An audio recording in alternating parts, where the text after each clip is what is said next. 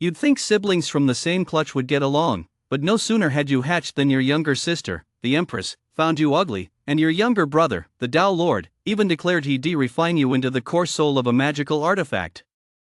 You poked your head out and happened to lock eyes with a pair of beady eyes. Before you could even say hello, a wave of contempt flooded your mind. Is this stupid snake my stepbrother? He is so ugly, I'll just make it a dragon horse to pull my chariot someday. Before you could even process that, a chilling thought came from your right. So this is my brother in this lifetime? Perfect, I'll refine him into the main soul of my myriad soul banner. It'll be infinitely useful. Listening to the bizarre inner monologues of an emperor and a demon in your mind, you stood there with your bald head, completely speechless, these two newborn little brothers and sisters, each one more ruthless than the last. The Wilds continent, the northern wastes mountains. The mountain range here stretches for hundreds of thousands of li. It is said to contain as many as 100,000 peaks, large and small. Mana converges here, demonic energy pervades the air, and human footprints are rare. At the foot of one of these great green mountains, amidst desolate hills and ancient forests, towering trees reach for the sky, and the woods are deep and lush. In a cave beneath one of these great trees, deep within a damp, warm corner at the back of the cave, lay 3 eggs. Suddenly, a hissing sound came from the egg in the middle, and a crack appeared in the shell. A smooth, bald head emerged, followed by a pair of eyes, nostrils, and 2 small, sharp fangs. Hiss? Whoa! Where the heck did I end up after that nap? I really did sit up with a start, as if waking from a deathbed dream, with no idea where I was. Sua's mouth hung open, and everything before his eyes was a blur. He tried wriggling his body but felt no limbs, only the tip of a hairless, bald tail wiggled slightly. Hiss! He stuck out his tongue again. Looking closely, it was a flesh-colored, forked snake tongue. Have I become a baby snake? If I had to be reincarnated, did I really have to give up being human? Well, maybe not being human isn't so bad. Some people are born in Rome, others are born as cattle or horses. Su was different. He considered himself a natural-born mule because mules are destined to have neither wife nor children. Being a mule was exhausting. Every day he wanted to just lie flat as a sun-dried, rock-hard salted fish. Yet he wasn't willing to give up entirely. A true man living in this world cannot simply drift through life without purpose. So he sporadically strived for greatness, only to consistently coast through life, waiting to die. He just wore himself out even more. And now he wasn't a human anymore. Hiss, hiss. Su was getting a little excited. He turned his bald head to look around and found that the 2 eggs on either side hadn't stirred yet. He stuck out the tip of his tail and poked them one by one. No reaction. Hiss, none of the snake eggs from his clutch had hatched yet. Did that mean he'd been a bit too eager to come out so early? He was a prime candidate for class clown. This was simply unacceptable. Aha! Suddenly, a wave of drowsiness washed over him. He habitually lifted the tip of his tail to cover his mouth and yawned. Was it because he'd been pulling such grueling all-nighters for days even time travel couldn't make up for it? Or was it just a young snake's nature? On second thought, who cares? Since he was sleepy, he'd just sleep. He wasn't human anymore. No more working dawn to dusk. No more pushing himself to go to school, go to work, or strive for success. In this life, he'd eat when he wanted and sleep when he wanted. He'd sleep until day turned to night and night turned to day. Ding! The hostess' intentions have been detected as perfectly aligned with the system. Ding! The infinite vitality growth system has been successfully bound. Host, Su species, water-shy snake rank, unranked tier must exceed 1000 points to reach tier 1 vitality, 12 physique, 12 soul, 62 skills and spells, none refinement points, 000. Su's eyes widened instantly. Is this the golden finger I got from crossing over? It came so fast. System? Are you still there? Judging by the name, does that mean I can get stronger without having to work hard? Please note, host, the system has been fully activated. For every second you sleep, host, you will gain 1 point of vitality, with no upper limit. Vitality is the foundation of primordial blood and the beginning of cultivation. By spending refinement points, you can refine vitality to temper your physique and soul, and enhance your skills and spells. Vitality +1 +1 +1. The system will randomly issue quests. The host will have the opportunity to obtain divine abilities, combat techniques, spiritual fruits, spiritual seeds, refinement points, and other rewards. Please make time to complete them whenever possible, in addition to sleeping. Vitality +1 +1 +1. In this vast wilderness, demon beasts are classified into 9 tiers, with tier 9 being the strongest. When demon beasts take human form, the cultivation realms of the demon race, from weakest to strongest, are Great Demon Stage, Demon General Stage, Demon Commander Stage, Demon Marquis Stage, Demon King Stage, Demon Emperor Stage, and Demon Saint Stage. Vitality +1 +1 +1. The vitality points required to break through to the next tier will keep increasing exponentially. Host, please make the most of every moment and get plenty of sleep. Vitality +1 +1 +1. As the system announced this, the Vitality +1 in the background sounded so soothing. The combination of the two was incredibly hypnotic. Sue listened half asleep, thinking to himself, getting stronger just by sleeping? That's way too awesome. This was a world inhabited by demon beasts and monsters, and he was genuinely worried that, with a body the size of a pair of hot pot chopsticks, he'd be gobbled up like a spicy snack if he ventured outside. Having the power to protect himself was certainly a good thing. To stay alive, especially to live well, who wants to die? Every second spent asleep added 1 point of vitality. To reach tier 1, he needed to surpass 1,000 points, which meant he'd need 1,000 seconds. 1 minute is 60 seconds. 1,000 divided by 60? First subtract 600, then divide 400 by 66 times 6 is 36, a little over 16 minutes. Sue retracted himself, closed his eyes, and used the tip of his tail to cover the eggshell that had been pushed up, all while instinctively calculating the time needed to advance in his mind. Then he decided to sleep a little longer. If not now, then when? What can you possibly do in 16 minutes? This time, he'd sleep soundly and deeply, until he woke up naturally. Ideally, he'd wake up to find himself the mightiest being in the world. You damn old geezer, you. Ha? Me, I'm not dead. I knew it. Just as Sue was drifting into a deep, sweet sleep, a woman's voice, first angry, then excited, suddenly rang out in his mind, startling him so much that his tail twitched. In his daze, he thought to himself, what's going on? Who isn't dead? I, the Empress Lingxiao of the Holy Dynasty, won't die that easily. Ha, you damn old geezer, you never saw that coming, did you? How dare you try to trick me with a handsome guy? Just wait till I get back, you're all dead meat. Empress? Lingxiao? Who's that? Sue slowly came to his senses. He thought he heard a noise coming from outside his eggshell. Had a little brother or sister hatched? He poked his head out to take a look. His gaze locked with a pair of beady eyes. Young snakes can sense each other's auras with just one glance. He knew this was his little sister. He opened his mouth to say hello, but saw the little snake across from him suddenly pull a face of disgust. Then, that voice echoed in his mind again. Ha! This little snake, who can't even keep its eyes open and looks so stupid, is this the half-brother of this body of mine? It's actually a pattern snake. That color is just too ugly, eek. It hurts my eyes. I detest chaos and disorder the most. But since he is my older brother after all, even though he lacks talent and isn't as brilliant as I am, I'll graciously take him under my wing and let him serve as a dragon horse to pull my carriage in the future. Then, the blue young snake retracted its little head. Sue? Despite her disdain, she is still willing to grant it the position of a dragon horse pulling a carriage. The Empress is so magnanimous, I'll give her a solid 6 out of respect. Thank goodness I'm a solid color. He. An empress burdened by hatred is actually happy just because she drew a skin she likes.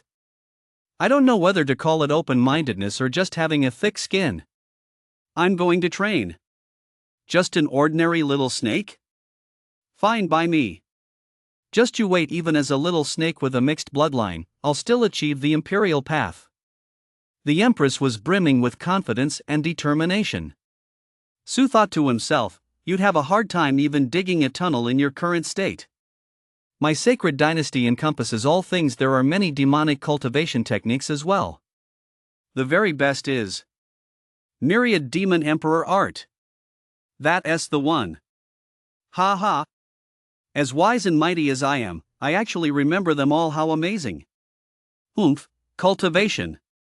I will reclaim everything that belongs to me.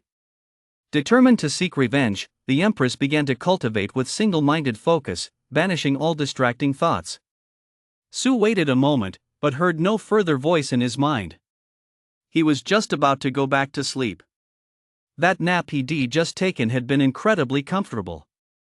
His body felt warm and cozy, as if he were soaking in warm water.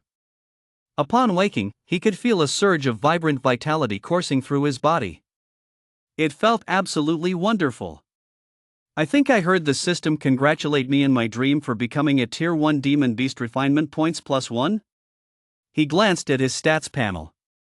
Host, Su Race, Water Shy Snake Rank, Tier 1 must exceed 10,000 points to reach Tier 2 Vitality, 1168 Physique, 12 Soul, 62 Skills and Spells, none Refinement Points, 1 reach Tier 1 this fast?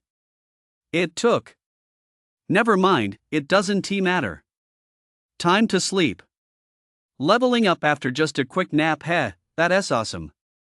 But no sooner had he closed his eyes than a man's maniacal cackle exploded in his mind. Ha ha! This sovereign has come back to life. Ha ha! As expected, the death escape and reincarnation technique works. That laughter doesn't sound like it comes from a good person. Su muttered to himself with his eyes closed. A bunch of meddlesome skeletons in the tombs.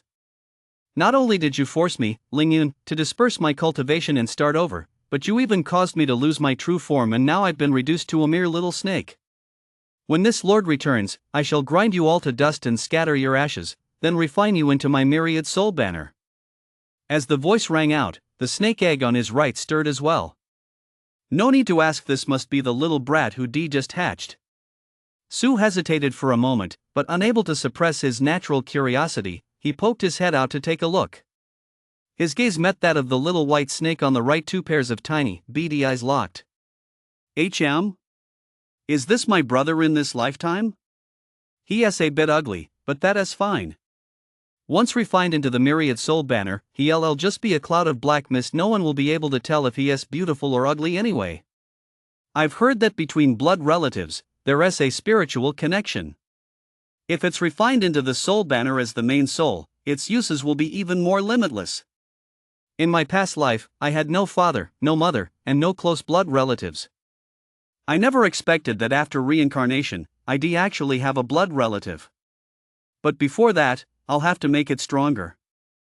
Weak and pitiful creatures are the most annoying. My myriad soul banner does not accept useless souls. Su equals. I'll roll another 6 on my own to show. What the hell kind of brother and sister are these? Lingxiao, the Empress from the Holy Dynasty, was a bit better. Though she found him ugly, she at least gave him a spot as a cart driver. In comparison, the Dao Lord's younger brother, Lingyun, was even more outrageous. He intended to directly refine him into that myriad soul banner, which sounded creepy just from the name. The only older brother I've had in 2 lifetimes, and he is being treated the same as the enemy who caused your death and the destruction of your Dao? This lousy little brother is no good. Whoosh! After unleashing a one-sided barrage, and without caring about Su's reaction, the little white snake instantly retracted its head back into its eggshell. It was so fast you could see it afterimage. Su thought to himself, all you're good for is running fast. Otherwise, if I'd done a drift around you, I'd have blown your brains out. System. He retreated into the eggshell as well and called out to the system in his mind, why can I hear their thoughts? Within 1 meter, the thoughts of sentient beings whose cultivation level does not exceed the hostess by more than 3 tiers can be heard. That wasn't the answer he was looking for. Su realized that his system was very rigid when asked a question. It seemed to search a database and read out a response rather than answer naturally. Can't they hear me? Yes.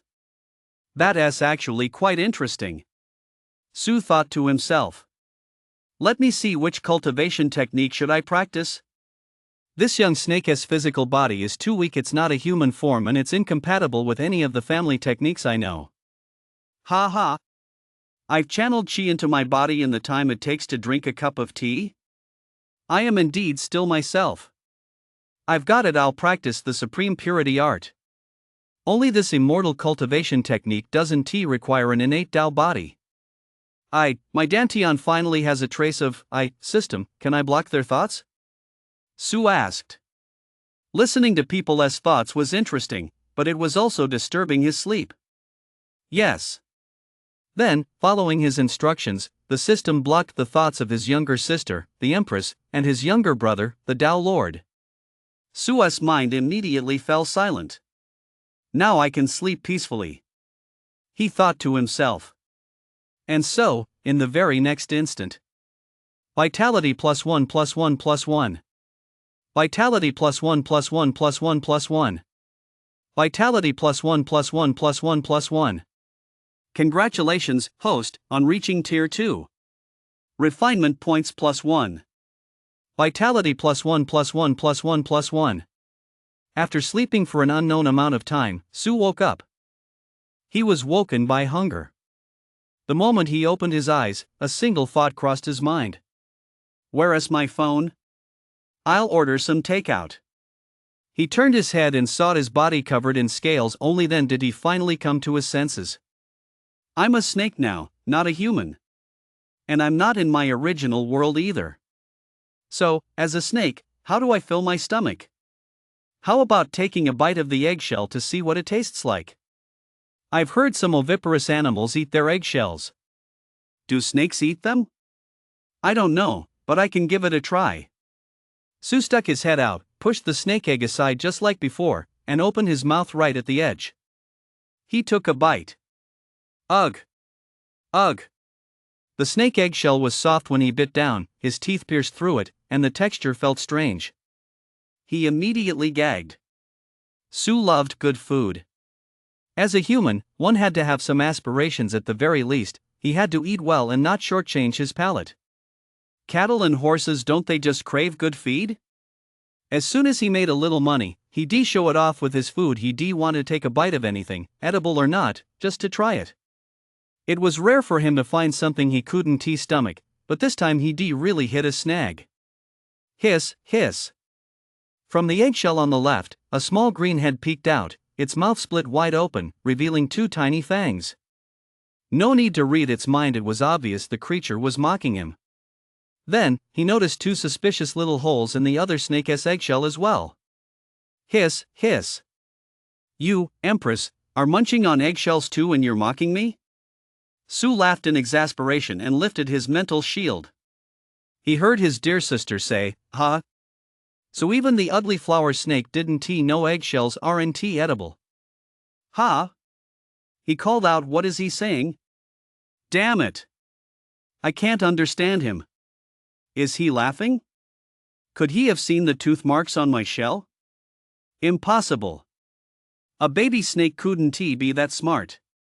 Could it be? Is he reincarnated just like me? Su, wow. That's a lot to process. So the Empress couldn't understand the hissing either. Hiss. Just then, a head popped out of the egg on the right. Had little Dao Jun been woken up by hunger too? The two heads Yicheng and Hua turned to look at the same time, Dodo's eyes brimming with anticipation. Hiss. Strange. Why are these two stupid snakes both staring at me? Could they have sensed something unusual about me? Su immediately turned back around. He didn't want to blow his cover just yet. Because just a moment ago, he decided that this game of who can hide better had officially begun. Ha! Why did this flowered snake suddenly turn its head? Could it be that it can read my thoughts? Holy crap! Su's eyes widened. Fortunately, just then, 3 bird eggs rolled diagonally into the cave from the entrance. Thud! Thud! Thud! They came to rest not far from the muddy platform where the snake eggs lay. This immediately caught the young Tao Lord's attention. It seems their instincts sensed the commotion. I knew it. Young snakes have such feeble souls, how could they possibly read others' thoughts? Phew! Su let out a sigh of relief. Then he felt a flash right before his eyes. Bird eggs. They're mine. Bird eggs, they're mine. Two little snakes, one green, one white, darted out. Talk about hungry snakes emerging from their lair. Then the scramble began. First, they each wrapped their tails around one egg. Then they turned to bite the largest one in the middle. Damn it! Su jerked his head up. 3 bird eggs, 3 little snakes, how dare you hog them all? I've got to charge in, or my dinner's gone. Wait a minute. He quickly glanced at his interface. Host, Su, species, water-shy snake, rank, Tier 2 must exceed 100,000 vitality points to become a Tier 3 demon beast, vitality, 10,187, physique, 13, soul, 63, skills and spells, none, refinement points, 2-2, system, have my physique and soul gotten stronger? Host, vitality can nourish the physical body and soul, but without actively triggering refinement, the improvement will be very slow. I see. Su said, then right now, I'm going to use refinement points to boost my physique. A strong body is good for beating people. No, wait, it's good for beating snakes. 1 refinement point can refine 10,000 vitality. Every 100 points of vitality increases physique by 1 point. Currently, 1 refinement point can be used to refine vitality. Please confirm whether to begin, host? Start. Hurry up. Another snake is about to steal my eggs. I can give up other things, but food is absolutely off limits. Refining vitality for the host now. Please note, host, for your safety, the system has automatically activated the concealment function to hide your vitality fluctuations. This prevents others from sensing you. To deactivate it, simply call upon the system again. Good job, little blood. Su was very satisfied. Such thorough consideration, of course, it's best to make a fortune quietly. Then a red light flashed across his body, and vitality surged and churned all around him, constantly washing over every scale, every strand of flesh, and every bone. Within a few breaths, an incredibly mysterious, powerful sensation spread throughout his body. The sensation was hot, scorching, and slightly itchy, yet not unbearable. On the contrary, it brought an indescribable sense of exhilaration. Surging. Throbbing. Vigorous. It made him want to pick a fight with someone. Ding. Host, you have a new mission. In the world of demonic beasts, the weak are preyed upon by the strong, but the eldest brother is like a father. He bears the responsibility to maintain family harmony and discipline his younger siblings. Mission: teach your younger brothers and sisters a lesson for their lack of filial piety and brotherly sisterly respect. Seize all the bird eggs and redistribute them. Mission reward: refinement points +3, random spirit seed 1. Su smiled. So he could actually complete a mission and claim a reward on the side? Hiss. Dare to steal my bird eggs? Even the Empress Taoist Lord would get a beating. Watch this little snake's tail strike. Here I come. Whoosh! The flower snake sprang into action. Smack! The little snake lashed out with its tail, which struck like a hard whip, smashing into the second sister's head. Hiss! The little white snake was hit on the head. In its pain, it not only immediately released the large egg in the middle but also let go of the eggs it had coiled around. The entire little snake curled up into a ball. Seeing this, the green snake sensed trouble. She immediately and wisely released her grip, trying to retreat while coiling around her own bird egg. Unfortunately, it was too late. Crack! The little snake lashed out again with its tail as stiff as a whip, striking the second sister's tail. Hiss! The little green snake, its tail tip struck hard, rolled onto its back in pain just like the little white snake, released the bird egg, and instinctively curled up and rolled to the side. Hiss, hiss! Su swept his tail in a graceful arc, drawing all 3 bird eggs one by one toward him.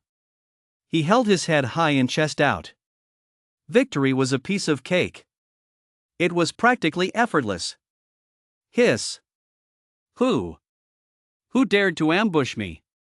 Clearly no ordinary little snake, the little green snake endured the pain to crawl to her feet, tilting her head back to look at the attacker. When she realized it was Sue, she couldn't help but widen her two tiny, jet-black beady eyes. Hiss? That stupid flower snake? Hiss. My stepbrother? The little white snake also rolled over into an attacking stance, but as soon as it recognized Sue, its tail froze. It realized that this stepbrother's body was a full circle thicker than his own and considerably larger. They came from the same clutch of snake eggs. Their auras were very similar, indicating they were definitely close relatives. How could the other one have grown so fast? But without a moment's hesitation, they both slithered forward, lunging at Sue to snatch the bird's egg. Blood meal, they would not yield it. Smack! Smack! Both snakes were sent flying once again. Thud! Thud! One after another, they hit the ground. As it scrambled back to its feet, the little green snake's eyes flickered with uncertainty.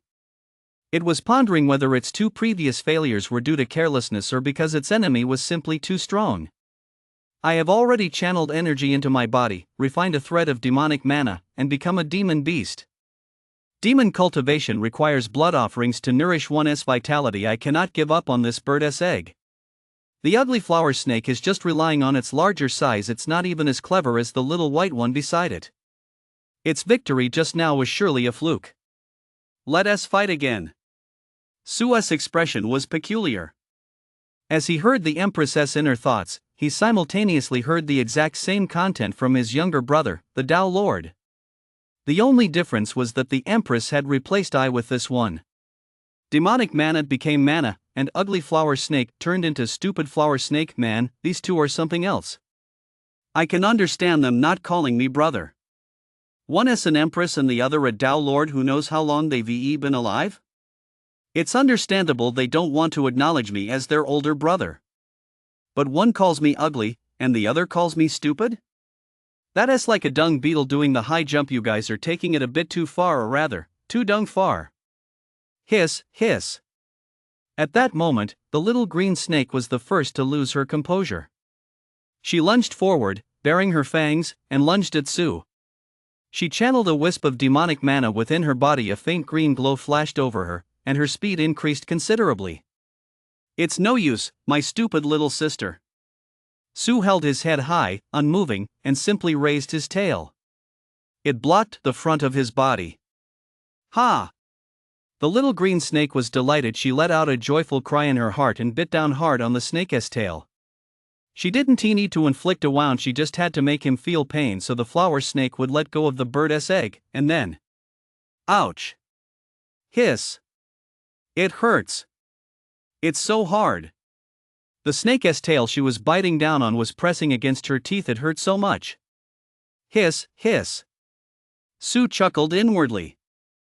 He could have easily dodged the little green snake's attack, but he didn't want to waste time fighting over the bird eggs. This old man still needs to eat his fill before going to sleep. With a sudden flick of his tail, he flung little green sister away. At the same time, he lashed out at little white brother, who had come to ambush him. Smack! The little brother didn't get the same treatment as his sister. It hit him right in the face. The little green and white snakes were sent tumbling away once more. Meanwhile, Sue, guarding the 3 bird eggs, stood immovable.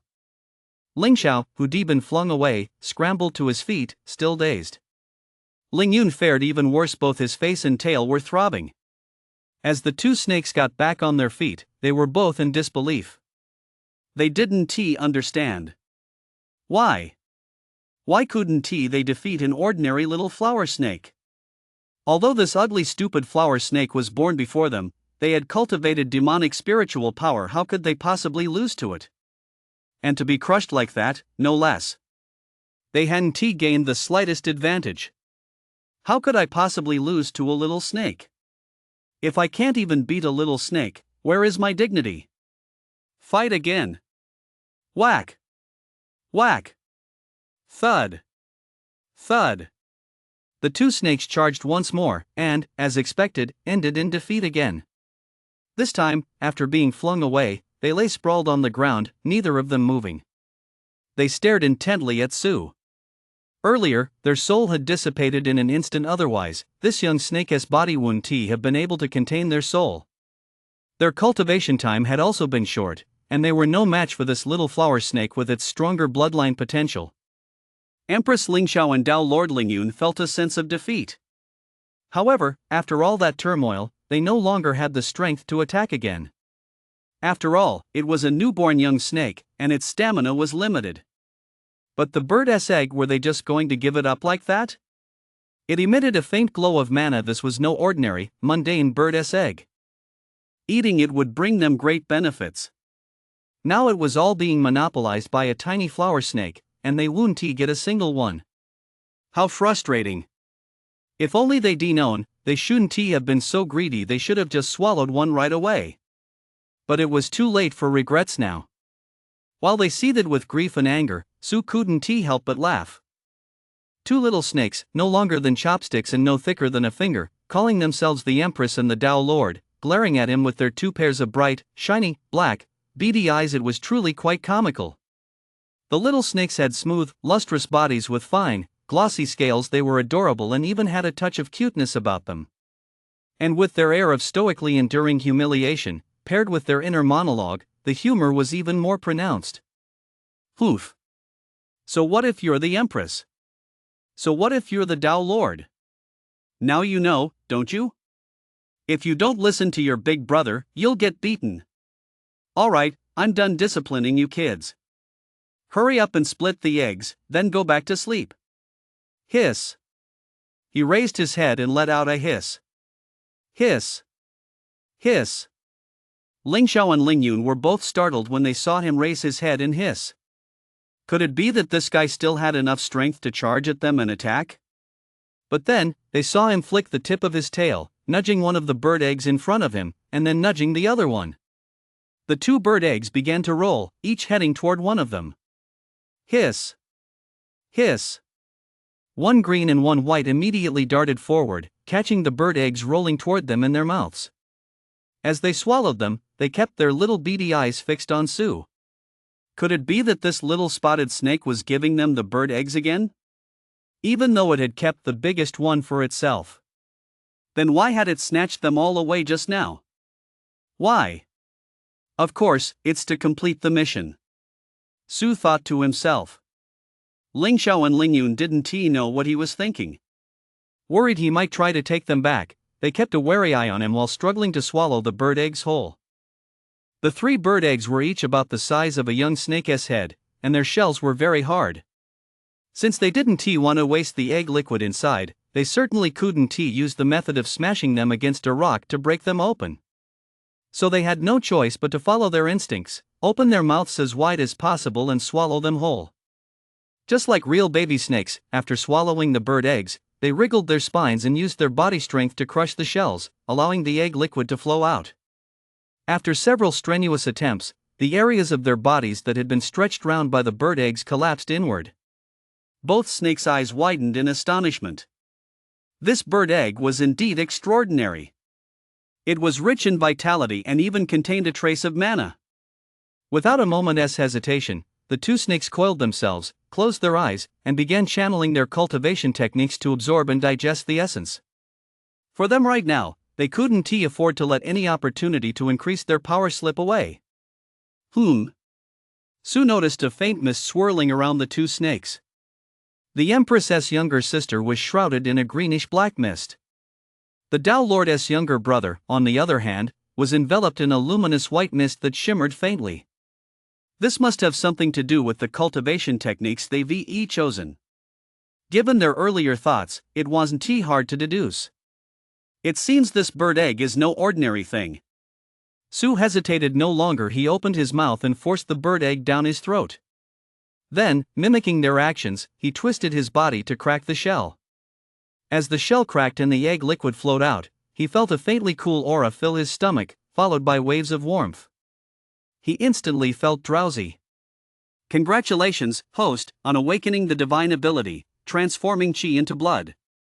Consuming one snake-catching bird egg grants soul plus 11, physique plus 33. Congratulations, host, on completing the quest. Reward, refinement points +3, random spirit seed 1. Awakening a divine ability? Transforming chi into blood? Is it really that easy? The thought flashed through Sua's mind, and in the next instant, his eyelids grew heavy, and he drifted off to sleep. Vitality +1 +1 +1. Vitality +1 +1 +1 +1. Congratulations, host, on becoming a Tier 3 demon beast. Refinement points +1. Vitality +1 +1 +1 +1. When he woke up again, he realized he was about to molt. It itched so much, it was unbearable. It hurt a slight pain and felt constricting. Oh my god. This is awful. Su squirmed restlessly. He felt as if his body were bound by something. It was extremely uncomfortable, and he was desperate to break free. It felt like wearing a low-quality, shrunken sweater and having it on backward. It was choking his neck and scratching him raw. To make matters worse, he didn't have any claws to scratch and relieve the itch. After rolling around a few times, it suddenly dawned on him. He quickly swam over to the cave wall, found a protruding rock, and began rubbing against it frantically. Woohoo! Ha ha! That feels good. I'm rubbing. I'm rubbing. I'm rubbing, rubbing, rubbing. Driven by his primal instincts, he started at his mouth and nose, then moved his snout to his upper and lower jaws, rubbing and scraping them against the wall. As soon as the skin at the corners of his lower jaw peeled away, he immediately tilted his head back to rub his upper jaw. Once the skin at both the upper and lower jaw angles had been rubbed away, the scaly skin on its head peeled off easily. Shaking its head, it brought its neck close to the rocks and began rubbing against them. As it turned its head, it noticed several columnar rocks not far from the mud platform where the snake eggs lay. They varied in size and were multifaceted. These are just perfect. Sua's eyes lit up. He twisted his body and darted over, coiling around the stones and rubbing against them. After a flurry of activity, he finally shed his skin completely. Phew! That feels good. He lay on his back on the ground and let out a long sigh. He felt refreshed in both body and mind. His entire snake felt light and happy. He lifted the tip of his tail and wiggled it. It felt like it had gotten thicker. Have I gotten bigger? The thinnest part of his tail used to be as thin as a pair of chopsticks, but now it was as thick as a finger. He slithered to his feet, undulating his body to stretch it out by eye. He was at least half a meter long. The thickest part was almost as thick as a rolling pin. He heard that snakes grow when they shed their skin, but he never heard of growing this much in a single shedding.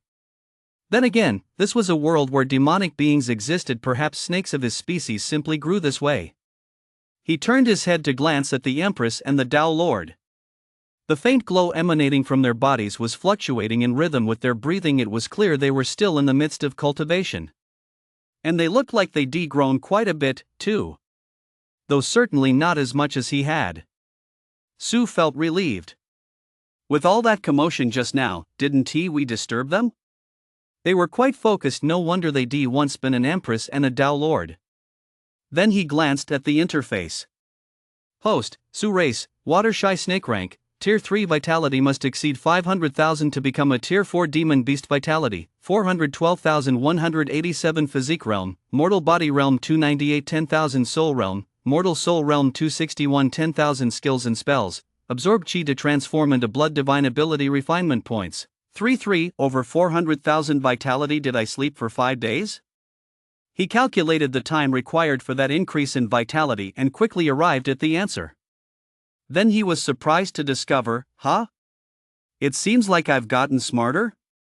Smarter wasn't quite accurate. It was more that his mind felt clearer. Next, he noticed something was off on the interface.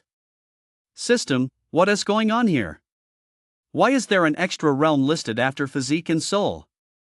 And my refinement points are down by 3. The 3 points he earned as a quest reward were missing. And the spirit seed. Refinement points exceeding the retainable limit will be automatically allocated to refine vitality, enhancing the hostess' physique and soul. The activation of vitality causes the host to grow rapidly and increase in size. As a snake or python possesses the innate ability to shed its skin, it can withstand this perfectly. The density of soul and physique has exceeded 100, successfully unlocking the cultivation realm. Congratulations to the host on unlocking the cultivation realm. You have become a member of the demon clan. The reward spirit seeds have been distributed. Please check beside you, host. Don't you have to be able to take human form to be considered part of the demon clan? Sue asked as he searched. Demons are different from ordinary beings. Those who are different from ordinary beings but have not attained wisdom are called demon beasts or demon plants. Those who have attained wisdom and understand the methods of cultivation may be called demons. Among them, those capable of taking human form are now known as the demon clan. Nowadays? Sue said. Wasn't he different before? The system did not answer. He didn't press the issue further. It wasn't that important anyway. He rather ask more useful questions while his mind was still clear.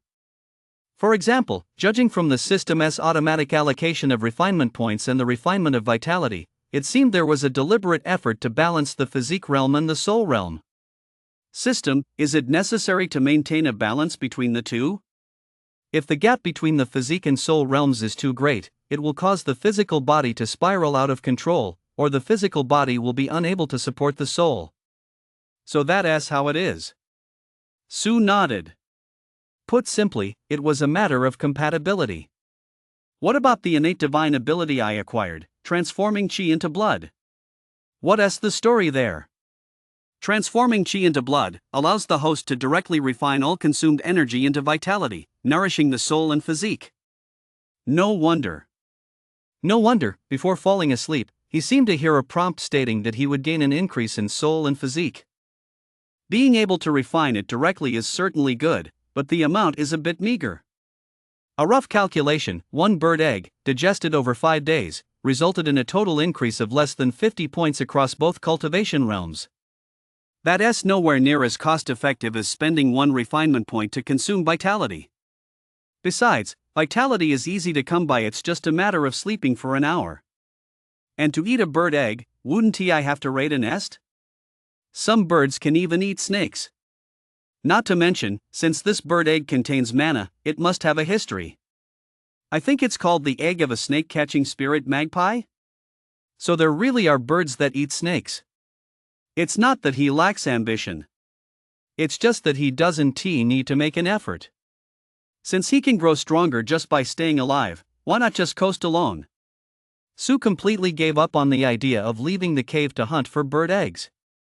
A skinny, fat and weak little snake like him would definitely be in danger if he went out. System, what kind of seed is this? He turned back and found the spirit seed he received as a random reward. It was right next to the muddy platform where the snake egg had been, quite conspicuous because it had sprouted. 2 slender leaves had emerged, and faint wisps of mist were gathering around them. If you didn't look closely, you might think you were seeing things. Spirit gathering grass. What's it for? Gathers mana, can concentrate mana, aids sleep. Whoa! This is great. Sue was delighted. He slithered over, pushed the eggshells to one side, coiled up, pressed his nose against the little plant, and prepared to go back to sleep. Gurgle. But as soon as he closed his eyes, he realized he couldn't fall asleep at all. He was hungry.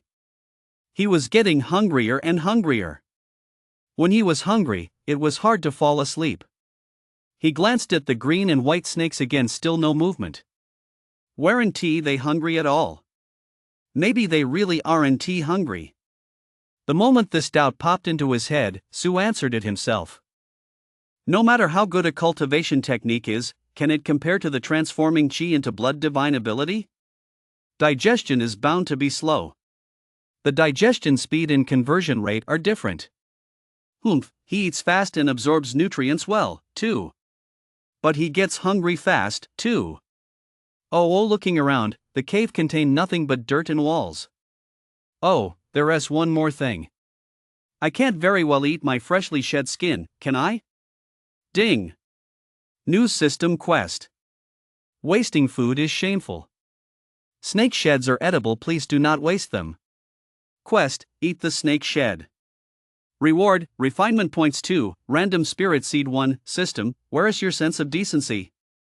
Sue glared. Assigning a quest like this, forcing me to eat my own shed skin? The system has no scruples. Ha!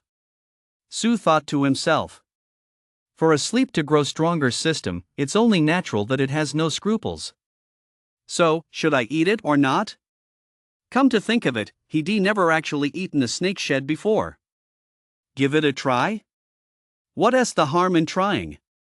You wouldn't believe it. It's actually pretty chewy. The texture's a bit like beef jerky. Sure enough, no one can escape the it's actually delicious law of Emperor Jingza. Sue mused as he chewed. He finished his snake shed in no time. He wasn't full, but at least he wasn't hungry anymore.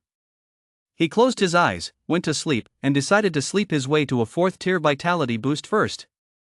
Vitality +1 +1 +1. Consuming a snake shed grants soul +3, physique +5, vitality +1 +1 +1 +1 +1. Congratulations, host, on becoming a tier 4 demon beast. Refinement points +1. Vitality +1 +1 +1 +1 +1. Hiss. Ha ha. I've broken through to tier 2. Breakthrough after breakthrough. Just as I expected. Just as Sue was fast asleep, the little green snake awoke from her cultivation, her eyes sparkling with delight as she was thoroughly satisfied with the results of this session. Feeling the demonic mana within her body, she glanced at a certain flower snake that had grown considerably larger and fatter, and couldn't help but think to herself, ugly flower snake. This time, I'll definitely extract your snake gall unless you haven't grown one yet. Why does it itch so much? Ling Xiao crouched down, ready to launch an attack, when she suddenly felt a tight, uncomfortable sensation all over her body, accompanied by an uncontrollable itch. Realizing what was happening, driven by instinct, she darted over to a stone pillar, coiled around it, and began rubbing against it. The molting process went very smoothly. A moment later, she had completely shed her old skin, revealing a body covered in fine, jade-green scales, and she seemed to have gained a touch of liveliness.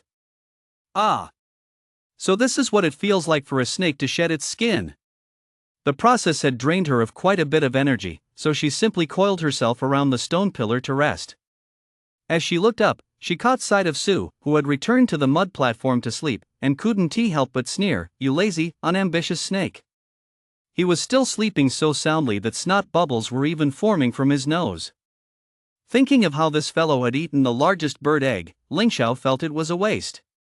Without spiritual awareness or knowledge of cultivation methods, he could at most gain a tiny bit of mana to nourish his soul, giving him a chance to awaken his spiritual awareness sooner. The rest would go toward feasting on blood to strengthen his body. Unlike me, who can fully refine it. That's why she was able to break through to tier 2. There were no other snake skins in the cave, indicating that this fellow hadn't shed its skin yet. To have such a physique without having shed its skin yet suggests it possesses some latent bloodline potential.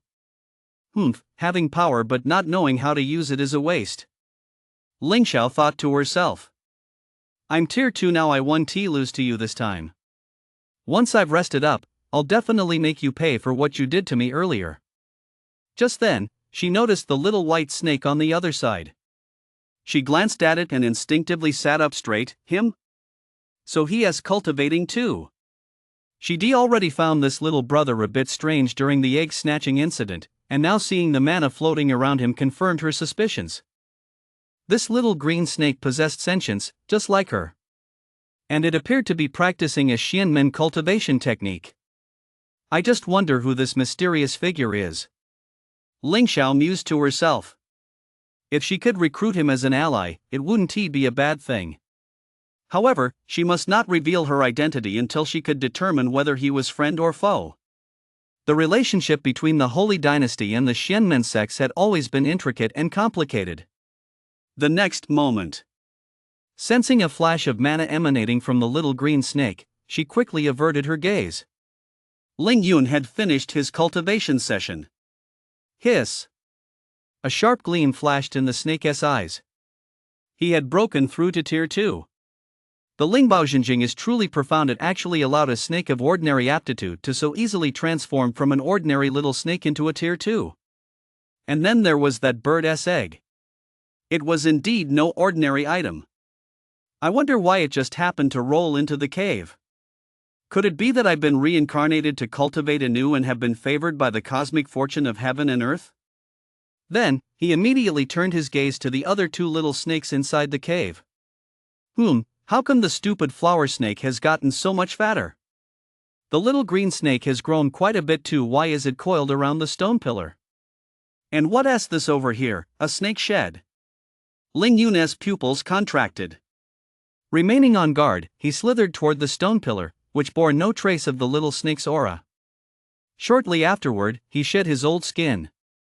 Just like Ling Xiao, it coiled around the stone pillar to rest. Of the three little snakes in the cave, one slept soundly, while the other two each harbored their own thoughts. For a moment, none of them moved, and calm returned to the cave. After the time it takes for a stick of incense to burn, Ling Xiao made the first move.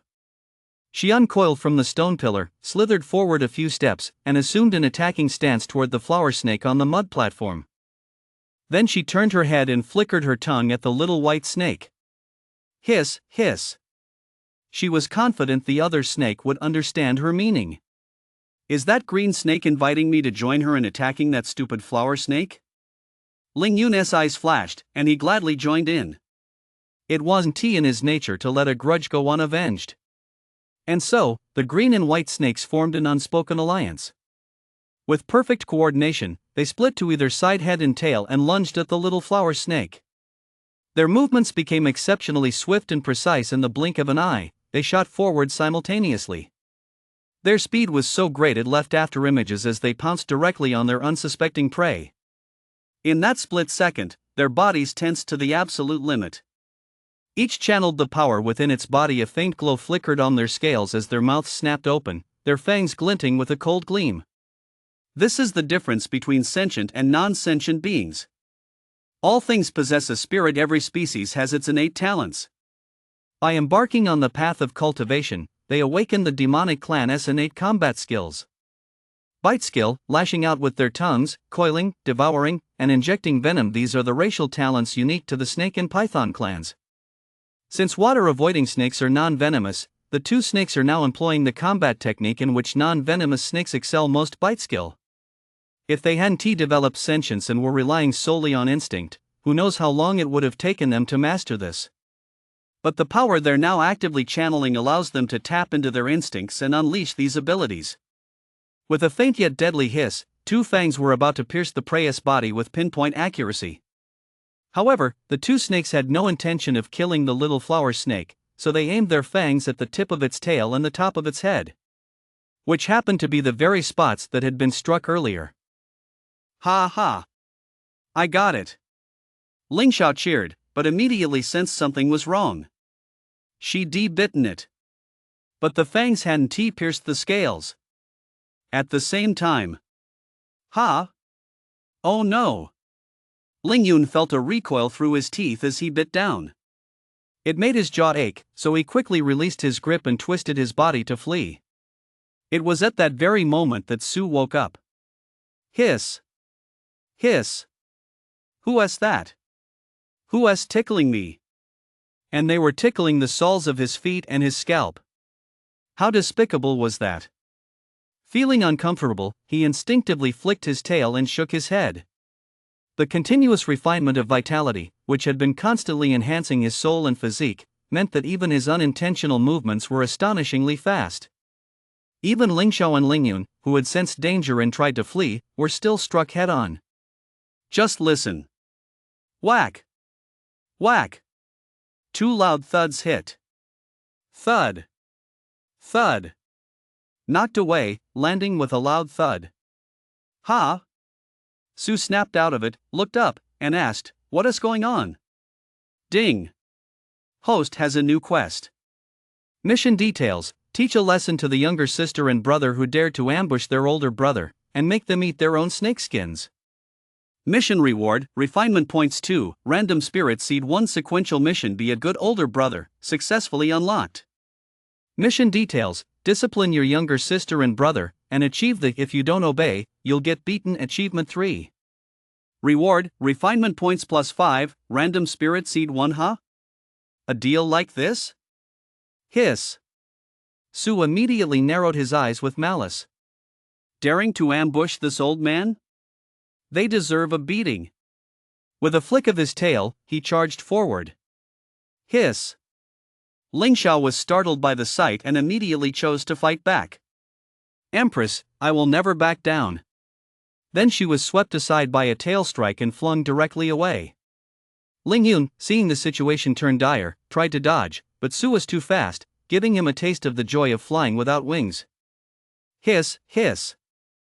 After all that, Sue raised his head high and pointed the tip of his tail at the snake shed near the stone pillar. Eat? I've eaten it, how can you not? At the same time, he lifted the mental barrier blocking the Empress and the Tao Lord's thoughts to see if they could grasp his intention. As it turned out, both of them were very clever. Not only did they understand his intention, but they could also extrapolate from it. What does this stupid snake mean? It wants us to eat the snake's shed skin? How could I possibly eat that? Wait a minute. Ling Xiao suddenly froze. Could it be that the stupid flower snake shed its skin long ago, but ate the shed skin itself? I've underestimated this flower snake. Ling Yun thought to himself, it's actually this powerful. Is it a great being who has switched cultivation paths, or has it received a bloodline inheritance, or is it simply a case of atavism? The little flower snake has undergone a return to ancestral bloodlines, yet I see no signs of it cultivating. If it were a recultivator like me, it certainly wouldn't be content with mediocrity, much less spend its days foolishly eating and sleeping. Without the bloodline awakening granted by the Demon Clan's secret arts, its future achievements will surely be limited. Very well, I shall endure this for now and reclaim what is mine later. Though the two snakes grumbled inwardly, neither hesitated. Following Sua's gesture, they slithered over and ate their respective snakeskins. This once again confirmed Emperor Jingza's great truth of the Tao. It's actually delicious. The little flower snake is acting on instinct, making us eat our snakeskins. I am indeed clever. I guessed right again. Ha! Sue grinned. These two really do deserve a good beating. They concluded he wasn't a reincarnated cultivator because he didn't practice, showed no ambition, and didn't seem to have developed sentience. Therefore, they determined he was simply a native flower snake that had luckily triggered a trace of ancestral bloodline regression. Moreover, the extent of this regression was very limited, leaving him with little potential for growth. So before long, they completely surpass him. By then, he make them pay back everything he suffered with interest. Humph, humph. Sue thought to himself, if that's how you see it, then that's just great. I won't have to worry about my next mission. Congratulations, host. You have completed the mission to teach a lesson to the younger sister and brother who dared to ambush their older brother, and to make them eat the snake shed. Reward, refinement points 2, random spirit seed 1. The system's reward notifications signaled that the two snakes had finished eating the snake shed. Sue felt the familiar, exquisite sensation of vitality being refined. And finally, he saw with his own eyes a spirit seed land on the mud platform where he'd been sleeping earlier. Just as he was about to slither over, he heard a sound coming from the cave entrance. Hiss! Hiss! Child, are you awake? Sue turned his head and saw a massive snake head peering inside. Oh my God! He was startled by the sudden appearance of the white snake head. Only after hearing its telepathic voice did he calm down. He thought to himself, whoa, is that really my mother? Hiss. Seeing the big white snake slither inside, he curiously moved closer. This was the first time in his 2 lifetimes that he'd seen his biological mother. The snake's vertical pupils reflected Sua's current appearance. A flower snake over half a meter long and a bit too plump held its head high, staring with round, wide eyes. It looked a bit dim-witted. Hiss, is this the boss? It isn't afraid of me. The great white snake's inner voice was gentle, punctuated by strange pauses. It was overjoyed by Sue's approach. Its voice radiated delight. Hiss! It wriggled its body, raised its head, and turned to swim back out of the cave. Little flower, you're smart, you recognize me. Xiaoqing and Xiaobai are still dumb. Bird eggs are useful. Let us go steal some more. Ha! Su blinked. Had he heard wrong? What did the big white snake just say? Go steal more bird eggs? So the 3 bird eggs from earlier were actually brought by her. He couldn't help but think to himself, I knew it, how could it be such a coincidence? I just started feeling hungry when the bird eggs rolled in, and there were exactly 3 of them. So it was the mother snake bringing food for her babies. Then he remembered that the great white snake had just praised him for being smart and called Xiaoqing and Xiaobai silly, which made him even happier. Thank you for Mom's approval. He turned his head and stuck his tongue out at Xiaoqing and Xiaobai. Hiss, hiss. So much for Empress Lingxiao and Taoist Master Lingyun? They've taken over this child's body, yet they won't even acknowledge their own mother. I look down on you both. Hiss, hiss. What is that stupid snake doing? Lingxiao asked, puzzled. Is it mocking me? That fool who dared to approach a giant snake actually has the nerve to mock me. Strange. Why didn't the white snake eat it? I cannot be mistaken, the snake and python clans devour their own kind without regard for blood ties. Especially among snakes of different sizes, small snakes are simply food for larger ones. That's why the demon beasts of the serpent clan abandon their eggs once laid. And once the young snakes hatch, they leave immediately. Unless it has awakened to sentience. But ordinary demon beasts don't reach the stage of condensing blood slaughter until at least the 5th rank. They use blood slaughter to channel mana, nourish their souls, and gradually gain wisdom to understand cultivation. The white snake doesn't even have a blood mist around it, its strength can't exceed the 5th rank. Perhaps it consumes some rare natural treasures imbued with mana? That would be quite a stroke of luck. Ha! So that's how it is.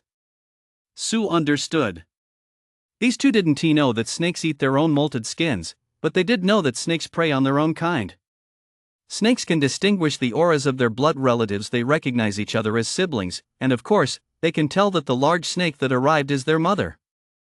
However, a mother snake lacks the instinct to care for her young. On the contrary, she might even, for certain reasons, devour them as blood prey.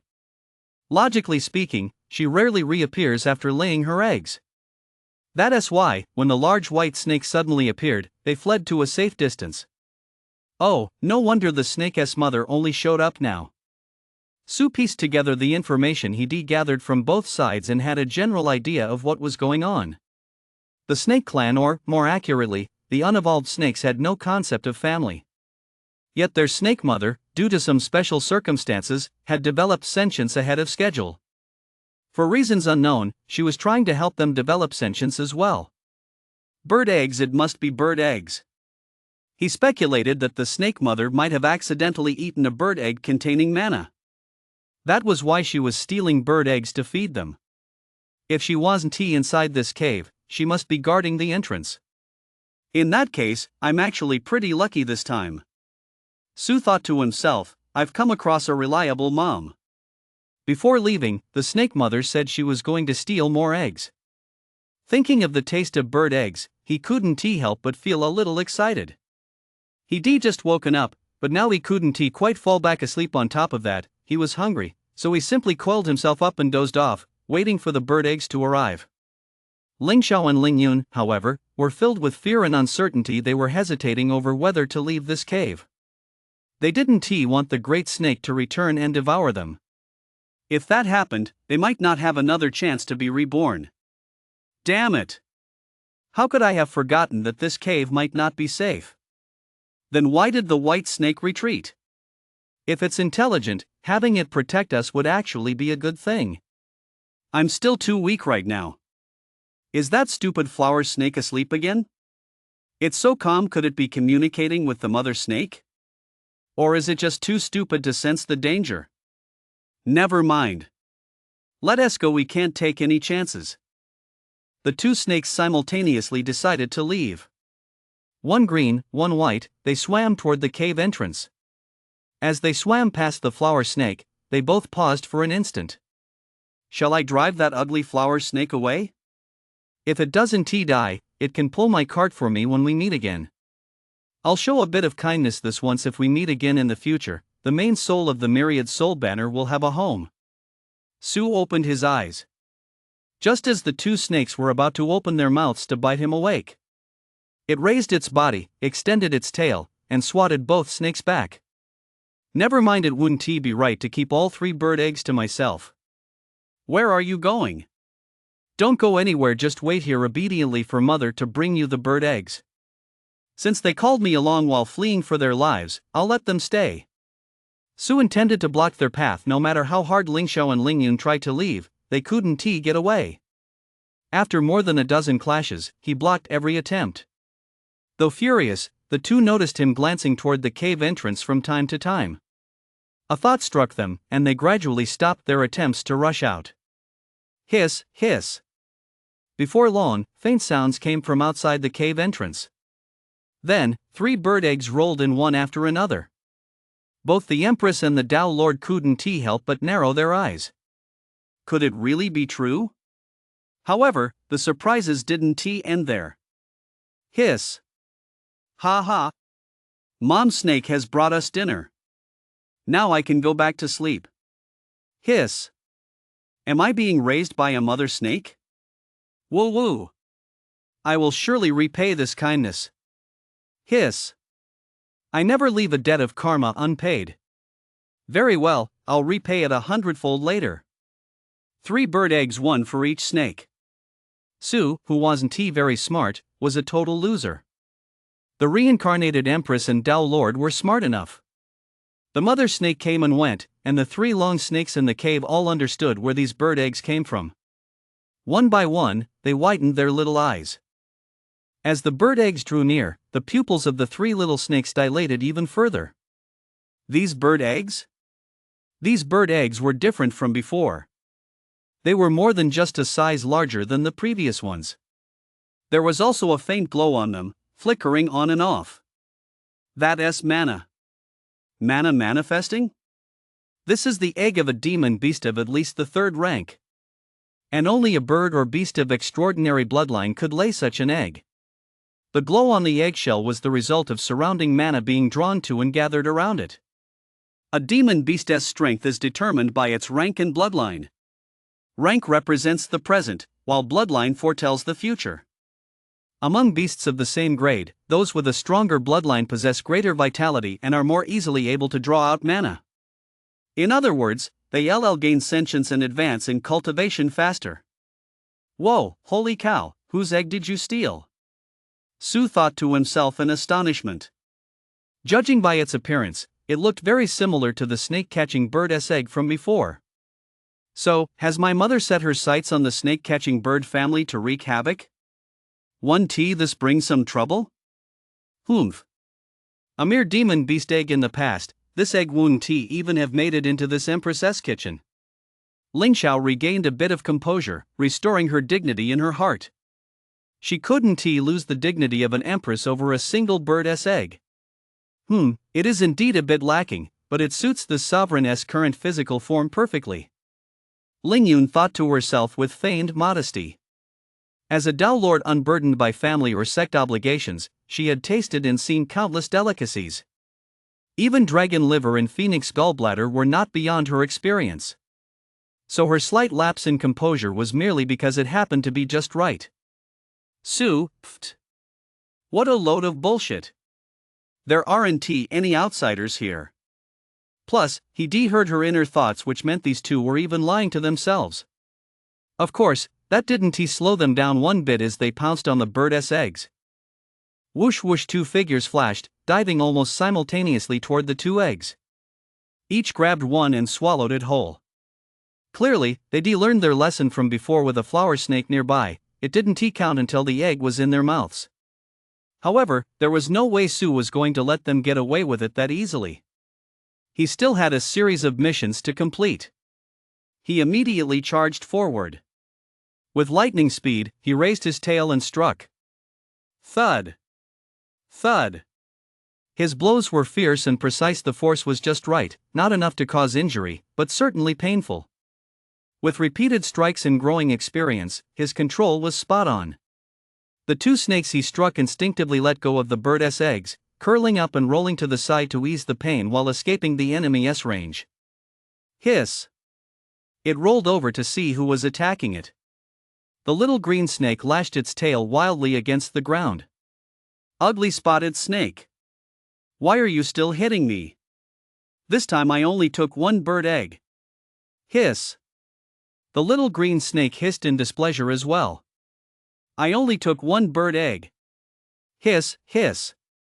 You still dare to talk back? I don't need a reason to beat you, but as your older brother, I'll give you one anyway. Sue raised his head and lifted his tail, rolling the 3 bird eggs together. He tapped each one with the tip of his tail. These 3 bird eggs are different sizes. Ling Xiao looked guilty. The one she picked was the largest of the 3. Isn't that just what I'm used to? As Empress of the entire Holy Dynasty, she always demanded the best. Even before she became Empress, as the Holy Maiden of the Yanhao Holy Dynasty, she always picked out the best items first before anyone else had a chance. How childish! Arguing over the size of bird eggs. Ling Yun's face was a picture of exasperation. He hadn't even noticed this. He simply, on instinct, chosen the option most advantageous to himself. Sue shot him a sidelong glance. Oh, come on. You're not childish? If you weren't, why did you go straight for the second largest bird egg? I can't be bothered to waste words on you lot. With a flick of his tail tip, he nudged the largest bird egg toward himself. Whether by age or size, he deserved the biggest one. He nudged the remaining 2 bird eggs, sending them rolling toward Ling Xiao and Ling Yun, respectively. The bigger one for his Empress sister, the smaller one for his Tao Lord brother. Hiss hiss eat up. The 2 snakes glanced at the bird eggs, then at Sue. Then, coiling up the bird eggs that belonged to them, they headed to opposite sides of the cave. Trying to sow discord? I won fall for it. I won be bribed by a bird egg. Giving the smallest one to me? Fine, very fine, I'll remember this. Sue, ha! The 2 each swallowed a snake egg and, just as before, crushed the shells. Ling Xiao and Ling Yun assumed their cultivation postures and began their practice. Before entering meditation, they exchanged a glance. The ugly flower snake is no cause for concern, but the white snake is a different matter. I cannot lose to this practitioner of the Xian sect. I must subdue him. This green snake is indeed, like this one, a reincarnated cultivator. With such a domineering personality and no sense of restraint, it seems as though he has held a high position for many years. Judging by the demonic aura emanating from him, he must be practicing demonic clan cultivation techniques. I wonder if he was a member of the demonic clan or the human race in his past life. Sue, 6. Wow, did something happen that he didn't know about? Why do these 2 suddenly seem like they're about to expose each other's identities? And it seems like they know more than even him, the one with the cheat code. A practitioner of the Xianmen? Demon cultivation techniques? This is getting interesting. 2 smart guys, plus himself the cheat code. This game of who can hide their identity better is going to be a blast. Of course, he won lose. As long as he didn't admit it out loud, who could possibly guess his true identity? Sue returned to the mud platform, swallowed the bird egg, and crushed it in his stomach. Ah! What a relief! The egg liquid flowed out of the shell, and mana filled the air, making him feel as if he were floating on air. Consuming the snake-catching bird's egg grants soul plus 89, physique plus 76. Ha! Sue's heart skipped a beat. These increased stats clearly confirmed that this bird's egg was extraordinary. It also intensified the vague sense of unease he'd been feeling. System, while I'm asleep, use all my refinement points to boost my physique and soul. Yes, host. Vitality plus 1 plus 1 plus 1. Vitality plus 1 plus 1 plus 1 plus 1. Su didn't wake up again until 20 days later. As before, he was the first to wake up and, just like last time, shed his skin first. Then he ate the snake's shed skin. He checked his current status. Host, Su species, water-shy snake rank, 4th tier vitality must exceed 2,500,000 to become a 5th tier demon beast vitality, 1,810,087 physique realm, mortal body realm 698 10,000 soul realm, mortal soul realm 733 10,000 skills and spells, absorb chi to transform into blood divine ability refinement points. 04 My vitality has increased this much, and my soul and physique have nearly doubled. That should be enough now, right? Su thought to himself. He looked at his size again. He had transformed from a rolling pin just over half a meter long into a small tree trunk over a meter long. This put his mind at ease somewhat, though he still felt it wasn't entirely safe. His gaze involuntarily drifted toward the two little snakes in the corner. He hissed maliciously. Hee, let me think, what excuse should I come up with to beat up my Empress sister and Dao Lord brother again? Ling Xiao and Ling Yun finished their cultivation one after the other. They awoke from a state of complete absorption in their practice. Feeling the fluctuations of power within their bodies, they were both very satisfied. I've reached the 3rd tier. Ha ha. Ugly flower snake, just you wait this time, heh. I've reached the 3rd tier. This time, I'm definitely going to get back at him for what happened before him. The two snakes turned their heads and saw the odd-looking, thick rod standing upright on the mud platform. They both froze in surprise. How did this thing get so much bigger? Did its bloodline awaken again? As their cultivation of the technique became increasingly proficient and harmonious, the speed at which they channeled and refined mana also increased. The same applied to the digestion of the egg fluid. They had absorbed nearly all of it, converting it into their own power and vitality. Part of the increased vitality was also consumed in the cultivation process. As a result, the two snakes' bodies hadn't grown much. They hadn't grown to the point where they needed to shed their skin. However, the flower snake's size far exceeded their expectations. Am I seeing things? How is this possible? Could it be that it's transformed all the egg liquid into vitality? Hiss. Impossible. As far as I know, not even a demon saint stage bloodline could do that. Hiss, hee. They were stunned, but Su wasn't. He charged forward and beat up the two snakes. No mercy. Hiss. I knew you'd come looking for a fight the moment you woke up. Since that's the case, I've decided to strike first. Is there a problem with that? Not a single one. Don't like it? Then I'll beat you up some more. Here I come. Whoosh, boom. Boom. Damn it. The two little snakes, one green, one white, were completely helpless. Although their strength had improved considerably, it was clear that the flower snake was even more powerful. Not only was his physical strength greater, but his speed had also increased. This showed that the solidification of his soul had also made significant progress. Otherwise, he wouldn't be able to control his physical body to this extent. However, he didn't seem to be very familiar with his own power yet. During the battle, the tail lashing out at them fluctuated in intensity. Is it worried it might injure me? Ling Xiao felt insulted and seethed with anger. This creature's fighting style is quite peculiar. I've never heard of a snake using its tail as a whip. Ling Yun mused to himself. It neither coils nor wraps, neither tears nor bites. It opens its mouth but doesn't flick its tongue. Truly strange. Earlier, he had thought it was a coincidence. But now that the flower snake was attacking on its own initiative, it executed this move with such proficiency that it even displayed a certain degree of strategic finesse.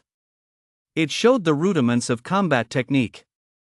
However, lacking both demonic mana and mana, it relied entirely on its formidable physical strength. Without the ability to channel magical power, it could never truly master combat techniques. But against them, its sheer physical strength was more than enough. No matter how frustrated the two of them were, especially after realizing the flower snake wasn't trying to injure them and was deliberately holding back, they felt a mix of humiliation and anger. Yet they had to admit that even working together, they couldn't defeat it. They could only rely on their extensive combat experience to protect themselves from injury. As if sensing their ability to defend themselves, Hua Shi released the restraint she placed on her power. The pace of the fight picked up. Ling Xiao and Ling Yun had been powerful fighters for many years. How could they admit defeat so easily? Besides, for them, combat was also a way to temper their bodies. Thus, this battle between siblings raged on until both snakes were completely exhausted and collapsed onto the ground. Hiss, hiss. The victorious Su shook his head and wagged his tail. Waking up and having a good fight, what a refreshing way to start the day. Beating two little snakes wasn't really anything to get excited about. If those two little snakes had been the reincarnated Empress and the reincarnated Tao Lord, then that would been cause for celebration. Congratulations, host, on completing the series of quests and achieving that. If you don't agree, I'll beat you up. Achievement 3. Reward, refinement points +5, random spirit seed 1. This is a sure thing.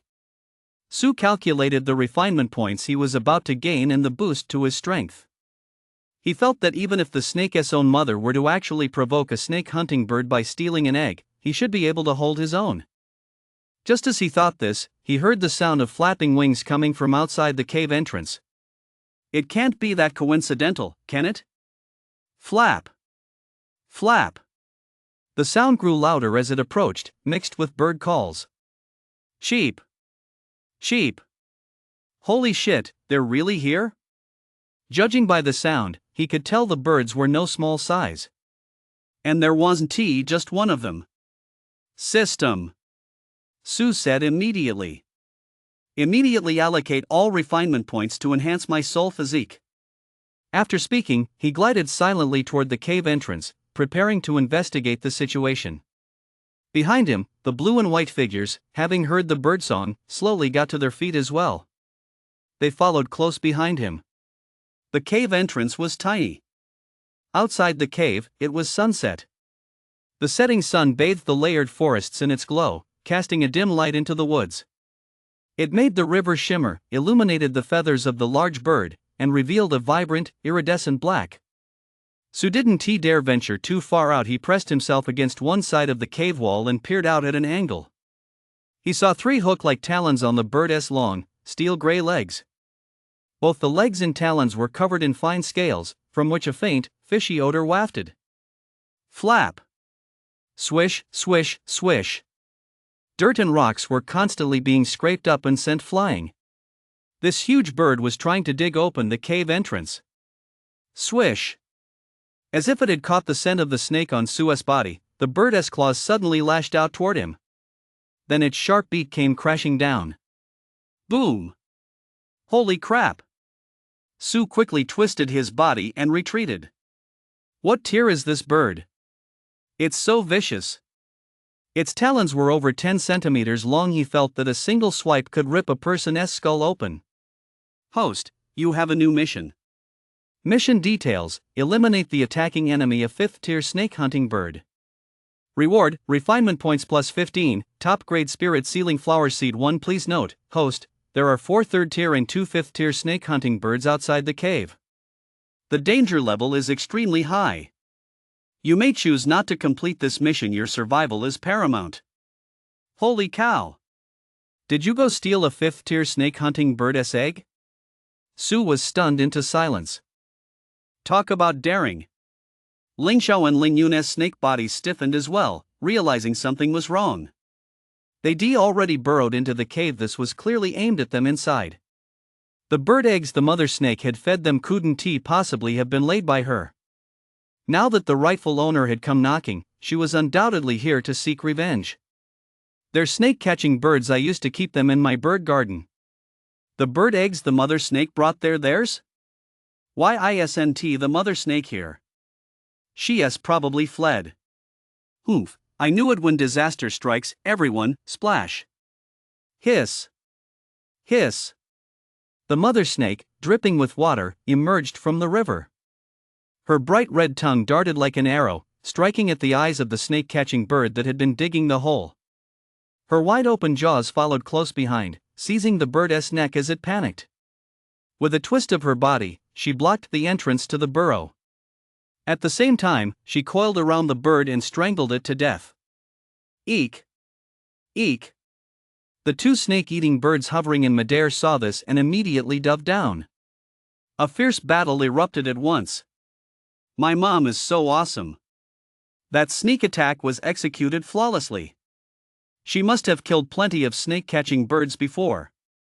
In an instant, one opponent was taken out. Too bad it didn't help much. The one killed was merely one of the 4 third-tier snake-catching birds. Its death, in fact, only served to unleash the ferocity of the other snake-catching birds. Sue hid behind the mother snake and watched secretly. Before he even had time to celebrate, he saw 2 snake-hunting birds swoop down. Ee! Ee! Their shrill cries pierced the air as their steel-like curved talons, glinting coldly, lunged toward the mother snake's vital spot. Snake thief! Egg thief! Die! A strange voice echoed from the sky. Sue looked up at the sound and saw a large bird flying low in the sky not far away, circling with its wings spread wide. The bird was jet black all over, with golden eyes when it spread its wings. It was as if a dark cloud were cast down upon the ground. Wow, this bird can talk. He couldn't help but gasp. It's even surrounded by a layer of black and red mist. It's just like the demon battles in Journey to the West. And there was that strange wind, too. Was this black and red mist what the Empress's younger sister and the others had called vitality condensed malice or bloodshot stench mist? The pungent stench was indeed overwhelming. Hiss! Hiss! Ee. While he was distracted, 2 third-tier snake-hunting birds and the mother snake had already engaged in battle. A snake as thick as a bowl's rim and a bird as large as an eagle were locked in a fierce, deadlocked struggle. The snake-hunting birds outnumbered their opponent and possessed an innate natural advantage against snakes, but they were slightly weaker in raw power. The mother snake had already stolen their eggs twice to feed her young, and she feasted on them plenty of times before. Hunting low-tier snake-hunting birds was second nature to her, so she held a slight advantage in this battle. But Sue couldn't afford to let his guard down. Because 1 5th-tier and 1 3rd-tier snake-hunting bird were still nowhere to be seen. Cheep! Suddenly, he heard a bird's call. Immediately afterward, the mother snake was deliberately lured aside by the 2 snake-hunting birds. It was now exposed at the cave entrance. Oh no! Sue immediately swished his tail and retreated swiftly. The next instant, a wave of foul, fishy stench hit him right in the face. Boom! A massive bird's claw plunged into the edge of the cave entrance. The walls inside the cave shook violently, sending dirt cascading down. Whoa! That was intense. Sue thought to himself, feeling relieved. He had already retreated slightly due to the foul stench from the battle between the mother snake and the snake-hunting bird, and thanks to his quick reflexes, he managed to avoid being pinned down by the bird's claw. After feeling relieved, he grew worried again. What should I do? It's so powerful I might not be able to hold out. The bird that had launched the surprise attack was a 3rd-tier snake-hunting bird. There was still a 5th-tier one that hadn't shown itself. Ling Xiao and Ling Yun, standing behind him, were also experiencing a whirlwind of conflicting emotions at that moment. Anyone who wasn't stupid or pretending to be understood one simple truth. In this world, there is no such thing as a benefit that comes without a price. If you gain something without paying a price, it means someone else has paid it for you. The mother snake, who could have escaped, was now paying that price. Were they to pretend ignorance, hide in this cave, and watch as the mother snake was hunted down by the snake-catching birds simply for protecting them? Going out now would be sheer folly. I kill as my heart desires. I am never burdened by morality. Good and evil, morality to this sovereign, they are nothing but feces, mere things to be discarded at any moment. The blood slaughter condensed foul mist is a 5th-tier demon beast. I've only just reached the 3rd tier. Going out there would be a suicide mission. But if I don't step forward, once the mother snake is killed, I'll have no hope of escape. 2 3rd-tier snake-hunting birds were already holding the mother snake in check, while another 5th-tier snake-hunting bird, one that spoke human language, clearly not only possessing sentience but having also shed the crossbone in its beak, watched from above with a predatory glare. Moreover, if I were to deploy troops, I would certainly set up an ambush in the shadows to intercept and kill anyone attempting to flee. I will not commit such folly as to risk my life to save the mother snake. But snake hunting birds excel at tracking and hunting snakes and pythons. If the mother snake is defeated, I too will surely die. Watching the mother snake kill a third-tier snake hunting bird with ease, if I lend her a hand, we might stand a chance.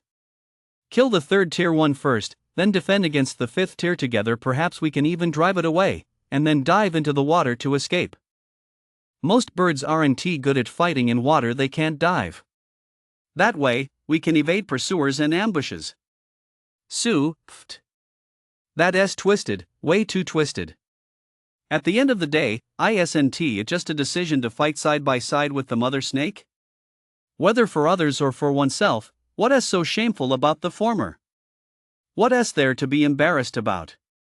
Take me, for example. I'll admit it openly, this is the first time in 2 lifetimes I've had my own mother bring me food. I'm quite reluctant to let her go. I want to stay with her a little longer. So what if my own mother is a snake? She is still my mother. If he weren't afraid he couldn't hold out, he would VE charged in long ago. If it were just one fifth-tier snake hunting bird, he could still hold his own. 2 of them? That's a bit iffy. He has got to come up with a plan, preferably to take out one first, then the other. Congratulations, host. Your soul has broken through the mortal soul realm and entered the demon soul realm, acquiring the innate divine ability, bewitching his skill. Host, you may attempt to enter inner vision to survey the spirit platform realm and condense your soul.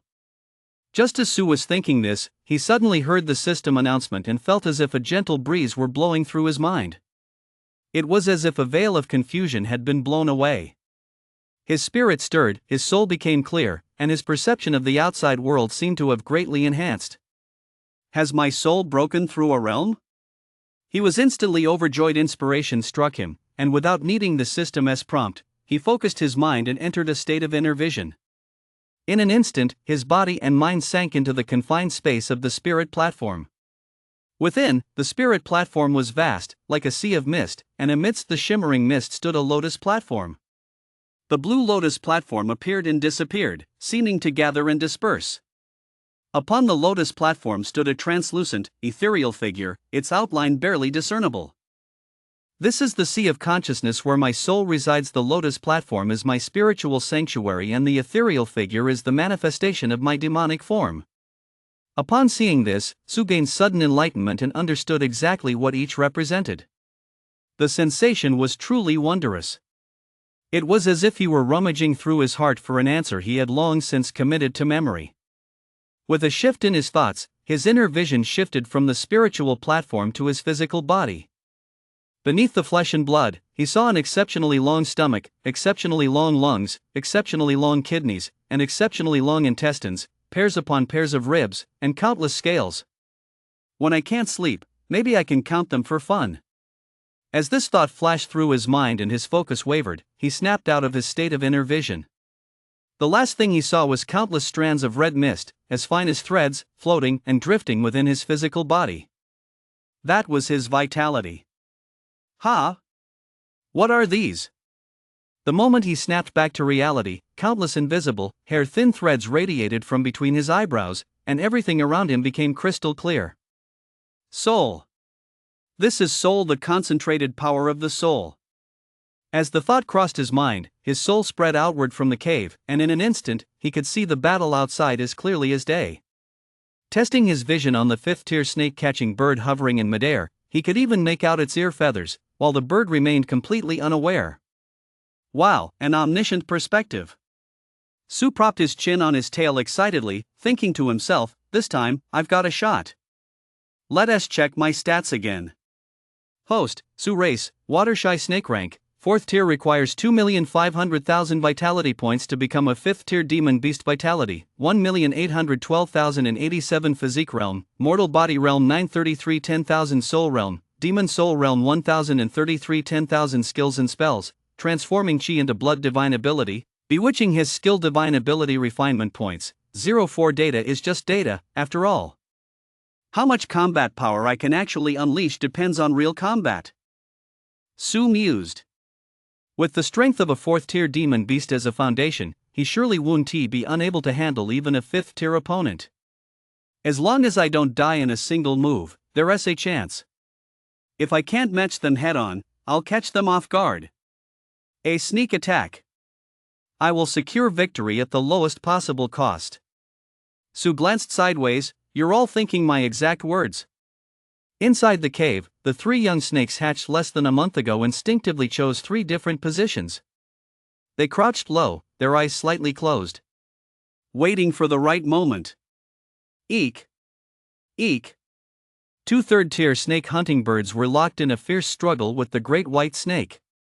A 5th-tier snake hunting bird circling in midair fixed its eyes sharp as lightning on a single spot.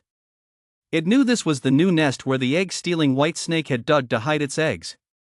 This female snake was very cunning.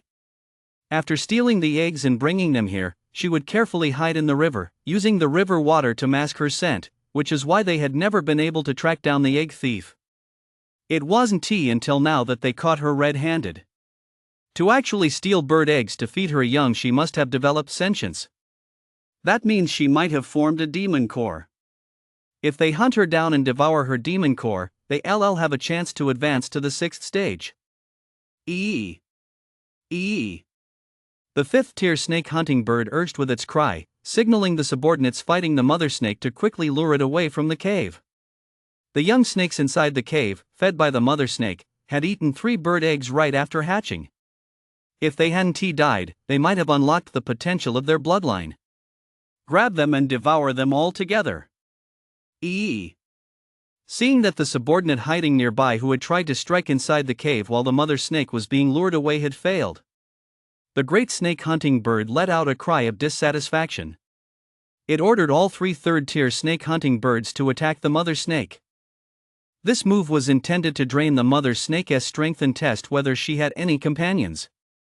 The cry was also a signal to his mate to watch out for other snakes and pythons. A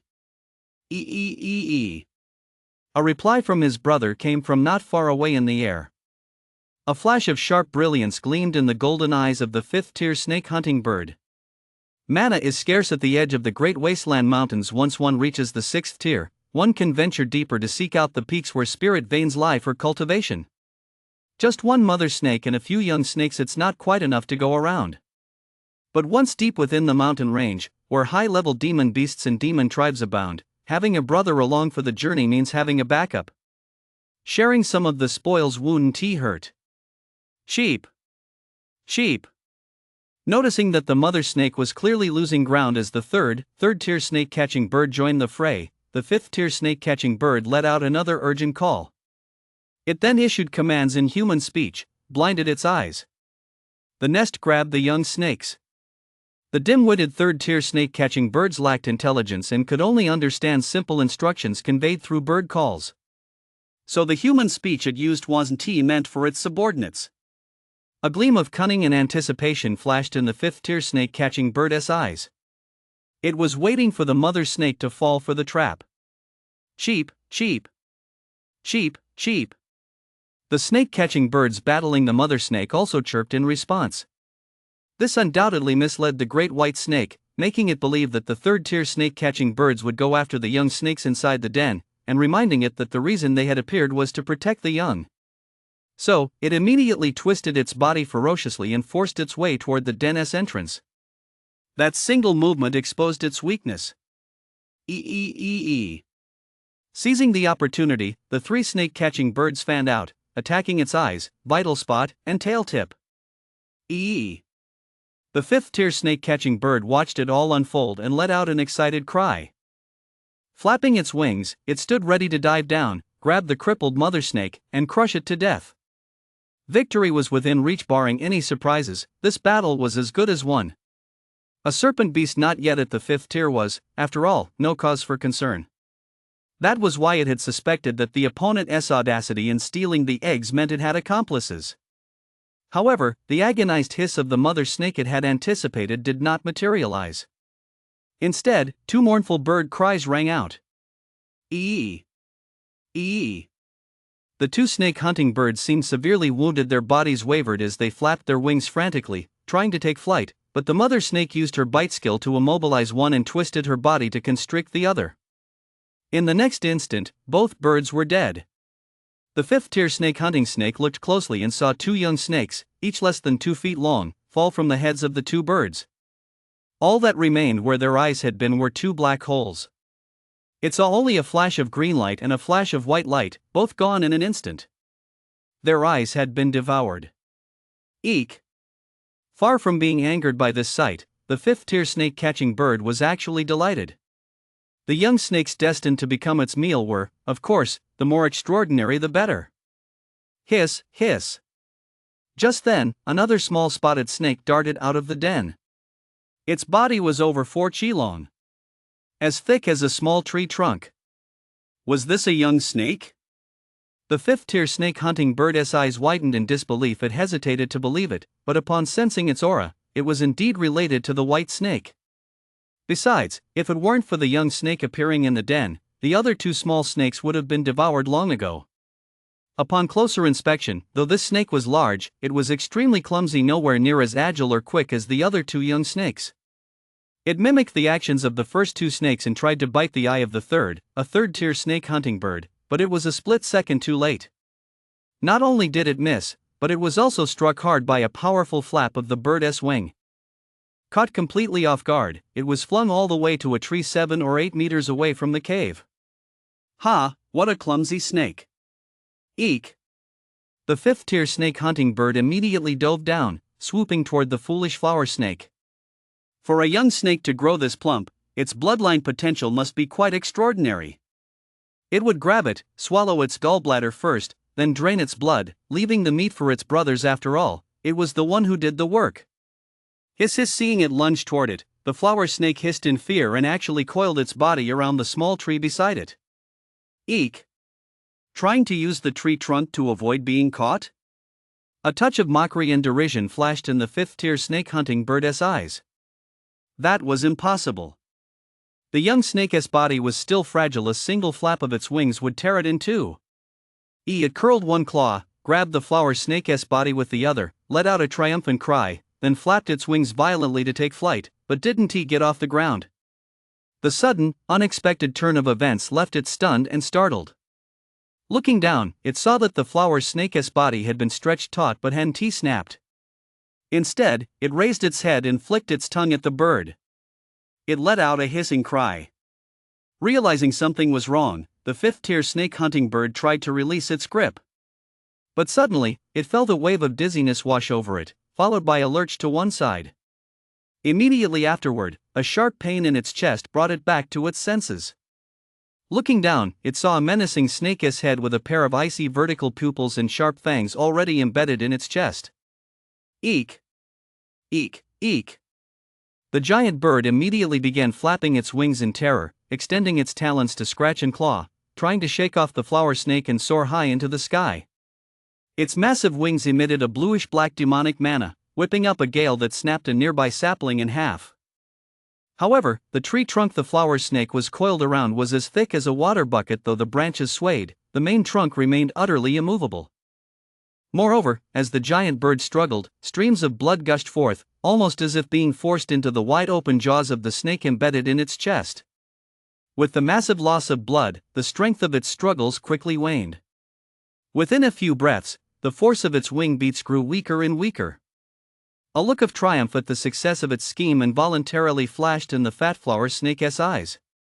Then, with a sudden, forceful tug downward, the large bird lost its balance and crashed heavily to the ground. Sue pounced, coiling around the bird's body, tearing open its chest. With its mouth stretched wide, the snake sucked in sharply. Warm blood slid down his throat, and at the same time, he felt something slightly hot slip in as well. "What is that?" he exclaimed in surprise. Could the snake-eating bird have been hiding a hidden weapon in its chest? But now was not the time to dwell on it. Ee! Ee! A piercing bird call rang out from the sky. Sue looked up and saw a massive snake-catching bird with its wings spread wide, swooping down toward him with its beak. He was instantly terrified. Holy shit! He twisted his body and darted toward the white snake and Ling Xiaolingyun. "Empress sister, Tao Lord brother, hold them off for me. Big bro here is too full from drinking, I've got no energy left. Hiss. Hiss. Am I dreaming? Did that ugly flower snake really kill that 5th tier snake hunting bird? My soul must be playing tricks on me. Otherwise, how could he have witnessed a 5th tier demon beast being so easily hunted down by that ugly flower snake? Moreover, he could tell at a glance that the large bird was no ordinary 5th tier beast. It had awakened its spiritual intelligence and could speak human language. It had certainly already formed a demon core, meaning it was protected by demonic mana and even understood the art of combined attacks. Just looking at the tactics the 4 3rd-tier snake hunting birds used to surround and attack the mother snake at its command, it was clear the large bird wasn't just beginning to awaken its spiritual intelligence. Yet it was outwitted and killed by a mere stupid flower snake? Have I underestimated it? Was it pretending the bite missed? How could I have failed to see through its act? Whether it was Ling Xiao or Ling Yun, in their past lives they were cultivators who had endured countless life and death trials, possessing extremely rich combat experience. Therefore, it was only to be expected that their ambush would land a decisive blow. But the flower snake was different. It was merely a small snake with some combat ability derived from its bloodline. It could hold them off, but it might not necessarily gain the upper hand against the enemies before it. Even at the same 3rd-tier level, an adult 3rd-tier snake hunting bird was not a match for a 3rd-tier juvenile snake in a head-on confrontation. Even when launching a surprise attack against a winged natural predator, one must seize the opportunity with precision, otherwise, at best, the attempt would end in failure, and at worst with a bit of bad luck there is a high probability of being killed in return. So neither of them had considered the possibility that Sue's surprise attack on the 4th 3rd stage snake hunting bird might have been a ruse, one that backfired, sending him flying instead of succeeding. For a young snake that had never even left its cave, such behavior was perfectly normal. Then, as they watched the 5th-tier bird swoop down to kill the flower snake, the two were powerless to intervene. Although their ambush had succeeded, and the mother snake had acted swiftly to hunt down the 2 3rd-tier snake hunting birds, the brief skirmish had taken a heavy toll on their stamina, leaving them with no energy to help. In fact, even if they hadn't been exhausted, they likely wouldn't have had the strength to save the snake from the claws of a 5th-tier demon beast. So, together with the mother snake, they first dealt with the last 3rd-tier snake hunting bird. When they turned back, they expected to see the flower snake lying dead. But who would have thought that the situation would unfold in a way completely beyond their expectations? The hunted had become the 5th-tier snake hunting bird. Even as the massive bird gradually lost the strength to struggle, the two of them still found it hard to believe. Not to mention the giant white snake, which had twisted its body to go save the child. It was completely frozen in shock. Is my little Hua really that strong? How is this possible? Is it vitality body tempering, or bloodline evolution? Just how resilient was the flower snake's physique that it remained unscathed under the full force tearing of a 5th-tier bird beast? And just how strong and sharp were its fangs to pierce the bird's body, which was protected by demonic mana? Not to mention its tactics. First, it feigned weakness, acting clumsy and incompetent, causing the snake hunting bird to underestimate it and let its guard down. Not only did it lure the enemy into a trap, but it also tricked the opponent into almost willingly giving up the chance to unleash its peak combat power. Ling Yunji couldn't help but marvel at the flower snake's cleverness. The scheme wasn't complicated, yet it was perfectly suited to the situation. Sometimes, the more complex a tactic is, the harder it is to achieve its goal. It is precisely the right approach that succeeds most easily. Because it capitalized on the enemy's mindset, the 5th-tier snake-catching bird's overconfidence in its own strength was the main reason it suffered such a crushing defeat. This was by no means the kind of wisdom a young snake, barely born and never having left its nest, could possess. Is it innate wisdom? Or awakened intelligence? Or perhaps a bloodline inheritance? It can't be awakened intelligence. Nor could it be a bloodline inheritance. The former would only clear a demon beast's mind, allowing it to think like a human, even weighing pros and cons, but it wouldn't instantly make them as intelligent as humans.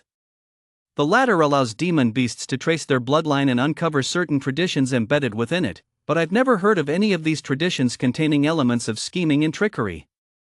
Moreover, the flower snake's performance was nearly flawless. It's definitely a veteran at manipulating others and plotting against them. Even if such tactics were part of the tradition, it would be impossible to master them so quickly. Humph, chosen of heaven, I've seen more than my share of them. Ling Yunji chuckled inwardly, his heart brimming with derision. Even a genius needs time to grow, so he could almost be certain that this flower snake was also a veteran who had been reborn. And extremely cunning. Ling Xiao shared his view. It was one thing for the fat flower snake to dominate them in battle, but to also play the fool and deceive them. This sparked their competitive spirit. The wise, valiant, and keen-eyed empress, and the Taoist lord renowned for his perceptive mind and ability to see through others' intentions had not been deceived like this in many years. The northern wasteland mountains, the southern Zhan continent, the eastern realm of the mortal world where our holy dynasty and the Xian sect reside, and the barren sea of yellow sand to the west. I'll see just which realm's divine being you are. Even if you are not of the earth realm but come from the heavenly realm, I will still uncover your true nature. Thus, the two decided to drink their fill of the snake-catching bird's blood before returning to their cultivation. Since all the snake-catching birds were dead, the crisis had passed. The flower snake was so powerful they had fallen far behind, so they still needed to catch up on their cultivation first. In the world of cultivators, without cultivation and combat power, everything is mere empty talk. But just as they were about to sink their teeth into the bird's neck, they heard a series of blood-curdling, ferocious screeches. Ee! Ee! Snake-hunting birds? More snake-hunting birds? Ling Xiao and Ling Yun spun around abruptly. At the sight, their hearts skipped a beat. A fifth-tier snake-hunting bird. Another fifth-tier snake-catching bird had appeared, and it was heading straight for the stupid flower snake. It was clearly part of the same flock as the one that had already been killed. Is heaven out to destroy me? Ling Xiao cursed under her breath. 2 fifth-tier snake-catching birds. If she'd known there were 2 fifth-tier snake-catching birds among the attackers, she would certainly have chosen to flee for her life rather than fight to the death. But then she thought of Flower Snake's previous performance, and her spirits lifted once more. She hoped he would pull off the same trick again. Ling Yun's eyes also flickered from darkness to brightness. Clearly, she hoped for the same thing. However, Flower Snake surprised them once again. He actually turned on a dime and darted straight toward them. That bastard. He just darted over without any warning at all. Damn it! Curse him! In that instant, the two were so startled that the tips of their snake tails went rigid. Damn bastard! You fled way too abruptly. You could at least given us a heads up. They were completely unprepared. It was too late to escape now. As the fifth-tier snake-catching bird swooped down on them in the blink of an eye, the two once again felt the threat of death bearing down on them. Yet, for a moment, they couldn't think of a way to escape. In the past, they would have had a million ways to crush a fifth-tier demon beast. But with their current cultivation and strength, even fleeing for their lives was difficult. Just as despair began to set in, they saw the fleeing flower snake suddenly halt in its tracks.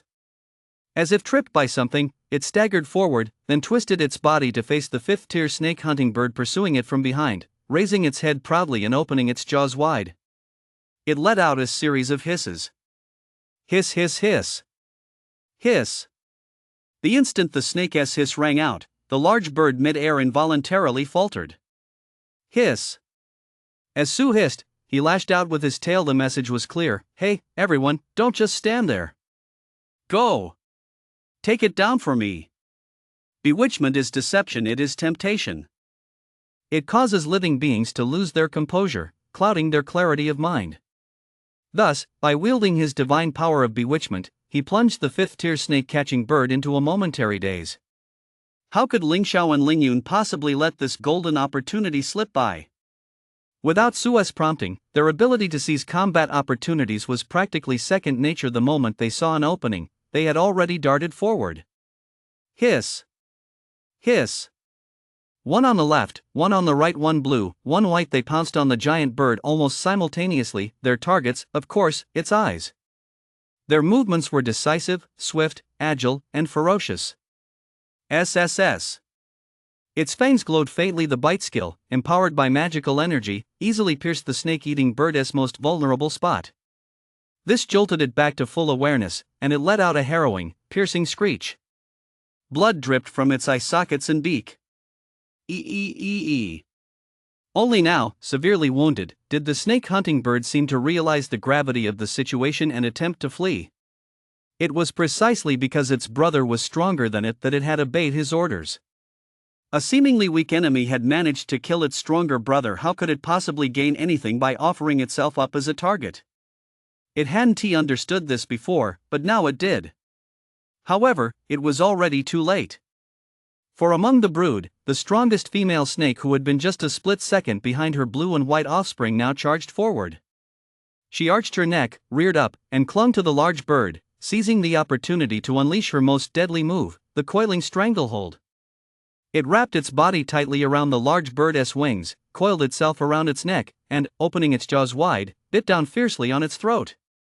In fact, it knew better than anyone else present how to quickly kill a snake-eating bird. Eek! The large bird, which had been flapping its wings to take flight, was pinned down and plummeted, its cry growing even more piercing. Faced with the imminent threat of death, it flapped its wings even more frantically, first dodging the snake's jaws aimed at its neck, then attempting to shake off its enemy and escape to safety. Its massive wings whipped up a howling wind, sending ripples splashing across the nearby river and ponds. Hiss! The female snake flickered her tongue in panic. Yikes! It didn't bite me. I'm going to fall. Hiss! Hiss! Hiss! Hiss! Sue heard the mother snake's frantic inner thoughts. He quickly activated his divine ability once more. The snake-catching bird, which had just taken flight into the air, offered no resistance whatsoever under the assault of the divine ability, its mind growing hazy. Its body stiffened, its wings stopped flapping, and it plummeted toward the ground. Hiss, hiss. Seeing this, the mother snake rejoiced and immediately opened her jaws, biting viciously at the bird's throat. It struck. At the same time, Ling Xiao and Ling Yun, clinging to the bird's head, weren't idle either. Seizing the moment, they swallowed both of the bird's eyes whole. Eek! In excruciating pain, the snake-catching bird regained consciousness and began to struggle. Hiss! Hiss! As soon as Sue saw this, he immediately activated his divine ability. Eek! Hiss! Hiss! Eek! Hiss! Hiss! No sooner had the large bird been roused by the pain than it was again disturbed by the snake's cries. This went on repeatedly, and a perfectly healthy fifth-tier snake-catching bird was ultimately tortured to death by this family. Only after it had completely ceased to breathe did the three snakes, one large and two small, roll off the bird's body one after another. They were all exhausted to the point of collapse. Hiss! Ling Yun let out a weak hiss. Damn stupid flower snake! To kill a mere little fifth-tier bird beast, it actually took this lord such a tremendous effort. It must be a cunning and ruthless old demon. If such torment were inflicted on a cultivator, it would surely stir up enough resentment to create a vengeful ghost. Hiss! Ling Xiao responded with a hiss of his own. I knew it, that ugly creature just can't stand seeing me idle. It clearly has the ability to deal with that giant bird, yet it insists on tormenting me like this. It's definitely doing this on purpose. How dare it toy with me like this? Once my cultivation grows stronger, I'll make it pay tenfold. Though the hissing of the two snakes held no actual content or meaning for one another, their inner thoughts were in perfect unison. They both believed that Sue was doing this on purpose. Just as they had concluded that Sue's killing of the first fifth-tier snake-hunting bird was a simple yet exquisitely crafted scheme. You're really overthinking this, Sue thought to himself. If I really had that kind of ability, how could I have ended up living a life worse than a doggess in my past life? The truth was, what Ling Xiao and Ling Yun believed was not merely different from reality, it was completely different. There was a plan. From the very beginning, Sue had intended to take on the fifth-tier snake-hunting bird. That is why he first picked out a tree of just the right thickness to use as a fulcrum, in case the bird grabbed him and dropped him to his death. However, his plan was to bite down on the third-tier snake hunting bird, then fling it away, using the momentum to feign a fall and land alone by the tree, waiting for the larger bird in the air to swoop down and hunt him. Little did he know that before he could even begin, he made a mistake as he leaped. Instead of biting the third-tier snake hunting bird and flinging it away, he ended up being knocked flying by a single flap of the bird's wing. The moment he was sent flying, he was completely dazed. There's no need to tell them about such a humiliating incident. Sue decided to let this beautiful misunderstanding continue. Why be so honest? This old man has his pride, after all. Besides, I'm actually quite formidable. Although the process didn't go as planned, the result was exactly as he imagined, and that was enough. Life, whether human or snake, it's precisely because of these unexpected twists that we can experience so many wonderful things. When he killed his first fifth-tier snake hunting bird, he didn't even need to use his innate divine ability. Instead, he devised his own attack method. Soul attack. He condensed his soul into a small sword and thrust it with all his might at the enemy's spiritual center and sea of consciousness. This was a method he figured out on his own, learning how to use his soul in combat. And during his battle with the first fifth-tier snake hunting bird, he proven it to be extremely effective. Although his spiritual sword was almost entirely superficial, merely taking the shape of a small sword as he wielded, his opponent was simply too weak. A fifth-tier snake-catching bird couldn't even speak proper human language. Its soul was feeble and frail, offering absolutely no resistance. Faced with Sue's probing attack, it crumbled instantly, unable to put up any fight.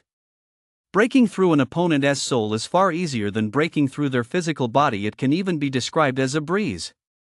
He didn't need to activate his innate divine ability, leaving him with enough soul power to kill the second fifth-tier snake-catching bird. Otherwise, he wouldn't have been able to withstand the exhaustion from repeatedly using his divine ability just moments ago. As for why he didn't repeat the same tactic he used against the first snake-catching bird on the second one? The reason was simple. His physical strength had been depleted too much. He wasn't confident he could withstand the fierce tearing and tugging of another fifth-tier bird beast. The strength of a fifth-tier snake-catching bird was not to be underestimated. After all, Sue was still nothing more than a newborn snake. Although his size didn't suggest it. But his cultivation time was far too short. His physical strength wasn't strong enough to have emerged unscathed from the previous battle. On the contrary, the snake-catching bird's sharp claws had left several bloody wounds on his body. During the tug-of-war, numerous fine blood streaks had split open across his body, and some of his scales had become misaligned or even fallen off. If it happened again, he might be able to hold out, but he'd certainly suffer even worse injuries. It hurts a lot. And he wasn't fighting alone. With helpers at hand, why push himself so hard? They were all part of the same snake family. Of course they should work together as a united front. Sue gave his younger siblings a great opportunity to shine. As for himself, he chose to willingly take on the role of a support player. Willingly becoming the green leaves that set off the red flowers, the background characters alongside the heroes. The Empress, the Tao Lord, just listen to those titles. They're all big shots. And as for this old man here, I'm just an ordinary, unremarkable snake with a system cheat. Sue swayed his tail and thought to himself, there is nothing wrong with just being a good, obedient background brother. To be a humble snake, sit back and watch the show, and see the big shots reincarnate and return to reclaim everything that belongs to them.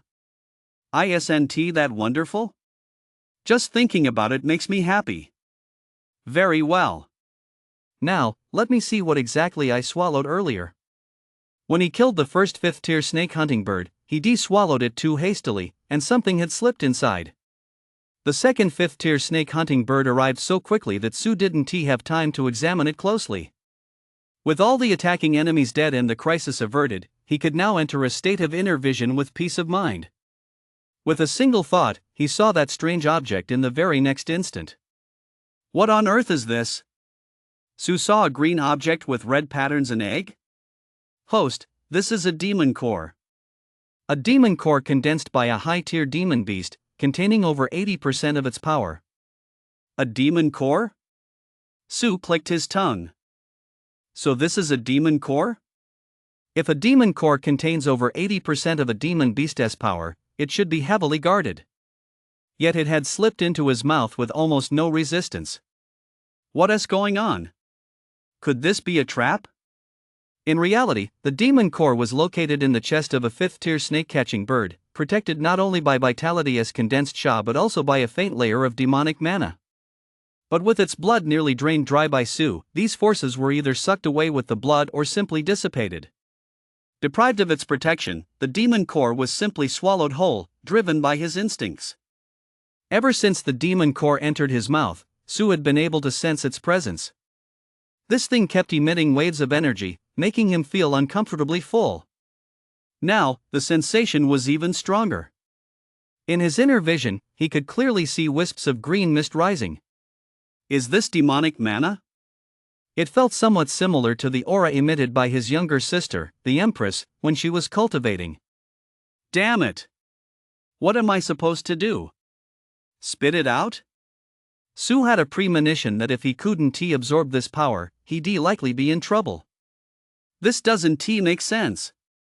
I'm a tier 4 cultivator. Is a tier 5 demon beast's core really this powerful? Attention, host. This 5th-tier snake-catching bird's demon core was formed using a fragmented tier 7 water-shy snake demon core as its nucleus. The demon core contains demonic mana exceeding the host's absorption limit. Do you wish to expend 1 million vitality to upgrade your divine ability? Do I even need to ask? Upgrade. Upgrade. Of course I'll upgrade. Wow. I knew it didn't make sense that the demon core of a single 5th-tier snake hunting bird could overwhelm him. It turns out it wasn't the original after all. The tier 7 water-shy snake's demon core, though incomplete, operates on a different power tier that sounds much better. Ding. Host, please note, the divine ability Consume Chi to transform into blood will be upgraded to Devour Chi to transform into blood. The system will now upgrade your divine ability. Please focus your mind and remain calm. Do not actively channel your vitality. As the system's mechanical voice announced this, Su felt a warm sensation begin to spread throughout his abdomen, especially in his digestive organs, such as his stomach and intestines. He seemed to feel his vitality churning. Refining? Within a few breaths, the warmth turned into a slight burning sensation. It wasn't unbearable. It felt a lot like waking up hungry in the middle of the night. It was a bit agonizing, a bit hard to endure. System, can I eat? Su asked. After receiving an affirmative answer, he snapped back to his senses with a thought, opened his eyes, and prepared to take a portion of the bird meat. By then, it had already grown dark. Night had fallen, the moon was bright, and the stars were sparse. The mother snake had already devoured 2 of the snake-catching birds she had hunted. She was so full she could barely move. It had also drunk a great deal of blood from the 5th-tier snake-catching birds, so it was feeling quite drowsy. It lay sprawled where it was, flicking its tongue at the 3 little snakes still lying on the ground. Hiss, eat, come on, eat some meat. Eat up. The more you eat, the faster you'll grow. Beside it lay 2 birds with their necks torn open. Its caring mother had already opened a can of food for her children. Hearing its hissing, Ling Xiao and Ling Yun, who had regained some strength, crawled to their feet one after the other. However, instead of approaching it, they swam toward the dead 5th-tier snake-hunting bird. Hiss, hiss. The mother snake watched them, trying to stop them. Monster beasts eat the flesh and blood of their enemies because it contains power. But if a weak demon beast eats the flesh of a higher-tier demon beast, it might get so full it vomits blood. There have even been cases of reckless young beasts dying from overeating. Yet it had eaten far too much to move, and could only watch anxiously. However, it soon realized that its 2 little snakes didn't seem to be after the meat. They lay on the bird's body, wriggling about at first, as if searching for something. Finally, they stopped at the large bird's chest. Then the 2 snakes joined forces and gnawed a hole in it. Shortly afterward, the green snake stuck its head inside and pulled out a green demon core. Hiss, hiss. Su raised his head. He wanted to see how these 2 would handle the demon core. He thought to himself, they should know this thing can't be swallowed whole. Both of them were still young snakes and lacked his innate divine abilities. If they ate it, the feel-good story starring them would come to an immediate end. The protagonist, unaware of his own limitations, met a tragic end after swallowing the demon core due to excessive greed and ignorance. The end.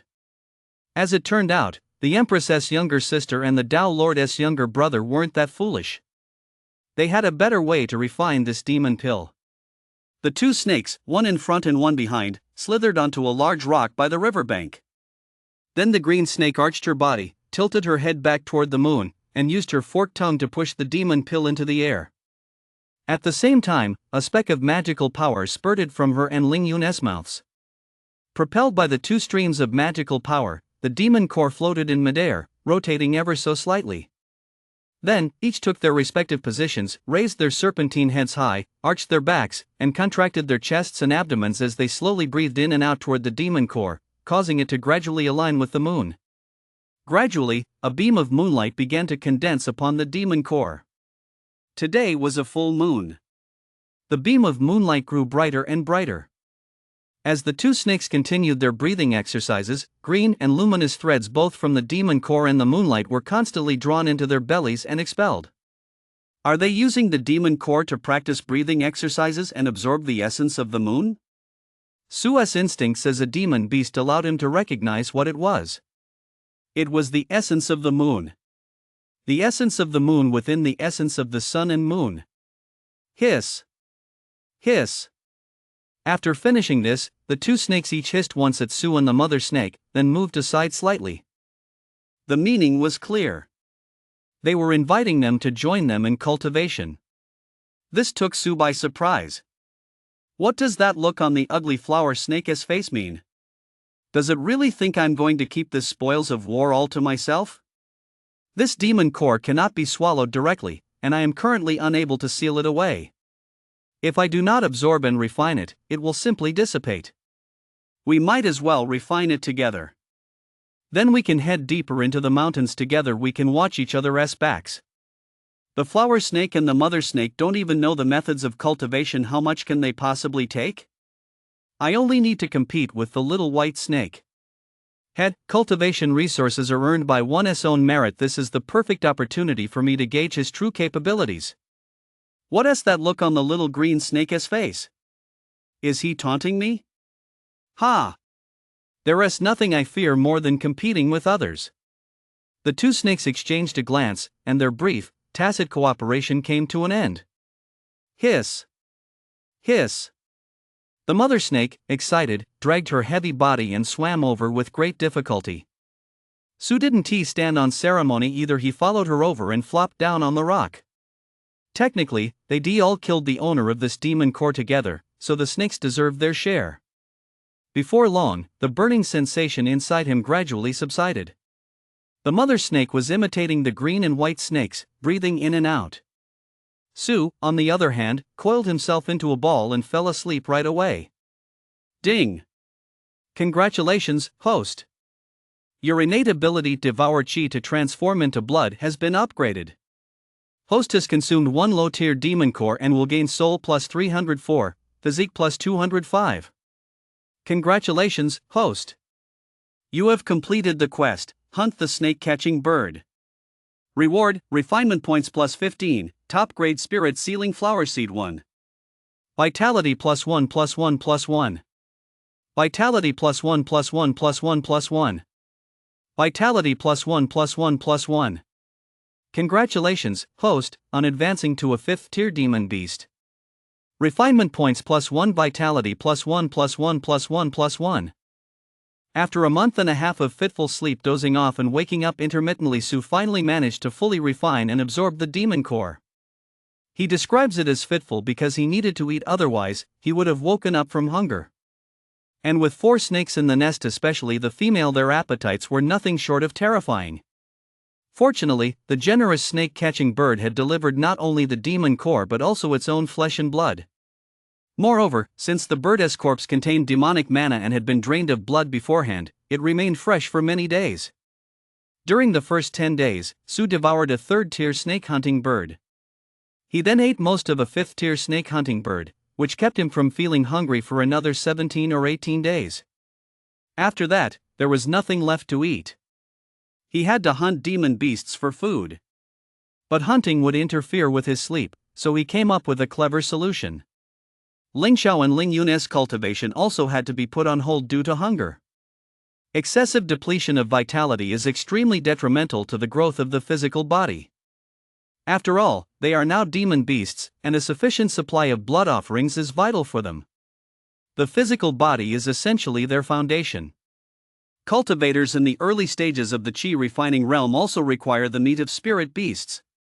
It's just that, for these two, this had never been something they needed to worry about before. Because others had always prepared everything for them. Now, however, they must go hunting themselves. Not only do they have to hunt for their own blood meal, but they also have to prepare an extra portion. This is because the clever solution Su came up with was to have his dear Empress sister and his Dao Lord brother bring his meals back for him. I never imagined I'd have to catch fish to eat myself. Damn it! When have I ever had to do such a troublesome thing?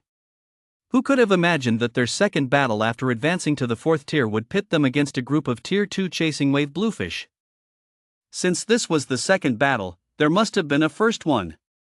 And the opponent in that first battle was, of course, Su. Because they hadn't been able to defeat him, they were forced to bring him food.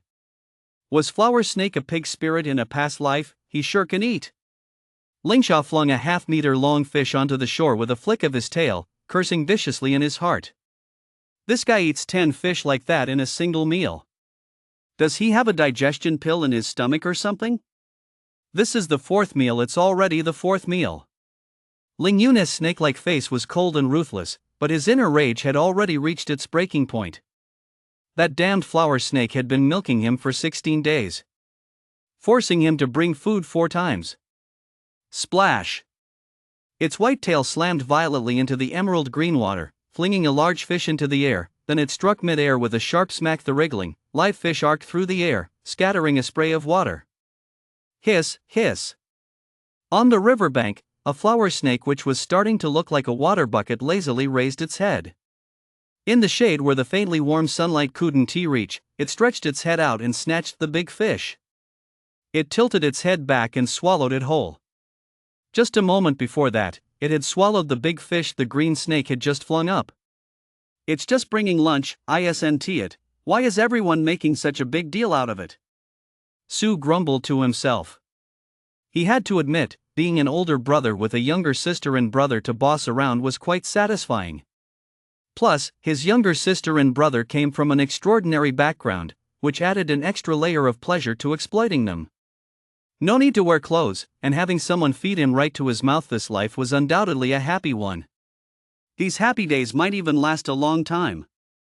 As long as Ling Xiao and Ling Yun couldn't beat him, they'd have to accept defeat.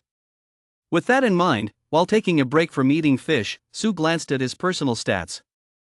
Host, Su species, water-shy snake rank, 5th tier vitality must exceed 5 million points to become a 6th tier demon beast vitality, 3,510,087 physique realm, demon body realm 1,848 10,000 soul realm, demon soul realm 1,819 10,000 skills and spells, divine ability, devour chi into blood, bewitching his combat skills. Bind refinement points, 5/5 a heart-pounding battle for life and death, and my soul and physique realms only improved by this much? It's not really worth it. Su Chang glanced over and immediately had a clear picture in his mind. He honed this skill by constantly weighing the cost-effectiveness of the weight-to-price ratio whenever he went shopping. TSK, it seems my Empress sister, who just ascended to a 4th tier demon beast, and my Dao Lord brother will still be living in my shadow for quite some time. He wagged his tail twice, not without a touch of smugness. He was quite satisfied with his current life. Through nearly 2 months of observation, he discovered that snakes love to sleep. As long as a female snake is well fed, she spends 2/3 of the day sleeping. That is definitely more than 18 hours a day, a classic case of eat and sleep, with most of her time spent either resting or sleeping. So he had absolutely no reason to worry that she'd be considered abnormal for sleeping too much. On the contrary, it was so normal that it actually made the female snake a little worried. Compared to Xiaoqing and Xiaobai, who practiced worshipping the moon every day, Xiaohua was just too much like a truly unthinking water-avoiding snake. He is constantly cycling through sleeping, eating his fill, sleeping. After finishing the bird meat, he is awake more often, because the fish from the river RNT is filling as the bird meat, so he has to eat a meal every 3 or 4 days. However, Xiaohua is incredibly strong, even Xiao Chang and Xiao Bai together can't beat him. This puts the mother snake's mind at ease. She doesn't have to worry that her son will starve to death easily. But she insisted that her eldest son, who was nearly as big as she was, cultivate alongside her on the rock. Especially when the moonlight was bright. The essence of moonlight is in nature gentle and slightly cool and confused with the blood slaughter energy of demon beasts, nourishing the soul, awakening spiritual intelligence, and strengthening it. By absorbing the moonlight, demon beasts awaken their spiritual intelligence, condense their demon cores, and thereby enhance their cultivation and temper their souls. The mother snake's spiritual intelligence was insufficient to grasp the specific benefits of the moonlight. She only knew that it was a good thing. Lying on the rock, as she breathed in and out, she felt comfortable and could sense her cultivation growing. Su didn't want to disappoint her, so he continued to lie on the rock. After all, he could sleep anywhere, and sometimes he wouldn't even move during the day. Over the past few days, the sun had grown increasingly intense, so he moved to the shade beneath a tree. After finishing this meal and taking another short nap, night would fall once more. Once the moon rose, the snake family coiled around the 4 heads, each claiming a corner, and life resumed as it had for the past few dozen days. Some snakes cultivated, some practiced cultivation, and some slept. Sleep. Sleep again. Just sleep yourself to death. A little girl's voice came from the green snake's mouth as she said impatiently, "You old ghost, your tail is crossing the line. You're taking up my space." The flower snake was plump and large. After claiming his own spot, he still occasionally encroach on others' territory. This greatly displeased the Empress, who had once boasted a stunning figure but now appeared exceptionally petite by comparison. "Got it." Su replied leisurely, then just as leisurely retracted his tail. This was the reason they were able to strike a deal so smoothly. The Empress's younger sister and the Tao Lord's younger brother had, not long ago, refined the transverse bone in their mouths and gained the ability to speak. Su had done so a few days before them. This demon core should be depleted by tomorrow night at the latest. Ling Yun also chimed in. Her voice was clear and childlike, which was precisely why she rarely spoke. Unless the matter was important. Just like now. The demon core was about to run out. This meant that Ling Xiao and Ling Yun's days of rapid cultivation were coming to an end. Su glanced at it and saw that, sure enough, it was now no bigger than a quail's egg. It might last until tomorrow, but it was doubtful it would last through the entire night. Still, this single demon core had sustained their cultivation for nearly 2 months. That wasn't bad at all. The meat from a few snake-catching birds, combined with 2 demon cores, had allowed every snake in their family to shed their skin at least once, more than doubling their size. Nothing in this world lasts forever. Ling Yun understood this too. He was just reluctant to let go of the thrill of seeing his cultivation progress so rapidly. So he mentioned it briefly, then fell silent, focusing entirely on his cultivation. The night passed quickly. As dawn broke, the mother snake went out in search of food. Su was woken up by Ling Xiao and Ling Yun. "Old ghost, wake up." "I'm going hunting with Xiao Bai."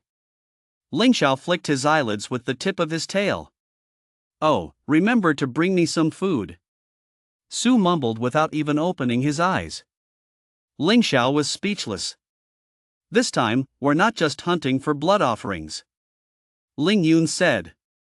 "Are we looking for demon beasts that have formed demon cores?" Su asked. "That's right. Xiaoqing and I need demon cores for our cultivation," Ling Yun said. "Stop calling each other Xiaoqing and Xiaobai. It sounds weird." Su opened his eyes, looked at the 2 little snakes in front of him, and suddenly said mischievously, "Do you want to know who the other one is?" The white snake was the younger brother, and the blue snake was the younger sister. So, as someone familiar with the legend of the white snake, he found it very jarring. Moreover, to conceal their identities, these 2 had even changed the names they used to refer to themselves. He found it very unnatural. He might as well expose them outright. It would be the perfect way to secure the ultimate victory in this competition. What do you mean? Ling Xiao panicked, his voice growing even higher pitched. You know who we are? Impossible. Ling Yun was confident he would never give himself away.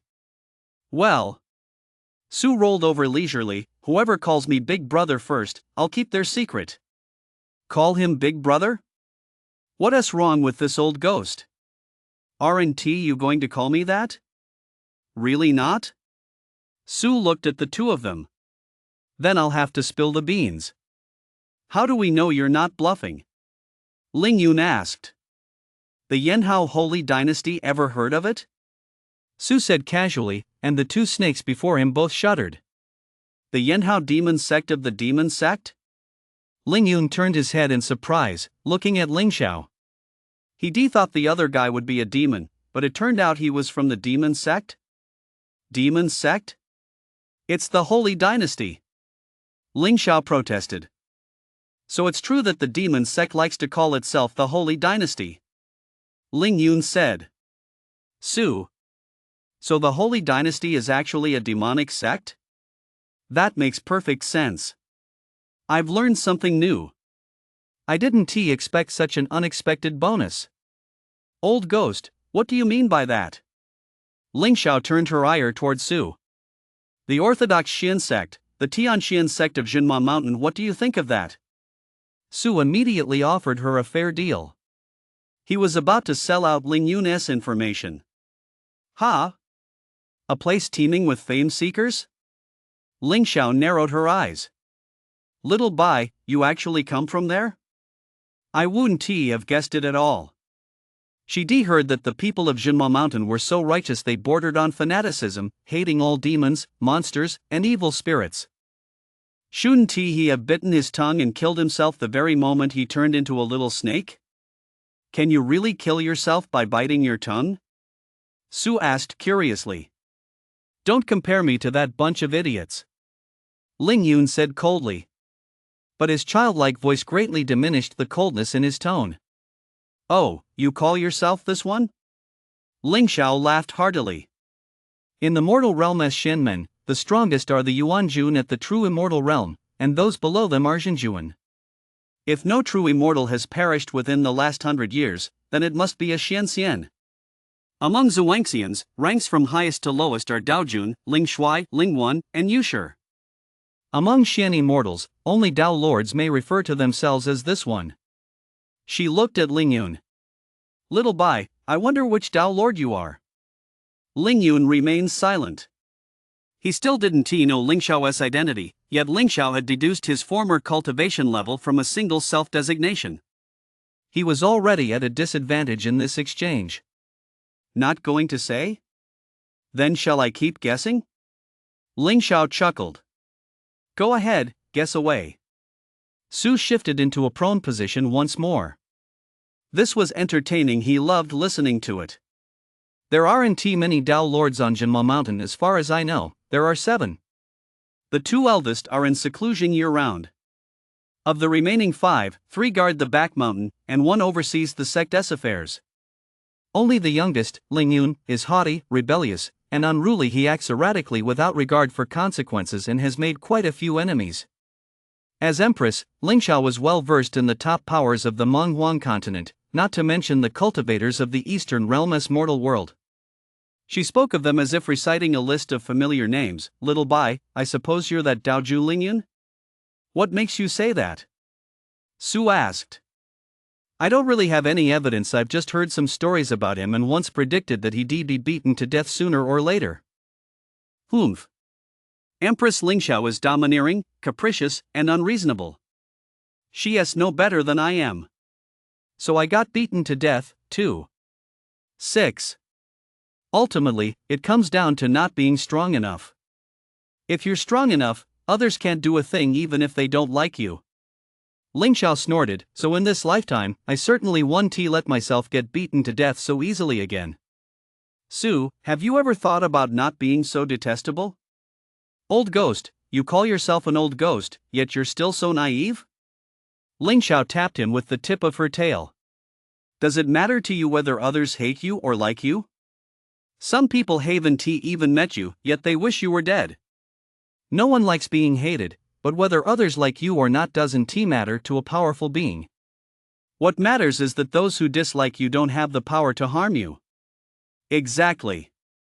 All I seek is a life free from others' control, where I can act as I please. Ling Yun said, I cultivate my own path, and they cultivate theirs. We were never meant to be entangled. Yet they schemed against me, causing my death and the destruction of my Tao.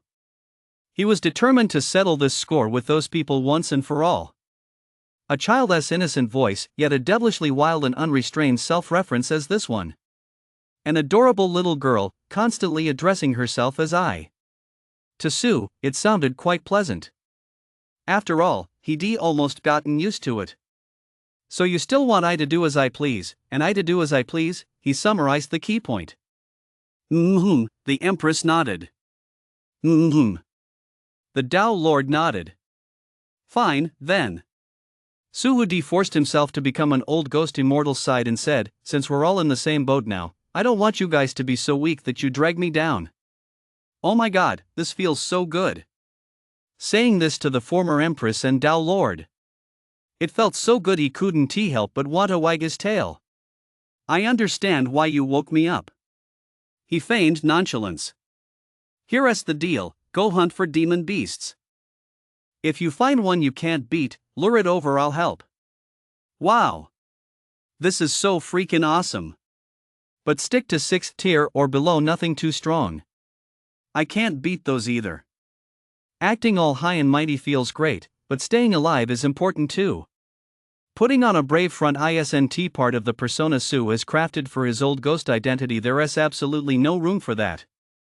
Okay.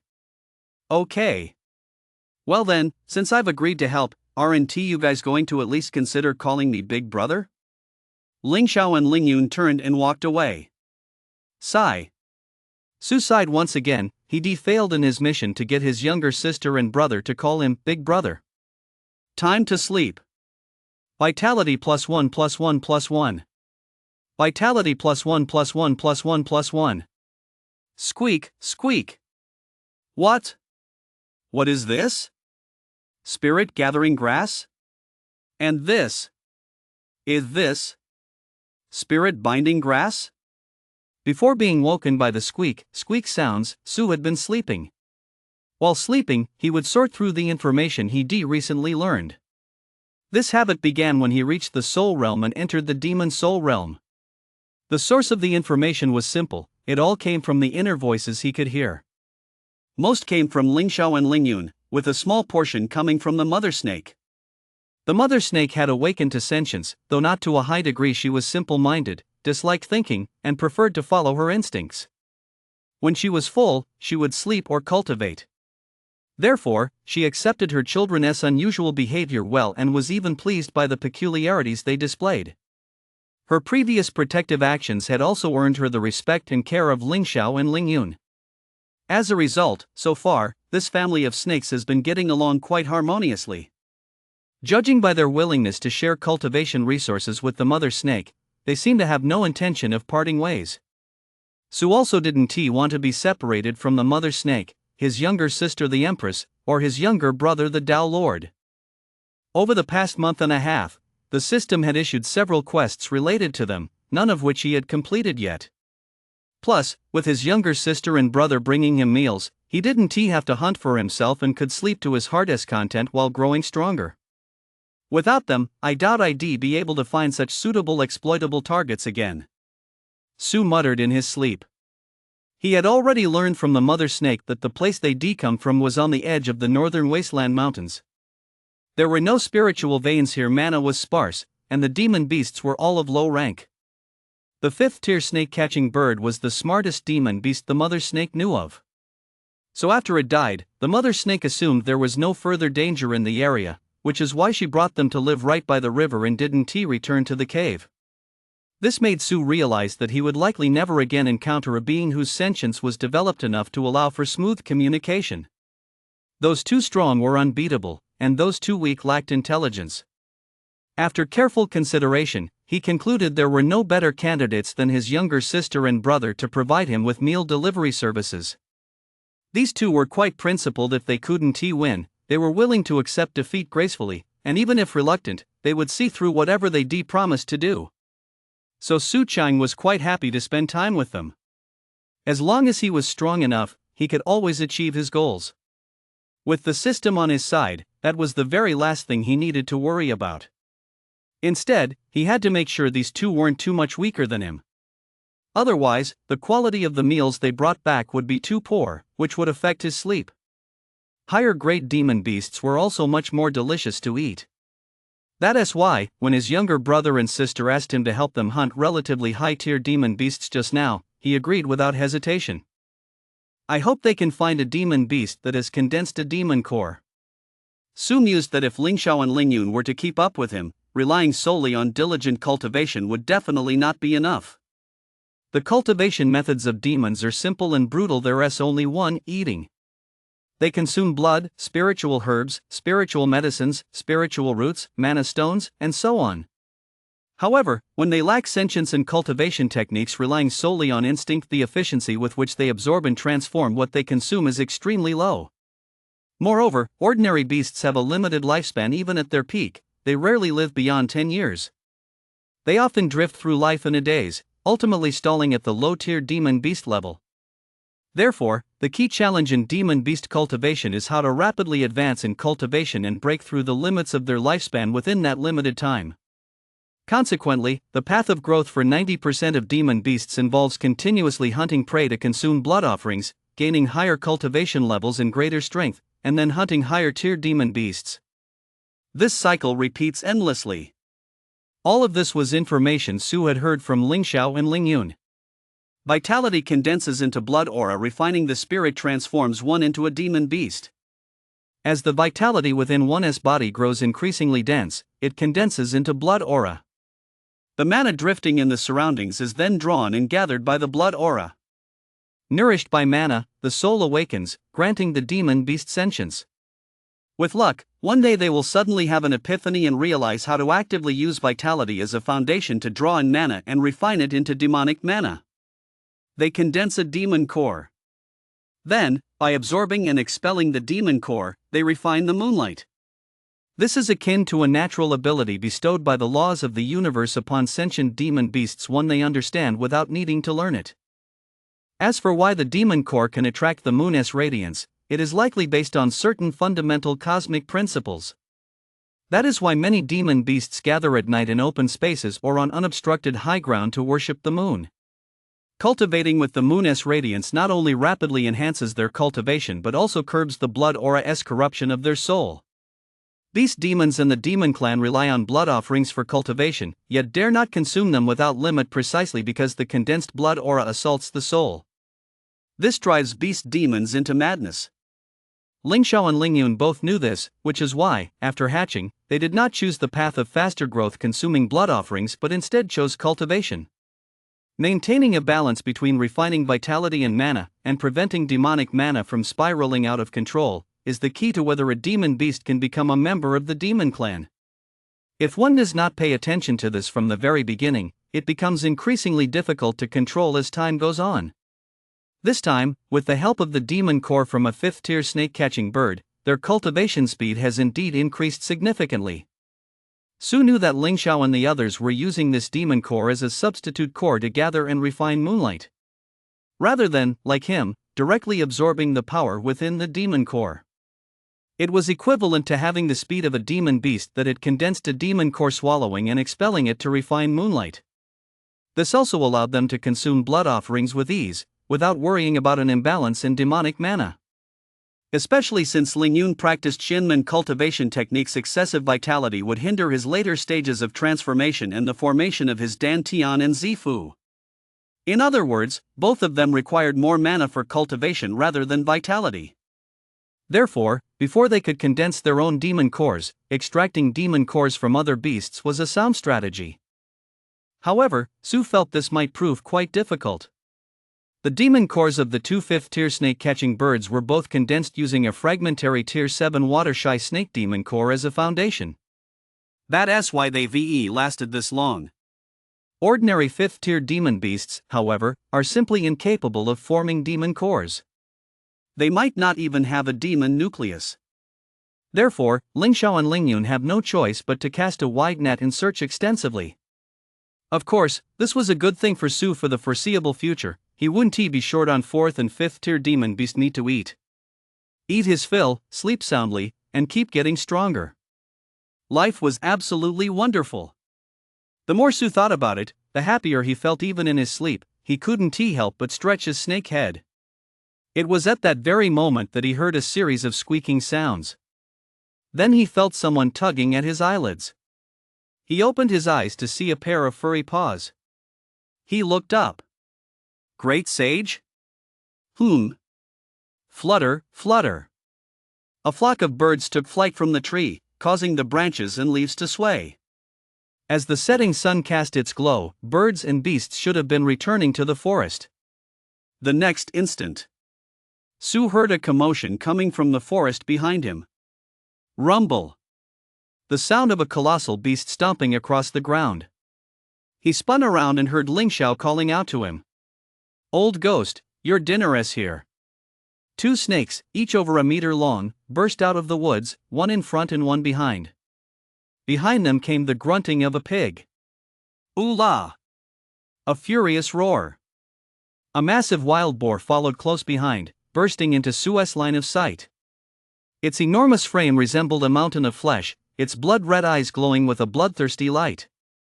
Its tusks jutted outward, and the wind whistled beneath its hooves.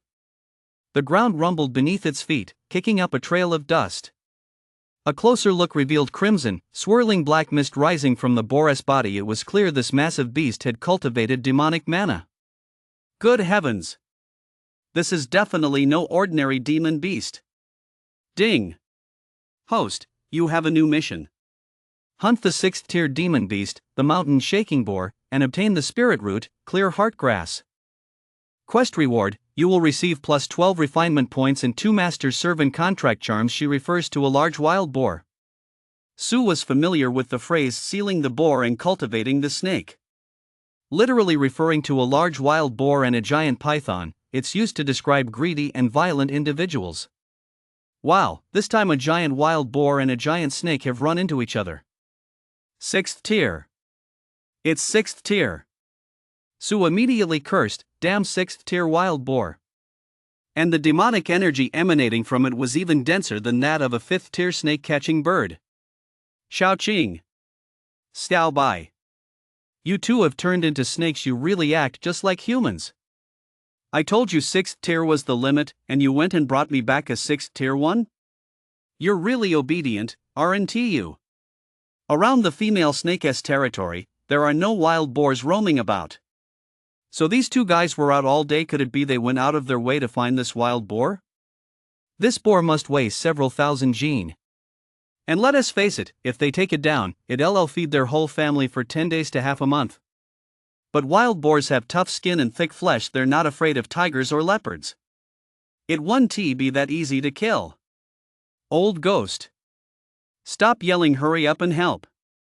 Ling Xiao exclaimed anxiously, this wild boar has gone mad. We didn't provoke it, it's out to eat us. Ling Yun shouted as well. Neither he nor Ling Xiao were foolish fools who didn't know their limits. How could they not know which enemies were best left alone?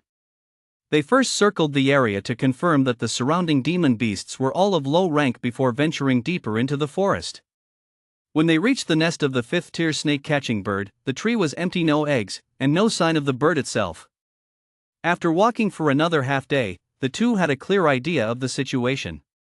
They marked the territories of several 3rd and 4th tier demon beasts, all potential prey for the future. They ventured a little further in before preparing to head back. Just then, under a large tree, they spotted the massive wild boar in the distance. A demon cloud swirled around it, a clear sign of cultivation, and it was highly likely that it had formed a demon core. However, its strength was certainly not to be underestimated, so they had no intention of disturbing it. They simply wanted to memorize the location and return to hunt it once their cultivation had improved. The cultivation they had previously enhanced by refining the demon core to absorb moonlight also needed time to stabilize. Therefore, although they were eager to obtain the demon core, they weren't desperate enough to try to get it right away. Little did they know that this mountain-shaking boar immediately sensed their presence and gave chase relentlessly. The gap in strength between them made it impossible for them to shake off the pursuit. Had they not worked together, they would have been caught several times during the chase. Ooh la! The mountain shaking boar was exceptionally ferocious despite its massive size. It was by no means slow. Ling Xiao and Ling Yun had merely exchanged a few words. A momentary lapse in concentration nearly cost them their lives. Damn it! Into the water! Ling Yun shouted. As she spoke, the two darted past Su and charged toward the river's surface. Their water snake instincts allowed them to dive underwater to evade the wild boar's pursuit. Although the boar could swim, it couldn't go deep underwater. Her shout was also a reminder to Su: if he could fight it off, he should; if not, he should follow them into the water.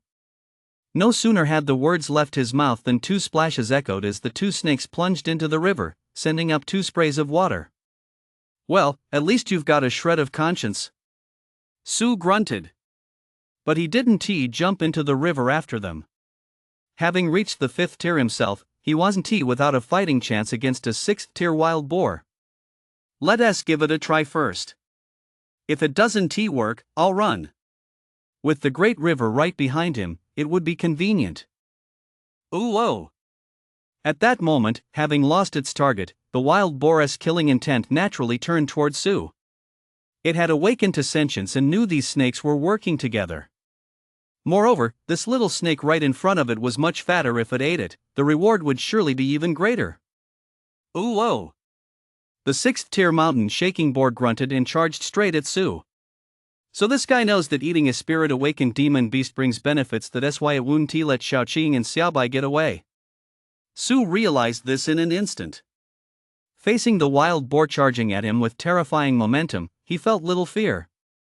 Earlier, the 5th tier snake hunting bird's talons hadn't been able to pierce his scales. This massive wild boar before him, though more powerful, couldn't fly, making it, in fact, less of a threat. Whoosh! Su twisted his body, neither dodging nor flinching, and lashed out with his tail. Boom! The serpent's tail struck the wild boar's head with such force that it sounded like a muffled thunderclap. Ooh la! The mountain shaking boar's head wobbled from the blow. Its footing faltered, and it staggered a few steps before coming to a halt. Hiss, hiss! Su was sent flying backward. That boar's head is really tough. Rumble, rumble! No sooner had he regained his balance than he saw the boar charging toward him again. He quickly raised his head and let out a hiss. Hiss, hiss! Soul coalesce, small sword thrust. At the same time, he whipped his serpentine tail and charged forward. Ooh! In an instant, the giant boar's charge faltered. By then, Su had already closed in. Hiss, hiss! Innate divine ability seduction. Immediately, his serpentine body coiled around the mountain shaking boar, his head wrapping around its neck. He opened his jaws wide and bit down viciously on the boar's most vulnerable spot, its throat. Combat technique entanglement. Combat technique bite skill. His fangs pierced through the protective demonic mana, penetrating deep. He sucked, swallowing both the demonic mana and the blood together. Arg! The mountain shaking boar let out an agonized scream as blood gushed forth like a fountain. It thrashed its body wildly, trying to shake off its enemy. But how could Su, already tightly coiled around its body, let it succeed? Not only was Su not shaken off, but the coils tightened even further, forcing out more blood to devour. Crack! Crack! Crack! The sound of bones snapping echoed continuously from within the mountain shaking boar's body. Thud! Finally, the giant boar could no longer hold on. Its front legs gave way, and it collapsed to its knees. The demonic aura surrounding its body had long since dissipated, and the light in its eyes gradually faded. This mountain shaking boar met a tragic end without unleashing a single combat technique or even drawing upon its full strength. It had its soul severely wounded and was then killed in a surprise attack. Su, having had its fill, released its coiled body and slithered off to the side. Splash! Splash! Two snakes, one green, one white, emerged from the water. Watching this scene, the same thought popped into their minds. Just who is this old ghost, anyway? He has become far more powerful than before. Squeak, squeak. An old ape with golden fur and a blue face darted out from somewhere. It headed straight for the mountain shaking boar lying on the ground. What is that? Do I even need to ask? Sue said. It's obvious this is a Malu. What's a Malu? Ling Xiao was puzzled. This was clearly a golden water monkey, so why did the old ghost call it a Malu? Or did this monkey have some special bloodline? He never heard of a bloodline called Malu among the monkey clan. Oh, Malu just means monkey. That's what I call them. Su couldn't help but scratch his chin with his tail. Awkward. So awkward. Making a joke that nobody gets how embarrassing. Why is this old ape here? Ling Yun looked at Su. Judging by its aura, this must be the golden water monkey that lives on the eastern edge of Mother Snake's territory. It's the weakest of the demon beasts in this area capable of holding its own territory. It's probably only at the 3rd tier, but it's incredibly fast. It's hard to catch. It's skinny as a rail, which is why it's managed to survive all this time. It showed up not long after you left. Su chuckled, and it seems to have taken a liking to me. He opened his eyes, saw the golden monkey, and blurted out, "Great sage." But when he saw the little blue face, he realized something was off. He'd mistaken the monkey for someone else. Besides, this isn't the world of Journey to the West. Where would there be a great sage? Still, this monkey was quite interesting. It wasn't afraid of him and even offered to help him plant spiritual herbs. Whenever he chased it away, it would come running back before long. The monkey would hide furtively to one side, then tentatively creep closer. This monkey has developed sentience and can speak. Could it have formed a demon core? Faced with a monkey, especially a golden snub-nosed monkey that was so determined to help him grow herbs, Su really couldn't bring himself to just swallow it whole. He wasn't exactly starving. But since this monkey kept disturbing his sleep, he decided to use someone else's hand to get rid of it. It has no demonic mana, its vitality is weak, and it only possesses unrefined moonlight mana. How could it possibly have a demon core? Ling Yun said. A demon core is formed when a demon refines its vitality and mana into demonic mana. Monkeys reaching for the moon and foxes worshipping the moon are innate abilities passed down through their bloodlines, allowing them to gather and refine moonlight to develop sentience. Come to think of it, wolves howling at the moon and tigers crouching atop mountain peaks are also ways of absorbing moonlight for cultivation. Therefore, almost all beasts exhibit an instinctive tendency to worship the moon. It's just that some lineages have a stronger tradition while others have a weaker one. The bloodline heritage of the monkey clan is one of the clearer examples, and it is for this reason that they are more likely to awaken sentience. Furthermore, most of them are herbivores. Not consuming blood leads to weaker vitality, making it difficult to absorb demon cores, but it also allows them to awaken sentience earlier. If they can continue to abstain from blood and cultivate techniques to refine mana, they will no longer be demon beasts, but spirit beasts. Among the spirit beasts kept within the Shin sect, aside from dogs, there are only spirit monkeys and ancient apes. Ling Yun said, "Old ghost, you didn't even know that?" Oh, come on, what's so strange about that? When you've lived a long time, you remember some things and forget others. Su replied casually. He thought to himself, the world is vast and full of wonders, so the difference between demon beasts and spirit beasts boils down to the type of magical power they use, whether it's demonic mana or mana. Furthermore, a demon beast's rank is an important indicator of its strength, but it's not the only standard. Nor is it the decisive factor in combat power. After all, if higher-ranked beasts were absolutely stronger than lower-ranked ones, there'd be no need to fight when they met. If everyone just announced their rank, the lower-ranked ones would just flop to the ground and let the higher-ranked ones eat them. End of story. Fighting back and forth is a waste of time. Combat techniques, divine abilities, intelligence, and strategic thinking are also crucial components of combat power. Did the 6th rank mountain shaking boar die a tragic death? Tragic?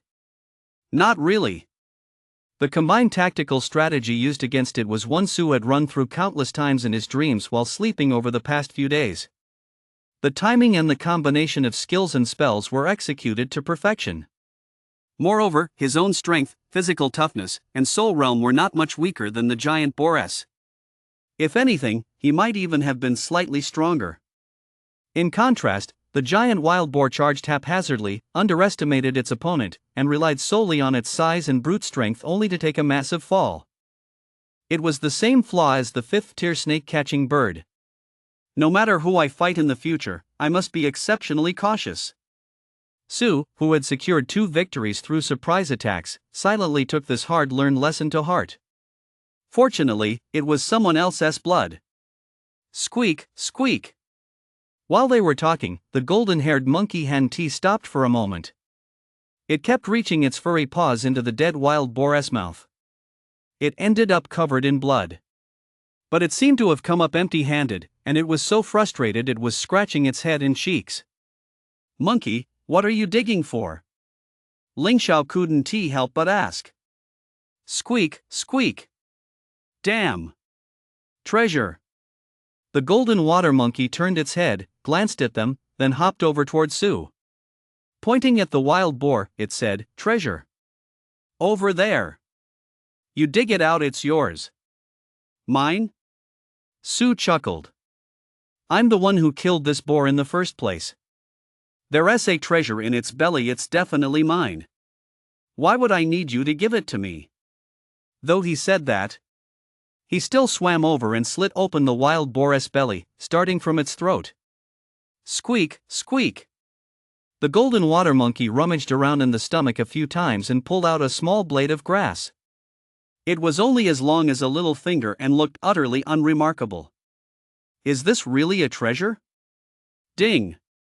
Congratulations, host, on completing the quest, hunt the 6th-tier demon beast, the mountain shaking boar, and obtain the spirit root, the calming heart grass. Reward, refinement points plus 12, master servant contract charms 2, Su, whoa.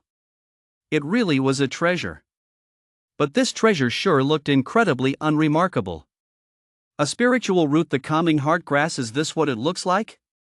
A treasure should be radiating rays of rosy light in thousands of auspicious colors. It should be sparkling and glowing, so anyone who sees it knows it's a valuable treasure. This spiritual root herb, on the other hand, doesn't have a single remarkable feature. A spiritual root? A spiritual root, you just said this is a spiritual root. The calming heart herb?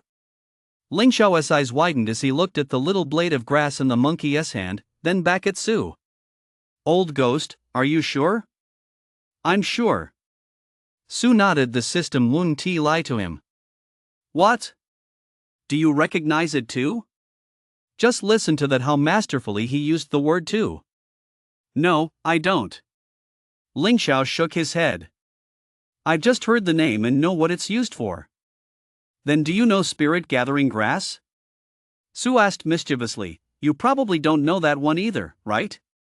Several of them have been growing right under your noses, yet I haven't seen any of you ask about them. Spirit gathering grass?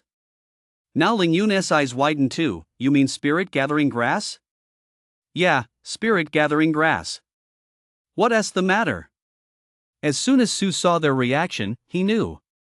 Oh boy. Here comes another chance to show off, so he adopted an even more calm and nonchalant tone. He exuded the air of a true master. I suppose so. It's only natural that you wouldn't recognize such a common spirit herb. Do you have spirit gathering grass? Ling Yun asked eagerly. Do you have spirit gathering grass? Otherwise, you wouldn't have brought it up. I do, actually. Where? Ling Xiao's gaze shifted from the little plant in the monkey's paw and suddenly fixed on Su. That depends on which one you're asking about. Su said nonchalantly. By which one, do you mean you have more than one spirit gathering herb? Ling Xiao and Ling Yun were extremely excited. The more excited they got, the calmer Su became. How many? 3 or 4, I guess. 3 or 4, the two asked in unison. Want to know?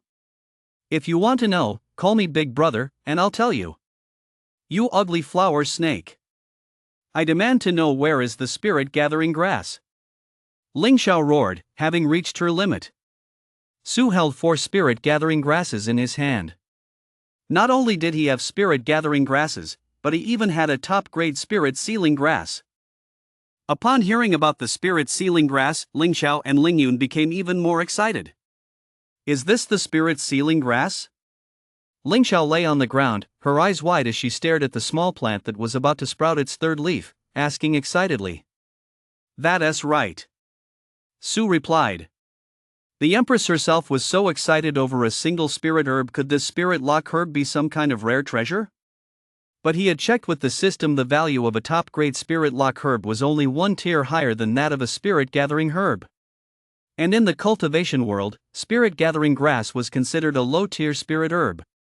So he found it somewhat hard to understand why the two of them were so excited.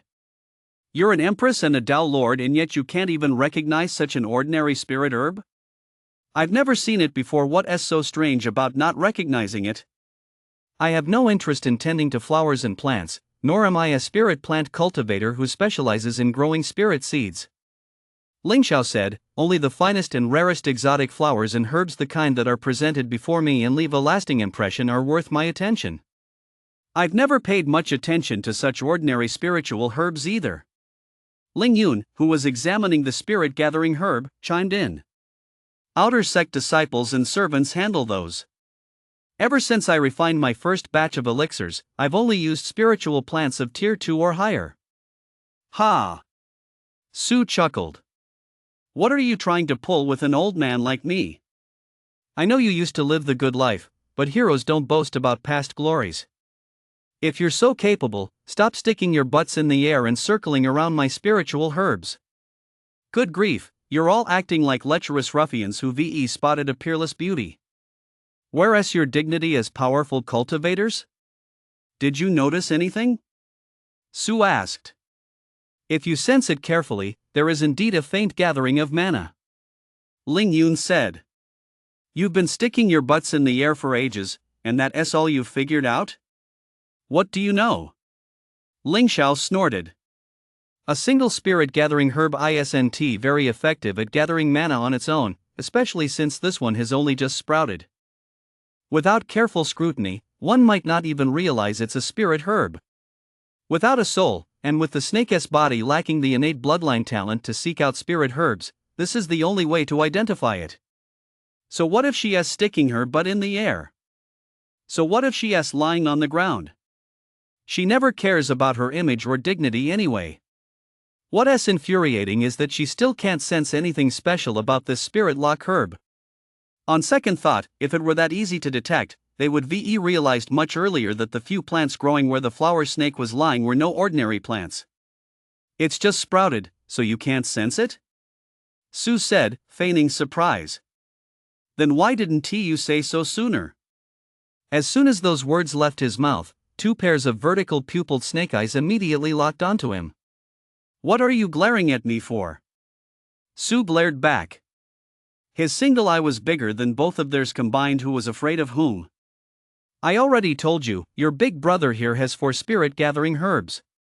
There is only 1 here, so those 3, whoosh whoosh. Before he could finish his sentence, 2 serpentine shadows shot past him. Ling Xiao and Ling Yun charged straight toward the cave they'd come from. A few breaths later. Ha ha! Spirit-gathering herbs. Ha ha! Spirit-gathering herbs. There really are 3 of them. 6. Su was so exasperated he burst out laughing. Wow, so these 2 had just brushed off his words as nonsense. They hadn't believed a word of it. A moment later. Ling Xiao and Ling Yun finally calmed down. Old ghost, we need to plant the spirit-gathering herbs together. Ling Xiao said. That's right. The more spirit-gathering herbs there are, the stronger the mana they attract. Ling Yun said. A single spirit-gathering herb and multiple spirit-gathering herbs hold completely different significance. A single spirit-gathering herb is merely a low-tier spirit herb, but the value of several of them increases tenfold or more. Combined with the spirit-sealing herb, we can set up a small spirit array for cultivation, which will make our efforts twice as effective. After saying this, Ling Xiao looked at Su. This caught him off guard. Why are you looking at me? Oh, Are you worried I might not agree? Not at all. Go ahead and dig them up to set up the array, I have no objections. To him, the spirit-gathering herbs simply served to help him sleep soundly. Setting them up as an array wouldn't interfere with his sleep, in fact, it would draw mana to converge. With ample mana nourishing his soul, he could sleep more soundly. So, of course, he wouldn't object. No. Ling Xiao shook his head. Old ghost, spirit herbs are hard to grow, we wouldn't dare dig them up recklessly. You're an expert in cultivating spiritual plants, so you'll have to be the one to dig them up. Ling Yun said. The spirit-gathering herb is one of the most common spiritual herbs in the cultivation world, but that doesn't mean it's unimportant. In fact, well-established factions will go to great lengths to cultivate spirit-gathering herbs and spirit-lock herbs. However, while these herbs aren't difficult to grow, it's very hard to cultivate them on a large scale. First, the germination rate of the spiritual seeds is extremely low. Second, the herbs compete with each other for mana, and may even fight to the death. And yet, spirit-gathering grass is precisely the kind of spirit plant that requires large-scale cultivation. Only by planting a sufficient number within a specific area can it serve its primary purpose. Gathering mana, nourishing spiritual medicines, and accelerating their growth, that is the function of spirit-gathering grass. Whether or not a faction possesses a vast field densely planted with spirit-gathering grass is even considered one of the criteria for measuring the strength of major cultivation factions. To form a mana-gathering array, a minimum of 4 mana-gathering herbs is required. As it happens, there are exactly 4 right now.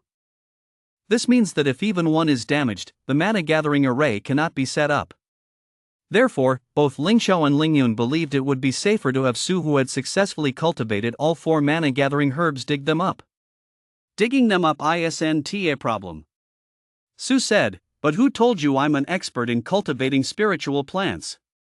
Although he liked to grow things in his spare time, that was a bloodline talent from his previous life. Moreover, there was no guarantee they'd survive every time. In this life, he didn't even have hands, he'd have to dig them up with his tail. There was definitely no guarantee they'd survive. Then how did you grow the spirit-gathering grass? Ling Xiao was skeptical. I just grew them like this, Su replied confidently. With seeds provided by the system, there was no such thing as them failing to sprout. He hadn't even tended to them, he'd just let them grow on their own, and these little plants had thrived just fine. Old ghost, are you really not skilled in cultivation? Ling Yun asked. Aha! That's right. Then you probably don't know how to use spirit-gathering grass and spirit-binding grass to set up a spirit-gathering array, do you? Ha! Su was taken aback. What do you mean? Aren't you two supposed to set up the spirit-gathering array? Why is this falling on me again? Faced with his skeptical gaze, the two snakes fell silent for a moment. In the past, I only used high-grade mana stones with abundant mana to set up arrays. I've never used these spirit-gathering herbs before. Neither have I. Wow! Things were so great back then. So you're counting on this old man to do it all? Too bad I don't know how either. The 3 snakes couldn't help but exchange glances. They suddenly realized they'd just made a huge blunder. Those who associate with the red become red, those who associate with the black become black. Ling Yun looked at Su and sighed. Su, ha! Protruder. Don't think I can't tell you're cursing me. By then, it had grown completely dark. The moonlight grew bright. I'll go retrieve the demon core first, Ling Xiao said, lifting his head proudly. The light of the golden crow would accelerate the dissipation of the demonic mana on the demon core. That was why they had been waiting all this time until the sun set before digging out the demon core. With that, he swam toward the mountain-shaking boar and crawled toward the chest and abdomen where the demon core was located. But there, she spotted the golden water monkey curled up in a ball. Ha! Monkey, what are you doing? Squeak, squeak. Planting flowers. The golden-haired monkey held up the heart-purifying herb in its paws and waved it at her. Ha! Planting flowers? How could a spiritual root be so? Ling Xiao didn't think much of it, but in the next instant, she couldn't help but narrow her eyes. Old ghost. Xiao Bai, come here quickly. Hold this monkey down. I'm going to make it my chief steward of the imperial palace. What's this monkey's background? Can't tell, it might have inherited a bloodline legacy. A bloodline inheritance that can be cultivated like a spiritual root? How could it end up in such an ordinary monkey? Ling Xiao and Ling Yun stopped circling the spiritual herb instead. They gathered around the golden water monkey, scrutinizing it and offering their opinions. What's so ordinary about it? Su couldn't take it anymore. Look at that fur, golden yellow. Look at that little face, it's bright blue. Look at those paws, they're pitch black.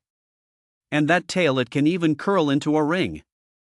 Its appearance is clearly anything but ordinary. Put a tiger skin hat on it, wrap it in a tiger skin skirt, and have it wield a golden hoopstaff one swing at a time, and it could wipe both of you demons out. Without a soul, I can't see anymore, but it knows that cultivating a spiritual root with demon blood, that must undoubtedly be a bloodline inheritance. Ling Yun and Ling Xiao both pretended not to hear Su's words and continued speaking. Bloodline inheritance, bloodline regression. These are opportunities that all demon beasts may encounter at any time during their cultivation. But for the vast majority of demons, they have nothing to do with it. Only the extremely fortunate demons have a chance to experience it. The luckiest, of course, are those who attain both ancestral regression and bloodline inheritance at the same time. Mighty power, rich combat experience, and even ancient secrets, unopened secret realms, and the methods to unlock them. Any one of these could be enough to forge a formidable great demon stage cultivator. The ancient demon clans were peerlessly powerful, rampaging across the entire Monghuan continent. They once dominated both the celestial realm and the mortal realm.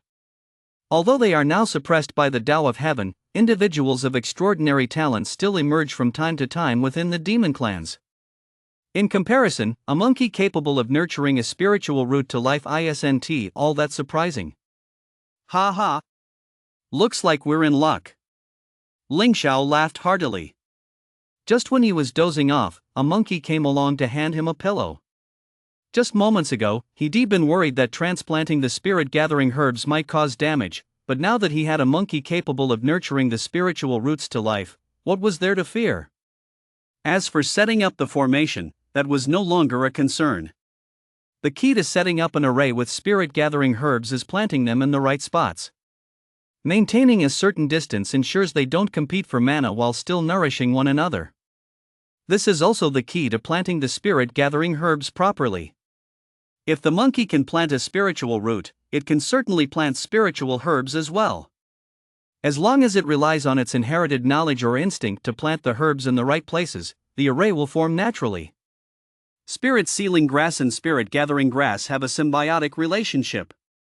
If the monkey can position the spirit-gathering grass correctly, it will certainly be able to position the spirit-sealing grass as well. Old ghost, didn't you say earlier that this monkey wanted to plant some grass for you? Ling Yun realized something and asked Su. Right. I didn't expect it would actually know how to plant them. Su glanced at the monkey clutching its tail and thought to himself, had he really judged the monkey by its appearance? In his mind, monkeys were a lively and active species. How could they possibly want to plant flowers and herbs? That's why he assumed the monkey had noticed something different about the spirit-gathering herb and wanted to pull it up to eat. Monkeys are omnivores, they eat leaves and fruit peels, so the herb must be edible too. Now that he looked, he realized he'd misunderstood. Squeak! Squeak! Here you go. The monkey held onto its tail with one paw and raised the other, showing him the calming heartgrass in its palm. Su caught a whiff of blood. The spiritual root they thought couldn't be grown was now wrapped at the base in a clump of black mud. The mud wasn't originally black, it was a clump of soil the monkey had dug up from the riverbank, which he kneaded a few times to shape into a small cup. He placed the grass root inside, filled the cup with the mountain shaking boar's blood, and then carefully molded the mud to wrap the root securely. They had all seen the monkey doing this, but hadn't thought much of it. Then the monkey crouched on the mountain shaking boar's chest, remaining completely still. It must have been continuously watering the spiritual root. At this moment, the clear-mined herbess leaves were unfurling, giving off a faint, refreshing fragrance. Mixed with the smell of blood, it created a peculiar scent. Aside from that, compared to the spirit-gathering grass, the spiritual root was truly unremarkable. It takes a very long time for a spiritual root to grow, Ling Yun said. This Qingxing grass had been growing for less than 3 years when the mountain-shaking boar devoured it. Now that it has been revived, it seems its fate was not yet sealed. A long time? How long? Su asked. It might not reach a stage where it's of great use to you and me even after 1,000 or 10,000 years. Ling Xiao interjected as he took out the demon core. Great use? It's fine. Even if it's not of great use, a little use will do. Su decided to plant it for now if it could survive, that would be best. Influenced by his past life, his urge to grow something had struck again. Along with it came the urge to raise something. Great sage? He turned his head and nudged the monkey with his tail. Squeak, squeak? The golden water monkey looked at him too. Ever since being called Great Sage once, it seemed to have taken a keen interest in that title. You want to grow my grass? Su asked. Squeak, squeak. The monkey nodded vigorously. Why? Grow grass, get stronger. Alright then, since you're so sincere, I agree. Su said, but we'll have to sign a contract. Squeak, squeak? The monkey hesitated a bit. A contract, it didn't sound like a good thing. Don't worry, this is just a standard master-servant contract with no coercive clauses. As he spoke, he raised his tail and tapped the monkey's forehead. A flash of light appeared and hovered just in front of the monkey's brow. If you agree, just silently say I agree in your heart. Su said. If you don't agree, just think I don't agree in your heart. This was one of the 2 contract talismans CD just received as a mission reward.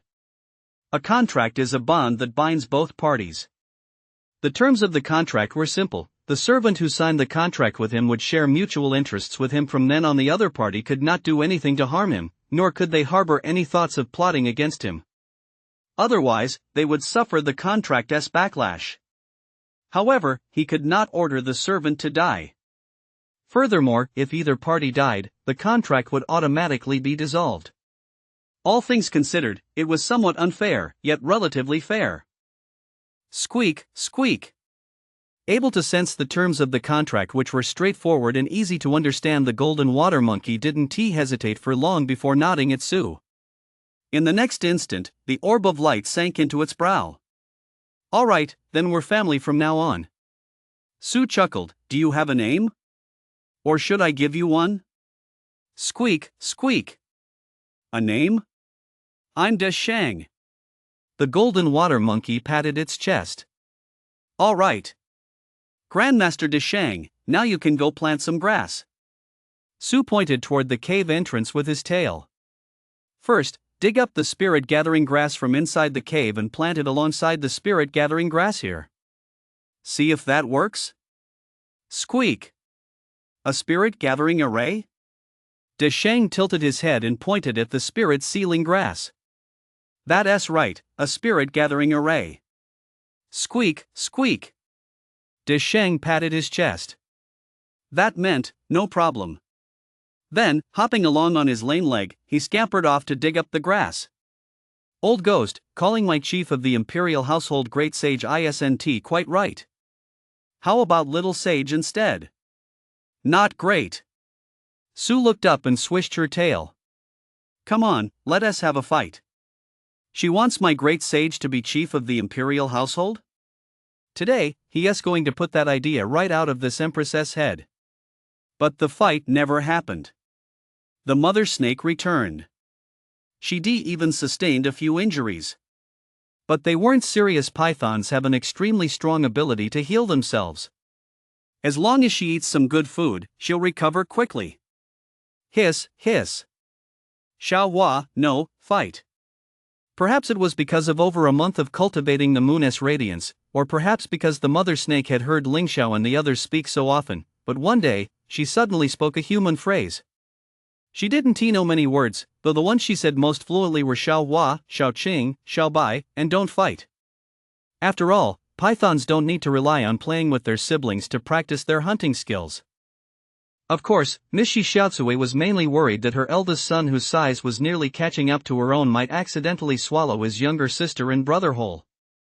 Shi Xiaocui is the female snake's name, a name she chose for herself. The female snake, covered in snow-white scales, has a small jade-green scale on her forehead. Her name likely comes from that. Hiss. Don't worry, I want to eat them. Su knew exactly how to choose between eating until she was full and eating just enough. We're committed to a path of sustainable development. Xiaocui, have you eaten yet? He asked after examining the female snake's belly. Hiss. I've eaten, but I'm not full. Then have some more later. We've got wild boar meat delivered right to our doorstep today. It would be even better if we could cook it, but unfortunately, not a single member of this family has long arms. Forget about starting a fire to cook, we can't even cut or portion the meat. But it didn't matter, snakes have their own clever ways. Hiss. Miss Shi Xiaocui also spotted the mountain shaking boar, which looked like a mountain of meat, and immediately swam over joyfully. She circled it several times. From then on, until the moon rose halfway into the sky, everyone went about their own business. Su was busy sleeping, the great sage was busy digging up and planting grass, while Ling Xiao, Ling Yun, and the mother snake dragged the mountain shaking boar into the water. The mother snake used her water control to wash the giant boar clean, while Ling Xiao and Ling Yun, one transforming demonic mana into a blade, the other condensing threads of magical energy, began to carve up the pork. The remaining pig's blood flowed into the water and drifted downstream. The vitality attracted quite a few aquatic demon beasts, which gathered to watch from a distance. They dared not approach, and the Su family paid them no mind. When they weren't hungry, there was no need to create unnecessary karma through killing, especially since these vitality level beasts, barely reaching tier 1, weren't worth eating. As Su put it, I'll be hungry again before I even break wind. It's not worth the trouble. It's better to eat the big ones, they're more filling. Squeak, squeak. Just as the three snakes, one large and two small, had finished dividing up the pork, the great sage had also finished planting the herbs. It planted the spirit-gathering herbs in a circle along the large rock by the shore, and the spirit-locking herbs directly beneath the protruding corner of the rock. With the task complete, it ran over to its employer for inspection. No need to look, Su released his soul to scan the area and knew immediately that the spirit-gathering array was complete. The spirit-gathering herbs that had been dug up and replanted not only showed no signs of mana dissipating or vitality fading, on the contrary, their vitality was even more vigorous. This was because the soil used to plant them was a mixture prepared by the great sage using his furry paws, soil dug from the ground and saturated with the blood of the mountain shaking boar. Now, seemingly nourished by the demon beast's vitality, each spirit-gathering herb stood with its roots and stems straight and its leaves fully unfurled. Though the herbs varied in size, their condition was visibly excellent. It feels a little different. If observed with the soul, one could see a faint glow flowing through the leaves and stems, flickering on and off as if following a hidden rhythm. The four spirit-gathering herbs moved in unison, like the eye of a storm, drawing the surrounding mana toward them. Did it really work? Ling Xiao asked excitedly, sensing the change in mana. It's a pity the herbs are still small. Ling Yun said. It wasn't very noticeable at first, but as the herbs grow, the spirit-gathering array's effectiveness will improve. The spirit-gathering herbs are still too small, they only occasionally emit a faint silver glow, which isn't enough to keep all the mana gathered and prevent it from dispersing. No problem, the spirit-gathering herbs grow much faster than spiritual roots. Ling Xiao remained in good spirits. You're right. Ling Yun nodded, feeling quite satisfied as he sensed the flow of mana. His spirits were low. Su thought to himself, going from an empress and Taoist lord to a little snake, from a prodigy favored by the Tao of heaven to a mere scrap on the fringes of the world, even I might not be able to bear such a fall. Had he achieved even a modicum of success and financial freedom in his past life, the moment he crossed over, he would have wept for a while, shedding a few scorching tears of a man to mourn the good life he once had. Squeak, squeak. Just then, the great sage scooped up another handful of clear water from the river and used his furry paws to drip a few drops onto each of the spiritual herbs one by one. The slender yet resilient leaves and stems, moistened by the clear water, appeared even more vibrant and lush, their emerald green color almost dripping with vitality. Ha! Sigma, do the spiritual herbs need watering? Only then did Sue realize that he hadn't watered them at all. The fact that they managed to survive on their own showed just how accommodating these herbs were, though, of course, that accommodation was really for the system's sake. The great sage then went to plant the spiritual root, the clear heart herb, next to the spirit sealing herb. It hadn't been long since they'd eaten their fill, so the snake family wasn't particularly hungry. One snake simply swallowed a pork leg, and that was dinner.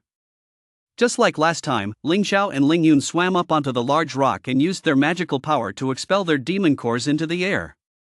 Feeling the mana converging on them, along with the moonlight being drawn in and gathered, both of them were thrilled. Hiss, hiss. Ha ha. Now my cultivation will surely advance by leaps and bounds. Hiss, hiss. Given time, I too will surely ascend to a 5th-tier demon beast. It's just ordinary spirit gathering grass. Is the spirit gathering array worth getting so excited about? Sue adopted the air of a sage and asked. It wasn't purely for the sake of showing off, but rather to extract more information. The path of cultivation is like traversing mountains and rivers. Any acceleration, no matter how slight, is cause for joy. Ling Yun chuckled. With a demon core and a spirit gathering array, how much faster is this compared to this one sitting idly in meditation? Quite right, quite right. I once cultivated within a spirit vein, but times have changed. Having this spirit gathering array is more than enough. The path to enlightenment has its order. Those who attain it first are the true masters. Time flies like a shuttle. We haven't wasted a moment. Congratulations, host, on completing the eldest brother's authority quest. Reward, refinement points 2, random spiritual herb 1, huh? Sue couldn't contain his laughter upon hearing the system announcement. Ling Xiao and Ling Yun's serpentine faces, however, were etched with frustration.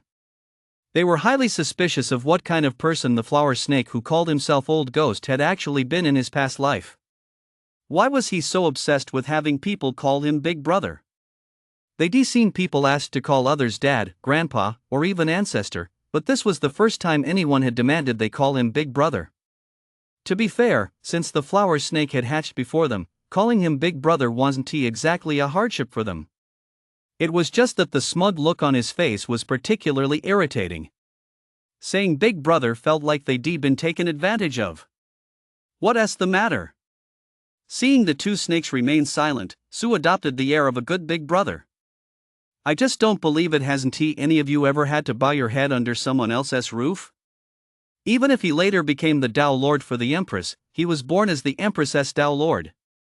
People all grow up from childhood, becoming stronger as they go. Have neither of you ever had to bow your heads in submission? I have not. Ling Xiao said, I was born the apple of my family Si, possessing the moon spirit holy body. At the age of 7, I was chosen as the Holy Maiden, seated high upon a lotus platform, devoting myself entirely to cultivation until I reached the half-step Holy Spirit realm. I have never once suffered any injustice. The same goes for me. Ling Yun added, I entered the sect to undergo the heart-probing array, and from then on became an inner sect disciple, studying under the head instructor. I reached the golden core realm within 100 years and became a prodigy of the sect who would dare to bully me. Sue clicked his tongue and forced out, as a person, one must be able to bend and stretch. Perhaps it's because you pushed too hard back then that you've now become like a snake. If you don't bend, you can't move an inch. That's an interesting point. Ling Yun looked at Sue. I suppose in your past life, Big Brother, things went just as smoothly for you as they did for us, didn't they? Sue, protruder. There's no point in talking today. That really stings, little brother. Let us not bring up the past. Life has already been full of ups and downs. You guys go practice. I'm going to take a nap. Sleeping again? I'm getting old. I need a lot of sleep. You're not even 3 months old yet. Even if you'd been reincarnated as a cat or a dog, you'd still be drinking milk. How can you say you're old? Ling Xiao rolled her eyes. Since reincarnating as a snake, the Empress's behavior and demeanor seem to be influenced by her physical form, making her act like a little girl. It's just unclear whether this is a change in her personality or her true nature coming out. Little sister, with that voice of yours, have you considered changing how you refer to yourself? No way. The Chancellor said calling myself Old Ma sounds bad and doesn't fit the status of an empress. I'm going to be the Empress again, eventually changing it back and forth is just a hassle. So confident. Big Brother has high hopes for you. Big Brother's off to sleep. Xiaohua, since you're not joining us to gather and refine moonlight, does that mean your bloodline has reverted to its ancestral form, and you've awakened your bloodline inheritance? Seeing that he was really about to leave, Ling Xiao asked directly. I guess so. Su replied vaguely. Ling Xiao didn't press the matter further. Old ghost, your vitality has accumulated to an excessive degree. While it grants extraordinary combat power in the early stages, it's not a good thing for your cultivation path. Ling Yun advised, don't assume that just because you're mentally lucid, you're immune to spiritual backfire. If the blood slaughter collides with your soul, even immortals can't save you. Besides, if your physique continues to grow, it'll be incredibly difficult for you to transform into a demon in the future. Thanks for the reminder, little brother. I appreciate the concern, but I've got it under control. Su smiled. He couldn't exactly say the system would help him refine the vitality, could he? Even if he did, no one would believe him. Little Qing, don't try to talk him out of it. You'd be better off focusing on your own cultivation and improving your cultivation level. Ling Xiao said, as long as you and I are here, we won't just stand by and watch this flower snake die for no reason. That makes sense. Su, that makes sense, my ass. My little sister and brother are such smooth talkers they've got their big brother wondering whether he should even feel touched by it. Hiss, hiss. Miss Shi Xiaotsue had already climbed onto the boulder and was hissing impatiently. Hearing this, Ling Xiao and Ling Yun said solemnly, if you're not cultivating, you might as well just sleep here. In the blink of an eye, one could absorb and refine some moonlight, and there was plenty of room on the boulder anyway. I've already claimed this spot. Su turned around. Great Sage, come here. He called the Great Sage over, directing it to its designated spot so it could cultivate alongside them. Once our Great Sage's cultivation reaches a higher level, it'll be great for roasting meat for me. Old ghost, wait a minute. The two were left speechless by Su's words and had no intention of responding to him anymore, but Ling Xiao suddenly remembered something and spoke up. We haven't asked you yet, how did you know the true identities of this emperor and little Bai? Oh, that? Because you two were talking in your sleep. Su had already made it up. Ling Xiao and Ling Yun were once again at a loss for words. What kind of crazy nonsense was this old ghost spouting? They mentioned earlier that their jawbones hadn't fully formed yet, so they couldn't speak like humans. How could he have heard their sleep talking? But they tacitly agreed not to press the matter further. When you've lived a long time, everyone has secrets they can't share with others. Besides, for cultivators, secrets are sometimes a means of self-preservation. Insisting on prying would be highly inappropriate. Vitality +1 +1 +1 +1. Vitality +1 +1 +1 +1 +1. Vitality +1 +. Though they were far away, the group could still faintly hear the sounds of wind and thunder. Roar! Arg! A roar that seemed to come from the depths of the abyss, filled with desperate, bloodthirsty madness. It was as if a great demon stage being had broken free from its final bonds, a proclamation that it was about to begin a rampage of slaughter. Such might this is no ordinary great demon stage. Ling Xiao's expression grew grave. Beast demons capable of shapeshifting are classified as members of the demon clan. The weakest realm within the demon clan is the great demon stage. However, unlike beast demons whose ranks are clearly defined by the strength of their vitality, there can be vast disparities in power among great demon stage members of the same realm within the demon clan. Therefore, within the major realms of the demon clan, there are 4 sub-realms: early, middle, late, and peak. To command demonic clouds, summon wind and rain, and have one's voice carry 1,000 li, that requires at least the late stage of the great demon stage. It's most likely a great demon stage being on the verge of advancing to the demon general stage. Ling Yun speculated. No, it's a great demon stage whose advancement failed and whose lifespan is about to run out. Ling Xiao declared, raising his head. I've heard the Chancellor say that the demon clans within the Great Wasteland Mountains are cruel and savage. Could this rumor actually be true? Ling Yun, however, had his doubts.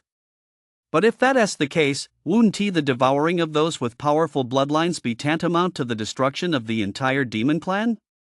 The maximum lifespan of a great demon stage is 200 years. There are at least 10,000 great demon stage beings in the Great Wasteland. If each one went on a killing spree just before dying, and if left unchecked, the demon clan would never be able to control a quarter of the realm. In fact, every great demon stage whose lifespan is nearing its end is escorted back to the ancestral lands by the demon general stage. Only with the Demon King stage's permission can one obtain the opportunity to devour the bloodlines of demon beasts.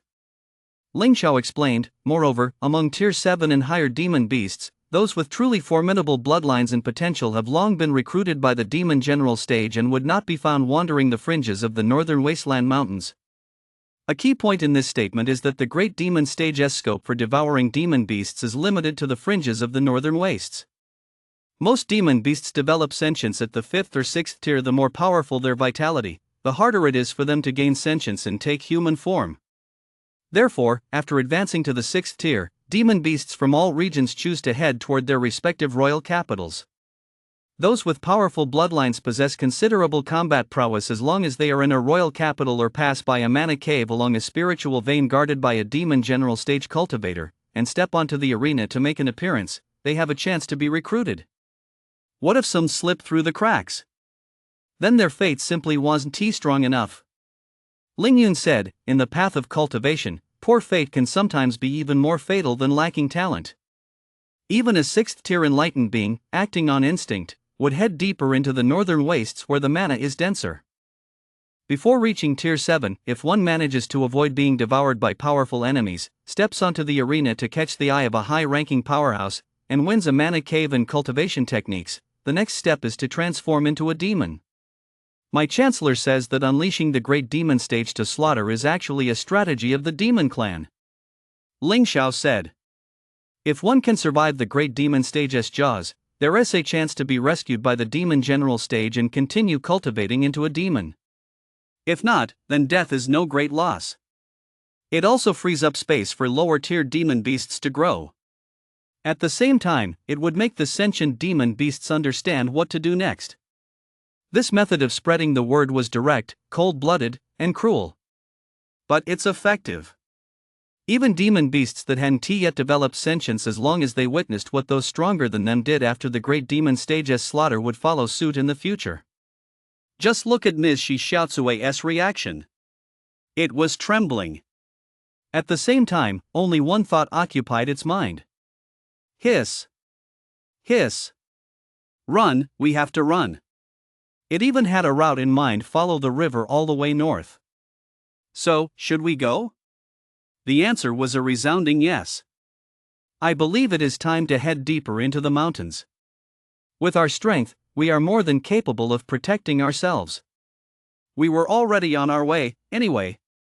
Ling Yun said. A tree too thick for a short rein cannot tether a horse. A river too wide and shallow cannot sustain a dragon. Mana is scarce here. There is no point in staying any longer. As their cultivation levels rose, the amount of mana required for practice grew ever greater. The demon core of the mountain shaking boar was slightly inferior to that of the snake-catching bird, so it had already been used up. He glanced at Su, whose physique had ballooned once again after more than a month. Brother Hua, if we don't leave soon, I'm afraid you'll eat all the demon beasts here. As demon beasts advance in rank, their thirst for vitality only grows stronger. Whether it's freely devouring blood and flesh or refining mana to solidify their souls, they must head to places where spiritual veins are found. Upon hearing this, Su nodded. That made sense. Then let us move. In this area, aside from the mountain shaking boar, there were no stronger demon beasts. That's why he rarely had the chance to sleep soundly for several days straight. At most, he'd have to wake up after 2 or 3 days, eat his fill, and then go back to sleep. It was quite a hassle. Mainly because he couldn't derive any pleasure from eating.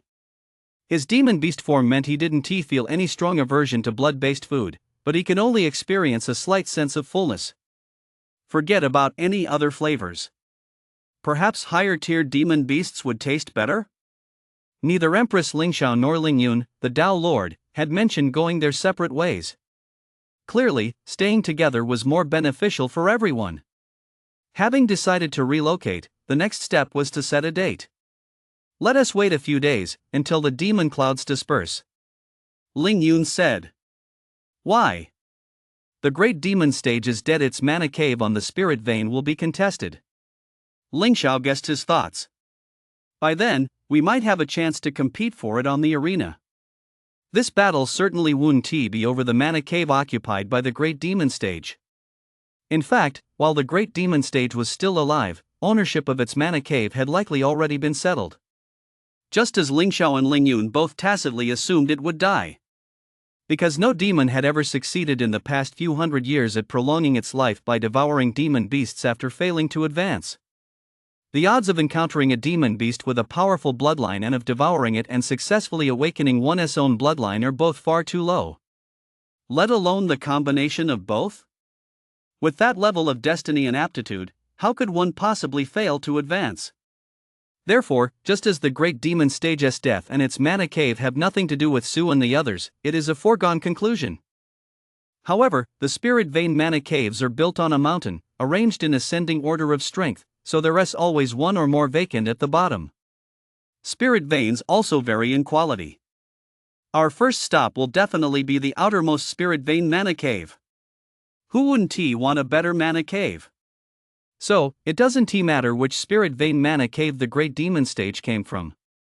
The one they were heading to would definitely offer far more opportunities than before. Su nodded. Wow, he was starting to get a taste of what it felt like to be carried along by a big shot. The opponents won't be too strong. It'll be a good chance to warm up first, Lingyun said confidently. And along the way, we might even make some other discoveries. Lingxiao glanced at the great sage curled up behind Su. This monkey might have the bloodline of the divine monkey of the spirit treasure. Legend has it that the divine monkey of the spirit treasure can ward off misfortune and bring good luck, track down treasures, and most impressively understand all methods of utilizing spiritual objects. Spiritual plants count as spiritual objects too, so it makes sense that he can grow them. Su turned his head to look at the monkey. Squeak, squeak? The monkey looked back at him. It's nothing. Su thought to himself, anyone called Great Sage is pretty awesome. That makes sense, too. Clad in armor as black as ink, his eyes flickered with a dark green glow, like two airy lanterns, as he weaved through the swirling demonic clouds. It was a sight no one dared to look at directly. Low-tier demon beasts on the ground, startled by the demonic wind, looked up and those caught in his gaze froze in terror. The next instant, there was a boom. They exploded into a cloud of flesh and bone. Roar! The demon general stage-level great demon stage, with its immense body, rode the demonic wind, sweeping past the mountaintop with a howl. Its roar was like thunder, shaking the mountains, as if it were about to shake the heavens and earth. Boom! Boom! Boom! Boom! Having lost all reason, it suddenly somersaulted to the ground and rampaged through the mountains and forests. With every step it took, trees crashed to the ground, dust swirled, and ancient trees toppled. The beasts unlucky enough to be caught in its path felt fear and despair like never before. Some perished, while others fled. They roared or wailed as they scattered in all directions, trying to escape the shadow of death.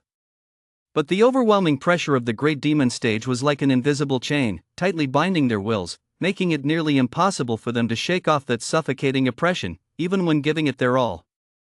In an instant, the rampaging demonic clouds and demonic mana reaped countless lives. In the face of such overwhelming power, the wails of the dying were nothing more than a nuisance to the great demon stage. He paid it no mind, it only irritated him. And because he could not find the target he sought, he grew even more brutal. The beasts he had startled fled for their lives, quickly forming a surging tide of beasts. The surging tide of beasts rolled like waves, trampling flesh and blood in countless plants in its wake. Those weak creatures struggled in despair, yet could only submit to their fate, swept up and swallowed whole in this senseless catastrophe. Only the extremely fortunate managed to escape unscathed. Even luckier were the demon beasts that lay outside the great demon stage's slaughter zone. They were fortunate enough because there were no high-ranking demon beasts near them. They were not the targets the great demon stage was seeking. This great demon stage is as good as dead. Ling Xiao observed the demon clouds on the distant horizon and reached his conclusion. He appeared fierce and powerful, but in reality, he had already lost his composure and given up hope. Otherwise, he wouldn't have started slaughtering indiscriminately right from the start. How easy is it to stay calm when death is upon you? Ling Yun said, unless, like this one, you've prepared well in advance. Little Bai, what made you have a premonition that you'd eventually be killed, so you prepared for the worst? Ling Xiao teased, I'd really like to know. This one does not have the premonition your majesty speaks of. I'm simply preparing just in case. On the path of cultivation, walking the line between life and death is commonplace. I just didn't expect to need it at the Tao Lord realm. If I'd known sooner, I wouldn't have ended up in the body of a young snake with ordinary aptitude. Then you'd better remember this time, when making preparations, give more thought to the consequences. Your Majesty's tongue is practically that of a venomous snake reincarnated. By the way, where did the ugly flower snake go? Ling Xiao asked. We might have to set out early. They were on the edge of the mountain range, where there were no high-tier divine beasts. The only mountain-shaking boar had already been hunted down, so they were definitely outside the great demon stage's killing zone. However, once the beast tide formed, the affected area would expand significantly. This great demon stage creature had a terrible temperament. Its reckless slaughter had begun a few days earlier than expected. Ling Xiao and Ling Yun had anticipated that it would hold out for at least a few days before completely succumbing to despair. After all, being on the verge of advancing to the demon general stage, it should have some self-control. So they had to move sooner than planned. The mother snake was sleeping, but the flower snake and that monkey were the only ones missing. The monkey was surely with Su, so Ling Xiao simply asked where he was. How strange that good-for-nothing snake wasn't sleeping. On the opposite bank of the great river behind us. Ling Yun said. What is he doing there? Ling Xiao asked, puzzled. He is tricking that purple gold wind-chasing turtle into letting him ride it. Ling Yun said. What kind of dream is he having? Ling Xiao laughed. Didn't you try to talk him out of it? The purple gold wind-chasing turtle clan is most famous for its hard shell, its long lifespan, and its slow growth rate. Their shells are naturally marked with purple gold patterns, an eight-formed talismanic array. From the moment they are born, they can automatically absorb mana and draw upon the moon's radiance. After just one full moon, their shells become so sturdy that only a non-spirit treasure-grade magical artifact can break them. Moreover, the purple gold wind-chasing turtle swims extremely fast in water. Once it retreats into its shell to escape, the average person is powerless against it. Of course, there are still many ways to kill it and seize its shell. But consider this, a demon beast that, as long as it doesn't die, is at least at the demon marquee stage. Do you think its ancient ancestor is still alive? What is even more terrifying is that this species is extremely rare. In the past 100 years, the number of newly born purple gold turtles has never exceeded the count of one palm. So, while we don't know how those who killed a purple gold wind-chasing turtle met their end afterward, one thing is certain, they all died very quickly. This little turtle in the river is only 2 zhang in size. It must be less than 10 years old. According to the purple gold wind-chasing turtle's life cycle, they don't reach maturity until they're 500 years old. They're reputed to be a spiritual species among demon beasts. I didn't try to talk him out of it. He thought he could handle it. Ling Yun said. He could handle it?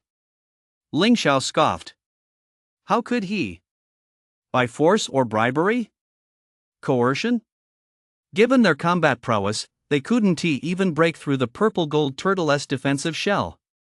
And they certainly couldn't catch up to it in the water.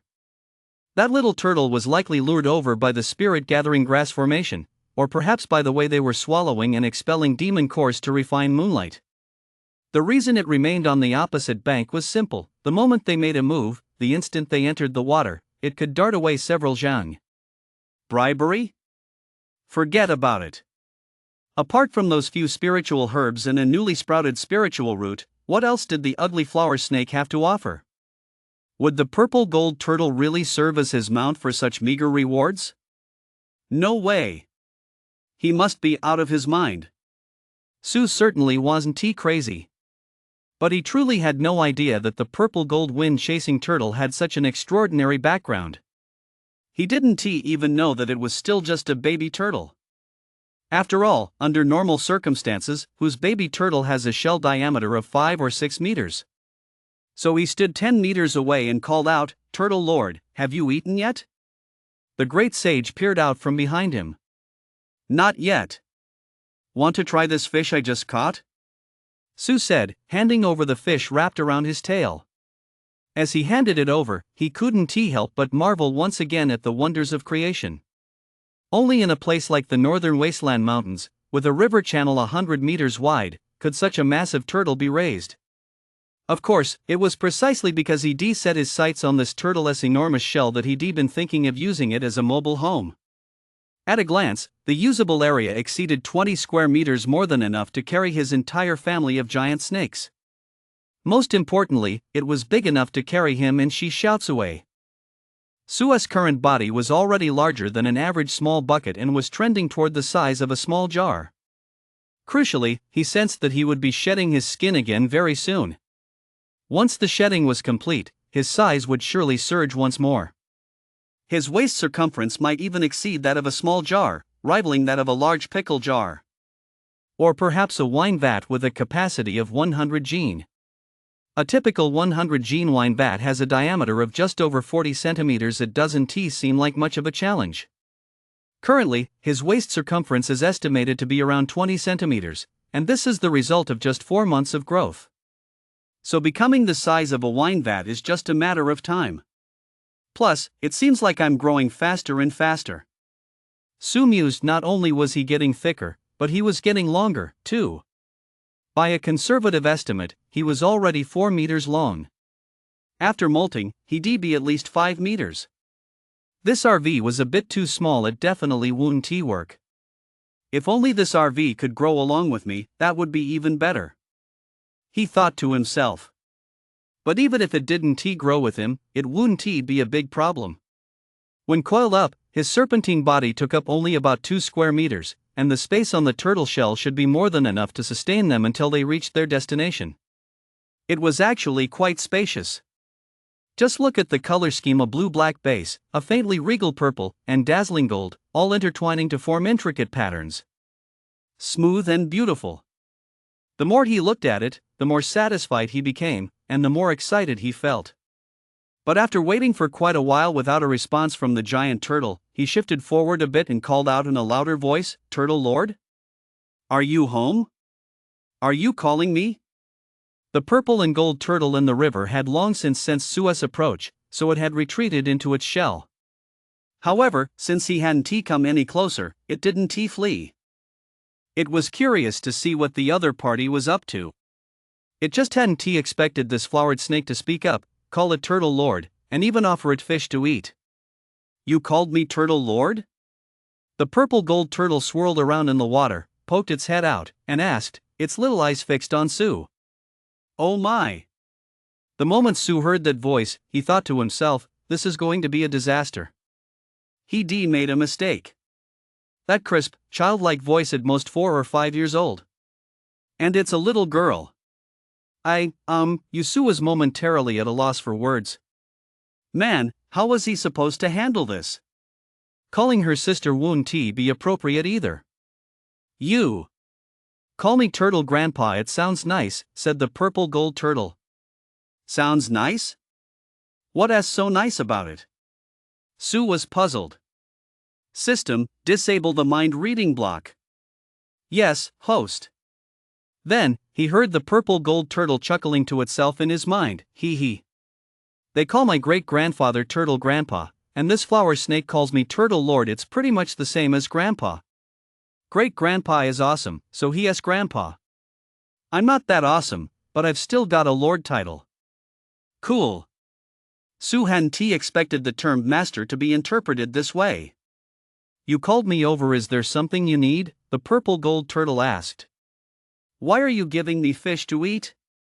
Strangely, while its telepathic thoughts flowed smoothly, its spoken language was a bit stuttery, just like other demon beasts that had recently gained sentience. I'm offering you fish so we can get to know each other. Sue handed the fish over again. Don't worry, it's not poisonous. Even if it were poisonous, I wouldn't be afraid. The purple gold turtle looked at him, let out a howl, and snatched the fish into its mouth. It swallowed it in a few bites. Then it asked again, why did you come find me? Ding! Host has a new quest. Quest objective: sign a contract with the purple gold wind-chasing turtle. Reward: refinement points 4, polymorph herb seeds 2. Just as Sue was about to speak, he heard the system's mission announcement and chuckled to himself. This was like killing 2 birds with 1 stone, a task he could handle on the side. Turtle Lord, I was wondering if that guy is actually setting his sights on the purple gold wind-chasing turtle. Ling Xiao said, looking at the turtle and snake on the opposite bank. Your Majesty, do you believe this flower snake is an old ghost? Ling Yun asked. I don't believe it. Ling Xiao replied bluntly. Judging by the ugly flower snake's words and actions, where was the depth one would expect from an old ghost? Although he referred to himself as old man, his behavior was every bit that of a young man. What about you, Brother Dao Jun? I don't believe it either. Why not ask? Why should I ask? The events of a past life, if one can let them go, they will dissipate along with the physical body. Refusing to let go is merely a stubborn attachment that is hard to shake. Neither you nor I are devout believers, nor are we beings who have transcended the world. As long as our minds remain intact, we must naturally seek revenge for wrongs and settle grievances. We each bear our own karma. Why pry into others' affairs? Besides, I see he seems to have a certain air of detachment. It's a blessing when someone can break free from the karma of past lives. There is no need to be the villain who drags people back into the mundane world. Come to think of it, this life has only just begun, and you and I have both taken quite a few advantages from this fellow. Ha! Brother Dao Jun, you're being too formal. We're all part of the same snake family. Why speak as if we were from different clans? Right? Your Majesty, you are wise. Ha ha. Wait. Am I seeing things? Look, isn't there a flashy lump on the purple gold turtle's back? Your Majesty, that lump is actually our eldest brother. The time it takes to burn a stick of incense passed. During this time, the great sage finished transplanting the spiritual herbs. Ms. Shi Xiaotsui was awakened. For snakes climbed onto the back of the purple gold wind-chasing tortoise. However, Ling Xiao and Ling Yun still couldn't figure out exactly how Su had managed to do it. The Taoist master was clearly more composed. He closed his eyes, crossed his legs, and began his cultivation. The Empress, however, was so baffled that she found it difficult to enter a state of complete detachment from the world. She failed several times to calm her mind and focus her spirit. So, she decided to ask directly. Old ghost, what did you say to the purple gold wind-chasing turtle? Why did it agree to carry us? Turtle Master. What? Die, from now on we're family, so you can call it Turtle Master. Right, Turtle Master? The purple gold wind-chasing turtle, Die, nodded in response. As a little turtle who just left its clan to roam the streets, it was clearly enchanted by being called Turtle Lord. Its little eyes even glanced back, clearly waiting for Ling Xiao to call it Turtle Lord. Seeing this, Ling Xiao simply swam up to the front. Turtle Lord, how did you agree to sign a contract with the flower snake? Little Ching, Master Su, and I are sleeping buddies. He even feeds me. Ling Xiao had a bad feeling. She turned to look at Su. He. Su bared his teeth at her. Little sister, don't doubt it, I'll be counting on you from now on. Turtle Lord, rest assured my sister and brother are absolute pros at hunting. Stupid flower snake. Die, you wretch. Ling Yun didn't learn of this good news until several hours later. She immediately tried to lash out. But she was ruthlessly subdued by Su. Hee hee, little brother, you can't beat me. How about we practice some more? This line came from the good big brother, Sue. Hee hee, thanks for your help, little bye. This remark came from the clan's new hungry beast, the purple gold wind-chasing turtle, Dade. Hiss hiss Miss Xiaotsue, feeling sorry for her child, said, Xiaoqin, little bye, mom will go fishing with you. To make good time, they had no plans to go ashore anytime soon. So their hunting targets were mainly the fish in the Great River. This was a truly vast river, over 100 meters wide, with depths reaching several zhang in some places, supporting countless aquatic demon beasts. They wouldn't lack for food along the way. Ling Xiao declined Xiao Chui's offer. He let it rest peacefully on its shell and continue its cultivation. It wasn't that he was worried about danger if it went into the water. For several hundred li ahead, the area is considered the edge of the mountain range. The river is still too shallow to support particularly powerful aquatic demon beasts. The main reason is that, for her and Lingyun, hunting is also a form of cultivation. It is a means to hone their combat skills and enhance their combat prowess. If they want to achieve a good record on the arena of the Mana Cave, a spiritual vein, in the near future, they must start preparing now. Before then, it would be best to advance to the 5th tier. 4th tier beasts have too little chance of winning in the Mana Cave competition. Besides, Xiaotsue is already a 5th tier beast. If she can advance to the 6th tier as soon as possible, she'll have a fighting chance. As for Sue, she didn't need to worry about him. Judging by how at ease he looked, entering the Mana Cave shouldn't be a problem. Thinking of this, she couldn't help but glance at the flower snake. Sure enough, it had fallen asleep again. Sleep. Go ahead and sleep. Once you're up on the stage and getting beaten up, you'll be the one crying. But then she remembered how tough this creature was. It could defeat many beasts of the same rank just by using its massive body to overpower them, and she felt a bit deflated. She actually found herself empathizing with how the other prodigies whom she had dominated during her reign as empress must have felt. However, the very next moment, she pushed those scattered thoughts aside.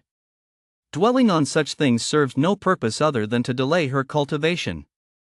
So she cast aside all distractions and devoted herself entirely to cultivation. When night fell, she joined Lingyun and the mother snake in using the remaining fragments of the demon core to absorb the moonlight. Woohoo! The turtle lord, carrying them as they drifted through the water, let out a soft, joyful cheer as he felt the moonlight descend. For the purple gold turtle, the amount of mana in their surroundings had little impact on their cultivation. As long as they weren't in a mana-sealed area, they could cultivate as long as they were on the turtle's shell. However, even in places with abundant mana, their cultivation speed wouldn't see any additional boost. They didn't even have demon cores. Still, the mana and moonlight made them feel exceptionally at ease and helped them sleep more soundly. So when Sue reached an agreement with it that aside from providing a place to sleep and meals, all spiritual herbs and roots obtained now and in the future would be planted on its back, this was one of the conditions that persuaded it. As for Dai Dai, it didn't matter where she wandered. Since there were benefits to be gained and carrying them wasn't much trouble, she agreed. Among the purple gold wind-chasing turtle's innate abilities is the power to control water. It has an uncle in the human realm of the eastern lands who has been enshrined as the river lord and water god. So, as long as it so desires, it can drift along the river in a predetermined direction, all while continuing to sleep undisturbed. Great-grandfather said it would be good to make a few friends, especially those who seem to live long lives. Those who love to sleep generally live a long time. The flower snake loved to sleep and even addressed it as Turtle Lord, so it was quite willing to befriend her. The flower snake's younger sister and brother were indeed formidable. They could channel so much moonlight. It was just that this demon core was a bit small. If it were larger, might there be enough moonlight to completely envelop it? Her great-grandfather had some in his storeroom, but he wouldn't let her take them out. Without a demon core, she hadn't slept as comfortably since leaving home. That's why, when she discovered the flower snake family gathering and refining moonlight, she was sleeping on the opposite bank of the river. Dai Dai's eyes darted about as she pondered where she might get a large demon core. But after thinking it over, she hadn't come up with an idea. She'd just worn herself out. Aha! She yawned and decided to sleep first, and think about it tomorrow. From that day on, Ling Xiao and Ling Yun spent their days cultivating on the turtle shell and catching fish beneath it. To feed the 3 hungry beasts, they had to go fishing once every 4 days on average, catching at least 20 tier 1 or higher aquatic demon beasts each time. Fortunately, the 3 weren't picky eaters. The great sage used the beast's blood to water the spiritual herbs and spiritual roots. Su remained unchanged from before, eating and sleeping, sleeping and eating. That day, he noticed several new spiritual herbs had sprouted on the turtle shell, already growing as tall as his little finger. It suddenly dawned on him that at least 10 more days had passed. The demonic clouds on the horizon hadn't dissipated yet. And they seemed to be getting closer and closer to them. 2 more days passed, and just as they were about to reach the clouds, they suddenly receded. "Let us find a spot to go ashore and take a look," Ling Xiao said, gazing at the lingering demonic energy not far away. "Let us bring the great sage along." In the areas where the great demon stage had passed through, there were high-tier demon beasts. Rumor had it that rare treasures were guarded by these beasts. So their plan was simple: to go there and see if they could score a bargain. If they came up empty-handed, it didn't matter, they could always try to get some beast blood to cultivate spirit plants. Su immediately glanced at his interface and nodded in agreement. Host, Su race, Watershy snake rank, 6th tier, requires 10 million points to reach tier 7 vitality, 5,610,087 physique realm, demon body realm 2,490, 10,000 soul realm, demon soul realm 2,689, 10,000 skills and spells, divine ability, devour chi to transform into blood, bewitching his combat skills, bind refinement points, 06. Before setting out, he had instructed the system to use all the refinement points he acquired along the way to enhance his strength. Even in his dreams, he never stopped practicing his combat skills. With this level of strength, he should have no trouble defending himself and escaping. But the numbers here don't quite add up, do they? System, what is going on with the increase in my physique and soul? Although these were unexpected gains, Su still felt it was necessary to understand the reason behind them. Especially his soul realm, the increase was definitely over 100. Even without looking at the stats on his panel, he could sense it when he channeled his soul. Hostess vitality is abundant with every breath. You have gathered and refined mana and moonlight. Mana and moonlight are even more effective for refining the soul. Is that even possible? Su gasped in astonishment. Wow! Doesn't this mean that sleeping in an environment filled with mana and moonlight would accelerate his power growth even further? Instantly, his anticipation for finding more hidden opportunities grew. So, leaving Shi Xiaotsui and Turtle Master behind, he headed ashore with Great Sage and Ling Xiao Lingyun. They headed straight for the spot where the demonic energy left behind by the Great Demon stage was the strongest. 1 hour later. On the battlefield, now reduced to scattered bits of flesh and blood, the Great Sage fished something out from the shattered roots of a 1,000-year-old tree. Is that a green peach that's mostly rotten? Su examined it for a while before asking hesitantly, is this even edible? Squeak, squeak. There wasn't a single peach tree in the entire forest. For the Great Sage to reach under the tree's roots with his furry paws, rummage around for a while, and pull out a rotten peach that just didn't make sense. This green peach must have come from somewhere else. Everything around them had been ravaged beyond recognition by the Great Demon stage and the Beast Tide. Before Su and his group arrived, this place had witnessed at least 2 major battles. The first was likely when the high-tier demon beasts of this area hunted and preyed upon the demon beasts in the Beast Tide. The second was when the Great Demon stage slaughtered them. That truly epitomizes the law of the jungle. Su gained a first-hand sense of the brutality of the northern wasteland mountains. Of course, once high-tier demon beasts die, they are devoured by lower-tier ones. There were plenty of traces where blood had been licked up, yet hardly any scraps of flesh remained. However, perhaps because she had been human in a past life, she felt not so much a sense of sorrow at the misfortune of her own kind, but rather a greater sense of relief and vigilance. Relief that he hadn't been swept up in this catastrophe.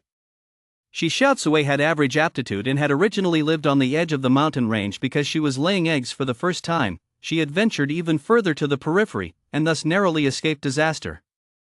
At the same time, he felt a sense of vigilance.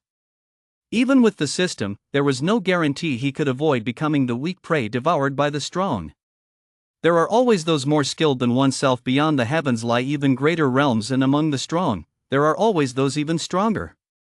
Sue thought to herself. Arrogance brings misfortune to humans. Arrogance invites rain from the heavens, and a snake that grows too arrogant is easily devoured like a spicy snack.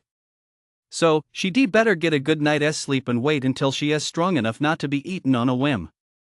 We're pretty lucky, Ling Xiao said, glancing at the green peach. There's a bit of mana in this peach. Although the flesh was definitely inedible, they could keep the pit. Who knows, it might grow into a peach tree that bears spirit fruits. Ling Yun took a look as well and said with a hint of regret, demonic mana from the great demon stage still lingers here. The corrupt, deathly energy within has tainted the flesh, so it really can't be eaten. Things imbued with mana generally don't rot as long as the mana remains. However, since mana is of a pure nature, if a spiritual object is tainted by other forces, its rate of decay actually accelerates. In just a few hours, the flesh of this green peach had nearly rotted away completely. Great Sage, put the peach on the ground, he said to the Great Sage. Squeak, squeak. The Great Sage knew he was Su's brother and, as instructed, placed the green peach on the ground. Ling Yun then tapped the peach with his tail, and a flash of mana transferred to it. The flesh fell away, revealing a clean peach pit. Old ghost, take a look inside this pit and see if there's any life force left. After doing this, he turned to Su and said, Ha? You want me to look? How am I supposed to do that? Don't play dumb, use your soul to scan it. Ling Xiao snorted derisively. TSK. Su thought to himself he really couldn't hide a thing from these two. Of course, he never really tried to hide anything in the first place. He concentrated, extending his soul to touch the peach pit.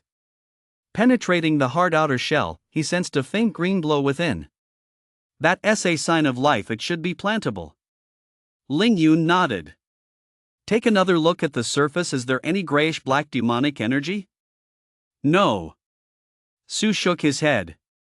It was all stripped away along with the peach flesh. He could see it clearly. That's good. The three snakes and the monkey searched the area once more but found nothing. So they prepared to head back. Squeak, squeak. The Great Sage pointed to a spot and hopped over in a few bounds. He crouched down, parted the leaves covering it, and scooped up a handful of soil soaked in beast blood. He clearly intended to dig it up and take it back. We don't have anything to put it in, Ling Xiao said. That's easy to fix, Su replied. The giant tree, snapped in two during the battle, was as thick as two people could embrace. Since it had just fallen, the bark wasn't completely dry yet and was still quite supple.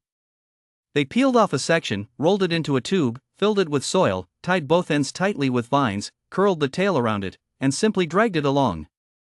Soil soaked in the blood of a high-tiered demon beast, though not a rare item, was beneficial for spirit plants, so it wouldn't hurt to bring it along. Then, they returned to the riverbank carrying an object with two pointed ends curving upward. Once they were on Turtle Grandpa's back, Great Sage sprang into action, using the soil they brought to plant the peach pit in the center of the spirit-gathering grass. Everyone continued on their way. 2 days later, they once again narrowly avoided another wave of beasts.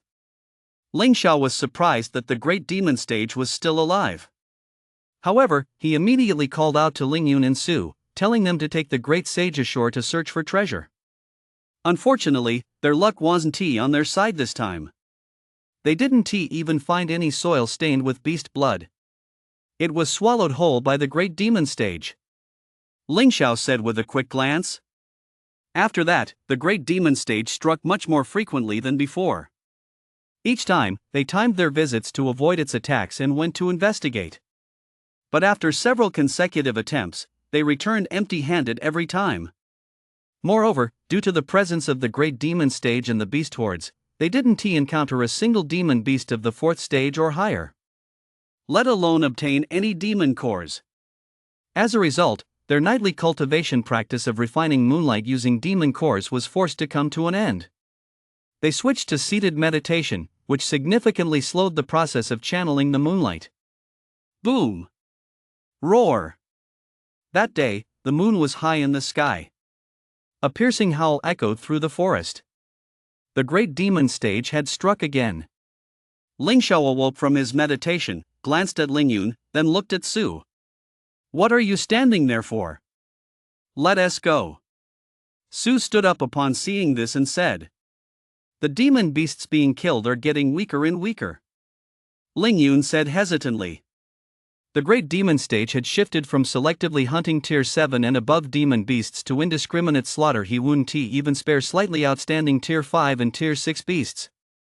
That was why he was striking so frequently. Otherwise, where would he find so many high-tier demon beasts to kill? Of course, as for his family, either their cultivation time was too short, resulting in inconspicuous spiritual energy fluctuations and low bloodline potential, or they had no spiritual energy fluctuations at all, so they wouldn't have caught the great demon stage's attention. The only thing that stood out was Su's size. But if one didn't know that he was less than half a year old, his size would be comparable to that of a second or third tier python. Therefore, he wasn't worried about danger on the way there, rather, he felt that the trip itself was a bit of a waste of time. Weak demon beasts couldn't hold on to even the most precious treasures. Bro, stop dithering. We're already here. Su stretched his body. If we don't go take a look, what if we miss out? We kick ourselves later when we find out. Besides, even if there are no rare treasures, just soil stained with beast blood would still be a gain. It wouldn't be a wasted trip. It would be even better if they could hunt a few panicked demon beasts along the way for an extra meal. Stockpiling resources is very important. As the saying goes, with grain in hand, the heart remains calm. Accumulate resources widely before seeking to become a king. Only by building up slowly can one achieve great things. Su said as he swam along. Isn't that exactly how we cultivate? We have to build it up bit by bit. We can't rush it. He thought to himself, look at my vitality, didn't I build it up bit by bit while sleeping? It took nearly half a year just to reach the 6th tier. Old ghost, what you just said is quite interesting. Ling Xiao smiled. Especially that line, since we're already here. Hearing that, even I feel I ought to go take a look. Ling Yun also stood up. He had to admit that those 4 words, since we're already here, seemed to possess a certain magic that was impossible to resist. That's one of the 4 great mantras. What are the other 3? I'll tell you later. Ling Yun thought to himself, who are you trying to fool? The 4 great spells? I come from an orthodox school of the Xianmen. I've never heard of such a thing. Half an hour later. Standing alongside Ling Xiao, he suddenly began to have his doubts about the small sapling that the great sage had dug up from the demon beast's den. He began to wonder if the 4 great spells really did exist, and if they were simply too ignorant to know about them. This is a dragon's blood tree, Ling Xiao said. It's indeed a dragon's blood tree sapling. Ling Yun nodded. A treasure for the evolution of the serpent and python clan's bloodlines. The two exchanged a glance and turned to look at Su. Their gaze startled him. What's wrong? Is there something wrong with this tree? There is nothing wrong with the tree, Ling Xiao wanted to say, you're the one with the problem. Just as she was about to ask whether the remaining 3 great incantations also had the power to bestow blessings, a sudden, heart-stopping sigh echoed from the distance. Then, a voice resounded throughout the mountains. By order of General Fu Qing, under the command of the white-browed Marquis of the Southern Great King Escort, all demon beasts of the 5th rank and above are to proceed immediately to the nearby Mana Cave at the Spirit Vein, to participate in the Mana Cave arena established by the Demon General Stage. The victor shall be rewarded with the Mana Cave. The defeated may still vie for a place outside the Spirit Vein Mana Cave. The deadline is 10 days. After 10 days, the arena will open. It will last for 5 days, no exceptions after the deadline. The voice rolled like distant thunder, soaring straight into the heavens before dispersing. It echoed across the wilderness, deafening to the ears. This was not merely a simple roar, it contained profound demonic mana and possessed the power to shake the very soul. It pierced every corner of the forest, echoing in the ears of every demon beast that had awakened to sentience. Even those with only the earliest stirrings of sentience could clearly receive this crucial message. The sound reminded Sue of a lioness roar. As the echoes gradually faded, the demonic clouds in the distance also began to dissipate. Is that great demon stage dead? He could no longer sense the opponent's demonic mana fluctuations. Yes, he is dead. Ling Yun said. Just like that? Sue was somewhat surprised. Just moments ago, he had been so fierce he'd stirred up such a commotion, unleashing a flood of beasts that had caused countless deaths among the beasts and devastated the flora and fauna. He'd forced many low-tier demon beasts to perish alongside him. He'd even personally slain numerous demon beasts of the 5th tier and above. And just like that, he is dead? Dead without a trace. What else did you expect? Ling Yun asked. I thought he'd die heroically. Sue said. Dying heroically isn't it still dying? Ling Xiao said. Besides, when one's body perishes and the Tao dissipates, the soul leaves the body against its will. How can that be heroic? It's not as if he actively sought death, he couldn't choose how to die. A great demon stage practitioner is unwilling to die, he struggles desperately until death is unavoidable, it's beyond his control. That is true. Sue thought for a moment. Whether the death was dramatic or not, he was going to die anyway, there was no fault in that logic. Then he asked, now that the great demon stage is dead, should we go take a look? What are you up to? Ling Xiao chuckled. Are you still hoping to find some loot? Hee, not exactly. I've just never seen a dead great demon stage before. Of course, he'd never seen a living one either. So, is there anything to loot? Like hell. Ling Xiao snorted. Do you think the demon general stage who issued the order just now was only there to check if he was dead? If it were just to confirm life or death, a simple soul scan would suffice, or something like a soul lamp. If the light went out, the demon was dead. At the very least, the demon general stage still had demon soldiers under his command.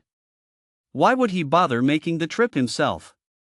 He came to retrieve the great demon stage's body. Ling Yun whispered. The great demon stage's corpse is worth as much as a top-grade magical artifact. In the cultivation world, magical artifacts are classified into 4 tiers: low grade, middle grade, high grade, and top grade. A top grade magical artifact costs 1,000 mana stones in the mortal realm.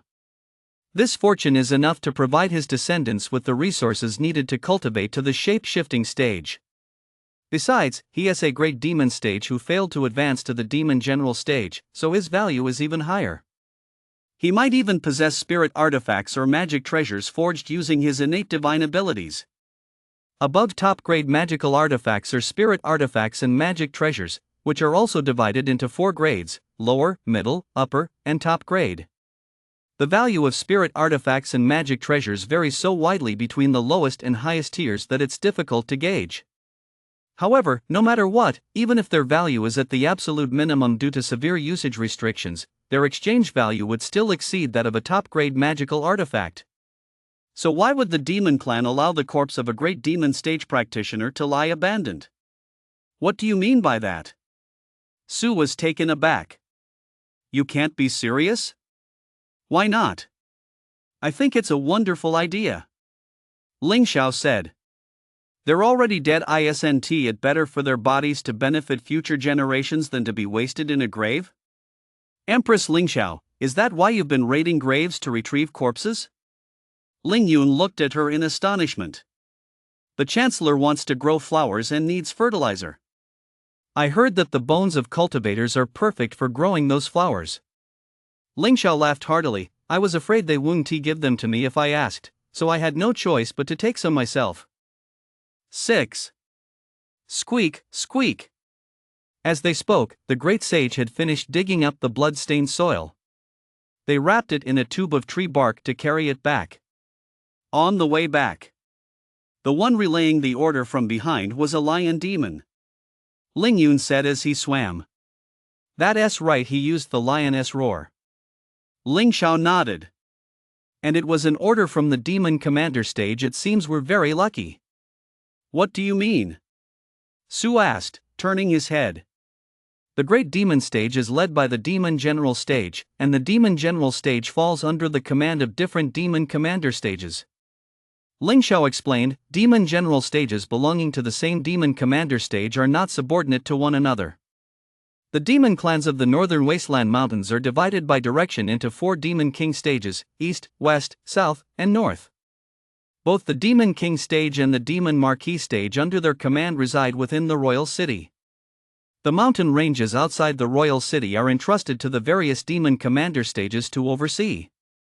Each Demon Commander Stage dispatches Demon General Stages under their command to guard the mountain ranges where the major spiritual veins and mana caves are located. While the territories under a Demon General Stage's jurisdiction vary in size depending on their strength, they are all of equal rank. The strong may not annex the weak, nor may they lay claim to another's spiritual veins. To do so would be a provocation against the Demon Commander Stage. So when a great demon stage dies, the distribution of the vacant spiritual veins and mana caves involves only the Demon General Stage to whom he belonged in the spiritual veins and mana caves under that general's jurisdiction. In other words, it would only involve the Demon General Stage at most. However, the Demon General Stage who issued the order just now began by mentioning the Great King of the South, and went on to mention the Demon Marquis Stage and the Demon Commander Stage. The order was issued by a Demon Commander Stage. What does this indicate? It means there are quite a few vacant spirit vein mana caves. Su said with understanding. Vacancies must exist in the spirit vein mana caves of various great demon stage generals for demon beasts to be allowed to challenge the Demon General Stages. By the way, how did you know that the one from earlier was a Demon General Stage? He asked curiously. Could it be that they had some way of judging strength? But they clearly couldn't tell the rank of the demon beasts. He referred to the Demon General Stage as the Demon General Stages. Ling Yun said, don't think the demon race doesn't pay attention to titles. If a great demon stage were to address a Demon General Stage, they'd use the title General. I see. Su nodded. This piece of information, combined with what he just learned about great demon stage corpses being utilized, gave him a strong sense of dissonance. Back on the turtle's back, the great sage went about planting trees as usual. Dai glanced back and, seeing that they made a discovery, couldn't help but take a closer look. Oh! A dragon blood tree. It blinked. The fruit from this tree is delicious, but it's hard to grow. No problem, we got the great sage. Su laughed. Turtle Lord, did you hear the order from the Demon General Stage earlier? Ling Xiao swam forward and asked, can we hurry to the nearest mana cave? If so, once the dragon's blood tree bears fruit, I'll treat you to a few. Sure. Dai nodded in agreement. Hiss hiss miss, she shouts away, leaned in, puzzled. Why the rush? There's bound to be a gathering before the tournament begins. Ling Xiao said, rather than wasting time here, we might as well go there and try our luck. Ling Yun nodded, exactly. I'd also like to see if I can trade for an alchemy furnace. The dragon blood tree is not only difficult to keep alive, but it also grows slowly. Who knows how many years it will take for it to grow, bloom, and bear fruit. However, this isn't really a problem for Dai. The monkey on her back is good at growing spiritual herbs. Maybe it really can keep the dragon blood tree alive. Anyway, to speed up the journey, she just needs to focus her mind and ride the water. No need for it to struggle to move forward. Let us hurry up. It's not like anyone said we had to go that fast. With all 4 limbs and her head and tail tucked inside her shell, Dai blinked her eyes. Chasing the wind and moon is fast, going with the current is fast, and riding the wind and cutting through the waves is fast too. It's just that the degree of speed varies. Ling Xiao and Ling Yun were unaware of this. They knew that the purple gold wind-chasing turtle was extremely fast when moving through water, but they didn't know exactly how fast it was. Back when she was the Empress Dao Jun, she encountered the purple gold wind-chasing turtle but never had the chance to ride on its back. She never would have imagined that, as an ordinary young snake, she'd get to have this rare experience. Hearing Data's inner thoughts, Suudi inadvertently learned the truth, peered to the left and right at the rapidly receding scenery and decided the speed was just right. It was smooth and steady, perfect for sleeping. Going too fast wasn't good either. Excessive speed could easily lead to an accident. So he didn't say a word. He closed his eyes and went back to sleep. Although Dai had imposed a speed limit on herself, their pace was still quite fast. 2 days later, they arrived at the nearest spiritual vein, the Mana Cave. Upon reaching shore, they encountered a small demon peeking out curiously. Upon asking, they learned this was the Mana Cave of Luyang Mountain. Just so you know, this is the thousandly ascending Dragon Ridge. The peak of this mountain range is Wangyun Mountain, where the commander-in-chief of Fuli has his headquarters. The quick-witted little demon explained to Su and the others, this Mana Cave of Luyang Mountain is under the command of General Yu. The cat-faced little demon hadn't fully transformed, though it looked human. It was covered in fur, with a frail, diminutive build, a cat's head and paws, and a tail protruding from its back. Its eyes were lively, and it was quite intelligent. After speaking, it bowed to them and asked if they'd like to hire it to gather information. The fee is just a single piece of low-tier demon beast meat. Su found it amusing, while Ling Xiao asked it, "Do you know if there have been any trading gatherings around here in the last few days?" "Yes." The wildcat spirit bowed to Ling Xiao. "Over the past couple of days, someone has organized a treasure exchange sermon gathering to the east. Quite a few intelligent demon beasts have gone to listen, and treasures can be traded there." "All right, come back tomorrow and lead us there." Ling Xiao said, "I'll give you the meat then." "As you command." "What is your name?" 19. "Why didn't you ask a few more questions?" Su asked after 19 had left. This mountain cat spirit seemed quite clever. Its human speech was indistinguishable from that of the human race. "It would been good to chat a bit more and gather some intel. Why did we send him off after just a few words?" "A group of intelligent demon beasts gathering for a tournament. Is there any news worth digging into?" Ling Xiao said nonchalantly, "We'll see for ourselves tomorrow. One glance will tell us everything we need to know. Besides, what could a minor demon who only accepts a single piece of low-tier demon beast meat as payment possibly know?" Accepting demon beast meat as payment indicates that hunting low-tier demon beasts isn't an easy task for him. His combat prowess is easy to imagine. And among demon beasts, combat prowess determines almost everything. This holds true even for those who have attained sentience. What he knows won't be particularly valuable. Many demon beasts even despise such weak little demons and forbid them from coming near. That SY-19 had been watching from a distance until Ling Xiao called it over. In the world of demons, weakness is an original sin. Su clicked his tongue. Asking it was indeed no better than seeing for himself. As for its fluent speech, there was nothing strange about that. As long as those around it spoke human language often enough, it wouldn't take long for it to pick it up. Nishi Xiaotsue had been listening to them speak a lot lately, and now she spoke human language quite convincingly. "Your Majesty, where did these little demons come from?" he asked curiously. "Are they part of the demon clan?" In the classification of power levels for demon beasts in the demon clan, there was no such category as little demons. Before meeting 19, he hadn't even known that such a category as little demons existed within the demon clan. Of course, little demons are part of the demon clan.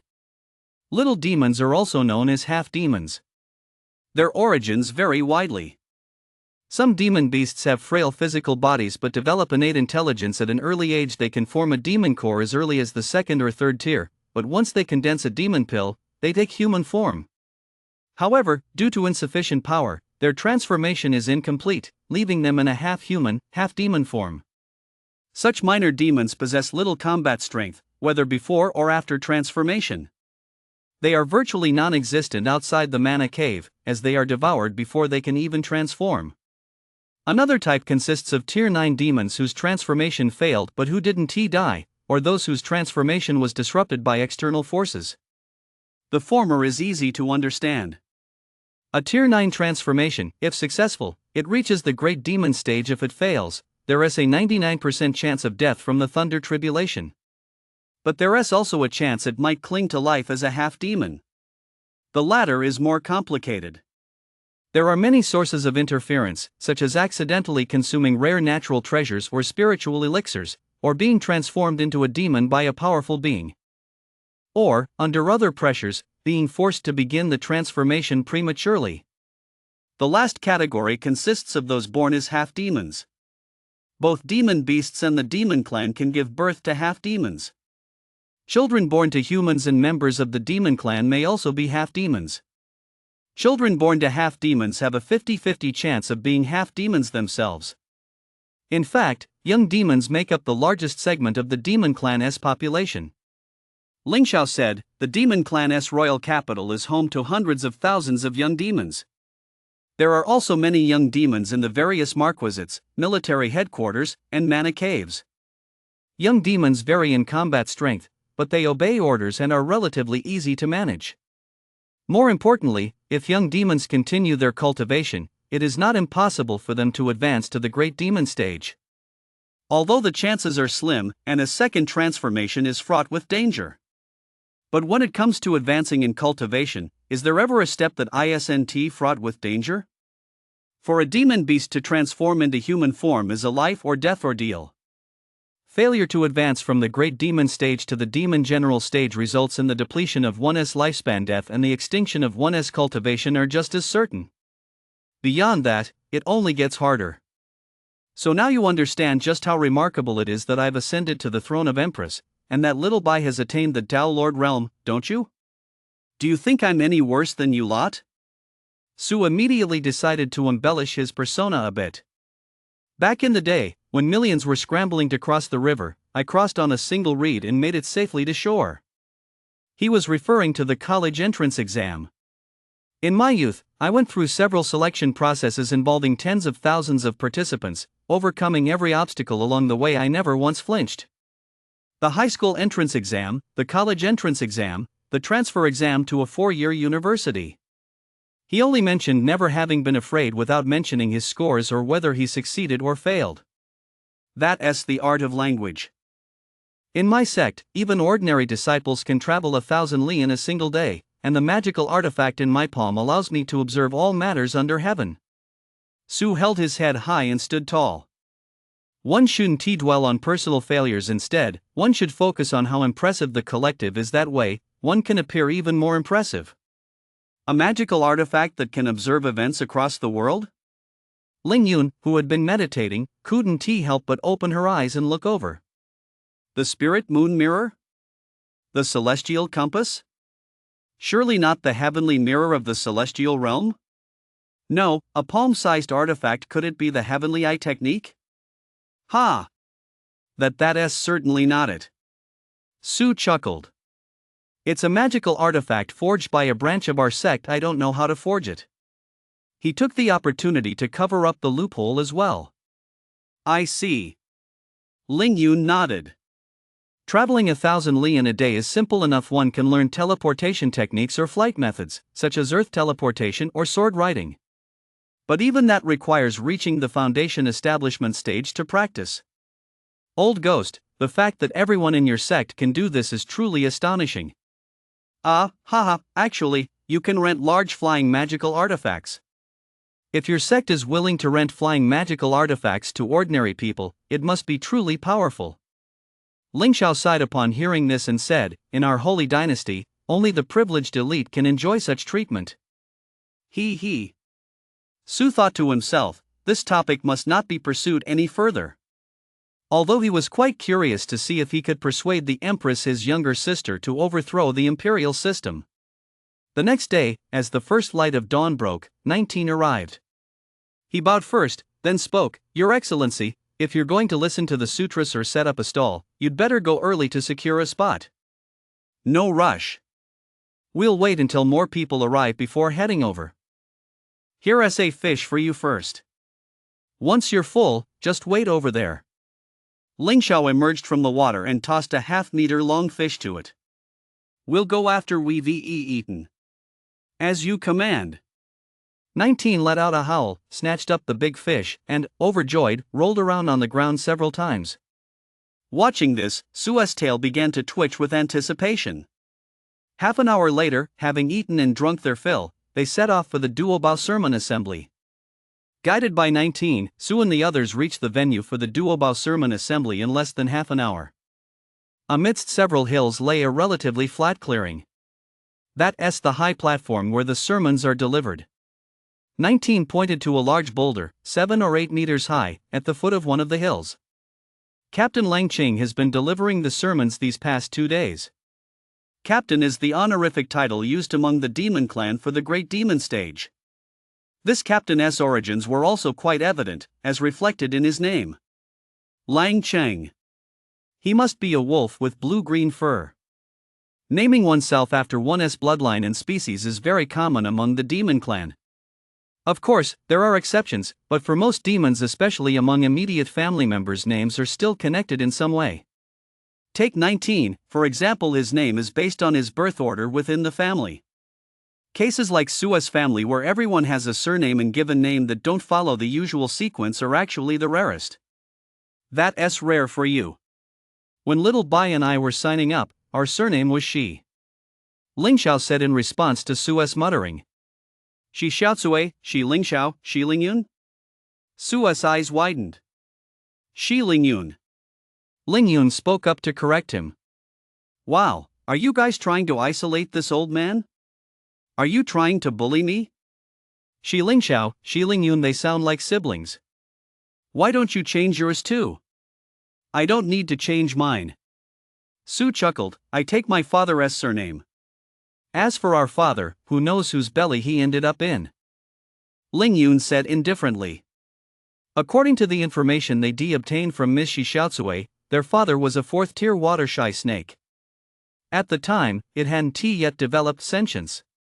Later, a 5th-tier snake hunting bird had hunted down a group of water-shy snakes, and then the great demon stage had stirred up a beast horde from the sky, so this father was likely already dead. Well, that's fine. Even if it's dead, it doesn't stop it from bearing the Su surname. Su said matter-of-factly, it wasn't sentient, so it certainly didn't have a name, it's just right. 6. Ling Xiao uttered an exclamation Su often used. Let me tell you, whether a snake bears the Su or Bai surname, it will have tremendous fortune. Why? Both Ling Xiao and Ling Yun showed obvious interest in this. Once upon a time, there was a great white snake named Bai who found a very powerful master. After cultivating for 1,000 years, she descended to the mortal realm, married a man surnamed Su, gave birth to a child, then took a nap in a tower, and when she woke up, she had become an immortal. Is that true? Ling Yun asked. One path of cultivation for the snake and python clans is bloodline evolution. The path of evolution ultimately leads to becoming a dragon and ascending to the celestial realm. After 100 years of cultivation, one becomes a python after 500 years, a water dragon after 1,000 years, one survives the thunder tribulation to ascend to the celestial realm, shedding one's mortal form to become a chi dragon. Only after another 1,000 years of cultivation in the celestial realm can one enter the dragon transformation pool to become a true dragon. The terms 100 years and 1,000 years mentioned here are approximate figures. They refer to the lifespan one would reach without cultivation, at which point one could also become a dragon. With cultivation, it all depends on one's cultivation level. A chi dragon is essentially a little dragon. Whether on Earth or in the celestial realm, the prefix little often carries the implication of pseudo, just as with little demon or chi dragon. One can easily imagine what their status would be like in the celestial realm. However, this is already the easiest path for the demon clan to cultivate. Moreover, once one ascends, they are granted a lifespan of 1,000 years. We now have the dragon blood tree. Therefore, the most suitable path for Ms. Shi Xiaocui is the divine path, that is, bloodline evolution, leading to ascension as a dragon. If that is truly the case, why not persuade Ms. Shi Xiaocui to take the surname Bai? Ling Yun asked. The thunder tribulation of the divine path is far less powerful than that of the celestial path. Yet for ascending demons, it remains a life or death ordeal. I think it's a good idea. Ling Xiao nodded. In the story told by the flower snake, the great white snake successfully ascended and even became a deity. This is definitely a good omen. Moreover, Bai Ling Xiao and Bai Ling Yun clearly sound better. Su, I think it's fine, too. By Su Jin's son, Su Shilin, had become the top scholar in the imperial examinations, or perhaps the incarnation of the star of literature. The people of the Zhenghua clan might not feel much toward other deities, but they certainly couldn't remain indifferent to the star of literature and the emperor of literature. After all, they were objects of worship, and at times, their status even surpassed that of the god of wealth. Although he felt that the celestial realm and the mortal realm on the Wildlands continent didn't have the sharply defined hierarchy he'd known from myths in the past. After all, when Ling Xiao and Ling Yun spoke of the celestial realm, they didn't seem to harbor much longing for it. Still, he felt that catching a bit of the star of literature's good fortune was a temptation he couldn't resist. Fortune, destiny. In his previous life, paying too much attention to such things was considered superstition. On the wild and barren continent, everyone was deeply superstitious, whether demon or human. Just look at the multi-treasure sermon assembly before him. There were over 100 demon beasts present. Those who made it this far were the lucky ones. As for the unlucky ones, aside from those who managed to hide, most of them died. They died in the jaws of other demon beasts, in the dying rampage of the great demon stage, in the tide of beasts, or even at their own hands. This reminded Su of civil service recruitment. The state has no use for candidates with bad luck.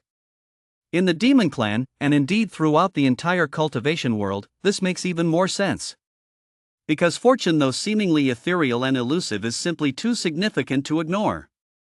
The path of cultivation is fraught with tribulations. Some who seemed certain to make it through met an inexplicable death.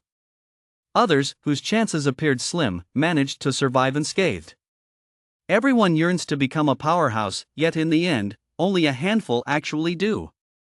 How many individuals of extraordinary talent have failed to make it to the end? It's impossible not to believe in the existence of destiny, and impossible not to yearn for better fortune. So, the three reached an agreement. Once they returned, they would persuade Ms. Shi Xiaotsui to change her surname to Bai. This wouldn't be too difficult. The Shi and Shi Xiaotsui's surname was merely a surname chosen based on her race. There was no absolute rule preventing it from being changed. Sir, there's a stall up ahead with some items from human cultivators. 19 ran over and said. While the three of them were chatting, this little demon had tactfully stepped aside to help search for the alchemy furnace Ling Yun wanted. However, since it didn't know what an alchemy furnace looked like, it simply looked for stalls run by human cultivators and then returned to report. Alright, let us go take a look. Ling Yun replied immediately. Hiss. Wait. Su suddenly remembered something. Startled, he couldn't help but flick out his snake tongue. Hey, haven't you guys forgotten? We don't have any money on us. Money? Demonic beasts don't use money anyway. Ling Xiao chuckled derisively. By the time you start worrying about that, it'll be too late. Let us go take a look first. Following 19, they arrived at the stall it had mentioned. Ling Yun spotted it at a glance, a small black gold cauldron in the corner. It was filled with grass. The stall for the Multitude of Treasures Sutra assembly was set up quite haphazardly. Most of the attendees were demon beasts, with a few minor demons weaving through the crowd. There weren't many stalls, just a dozen or so scattered along each side of the stone platform. Since demon beasts were generally quite large, the stalls were spaced far apart, giving the place a certain air of grandeur. Moreover, on the open space in front of the stone platform, dozens of demon beasts of various forms had already staked out their spots. Some were crouching, others lying down, all waiting for the great demon stage to begin its sermon. This helped make the gathering seem less deserted.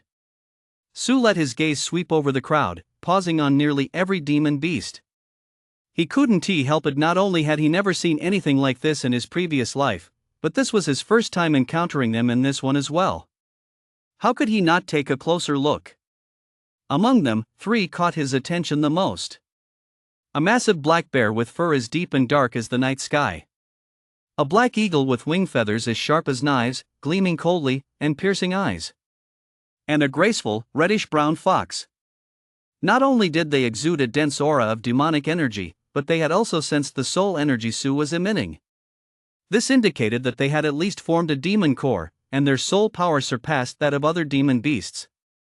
If Sue were to encounter any of them on the arena, they would all be opponents to be wary of. The demon beasts in the clearing generally showed little interest in the stalls on either side. As a result, business at the stalls was extremely slow. Of course, upon getting closer, one would realize that this was to be expected.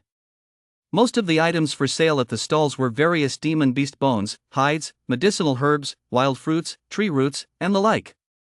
For most demon beasts, these items were less valuable than a single piece of low-tier demon beast meat. Moreover, the stall's target customers do not seem to be the beasts themselves, but rather half-beasts adorned with accessories other than leaves.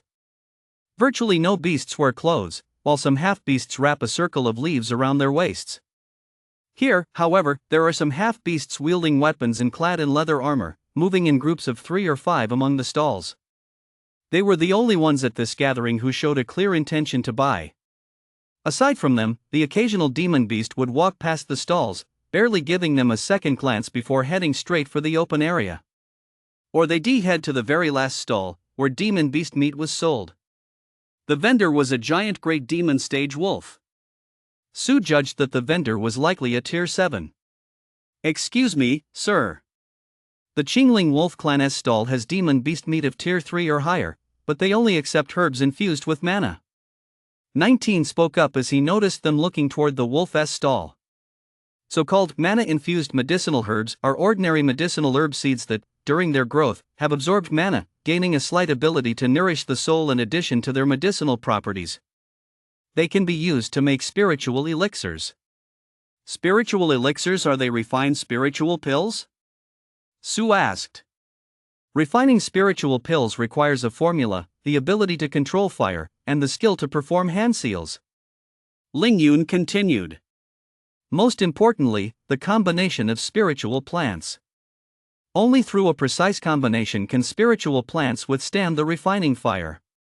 With the harmonious interplay of water and fire, and the enhancement of magical power, a spiritual elixir is formed. Herbal plants with only a trace of mana will turn to ash in an instant when placed in the alchemical furnace.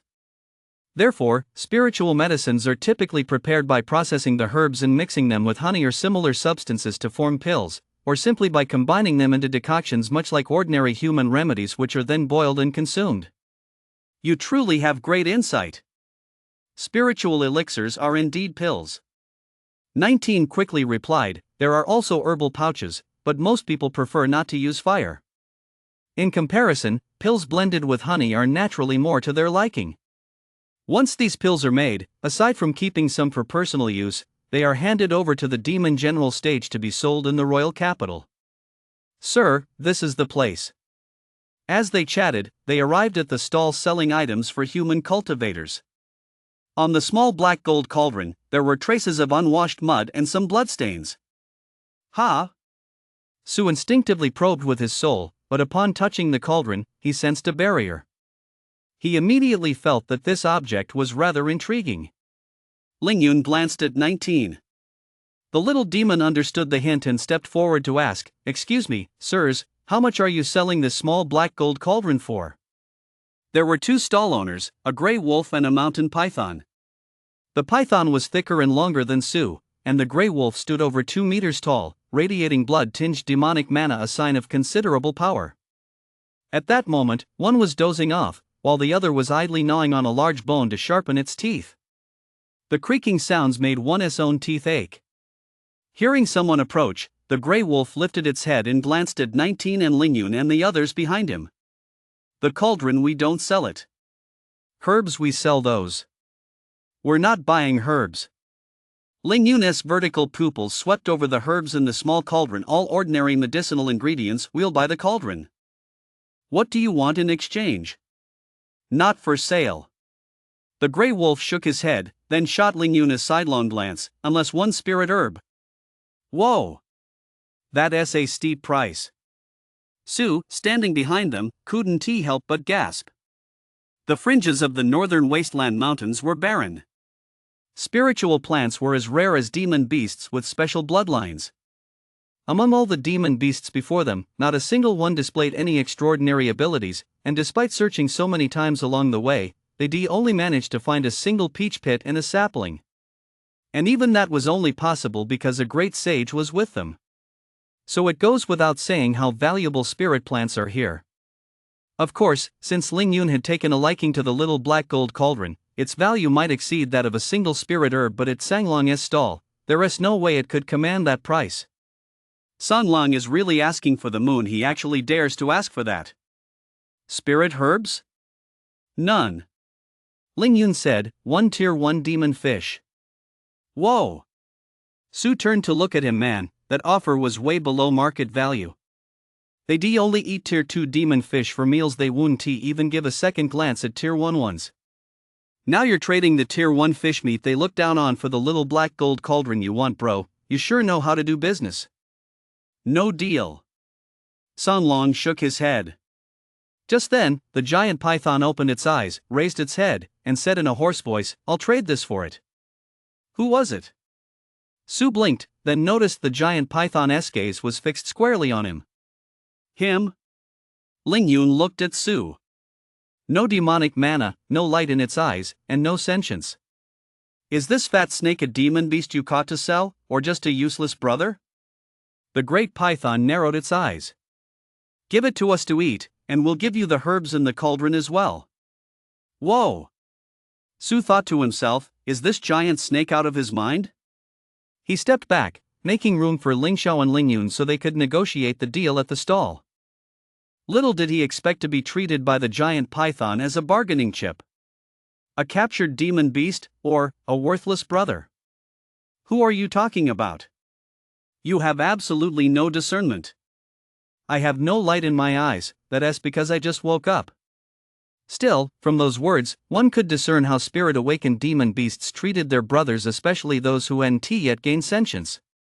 They could be bought and sold at will. He isn't for sale.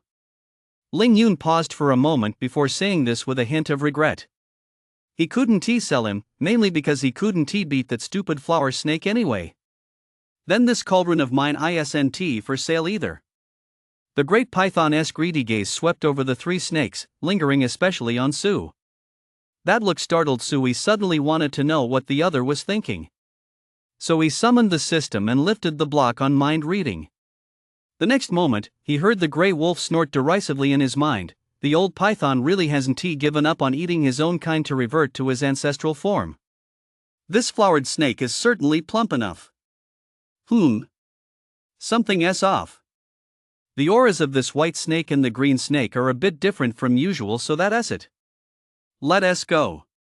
At that moment, seeing that negotiations had reached an impasse, Su kept staring at the great python.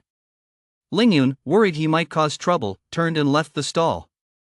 This was a no-fighting zone. Anyone caught fighting would be expelled. Su hesitated for a moment, then followed her. Ah ha ha. Ha ha. You good-for-nothing brother. They hadn't gone far before Ling Xiao could no longer contain himself and burst out laughing. Old ghost, how does it feel to be treated like an uneducated fool and specifically named as someone to be eaten? Ah ha ha ha. It's nothing. Su said lazily, a gentleman's revenge can wait 10 years. My silly little sister, do you really think they just want to eat me? Do you still want that little black gold cauldron? He asked Ling Yun, turning back. Of course I do. Ling Yun said, what's your plan, big brother? Just follow me in a moment. Su said, everyone, be careful. We let our wealth show, and now people have their eyes on us. What do you mean, let our wealth show? They clearly had nothing to their names. How could they have revealed anything? However, while 19 was momentarily puzzled by Su's remark, the other two understood it instantly. After that, the three didn't say much more. This was the Duobao Sermon Assembly, surrounded by numerous demon beasts. No matter how quietly they spoke, there was no guarantee that creatures with keen hearing wouldn't overhear them. They reached the central clearing and found a spot in a corner. Your Excellency, 19 said with a bow, in a moment, Captain Langqing should arrive. If there are no further instructions, this humble demon will go find a place to listen to the sermon. Go ahead, and there's no need to come looking for us afterward, said Ling Yun.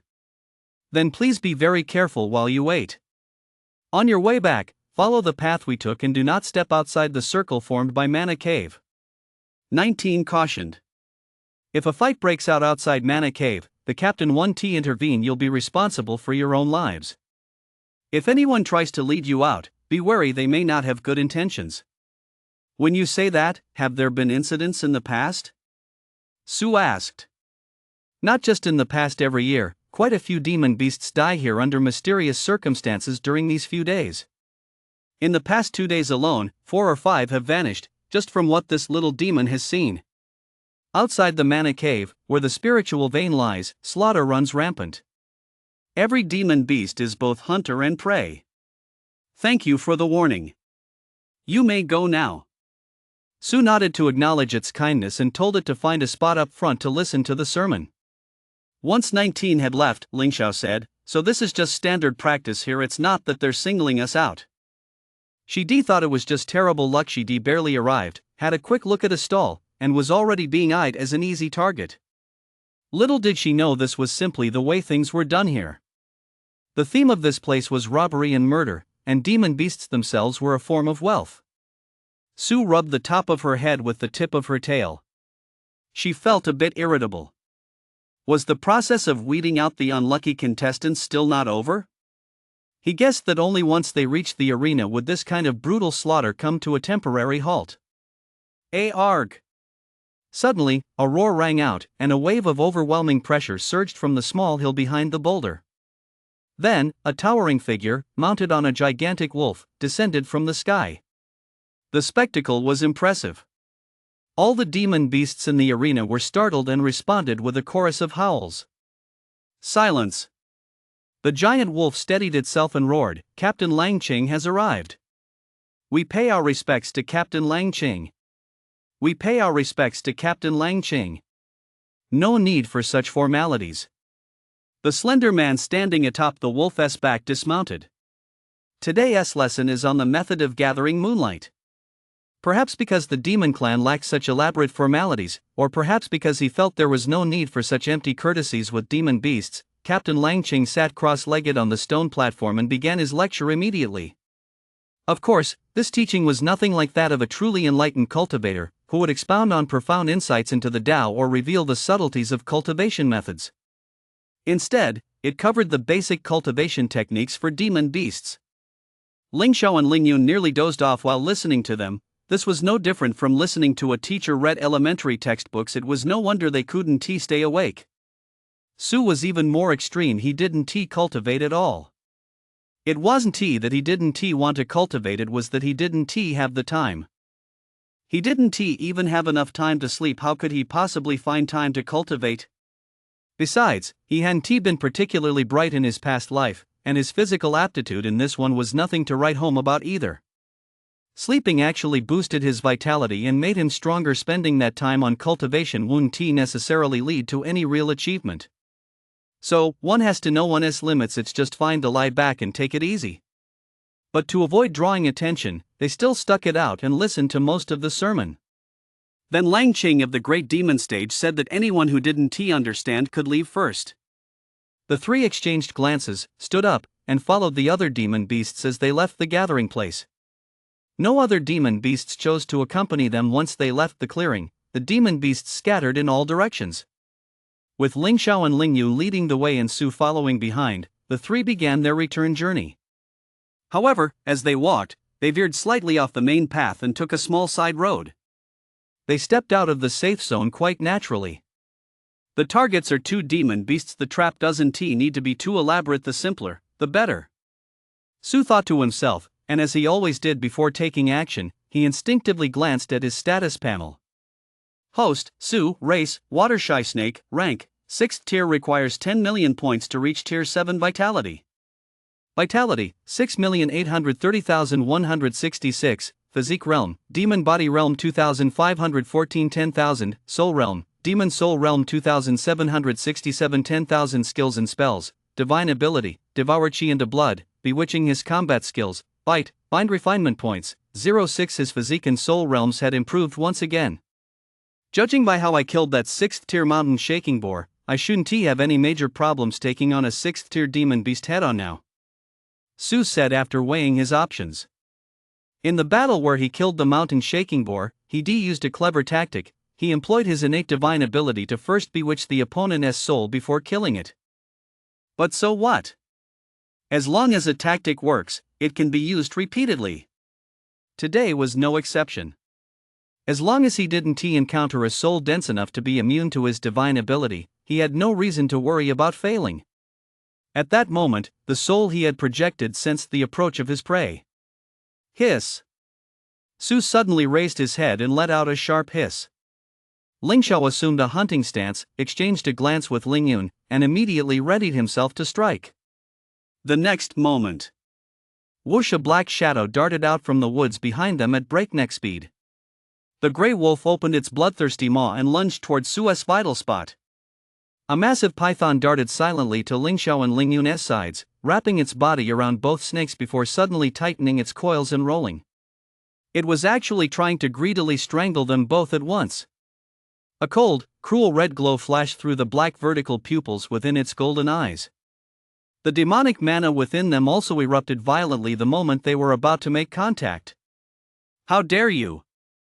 Ling Xiao roared.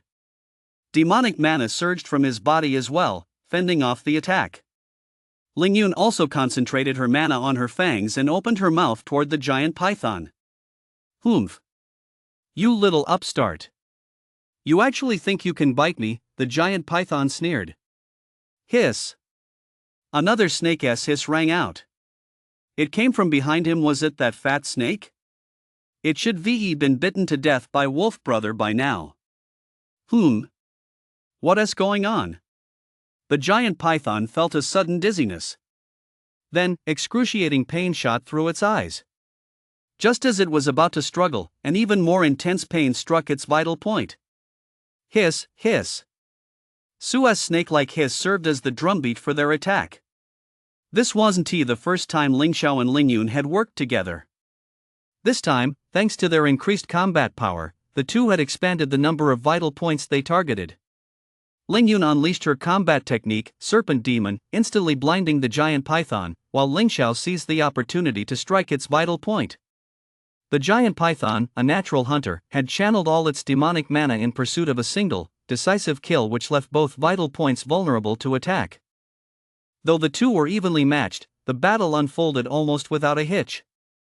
In a life-or-death struggle where both sides fought with everything they had, one side not only outmaneuvered the other to turn the tables and seize the initiative but also possessed a mind-bending innate ability ensuring they remained invincible. The Grey Wolf, slightly weaker than the giant python, faced Su, the strongest of the three, and the outcome was equally predictable. Its lumbar spine was snapped with a single blow, its neck was torn open, and its blood was drained dry. "Idiot!" Ling Xiao snarled contemptuously after drinking his fill of the great python's blood. Then the three of them, carrying the two demon beast corpses, quickly returned to the safe zone. Engaging in a swift and decisive battle, then leaving immediately to avoid attracting other high-tier demon beasts. This was an unspoken understanding they reached long ago, requiring no explicit communication. Trouble! Just as they were heading back, Su suddenly sensed something amiss through his soul connection. His expression changed, and he shouted, "Brother, you take the giant python." With that, he released the python and rushed forward at full speed, causing Ling Yun to stumble sideways. "What is going on?" Ling Xiao asked. "Something happened by the river." Su, De Shang, and the purple gold wind-chasing turtle, Dai Dai, had all formed servant contracts with each other. This relatively fair contract stipulated that, aside from the servant being forbidden to betray their master during the contract period, the most important clause was that when any one of them came under attack, the other party's soul would sense it. However, De Shang and Dai Dai's soul powers were still relatively weak, so they were unable to actively send out a distress signal. The danger he sensed just a moment ago meant they had already been attacked. So without hesitation, he immediately rushed toward the riverbank. Damn it! Watching his receding figure, Ling Xiao and Ling Yun grew anxious as well. Not only was Ms. Shi Xiaotsui on Data's turtle shell, but so were all their belongings. Their home had been ransacked. How could they not be worried? Yet, leaving the Grey Wolf and the giant python they just hunted behind felt like a bit of a waste. Just as they were hesitating, they spotted the familiar figure of a young demon. 19. Your Excellency. Trouble. 19 came running, shouting, "The old lady is about to be snatched away by the golden-backed dragonfish." Got it, Ling Xiao said. guard it for us. We'll come back for it later and pay you with a fish just like the one from this morning. This was a safe zone where fighting was prohibited. Hiring this little demon to stand guard signaled that these items belonged to someone no other demons or beasts were allowed to pick them up, so there would be no danger. As you command, 19 replied loudly. Sir, would you like to hire my brothers to retrieve the items they left at their stall? Go get them, Ling Xiao and his companion said, already dashing out. As you command, 19 replied loudly. Looking at the dead gray wolf and giant python on the ground, he was both astonished and overjoyed. He knew he'd made the right decision to come report this. This family of water-avoiding snakes truly possessed extraordinary combat prowess. He then whistled, summoning a bird beast, and shouted at it, "Go fetch my brothers." First, he'd collect the belongings of these two dead fools and wait for the distinguished guests to return. If they came back, it meant they'd defeated the golden-backed dragonfish, and he'd receive a hefty reward. If they didn't return, that would be an even bigger windfall. Just the two demon beast corpses on the ground would be enough to cover his travel expenses back to the royal city. Still, 19, hope these distinguished guests will win. He was generous, spoke kindly, and most importantly was incredibly powerful. In the northern wasteland mountains, raw power is everything. If they defeat the dragonfish, they're sure to win a spot in the mana cave as well. We could maintain long-term contact, and who knows, maybe for 19, winning meant defeating and driving away that golden-backed dragonfish that had come to cause trouble. Not killing it. Because this dragonfish possessed a trace of Jialong bloodline, its water control techniques in the water were extremely powerful, and it was also skilled in a technique that used water to strangle its opponents. Upon its arrival, it immediately claimed a mana cave in the Great River, becoming a tyrant of the waters. As for Su and his companions, though they were strong, they appeared to be ordinary water-avoiding snakes. The term water-avoiding indicates they possess some natural talent for swimming, but in the face of the dragonfish, they're unlikely to gain any advantage. Su had already reached the riverbank. A huge splash erupted in the water. Amid the roaring sound of splashing water, all that could be seen was a jet-black figure and a flash of golden light. Squeak, squeak. Brother Su, the mistress is in the water. De Sheng's voice rang out from a large tree on the opposite bank. Splash. A giant turtle, its shell covered with numerous transparent water bubbles, emerged from the water. Dai Dai blew a huge bubble to shield the spiritual herbs, dragoness blood tree, and other items on her back, preventing them from being washed away or destroyed as she dove back underwater. Hearing the great sage's cry, she quickly poked her head out and called, "Big brother." Xiao Chui, danger. I'm coming. Splash. Su raised his head and dove headfirst into the water. Suddenly, the water churned violently.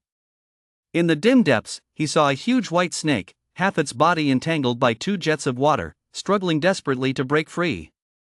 Immediately afterward, a massive black shadow burst out of the darkness. It was a strange-looking, colossal creature resembling the legendary dragonfish. The dragonfish had a slender build, its entire body covered in jet-black scales, making it easy to hide in the dimly lit depths. Its head was slightly bulging, and its long whiskers swayed gently in the water, exuding an air of unchallenged arrogance. It truly did bear a resemblance to a dragon. Of course, it looked more like a fish than anything else. Its back was covered in golden scales, its massive head bore a pair of dead fish eyes, and sharp fangs protruded from the corners of its mouth. Splash! The colossal fish's body shot forward like an arrow leaving the bowstring, lunging at the white snake with breathtaking speed. However, the great white snake seemed to have anticipated this. With a twist of its body, it dodged the fatal blow at an impossible angle. At the same time, it lashed out with its tail, sending out ripples of surging water as it counterattacked the dragonfish. Amid the ripples, the two forces collided violently, sending waves crashing in all directions. But the white snake's strength was, after all, inferior to that of the dragonfish, and its movements were further restricted by the dragonfish's magical powers, leaving it able to dodge only within a limited space. In a moment of carelessness, it was bitten by its opponent. Blood gushed out immediately. Seeing this, Su charged straight at the dragonfish. Boom! Su's sharp teeth clashed with the dragonfish's razor-sharp dorsal fin. Innate combat skill bite skill. The next move was entangle. This collision was accompanied by splashing water and a deafening roar. The surrounding aquatic plants were torn to shreds by the force, and the vibrations from the riverbed traveled to the surface, stirring up a flurry of waves. The arowana seemed well versed in the fighting style of pythons, so Su's attempt to coil around it failed. Su knew he couldn't give the arowana a chance to activate its innate abilities and techniques to manipulate the water currents and trap him. Moreover, the closer he stayed, the more effective his hiss ability would be when he seized the moment to strike by surprise. Therefore, he remained pressed tightly against his opponent at all times. The battle immediately reached a fever pitch. Relying on his astonishing strength and tenacity, Su launched a relentless barrage of fierce attacks against the dragonfish. The dragonfish, in turn, used its agile movements and experience to deftly evade the attacks while seeking opportunities to counter. The contest between the two was a truly evenly matched struggle. Deep in the murky riverbed, this tense, intense, and heart-pounding battle with the roar of clashing forces and the spectacular spray of water sent shockwaves that caused all living creatures in the area to flee far away. After several exchanges, neither side had gained the upper hand. A demon beast with a powerful bloodline, even if it was also a 6th-tier creature, possessed innate abilities in combat prowess far beyond those of an ordinary 6th-tier demon beast. Damn it! Su had even suffered some losses. The dragonfish's fangs had pierced his body, leaving several bloody wounds of varying depths. He was also accidentally struck by the opponent's tail. There was a loud thud. The snake and the fish were now several zhang apart. Ha! Are you that female snake's offspring? I was just worried one wouldn't be enough to eat, and here you come right to me? Ha ha! You? Forget about demon cores or demon essences, you don't even have any demonic energy. You're nothing but a stupid snake with nothing but brute strength, and you actually dare to fight me? You're practically asking to die. What a lot of nonsense. Who does he think he is looking down on? I don't need a demon core to kill you. Su had been bested and was in a terrible mood. When he was upset, he didn't feel like talking. He simply twisted his body, lashed out with his tail, and charged forward. So you're just a dimwit whose spirit has only just awakened, one who can't even speak. The golden-backed dragonfish had kept its gaze fixed on him the whole time. Seeing this, it snorted coldly. It took his lack of response to mean that he hadn't refined the horizontal bone and was therefore unable to speak. If you're looking to die, then go ahead. As he spoke, a faint green glow flashed from his body, stirring the underwater currents and quickly whipping up a whirlpool that surged towards Su. Boom! Splash! Splash! Holy shit! Su, who had been charging forward, realized he was a split second too late. He was swept up by the current, spun around involuntarily twice, and only managed to steady himself by stiffening his body. Then, with a thought, he channeled his vitality. The violently surging vitality caused a red glow to radiate around him. In the next instant, he was about to shatter the churning current. Just then, the dragonfish let out a sudden roar. Kid, you're dead. Look at this treasure. Take this. Then, it opened its mouth. A shimmering pearl shot out of its mouth in an instant. Whoosh! Su heard the roar and instinctively looked up, only to see the pearl appear right before his eyes in the blink of an eye. Try to dodge? It's too late. Boom! In the blink of an eye, the magical treasure unleashed by the dragonfish slammed down on his head, instantly leaving him dizzy and disoriented. A beam of white light shot out from within the pearl and instantly pierced straight into his spirit platform. A tremor rippled through his spiritual center, and the ethereal image of the soul Dharma form on the lotus platform flickered slightly. Oh no! He screamed inwardly, sensing the white light heading straight for the lotus platform. Having never faced such a crisis before, Su lost his composure for an instant. His serpentine body stiffened, and he instinctively took the full brunt of the attack. To his surprise, the ethereal image of the Dharma form seated on the lotus platform actually opened its mouth slightly and sucked the white light right in. Holy shit! Holy shit! Holy shit! Su snapped back to his senses the next instant and shouted holy shit 3 times in a row to vent his frustration. What the hell? What the hell is this? You just swallowed it? No, wait, I just swallowed it? Glancing up again, he saw the orb that had struck him spinning rapidly. It hadn't been recalled? What the hell kind of treasure is this? Not recalling it after defeating the opponent, aren't you afraid it gets stolen? Ding! Host, you have a new mission. Mission, swallow the demon core of a 6th tier golden cloaked dragonfish. Mission reward, refinement points 12. Polymorph pill 1. Is this a demon core? Su's mind wasn't fully clear yet, but he had absorbed the most crucial information. Without hesitation, he opened his mouth, leaned forward, and swallowed the demon core that had struck his head. A demon core, huh? It wasn't like he hadn't eaten one before. Here comes the good stuff. At the same time, he channeled his vitality and activated his innate divine ability Devour Chi to transform into blood. Host has consumed the 6th tier golden back dragonfish's demon core, gaining plus 389 to soul realm and plus 355 to physique realm. As he leaned forward to swallow the demon core, his soul perception detected 2 shadowy figures sneaking up on the dragonfish from behind.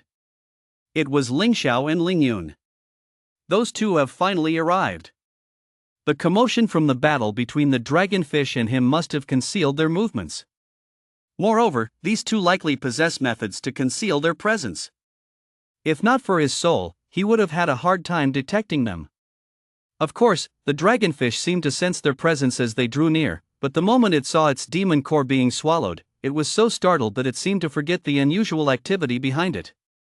After a moment's pause, it actually burst out laughing. Idiot! Do you even know what that is? And you dare to put it in your Su couldn't be bothered to let it finish. He opened his mouth and shot out his snake tongue. So, this had to be a quick fight. Hiss, hiss. Innate divine ability bewitching his skill.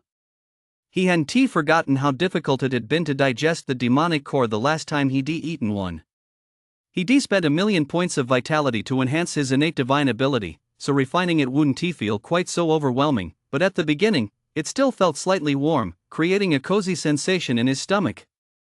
Perfect for sleeping. It improves sleep quality. Stuffing it in your mouth, that's a demon core. A demon core.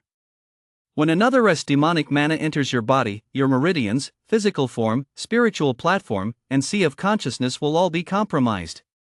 How could there be such an idiot? Even an unintelligent demon beast wouldn't make such a foolish move. Did the demon core shatter his sea of consciousness, plunging him into a state of bewilderment, madness, and stupidity? Did he mistake the demon core for a genuine treasure and swallow it? Ha ha! How utterly pathetic. The golden-backed dragonfish wanted to voice these thoughts and thoroughly mock the foolish flower snake before him. But upon hearing the other's hiss, he suddenly felt a wave of dizziness wash over him. Hiss, hiss. Su didn't give it a chance to snap back to reality, letting out another series of hisses. At the same time, he condensed his soul into a tiny sword and struck. You think you're the only one who can attack the spirit platform and sea of consciousness? I can do it too. Sizzle. The sound was so faint it could only be sensed by the soul of everyone present. Only Su, who had launched the attack, could hear it. So the golden-backed dragonfish didn't realize what was happening until the very moment its spirit platform was pierced. Put. Put. 2 water-evading snakes, 1 green, 1 white, expelled their magical power, aiming straight for its eyes. Ling Xiao and Ling Yun, who had coordinated this tactic countless times, still executed it with such precision that there wasn't a single misstep. Whoosh! The current coiling around the great white snake, deprived of its source of power, scattered and vanished. Hiss! Hiss! Now free, she shouts. Sui immediately charged forward to join the assault on the golden-backed dragonfish. She didn't need Su's help. Among the three of them, Shishatsue had previously been a 4th-tier demon beast but later advanced to 5th tier through joint cultivation, which was why Shidi managed to temporarily survive the golden-backed dragonfish's attacks. Although Ling Xiao and Ling Yun were still a hair's breadth away from 5th tier, the cultivation techniques they practiced were all top-tier methods within their respective disciplines. In particular, their mastery of spiritual energy, execution of combat techniques, and ability to detect an enemy's weaknesses allowed every strike they landed to be a critical hit. Otherwise, how could they be so confident that they'd achieve something on this arena? The majority of the gathering demon beasts were 5th tier or higher. After a dozen or so breaths, with a splash, Su broke the surface first. Then, as the blood-stained river surface churned with splashing water, Ling Xiao and the others dragged the dead golden-backed dragonfish ashore as well. I need to sleep. Before they could say anything else, Su hurriedly said, I can't take it anymore, I have to sleep right now. I can't take it anymore, my stomach feels so warm and comfortable, I want to sleep. Every second I wait is a second less I get to enjoy this wonderful feeling. Then he curled up and closed his eyes. Congratulations, host, on completing the mission. You have earned a reward of 12 refinement points and 1 polymorph pill. As per the hostess' previous instructions, the refinement points will be directly refined into vitality to enhance your cultivation and combat power. Vitality +1 +1 +1 +1. Vitality +1 +1 +1 +1 +1 +1. He swallowed the demon core. He must be in a lot of pain right now. Ling Xiao said, don't wake him up. Let Xiao Chui stay here and keep watch. Let us go find 19 and drag the Grey Wolf and the Great Python back. Ling Yun nodded in agreement.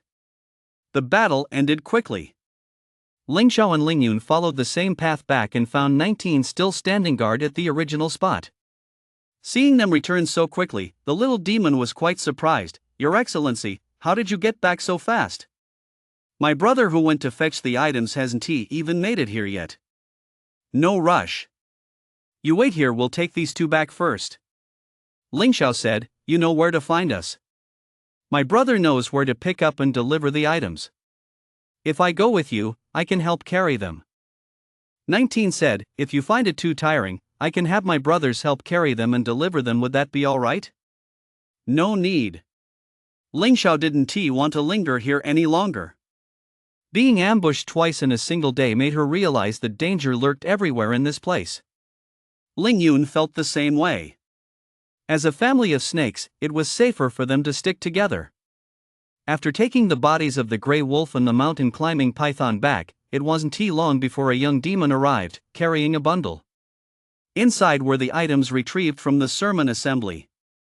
Among them was the small black gold cauldron that Ling Yun had set her sights on. Where is this kept? Ling Xiao asked. At the Qingling Wolf Clan's booth at the sermon assembly. They help keep an eye on it. Your brother went to get it, and they just handed it over? My brother brought the Grey Wolf's fur and the mountain-climbing python's blood. 19 explained, he had to show these to the little demon guarding it before they handed over. The guard was a Ling dog, its nose can sniff out what's real and what's fake. Ling Xiao nodded, thinking to herself that it could likely do more than just distinguish between genuine and fake. It could probably even tell whether the owner of an item was alive or dead. Still, judging by this, the Demon General Stage and Great Demon Stage here seemed to have rules and were willing to abide by them. If the owner of a deposited item died, no one would find it wrong to take it for themselves. But the fact that they're still willing to hand the items over to the victor shows a certain level of magnanimity. Of course, whether there is an underlying intention to incite the demon beasts to fight each other falls outside the scope of her considerations. Is this little demon your brother, too? Ling Xiao glanced at the little demon handing the items to Ling Yun. It turned out to be a macaque. Ling Xiao and the others had met one of 19's brothers before. That morning, when they'd given them fish, this little demon had eaten some, and had called over a brother to take the rest away. But it wasn't he the one standing before them, it was a cat demon. Just so you know, I actually have 7 or 8 brothers who hang out around here together. 19 chuckled, if you need anything, just give the word, I'll make sure you're satisfied. Very well. Are your sources well connected? Of course. Ling Xiao and the others needed to focus on their cultivation, so they hired this group of little demons to gather intelligence. If anything important came up, 19 would send a little demon from the mountain rat clan to inform them. For the remainder of their stay, they didn't venture beyond the riverbank. For demon beasts seeking to increase their strength, aside from diligently gathering and refining mana moonlight for cultivation, they could also consume the flesh and demon cores of other demon beasts to boost their vitality. The latter method, while a quick fix, could lead to endless trouble if not handled carefully, yet it remained an effective means of boosting combat power in the short term. So at night, numerous watchful eyes from the riverbed and the shadows would fixate on them. Although the corpses of the grey wolf, the mountain climbing python, and the dragonfish lay before them, and the family of water avoiding snakes stayed together at all times, no one actually dared to approach and attack. But this also showed that as the time for the arena to open drew near, even in a zone where mutual combat was strictly prohibited, it wasn't entirely safe. All around the mana cave, agonized howls echoed ceaselessly from every direction. It was clear that the fighting and slaughter in the darkness had never ceased. Most of the demon beasts, especially those that had rushed in from the outlying mountain ranges, lacked much intelligence and easily fell into traps. I wonder how many will be left by the time the arena opens. Ling Yun mused. What is there to lament? There will always be victors who take the stage. You needn't worry about lacking opponents. Ling Xiao snorted. I don't believe you didn't witness scenes like this when you first joined the sect. Speaking of combat, these demon beasts are no match for humans. Whether in tactics or temperament, the human race still has the upper hand. Within sects, how many years go by without a few instances of entire families being wiped out in the pursuit of victory? Some children, from the moment they're selected and granted cultivation eligibility, begin targeting their rivals under the guidance of adults. Ling Yun didn't argue, suggesting this was something unique to your demon sect. Besides, within the Xin sect, the ferocity of conflicts over interests is no less intense. He possessed exceptional talent and had been protected by his master and senior disciples from the moment he joined the sect. Having never experienced those hardships, he had no idea how much hatred and scheming he had attracted. Later, his master and senior disciples thinking of the true faces of certain people, Ling Yun's mood instantly soured. Ling Xiao, however, finding his silence odd, asked, Little Bai, why aren't you saying anything? I'm too lazy to waste my breath. Ling Yun closed his eyes. Ha! I see you've run out of things to say, haven't you? Ling Xiao chuckled. It seems there are quite a few sordid and unsavory affairs within the Xin sect. Why don't you tell me a few of them? How about that? Ling Yun ignored him. Hiss Xiaocui, standing nearby, couldn't help but flick her snake tongue. Xiaoqing and Xiaobai were once again speaking in incomprehensible gibberish that the snake couldn't understand. Glancing at her eldest son, Xiaohua, who was still fast asleep, a look of concern flashed in her eyes. Xiaohua had sustained serious injuries during the battle with the golden-backed dragonfish and had been asleep for several days without waking. Hiss, how could she just keep sleeping like this? She needs to wake up to eat. Eat her fill, then go back to sleep. If she just sleeps without eating, she'll starve to death. As it turned out, Nishi Xiaocui's concern was very well founded. The very next day, Su was woken up by hunger. Without even opening his eyes, he opened his mouth and shouted, Food! Food! Hurry, hurry, hurry! Pour it into my mouth. Xiaoqing! Xiao Bai! Hurry up and bring Big Brother some food. 1 second too late, and Big Brother here will starve to death. What are you yelling about? You gave me a heart attack. Ling Xiao, who had been startled out of her cultivation by the sudden outburst, heard Su's words and, furious, leaped to her feet and headbutt him squarely on the back of the head. The food's right next to you. Open your mouth and eat it yourself. Feed it right into your mouth? Dream on. The only ones who ever enjoyed the Empress's special treatment of being hand-fed were the ones she personally poisoned to death, and 2 old fools. An act of compassion the Emperor showed his loyal ministers on his deathbed. They died the very next day after eating it, so she might as well have sent them off herself. Old ghost, if you don't mind, I could also, woof. Su had no intention of letting her finish. He had already pounced on the chunk of golden-backed dragonfish meat and was devouring it voraciously. Squeak, squeak! Great king! Great king! The great sage monkey came over, hopping around him several times, overjoyed.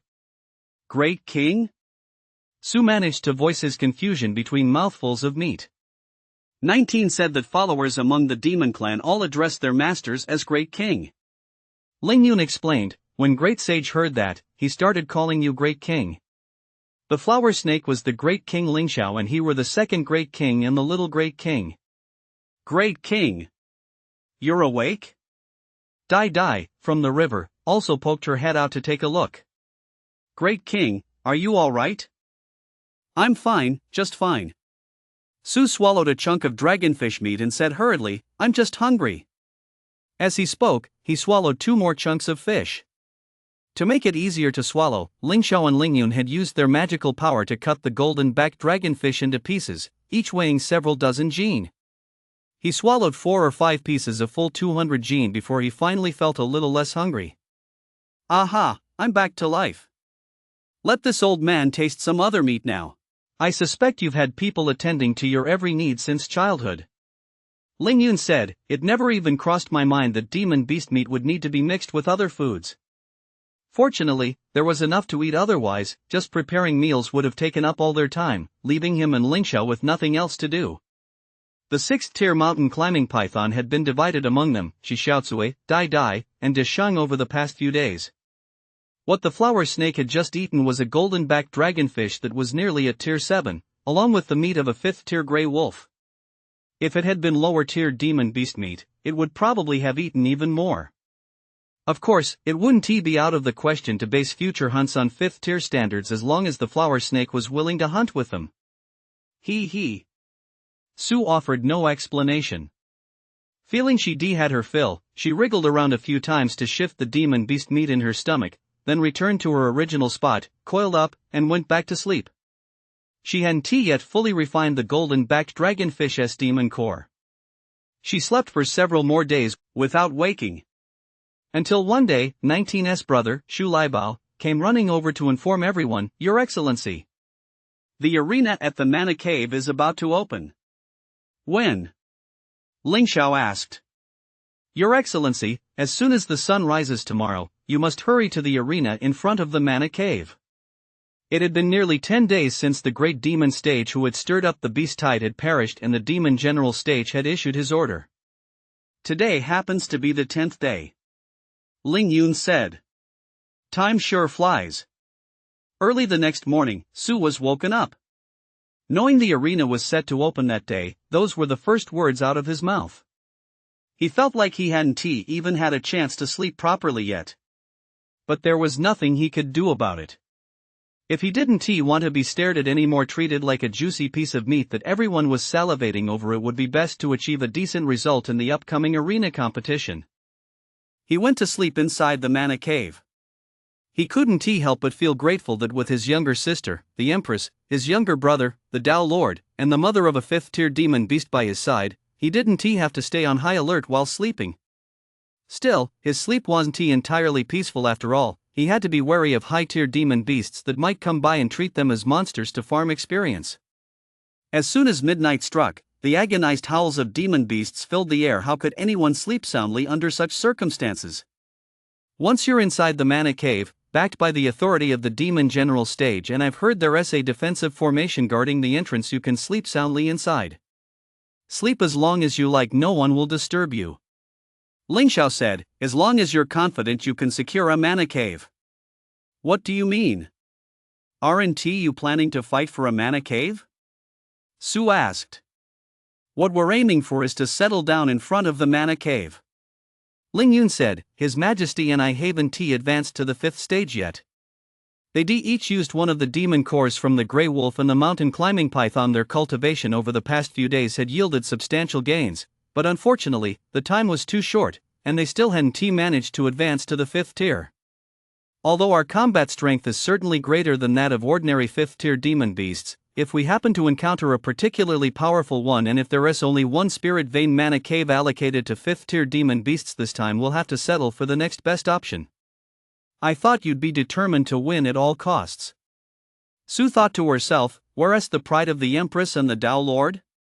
It's true that cultivators should have a proud spirit and dare to compete, but in the face of insurmountable strength, stubbornly pushing forward without reason will only ruin one's future.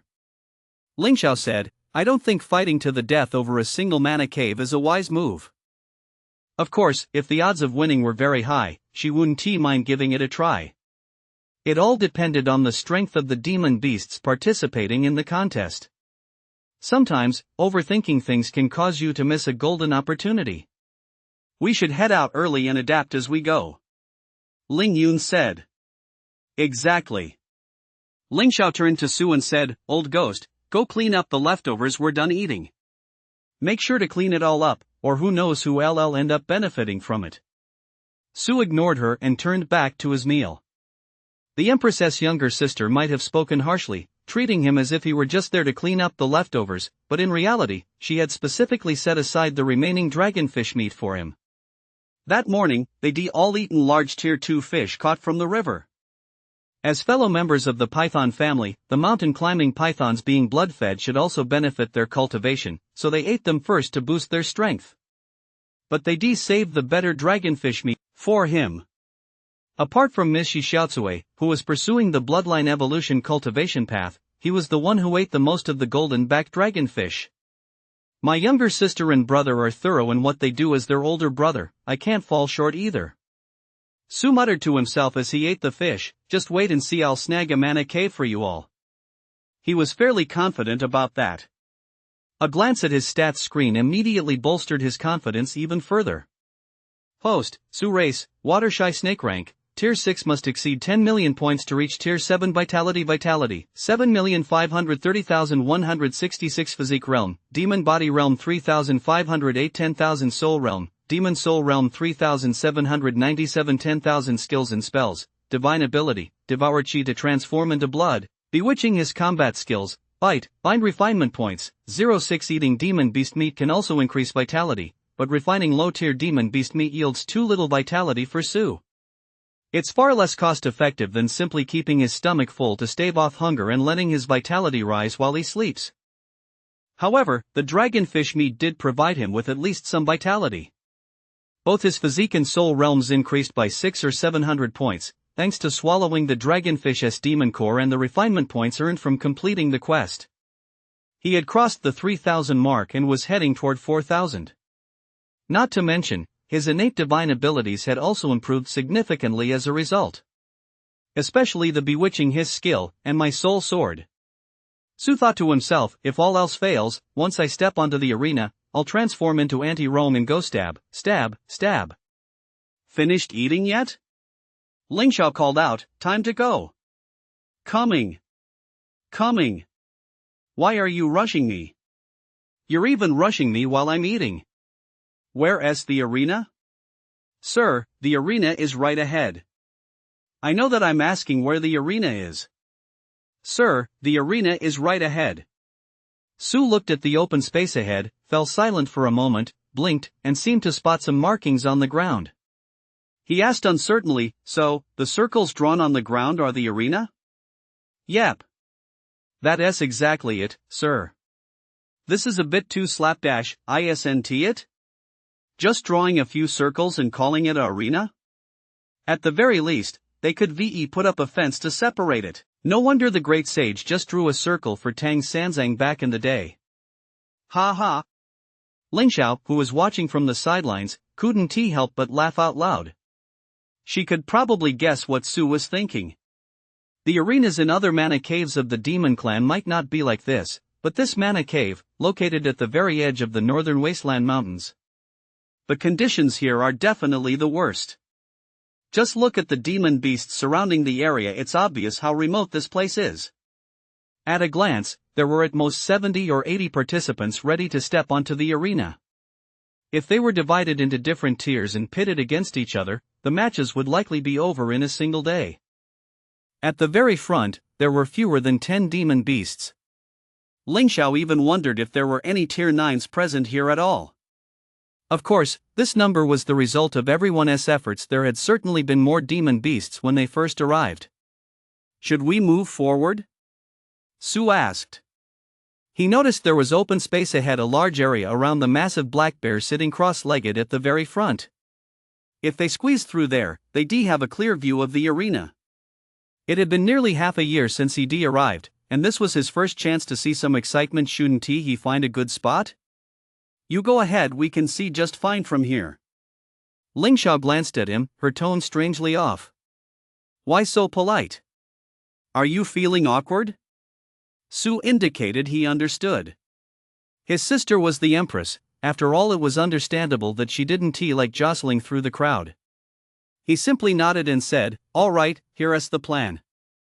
Big brother, I'll lead the way, secure a good spot, and then you guys can join me."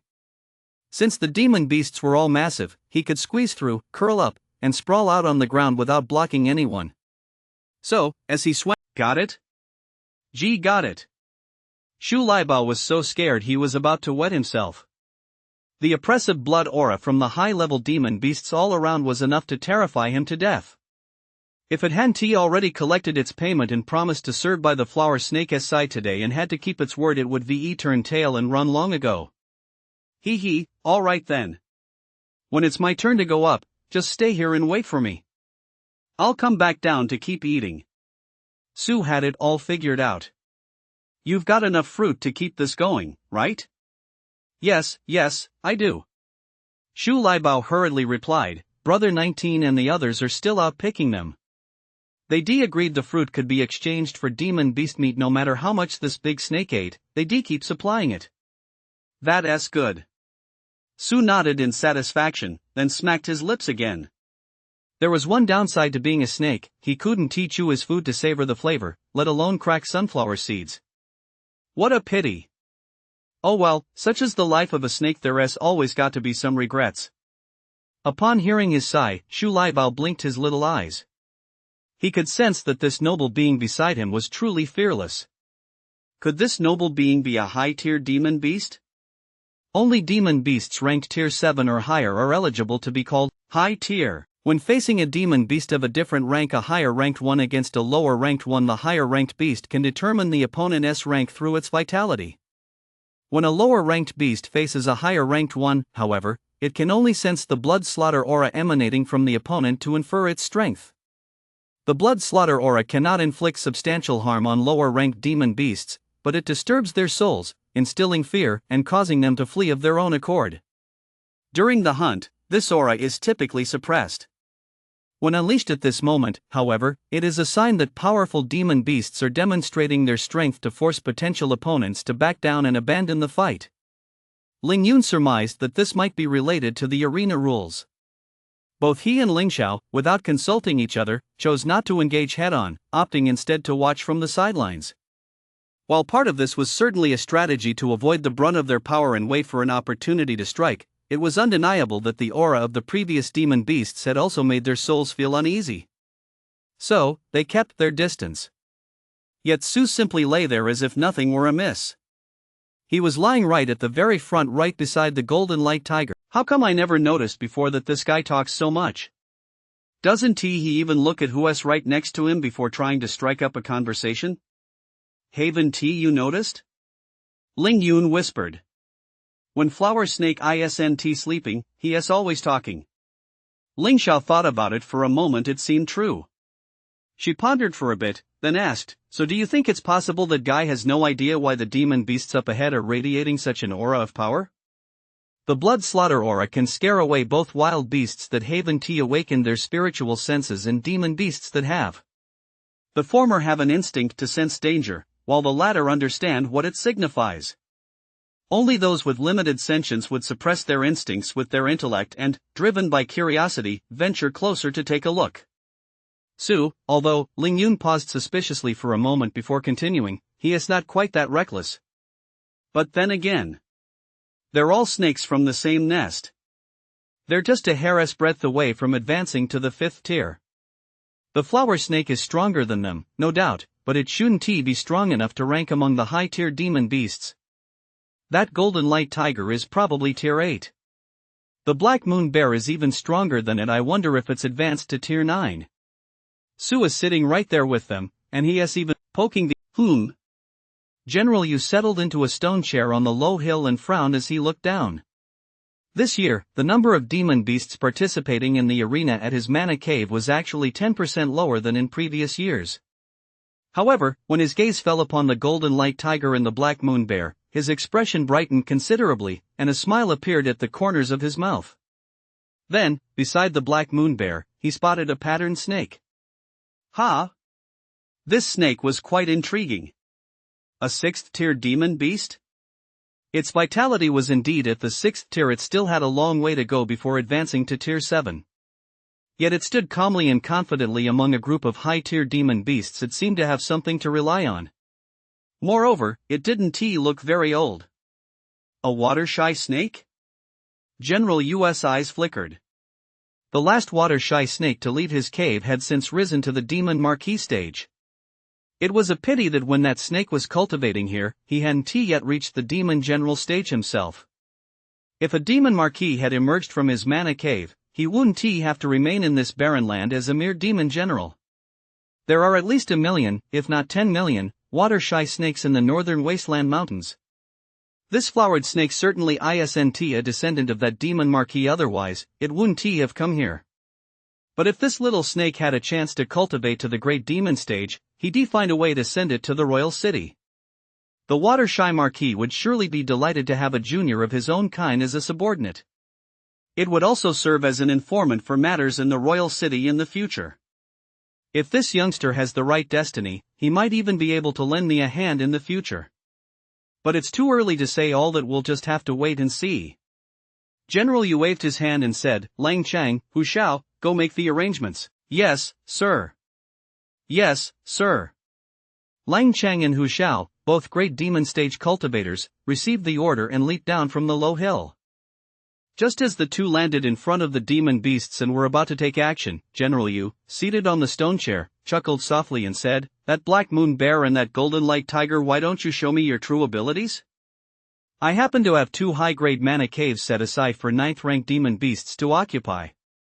As soon as these words were spoken, the crowd of demon beasts immediately fell into chaos. High-grade mana caves?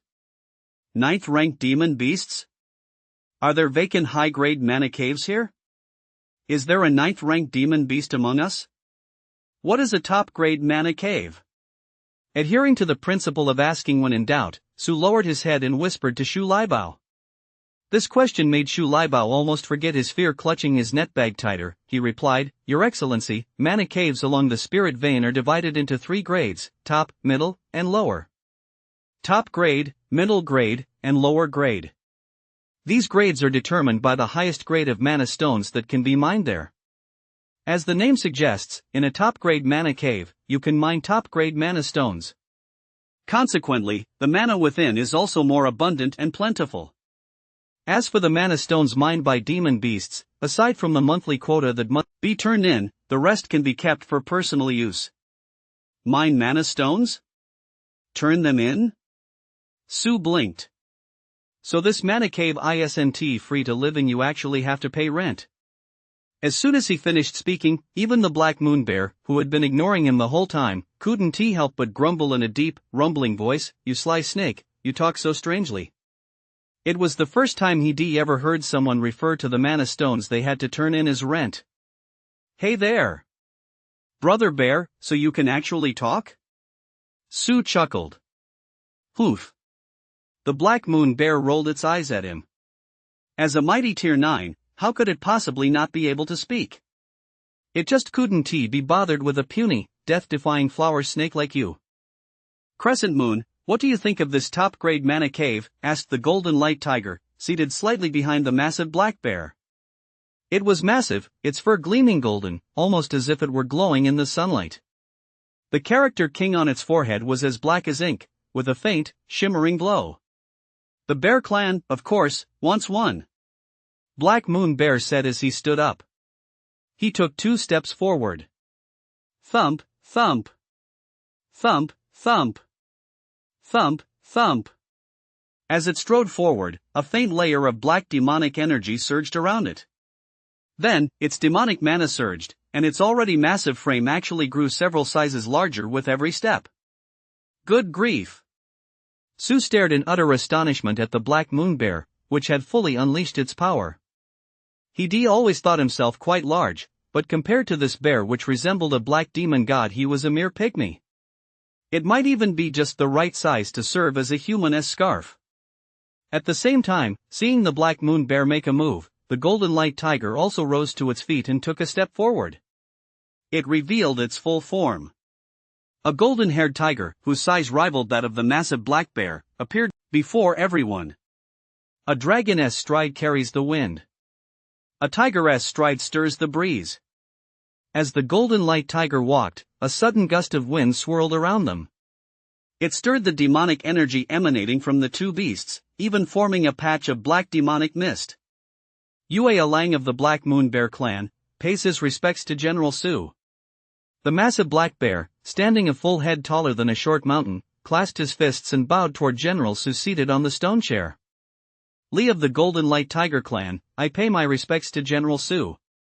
The Golden Light Tiger also bowed its head toward General Su. Ha! Su, who had been staring in a daze, let out an involuntary chuckle upon hearing that the Golden Light Tiger's name was Li. Fortunately, he snapped out of it in time and managed to stifle the rest of his laughter. Still, this drew the attention of the two great demon stage cultivators. Su quickly turned his head, trying to feign that someone else had laughed. He was just looking around to create the illusion. But to his astonishment, he realized there were no other demon beasts around him at all. A vast open space, he was the only snake coiled there.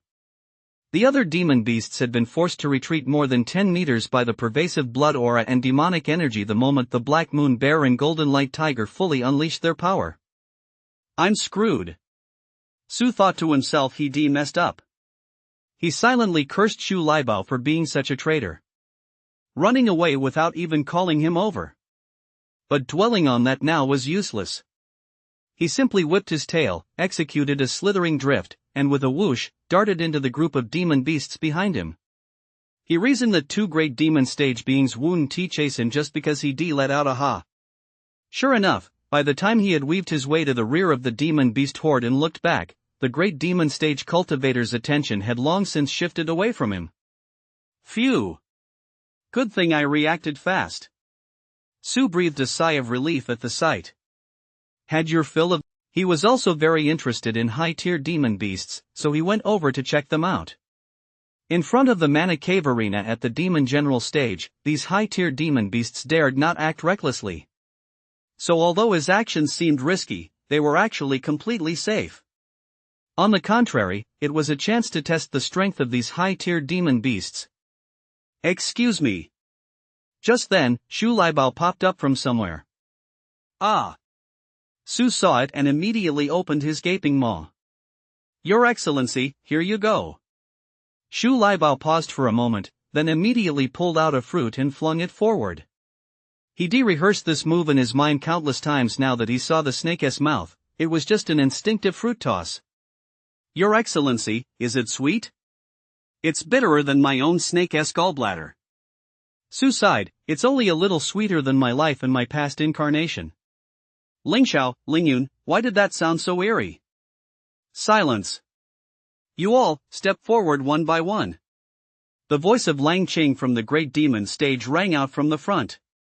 Next, the demon beasts were divided into 4 groups. 4th and 5th tiers formed one group. 6th tier, tier 7, and tier 8 each formed their own group. Shi Xiaotsue, Ling, and Ling. This demonic aura is unique to high-ranking powerhouses of the demon clan. It is a presence rooted in their own magical power. The aura emanating from each great demon stage being is distinct. However, there may be similarities among those sharing the same bloodline. Lingxiao's cultivation was still low, so she couldn't confirm this last point. She had drawn this conclusion based on the physical resemblance between the white ape and General Yu. Even if they aren't related, as fellow white apes, they share a bond of kinship. Who knows, they might become related in the future. Ling Yun said. Unlike the human race, the demon race does not place great emphasis on bloodlines and kinship. However, those in positions of power and strength still need to rally their own forces, seize power, and secure cultivation resources. Groups sharing the same bloodline naturally form a bond. The reason they were discussing the white ape was, of course, because they had witnessed the moment when Su, due to its intervention, gave up his defense. Is that a good thing or a bad thing? Ling Xiao asked, puzzled. We'll find out soon enough. Ling Yun said. Because Lang Qing, a great demon stage cultivator, was about to announce the arena rules. Su had been judged to possess the strength to compete with Tier 7 opponents. It remained to be seen whether the arena rules would work in his favor. Each group will face off in pairs. The winners advance to the next round, the losers are eliminated. Tier 4 and Tier 5 beasts compete for lower grade mana caves 6 in total. Tier 6 beasts compete for lower middle grade mana caves 3 in total. Tier 7 beasts compete for middle grade mana caves 3 in total. 8 beasts compete for upper middle grade mana caves 4 in total. For the first 3 days, battles are between beasts of the same tier. The final 2 days feature cross-tier challenges. Additionally, each demon beast has 2 opportunities to step onto the arena. A single victory grants the right to reside near a spirit vein mana cave. In other words, defeated demon beasts still have 2 chances to challenge the victors. During the first 3 days, challenges are limited to opponents of the same tier.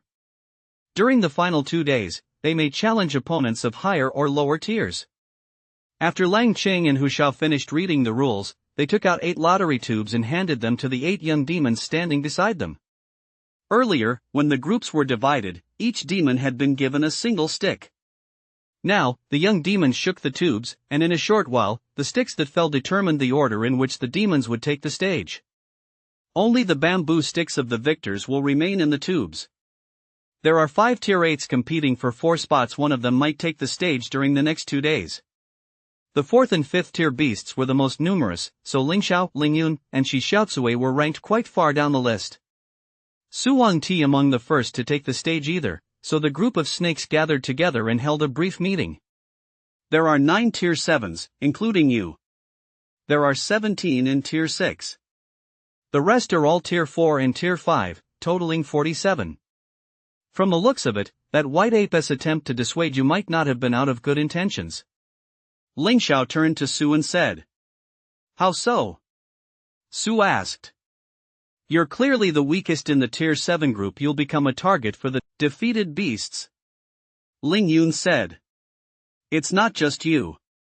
Any victor on the arena who shows signs of weakness or suffers serious injuries could become a target.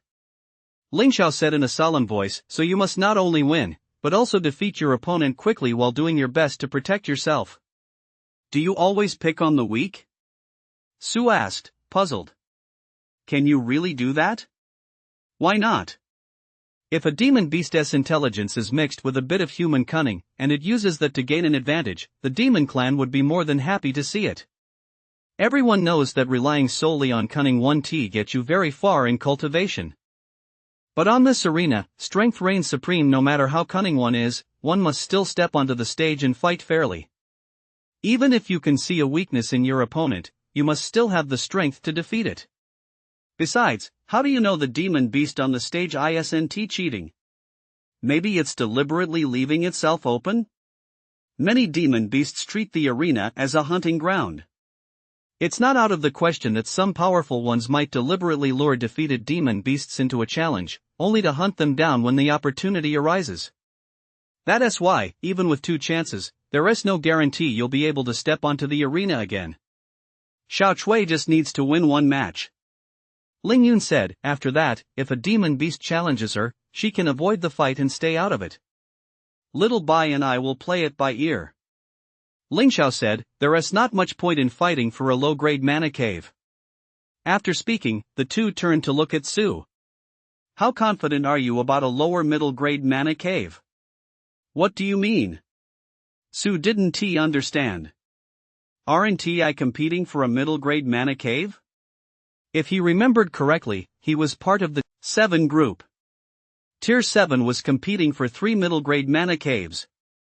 Rather than losing and getting injured, it's better to settle for second best. How do I settle for less? Admit defeat as soon as you step onto the stage, conserve your energy for the last 2 days, and challenge the third place finisher in Tier 6. No way. Sue refused. Although he currently only knew the difference between low-grade, middle-grade, and high-grade mana caves and wasn't clear on why mana caves of the same grade were further divided into upper, middle, and lower tiers, he knew intuitively that middle grade was better than low grade. Why should he give it up? Are you confident you can rank in the top 3 in Tier 7? Ling Xiao asked. Then are you confident you can win Tier 8? The White Ape's goal was most likely to have Sue secure a spot for it or, at the very least, to cause some trouble in the Tier 7 competition. It was planning a fallback strategy for itself.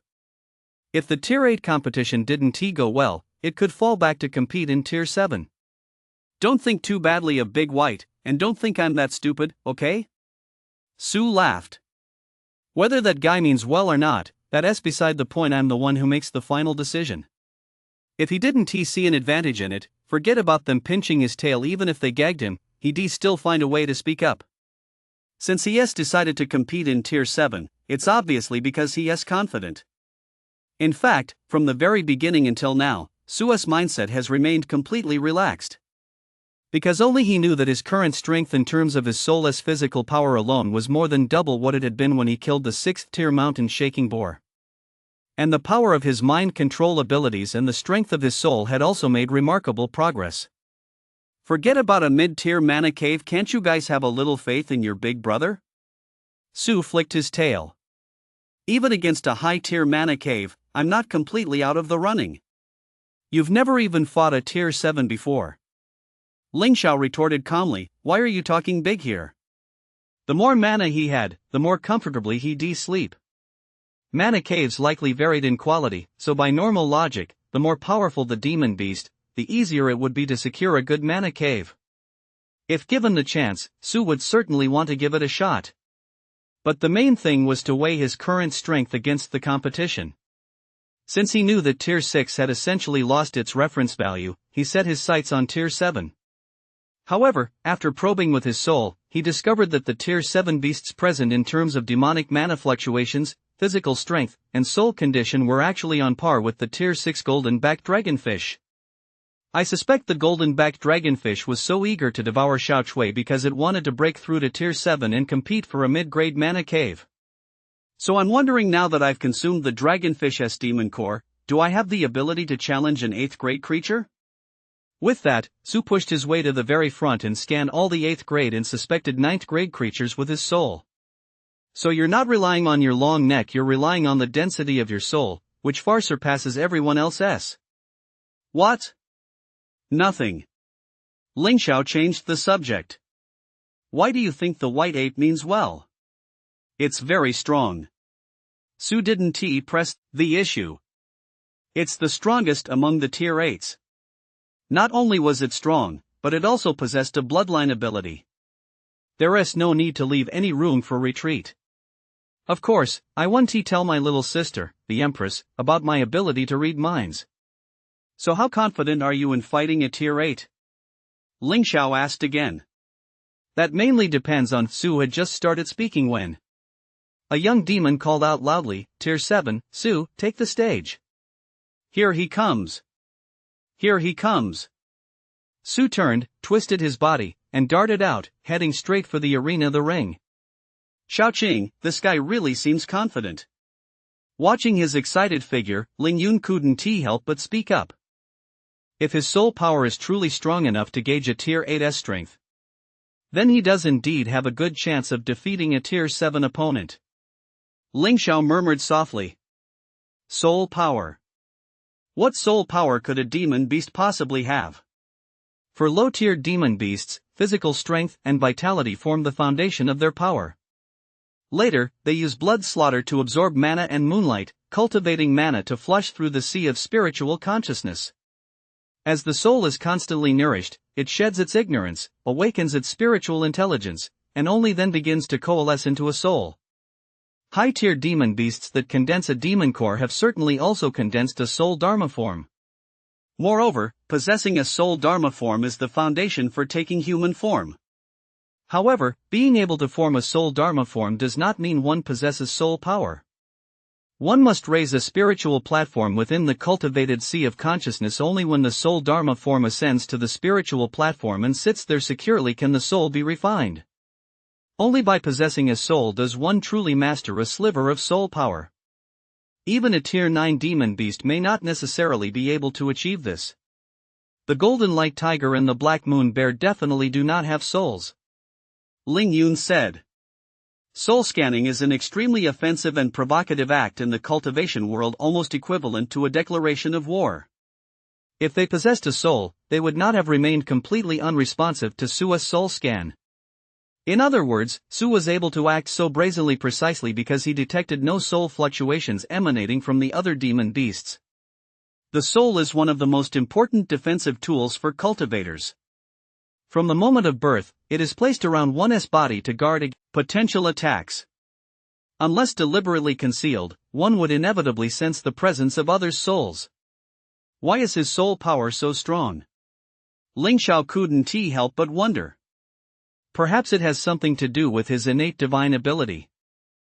Ling Yun considered a possibility.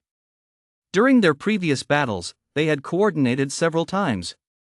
Sua's screech possessed the power to bewitch the soul. This must be a divine ability derived from and dependent on soul power. Screech! At that moment, a piercing cry caught the attention of all the demon beasts. The two of them couldn't help but look in the direction of the cry. It was a Tier 8 battle. One of the combatants on the arena was none other than the white ape that Su had described as the strongest Tier 8 beast. At that moment, it was battling a gray eagle. Die! The gray eagle spread its wings and swooped down toward the white ape's face. After the white ape deftly dodged the attack, the eagle's claw struck empty. Just as it was about to flap its wings to gain altitude and circle back for another assault. Suddenly, boom! The white ape leaped into the air, seizing the goshawk's talons with both hands. It shook its arms, and demonic mana surged wildly through its body. Its long arms snapped apart with tremendous force. Die! At the same moment, it flipped its body and kicked out with its hind legs toward the goshawk's abdomen. Boom! Yet the reason such a gruesome death was still unavoidable lay in the fact that the tactics and combat techniques used in battles between demon beasts were inherently designed for hunting prey, emphasizing a single, decisive strike. Especially when there is a significant disparity in strength, it's simply impossible to avoid one side being killed outright. Upon witnessing this scene, Ling Xiao's first thought was, that guy Su might actually have a chance to compete for an upper middle grade mana cave. There are only a few Tier 8s to begin with. Now another one has died. If one more dies, one of the 4 upper middle grade mana caves will become vacant. The top 3 in Tier 7 should all have a chance to compete for it. I just don't know if this guy can make it into the top 3. But no matter what, he doesn't need to worry. If he makes it into the top 3, a Tier 8 will pick on him as an easy target. With that thought, Ling Xiao was just about to turn his gaze back to Su when he heard a voice. 5th tier, water-avoiding snake, Shi Xiaotsui. Shi Xiaotsui's name came from a young demon standing beside the arena where the 4th and 5th tier competitors were battling. He quickly turned to look and saw his mother in this light, the great white snake indeed nervously flicking her tongue. Hiss, hiss. It's okay, just do your best. If you can't win, just admit defeat. Ling Yun reassured her, it's fine losing, isn't a big deal. That's right, we're here for you. Ling Xiao added. The strength gap between low-tier demon beasts is too small to determine a clear winner without a fight. Otherwise, Su could have assessed the combat strength of these 4th and 5th tier demon beasts and selected ones that Shi Xiaotsui couldn't defeat to avoid. There isn't a very clear boundary between 4th and 5th tiers to begin with, and one can only know their true combat strength by fighting them. That is why demon beasts of these 2 tiers were placed together to compete for the mana cave. If you encounter a strong opponent, just concede defeat. Ling Xiao said. As a 5th tier demon beast, Shi Xiaotsui had only just condensed her demon core and hadn't yet refined her demon pill. Her demonic mana was limited, and her combat skills were average, so it was unlikely she'd rank among the top in terms of combat strength. Hiss. I won T lose. She shouts away declared, lifting her head proudly. She was a formidable hunter, how could she possibly lose in the very first match? With that, she spun around and charged toward the arena. Back when she was at the 4th tier, she dared to steal the eggs of a 5th tier snake hunting bird. Now that she is at the 5th tier, would she just give up so easily? That figure bore a striking resemblance to Sue. Truly, they were mother and son. Sue. Ling Xiao suddenly remembered and turned her attention to Sue's battle. But Ling Yun was one step ahead of her. So, one after the other, they saw the massive, fat snake on the stage, its mouth wide open. Guh. What is he doing?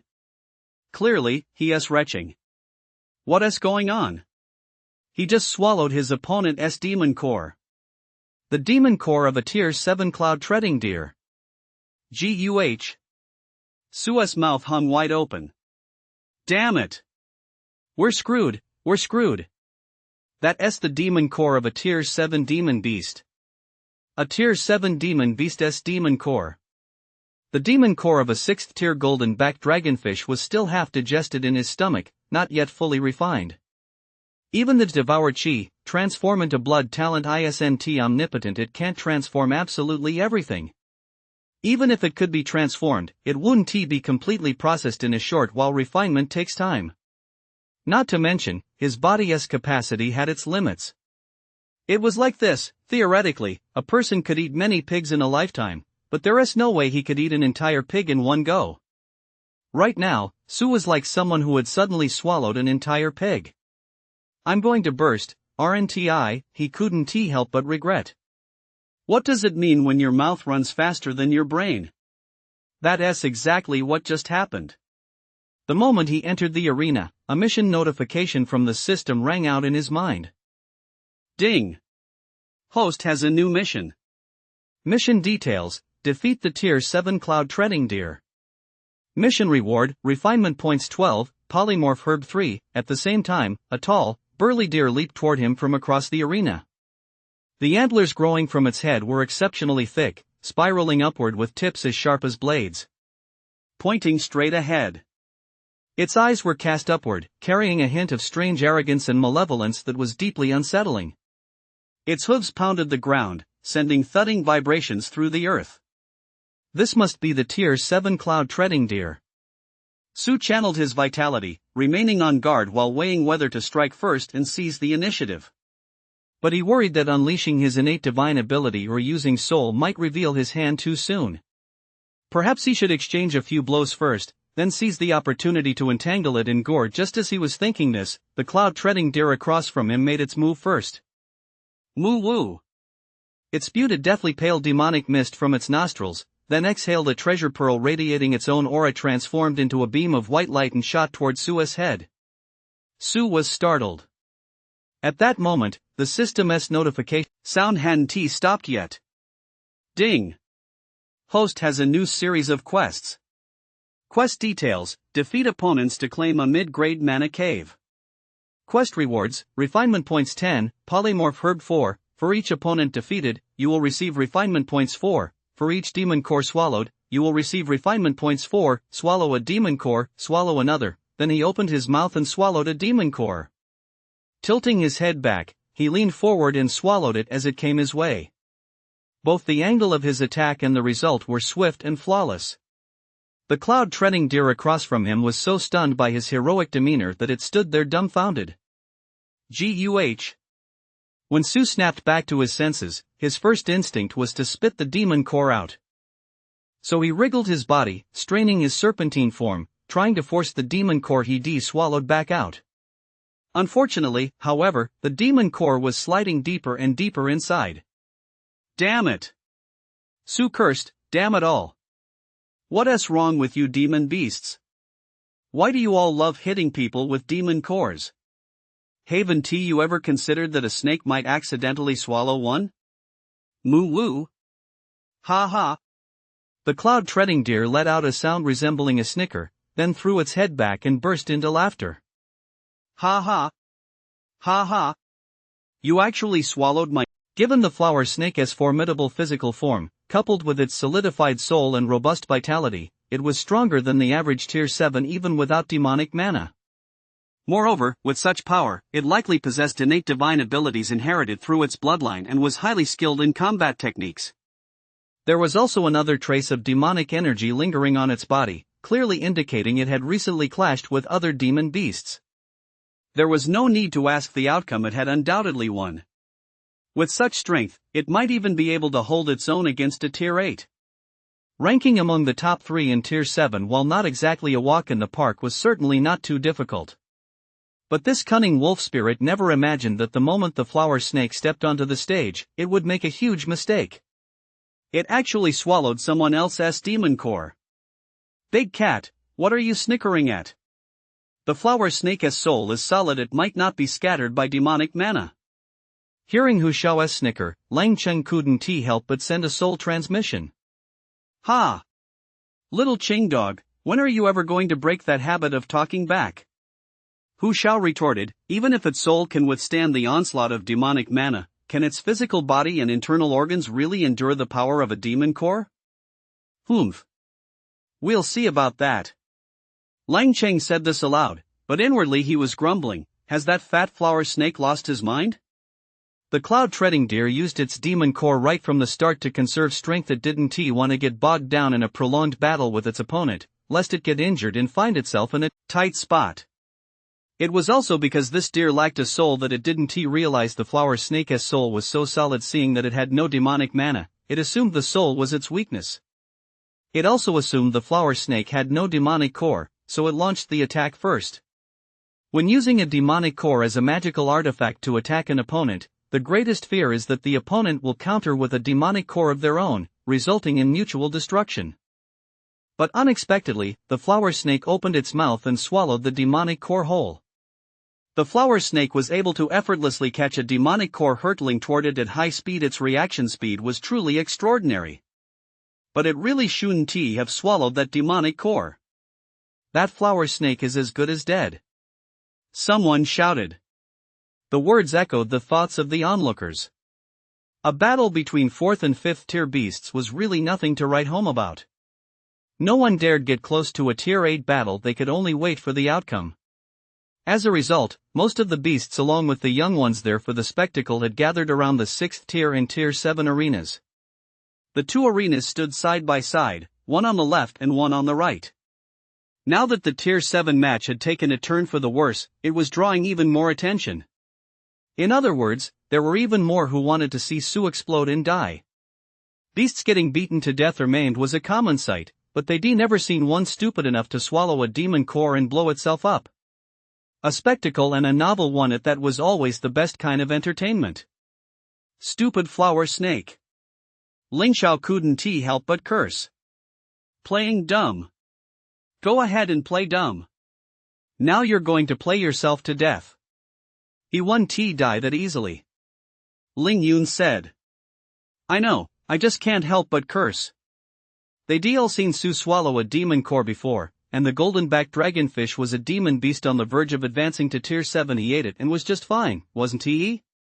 This time would definitely be fine too, right? Not so sure about that. Su muttered. Of course, it wasn't a certainty that he'd die. With his innate talent for devouring chi to transform into blood, the demon core wouldn't directly cause him to explode. But the demon core would continuously emit mana. If he didn't refine it in time, the accumulation would eventually reach his limit. Whether it was his body's endurance or the refinement of his innate talent, both depended on the improvement of his soul and physique realms. So, I need refinement points. Su quickly concluded. Then, without a moment's hesitation, he lunged at the cloud-treading deer, which had been waiting for him to die and had therefore held off on attacking. Sorry, little deer. I'm going to eat your demon core.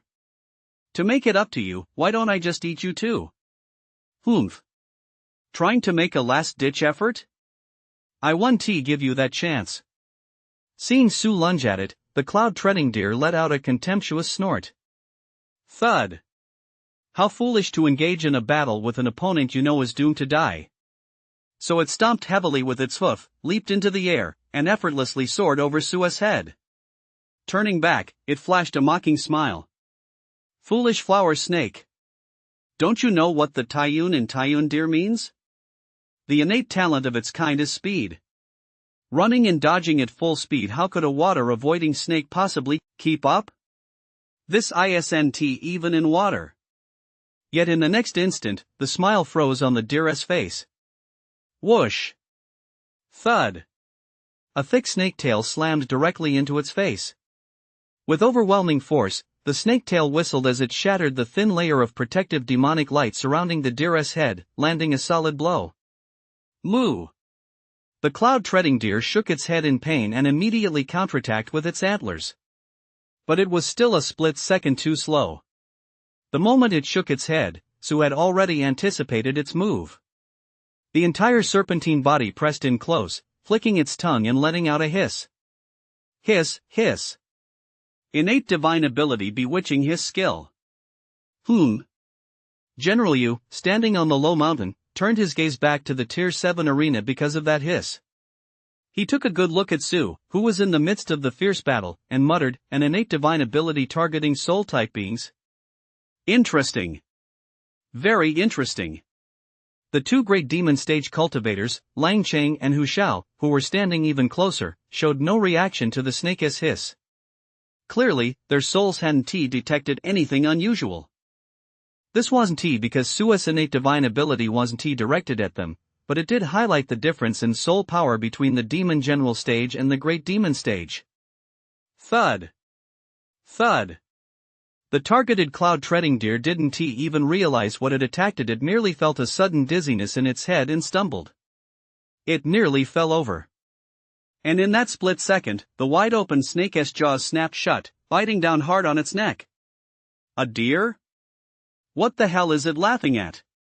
So ugly. I'm sucking it up. The cloud-treading deer was fast, but Su was faster still. Because he was truly desperate. Desperate enough to die. If he weren't desperate, he might actually die. So he had no choice but to be desperate, and he had no choice but to be fast. Driven by the crisis, he unleashed his full potential. Innate combat skill entanglement. Innate combat technique bite skill. The technique he practiced countless times in his dreams was unleashed at this critical moment, faster than even Su himself had anticipated. Combined with Soul's coordination and foresight, he naturally choked the cloud-treading deer, completing more than half the battle to kill it. And the remaining half would be finished just as quickly, thanks to the cloud-treading deer's active cooperation. Having lost its demon core, its body entangled and choked, and its vital organs bitten through, the cloud-treading deer had virtually no hope of survival. Unless it cried out in surrender. Yet, just as the flower snake's sharp fangs pierced its neck and severed its windpipe, the cloud-treading deer struggled violently only to have its throat blocked by a gush of blood, completely silencing any chance of a cry for help.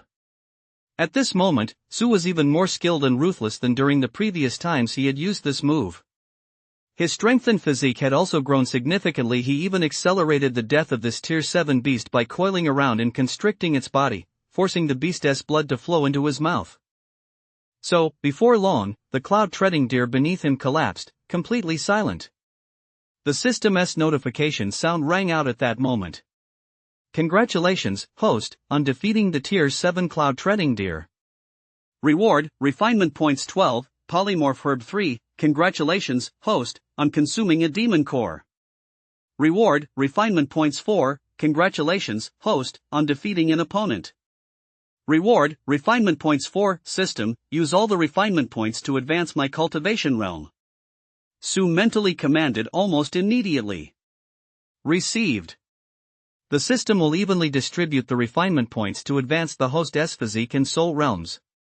No. Su had his own plan.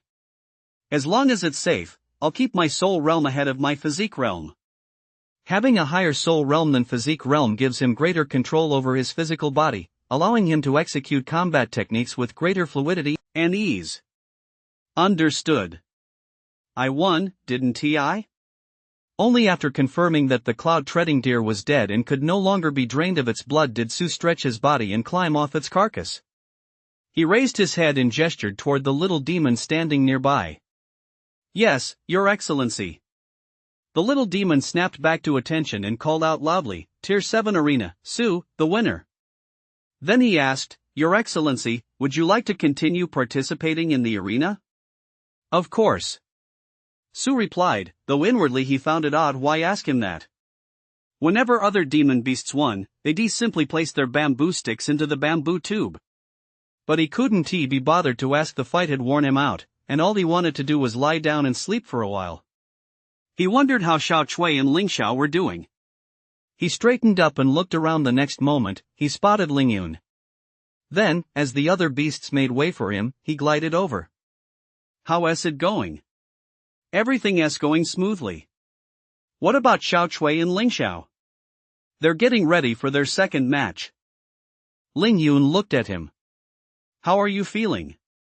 I'm fine. Why? Su wasn't quite used to this sudden concern and couldn't help but give the Tao Lord's younger brother a puzzled look. Why is he suddenly asking about my well-being? Even if he didn't see my match, it shouldn't be hard to tell that I wasn't injured. You swallowed a Tier 7 demon core. Ling Yun said, everyone's wondering how long you'll last. Huh? How long before it makes you explode? Who's everyone? A lot of demon beasts. Sorry to disappoint you all, but this old man isn't going to explode. That's good. We're all counting on you to win an upper middle grade mana cave. Less than half an hour later, Su received some good news. He had a buy and advanced directly. He earned a spot in a middle grade mana cave. At the same time, the results from the Tier 8 arena were announced. As expected, another Tier 8 had been killed. A spot in the upper mid-grade mana cave had opened up. Su couldn't help but glance over at the strongest beasts in Tier 7. His gaze lingered for a moment on the strongest one, a beast that looked very much like a lion. Unexpectedly, this drew the creature's hostility. What are you looking at? Do you actually want to compete with me? The curly-haired yellow-maned beast snorted coldly at him. Why not? Su retorted immediately. Good grief. He hadn't even said anything yet. He merely glanced over, and the other beast's tone was so confrontational, it was practically as if it were pointing a finger in his face and shouting, as if you're worthy. At a time like this, was he going to back down? Besides, the other guy wouldn't dare attack right now. You're just a big lion with a perm. What's there to be so cocky about? What's the big deal? We're both Tier 7. You can do it, but I can't? How do we compete? The curly-maned yellow-maned beast shook its massive head. The same way you dealt with the cloud-treading deer by swallowing my demon core? Ha ha. Why not? Su repeated his earlier words. Fine. Fine. I'll be waiting for you. The curly-maned yellow-maned beast, however, seemed thoroughly enraged. It bellowed, in 3 days, I'll be waiting for you. By then, I'll beat you to death. Ha, it's not certain yet who'll end up killing whom. Roar. You stupid snake. I'm going to eat you. General Yu is watching from above. Do you dare? The curly-maned yellow-maned beast didn't dare, so it stormed off in a huff. Back at the riverbank. Before Su and the others could say a word, Dai Dai poked her head out of her shell and peered at Su, saying, Great King, I heard you swallowed the demon core of the cloud-treading deer and are about to die. I also heard you made a big splash on the arena, about to devour the curly-haired yellow-maned beast and become the strongest in Tier 7.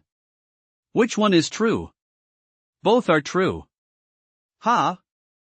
The next day, at dawn, is that flower snake that swallowed the cloud-treading deer's demon core still alive today? It's still alive. Not only was it alive, but it was thriving. The 16 refinement points earned from completing the task had elevated his physique and soul realms, so he didn't have to worry, at least for now, about the demon core causing him to explode. What? Have my Empress sister and Tao Lord brother finally advanced to the 5th rank? Su opened his eyes irritably, looking at Ling Xiao and Ling Yun standing before him, and couldn't help but snort with a laugh. You bastard, you could actually sense that? Ling Xiao was startled. wondering just how strong Su's soul power really was. Perhaps it was already on par with the Great Demon stage? Not exactly. Su shook his head. It's just that every time you two advance, you strike a pose like this, as if you're trying to provoke me. In fact, he'd seen the two snakes shedding their skins just now. They didn't necessarily shed their skins immediately after every advancement. But every time they shed their skins, it always meant their strength had grown. Besides, Ling Xiao and Ling Yun had been just a hair's breadth away from advancing to the 5th stage before. What, want to have a fight? Hiss? Miss Xiaotsui raised her head and cast a curious glance his way. What fight? Who wants to fight? No, I'll let you off this time. Ling Xiao said. I need to save my strength to compete with the other demon beasts. Ling Yun added. After fighting desperately all last night, the two of them had finally advanced to 5th-tier demon beasts just before sunrise. They were here to compete for the mana cave. Why would they waste their energy here prematurely? I, for one, don't mind. Su didn't have to step onto the arena for the next 2 days. Whether he'd step onto it 2 days later depended entirely on his mood. Go ahead and gloat. Before long, I and Little Bai will completely surpass you. Ling Xiao said with absolute confidence. Oh, is that so? Su was curious. He wanted to know what gave Ling Xiao such confidence. I condensed my demon core last night. In half a month at most, I'll be able to condense my demon pill, and Ling Yun is the same. Ling Xiao didn't want to see Su lose his resolve to pursue even greater cultivation, becoming just another ordinary cultivator simply because he was obsessed with his current strength. So he spoke bluntly, the cultivation techniques we practice, the one is the Demon Dao Imperial Art and the other is the orthodox teachings of the Xian sect, are both among the very best in the world. With a demon pill, as long as we have sufficient mana, our cultivation will advance by leaps and bounds. In just a year or two, you'll be able to take human form. You should know that once we take human form, the path of cultivation will truly become a smooth one for us. The cultivation experience and foundation from our past lives will truly come into play then. Just as in mortal legends, it's not impossible to achieve sudden enlightenment and enter the immortal realm in a single moment.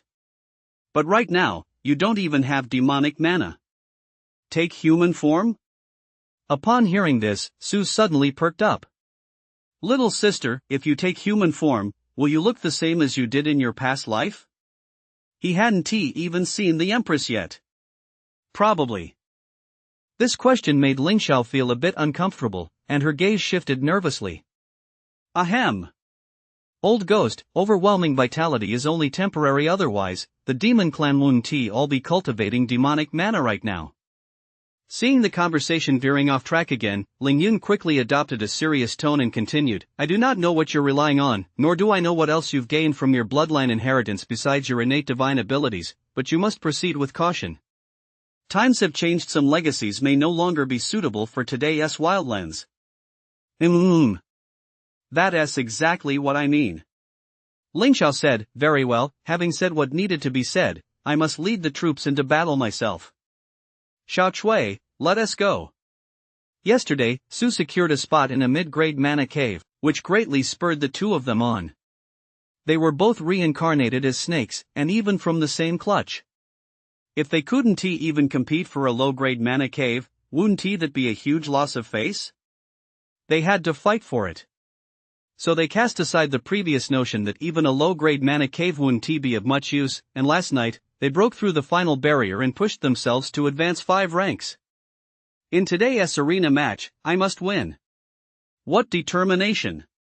Su watched as his mother, accompanied by his Empress sister and his Dao Lord brother, strode away with their heads held high, and couldn't help but exclaim. Should he then throw himself into cultivation? The answer, of course, was no. There were better ways to grow stronger. Why go through the hassle of cultivation? He shifted his gaze to the side. There stood a deer, a tier 7 cloud-treading deer. He grinned widely, my naive little Empress sister, it won't be that easy to surpass your big brother here. Normally, he could replenish his vitality just by sleeping, so Su didn't want to push himself too hard. For example, with a half-demon pill still unrefined inside his body, swallowing a cloud-treading deer on top of that. He'd have to open his mouth wide enough to fit the deer's millstone-sized head. Gulp! That image must be absolutely terrifying. Though he said this, Sue still opened his serpentine mouth wide, swallowed the decapitated head, and then wriggled, continuing to devour the rest of the creature. The cloud-treading deer's entire skeleton and limbs had already been snapped by him beforehand. He unleashed his innate combat skill bind skill, wrapping his serpentine body tightly around the cloud-treading deer, binding it into a sausage of venison. Humph, humph. If it were anyone else, they might not even have thought of using a combat skill this way. Sue was quite smug. If there was one area where he was stronger than the Empress and the Tao Lord, it was definitely his sharp wit. Living in a world where he was forced to absorb countless pieces of information every day, he came up with all sorts of creative stunts whenever he was bored. If it were Ling Xiaoling Yun and the most they'd think of would be cutting the deer into pieces. So why didn't Sue do that? That's obviously because this old man can't do it. Otherwise, why go to all this trouble?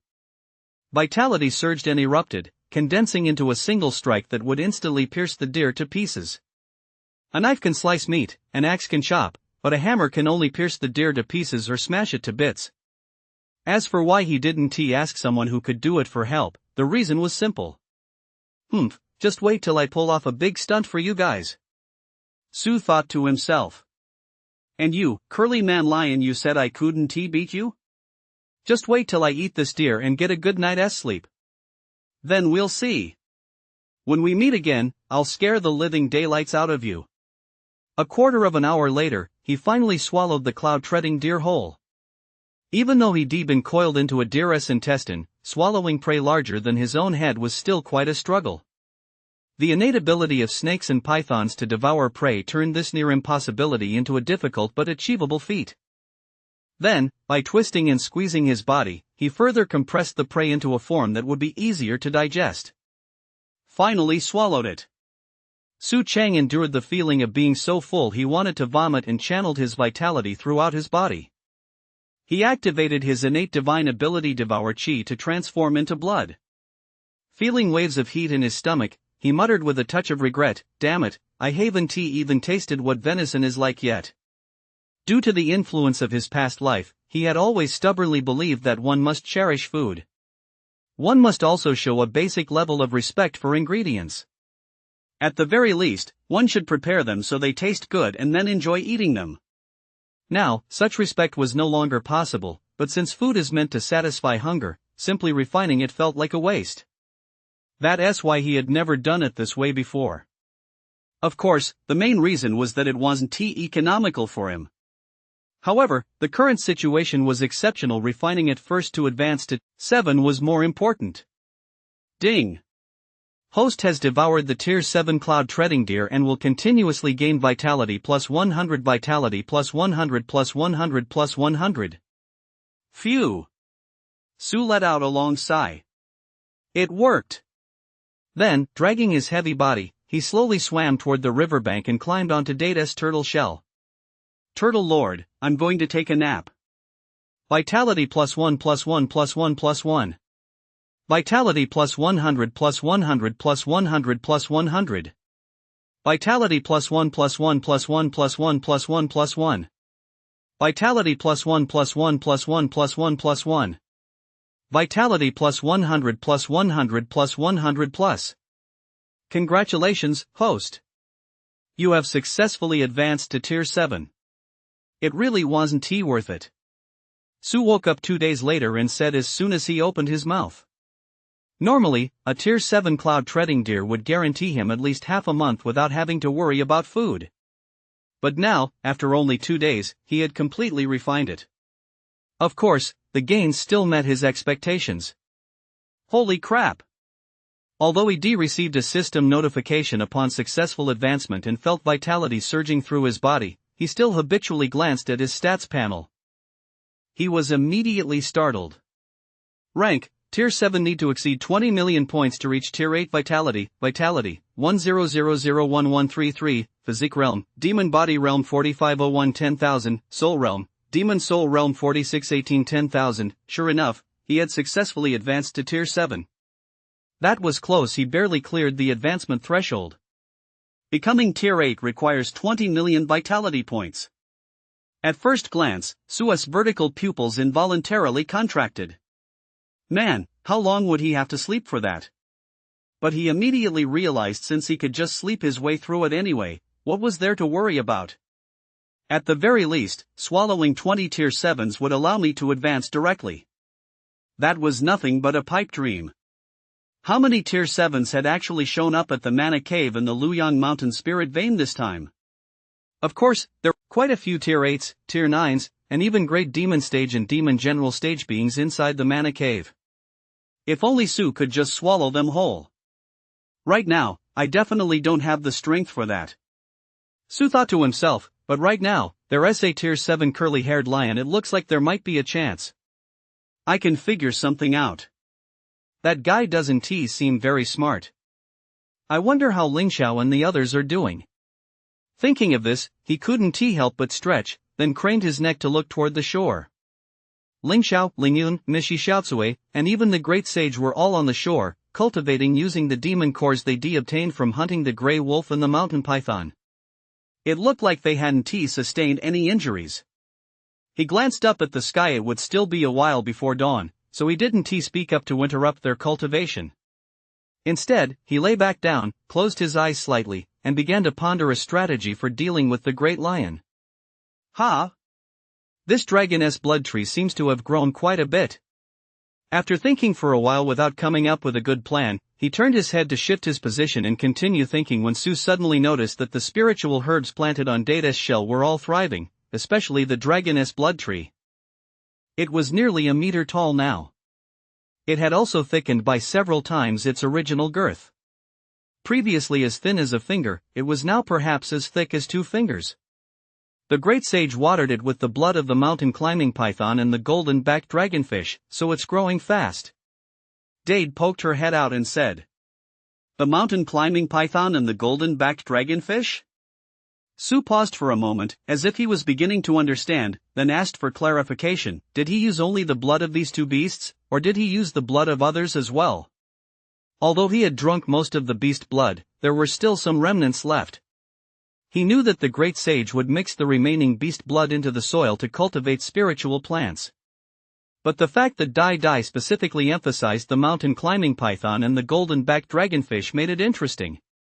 I added others too, but those 2 were used the most. Dai said. Oh. Su nodded, lost in thought. Is that because they follow the path of bloodline evolution in their cultivation? Or is it because their bloodlines themselves are related to dragons? The blood of these 2 demon beasts was specifically used by the great sage to cultivate dragon blood trees, as it accelerated the tree's growth. The only connection he could think of between them and the dragon blood tree was the dragon itself. Snakes and pythons soar like dragons, carp leap through the dragon gate. Both of these demon beasts should be able to cultivate the path of bloodline evolution and ascend to become dragons, right? Among the demon beasts of the world, many can transform into dragons. Rumor has it that they are all of dragon lineage, possessing true dragon blood, which is why they can become dragons. Ling Yun had just awakened from his meditation. Hearing Su's words, he said, the fact that their blood can be used to grow dragoness blood trees must be related to the presence of a trace of true dragon bloodline. Just how trace that trace was, however, was hard to say. Old ghost, are you finally ready to wake up? Ling Xiao had also finished his cultivation at that moment. Hearing Su's words, he snorted and said, "You ate an entire cloud-treading deer, how come you didn't burst?" Not only did I not burst, but I also advanced to Tier 7. Jealous? Su chuckled playfully. Empress sister, sorry about that, big brother is 1 step ahead of you again. I saw that coming. Ling Xiao wasn't provoked. Instead, she laughed lightly. I knew you wouldn't have devoured that cloud-treading deer for no reason. It seemed just as they suspected, Huaxia's bloodline inheritance might include a method to directly increase his strength by refining blood offerings. However, having advanced to Tier 7 in such a rush, it remained to be seen how much of a chance he stood against the strongest Tier 7 combatant, the curly-maned yellow beast. But on second thought, given Huaxia's personality, if his chances weren't good, he probably wouldn't even step onto the stage. Hiss. She shouts away, swam over it, moment and nuzzled Sue, asking, Xiaohua, are you okay? I'm fine. What could possibly be wrong with me? Sue asked, puzzled. Everyone says you're going to die. She shouts away was very worried. They say you swallowed a demon pill and will die. Sue hadn't been seen near the arena for the past couple of days, so some demon beasts naturally assumed he'd swallowed a demon pill and was in danger of his body exploding at any moment. So he'd gone into hiding to wait for death. That big lion even asked today if you were dead yet. Ling Xiao roared with laughter. Humph, there really are rumor mongers everywhere. Sue was so annoyed he burst out laughing. Man, hasn't this rumor died down yet? A bunch of sentient demon beasts, instead of focusing on their cultivation, they're just full of sharp-tongued, gossipy nonsense. They're just damn eager for this old man to die. Well, I'm not going to die. I'll go out in a bit and scare the hell out of you all. Including that big lion. Ha! A sudden flash of inspiration struck Sue, and he came up with an idea. This idea might be a bit dumb, but it should be enough to deal with that big lion. When does the arena competition start today? He asked. Are you really going to compete for a high-grade mid-tier mana cave? Ling Xiao asked in return instead of answering. Ling Yun and I teamed up and secured a low-grade mana cave. Combined with the mid-grade mid-tier mana cave you've already got, that should be enough for us. She had already found that out from 19. The main differences between mana caves of different spiritual veins lie not only in the grade of mana stones that can be mined and refined, but also in the amount of mana that can be refined in a single day. With their 5th-tier demon beast cultivation levels, a low-grade mana cave is more than enough to meet their cultivation needs. Although a high-grade mid-tier mana cave has slightly denser mana than a mid-tier one and makes it easier to mine mid-grade mana stones. For us, especially for you, the difference isn't significant, Ling Yun said. For Sue, mid-tier and high-grade mana caves were nothing more than places to sleep. Since that was the case, why take the risk? I don't need it, but you do. Sue declared with righteous conviction, the mana in a high-grade, mid-tier mana cave is plentiful enough for our whole family to live and cultivate inside, and our cultivation levels will rise even faster. Don't stop me, old man, I'm definitely going. Half an hour later. On the Tier 8 arena. You're here? I'm here. So you did come. Did you come here to die? The curly-haired yellow-maned beast glared furiously. Between the two of us, who knows who is here to die? Sue replied calmly and nonchalantly.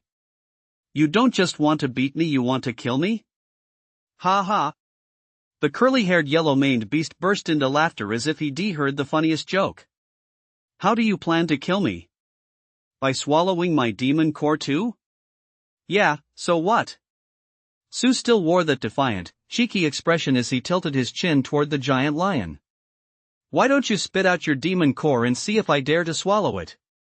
You dare to swallow it, the curly-haired yellow-maned beast roared. You dare to spit it out? Sue grinned. You're not too scared to do it, are you? A clumsy attempt at goading. Very clumsy, far too clumsy. When he actually used it, he couldn't help but blush, though Sheppy didn't seem to notice. But... Fine, I'll spit it out. Roar! You had to admit, the curly-haired yellow-maned beast was a real man of his word. He meant what he said. He opened his mouth and spat out a beam of white light that shot straight toward Sue's face. This made Sue, who had been secretly ashamed just moments ago, instantly put all his thoughts aside. With his soul fixed on the demon core, he raised his head. He opened his mouth. Swallow! Having advanced to Tier 7 and with his innate ability further refined, he figured, if I have to swallow it, so be it, I won't die anytime soon. Gulp! In that instant, countless demon beasts and young demons present couldn't help but mimic his swallowing motion. Staring in disbelief, he once again swallowed a demon core into his stomach. Oh my god!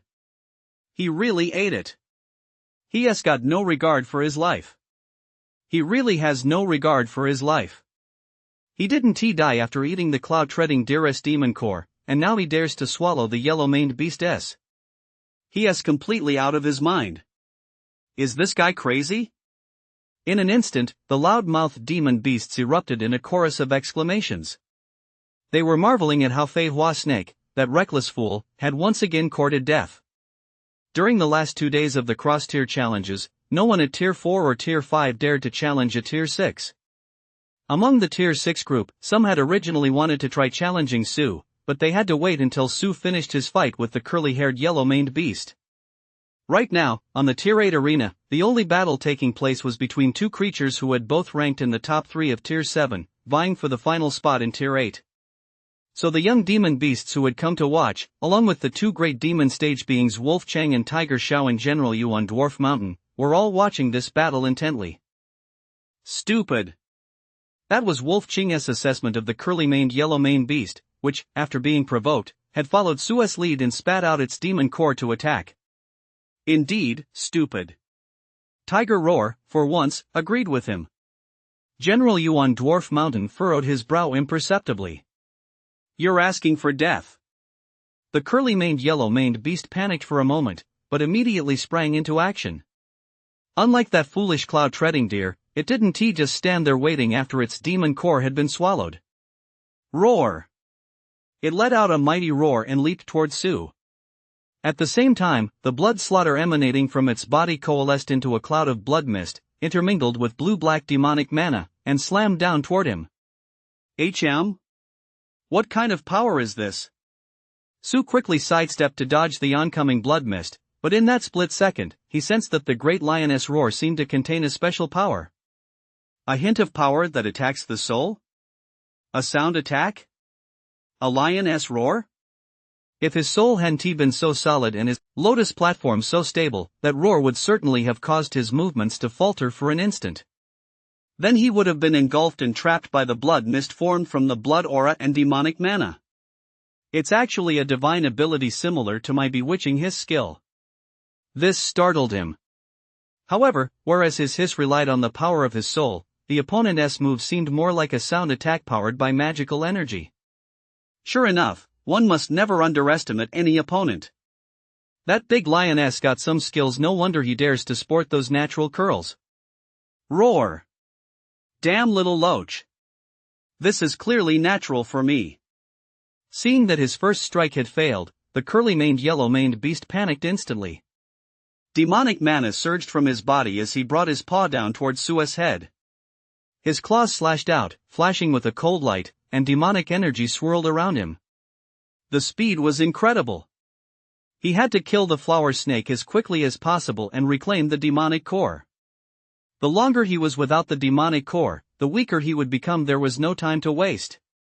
If that palm strike connected, Su's head would either be smashed to pieces or torn to shreds by the claws. It could even rip several large gashes through his snakeskin. Another massive paw followed close behind, cutting off his retreat.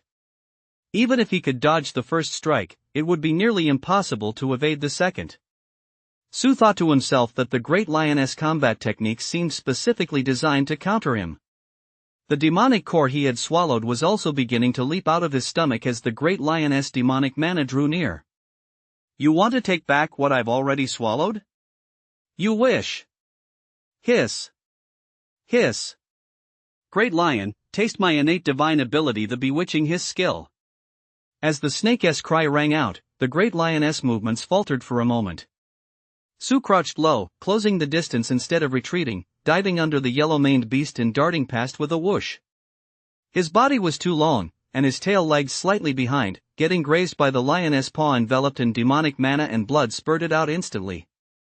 Damn it! Su twisted his body around on the spot, opened his jaws, and bit down hard on the great lioness hindquarters. Innate combat skill, bite skill. Roar! The giant lion reacted just as quickly, leaping into the air to dodge the bite. Though most of the bite skill missed, the snake's fangs glowing red still pierced its fur, leaving a long, bloody gash. The pain made it let out a howl. After that exchange, neither had gained the upper hand. Both had sustained injuries. Not bad, big lion. Su grinned savagely, gritting his teeth. One more time. He was determined to see just how long the curly-maned lion could hold out without its demon core. Roar! The curly-maned yellow-maned beast's eyes bloodshot. It wasn't as carefree as Sue. With the demon core inside its opponent's body, the longer it stayed there, the more disadvantageous it became for the lion.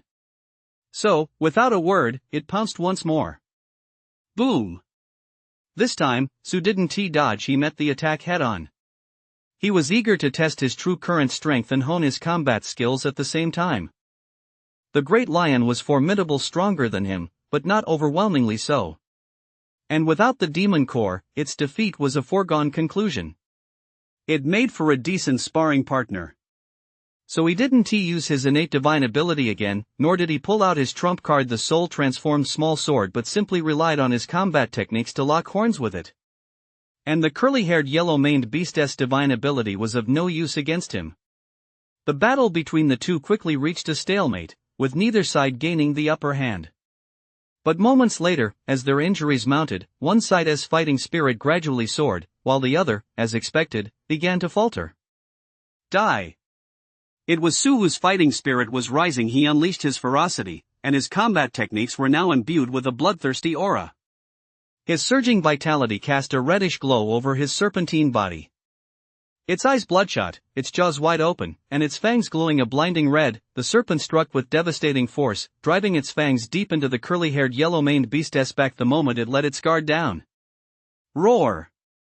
The curly-haired yellow-maned beast howled in agony, its blood aura and demonic mana scattering and losing their focus. In the very next instant, the massive serpent coiled around it, tightening its grip with such force that it nearly crushed its bones. Roar! The curly-haired yellow-maned beast let out a ferocious roar, its eyes flashing with bloodthirsty madness.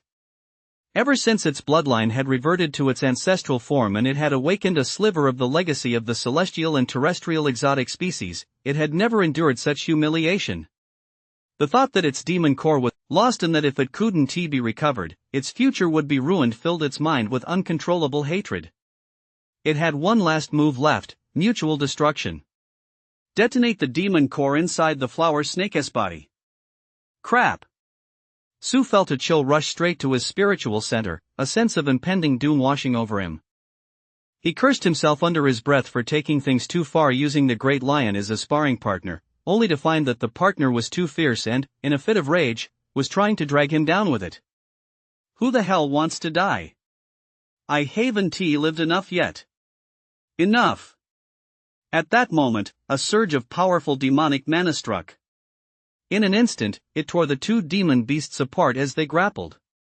It also sealed off all the demonic mana within the curly-haired yellow-maned beast's body. The match ends here. Sue.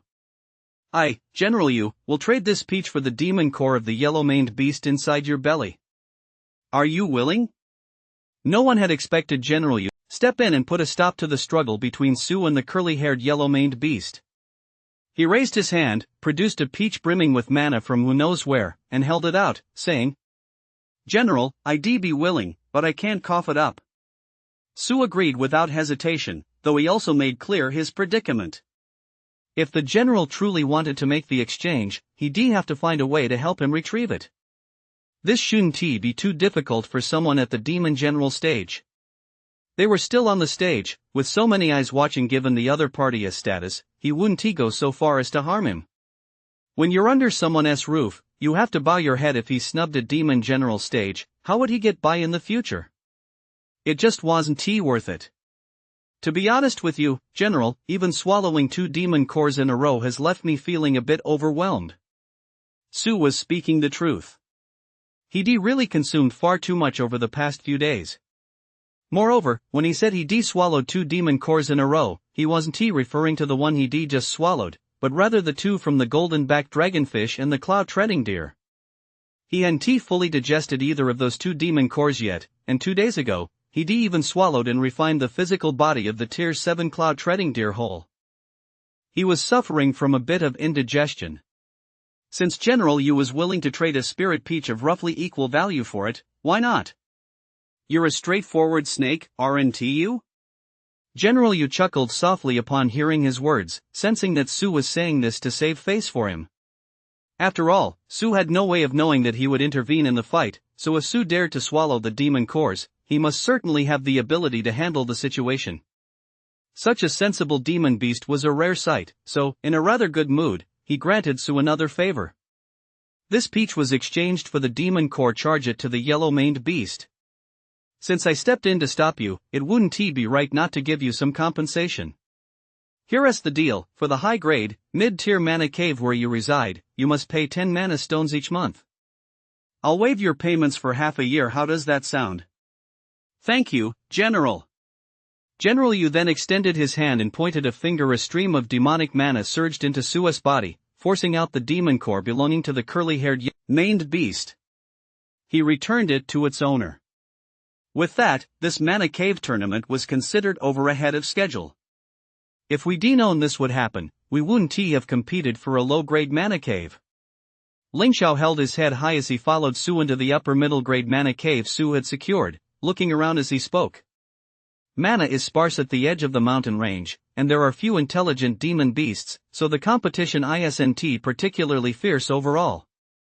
Conversely, this is also because the mana caves here in Luyang Mountain, formed from spiritual veins, can't compare to those in other places. However, no matter how inferior they may be, a mid-grade spiritual vein mana cave is still far superior to a low-grade mana cave from other spiritual veins. Moreover, it's extremely spacious. Behind the stone door of the cave, there were even several separate chambers. Since it was carved into the mountain itself atop a spiritual vein, the concentration of mana inside the cave was more than 10 times that of the outside. The defensive formations of the mana cave did not limit the number of demon beasts allowed inside. However, with more demon beasts cultivating inside, the demonic mana is inevitably diluted, so very few demon beasts would invite others to share the mana cave. But with their family as few snakes, none of which were very powerful, plus a monkey that hadn't even reached the 4th tier, the mana within this upper middle grade mana cave was more than ample for their cultivation. Given this, Ling Xiao felt that the low-grade mana cave she and Ling Yun had fought to secure was now redundant. On top of that, they had to hand over 2 mana stones every month. Why don't we just give it up? Shi Xiaotsui suggested. We'll keep it. Why wouldn't we? Su asked, puzzled. If we don't live there, we can rent it out. Rent it out? Ling Xiao and the others were taken aback. Exactly. Su nodded. We have 19 find those demon beasts that didn't manage to secure a mana cave and ask them if they'd like to rent it. How can we just give up this low-grade mana cave that you all worked so hard to seize? It's a house we've been allocated, and a good one at that. Why on earth would we give it up? What are you thinking? We'll act as sub-landlords and rake in the rent, isn't that great? Since we have to hand over 2 mana stones to the demon general stage every month, we won't ask for much, just 1 mana stone a month in rent. Su didn't want to waste brainpower figuring out rental rates, so he just blurted it out. The tribute for a lower middle grade mana cave is 5 mana stones. For a middle grade one, it's 7. This price shouldn't be too high, right? The mana inside a mana cave is denser than outside, and it's safe with no disturbances. There are bound to be demon beasts willing to rent it for cultivation. That's a good idea. Ling Xiao immediately agreed. Mana stones are hard currency in the cultivation world. They can be used directly for cultivation, setting up formations, crafting artifacts, refining elixirs, and growing spiritual herbs and plants, among other things. Therefore, they're equally popular for exchanging other resources. With something this valuable, the more, the better. I'll order 19 to handle this right away, she said excitedly. By the way, should we still send the items in our snakeskins to the Great Demon stage to sell? She and Ling Yun had shed their snakeskins later on but hadn't eaten them. Due to the nature of their cultivation techniques, consuming them offered little benefit, so they kept them to store items. They mainly held items saved from previous demon beast hunts, such as the hide of a blue wolf, the bones of a mountain climbing python, and the scales of a golden-backed dragonfish. There were also the recently acquired antlers of a cloud-treading deer. Typically, snake demons consume their prey, digest it, and then regurgitate the parts they cannot absorb. As a result, those parts are inevitably corroded and rendered unusable. But now, when his family hunts demon beasts, they cut these parts off first, preserving them in relatively good condition. With a little processing, they can be used for alchemy or weapon and armor crafting. All of these materials have been continuously refined by the demon beast's vitality, and even demonic mana at the very least, they can be used to forge weapons and armor for young demons. Let us sell them and trade them for as much demon beast meat as possible. Sue said. Originally, they had planned to use the contents of the snakeskin to see if they could offset the mana stones required for their tribute. All told, if it covered a few months' worth of payments for a low-grade mana cave, that would be fine. That way, they could free up the time spent refining mana stones for cultivation instead. Now that General Yu had exempted them from a year's worth of payments, it would be better to trade them for demon beast meat. This would save them time on hunting, allowing them to cultivate with peace of mind. All right. Ling Yun said, I'll take care of it. He had also learned the incantation for refining mana stones along the way. The incantation for refining mana stones was derived from the Shinmen alchemy tradition among the four snakes. It was most appropriate for him to learn it and then teach it to everyone upon his return. Then I'm going to sleep now. Sue said. Excellent, the tasks are clearly divided. Everyone, get to work. Wait a moment before you sleep, eat the spirit peach first. Ling Xiao said, barely suppressing the urge to curse the snake. After you eat it, give me the pit so I can plant it for the great sage. Oh, right. Hearing this, Sue suddenly remembered and said, Yunzi, when you're trading for beast meat, try get whole pieces, just say we like to eat blood tofu. This one is Ling Yun. I know, Yunzi. Ling Yun, you stupid flower snake, I'm going to beat the crap out of you sooner or later. Ding. Congratulations, host, on completing this series of quests to defeat opponents and claim a mid-grade mana cave. Rewards, Refinement Points 10, Polymorph Herb 4, host, by devouring the Wood Spirit Root Peach, you will gain Soul Realm plus 408, Physique Realm plus 129. Hee Su, his mouth full of peach juice, thought to himself, bro, if you're thinking of beating me up, that's going to be a bit tough. I'll wish you luck, though. Keep up the good work. Luoyang Mountain, Mana Cave. Inside a top-tier mid-grade spiritual vein mana cave, a coiled giant snake lay fast asleep. With each inhale and exhale, a faint wisp of white mist swirled around its mouth and nose. The blood-red mist surrounding the white flower snake rose and fell with its breath, filling the entire cave. Surrounding this cave were 4 other caverns. In them were, respectively, a green snake, a large white snake, a purple gold wind-chasing tortoise, and a golden-haired monkey perched on its back. Not bad, Xiao Chui's already at tier 5. Su's soul scanned them one by one, getting a clear picture in his mind. With his current soul strength, he could already discern everyone's cultivation levels and abilities. Ling Xiao was in the midst of cultivation. The fluctuations of demonic mana emanating from him were frequent, indicating he had reached a critical juncture in his advancement. It wouldn't be long before he became a tier 7. Ling Yun wasn't at Dongting. He must have gone deep into the cave to mine some mana stones. The great sage had reached tier 4, though he was still some distance from tier 5. The purple gold wind-chasing tortoise remained much the same, except that it had grown considerably larger. The spiritual plant on its back, however, had grown quite a bit. Thanks to the great sage and beast blood's relentless efforts, the spirit-gathering grass and spirit-binding grass have begun to mature, growing into emerald-green spiritual herbs a foot tall. Even the polymorph herb, planted later, has grown to nearly half a foot in height. No one found these extra spiritual herbs strange. After all, if spirit-gathering grass and spirit-binding grass could grow around Su, it stood to reason that other spiritual herbs could grow there as well. There was nothing strange about it.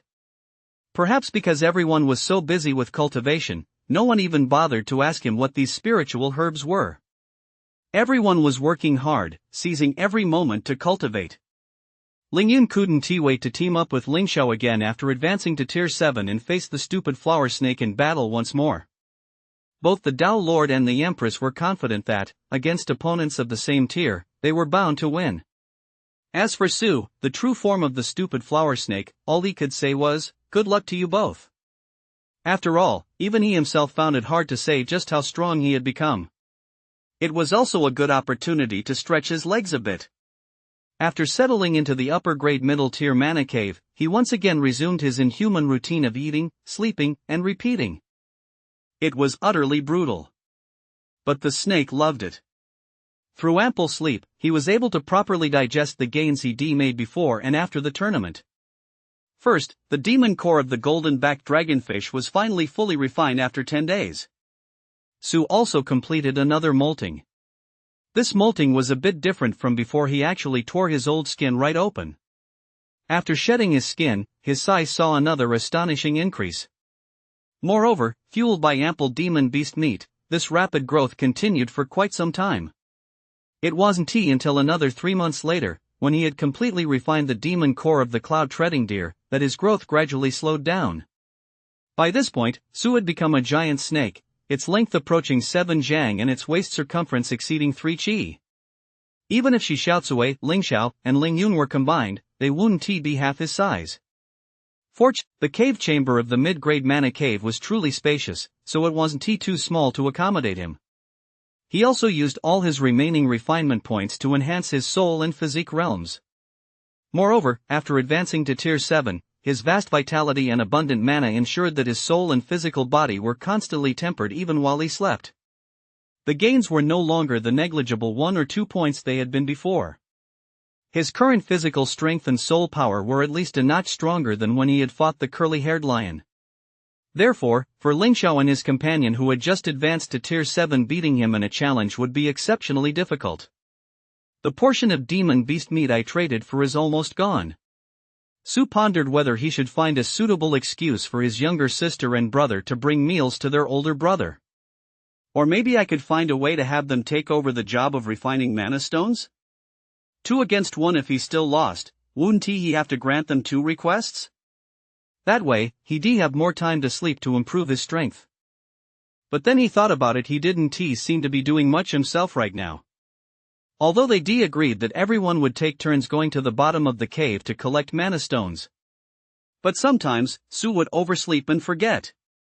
Lingxiao or Lingyun or even Xiaotsui would step in and do his share for him. Although they weren't required to make offerings of mana stones for a year, mining them was itself one of the benefits of possessing the mana cave.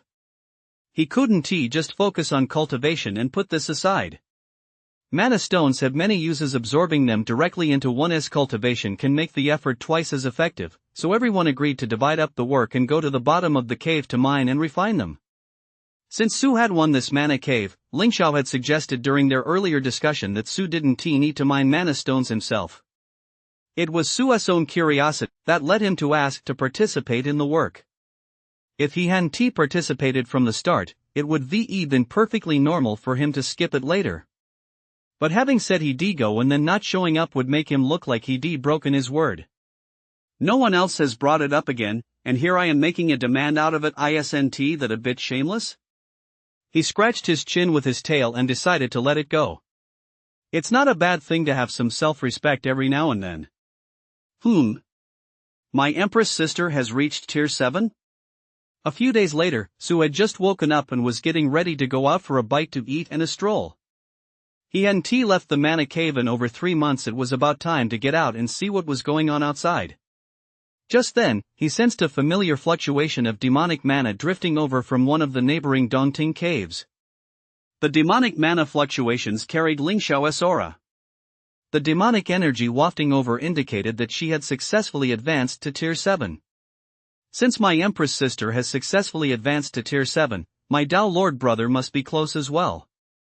Su recalled that the two had previously told him that as long as they had sufficient mana, their cultivation speed now that they had condensed their demonic cores would skyrocket.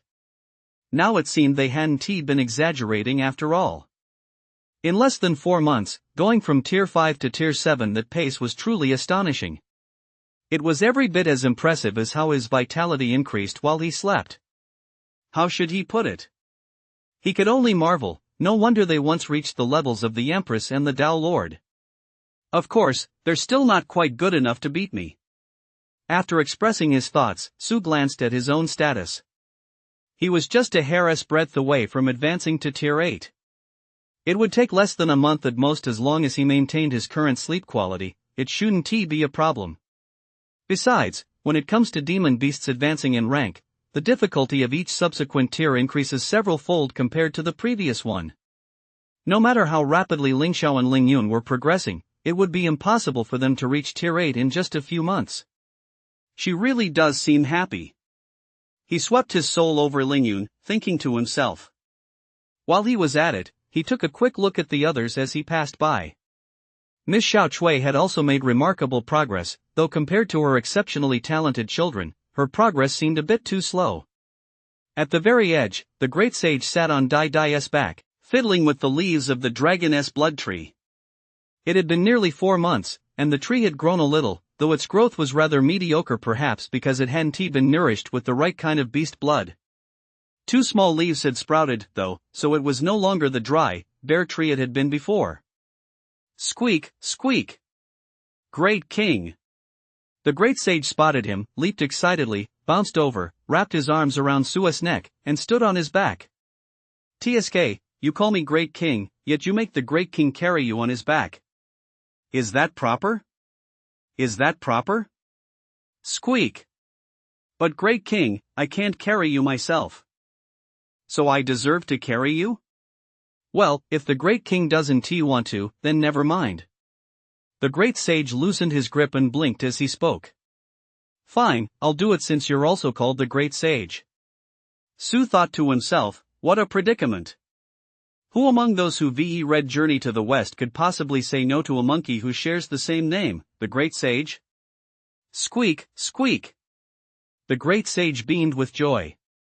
The snake and the monkey stepped out of Mana Cave. Outside, to their surprise, everything was blanketed in snow. The northern wasteland mountains also experienced the changing of the seasons, though each season lasted much longer than in the human realm of the eastern lands. So, by the time they had their match, the leaves on the trees had already begun to turn yellow, yet winter didn't set in until more than 3 months later. Boom! Boom! Boom!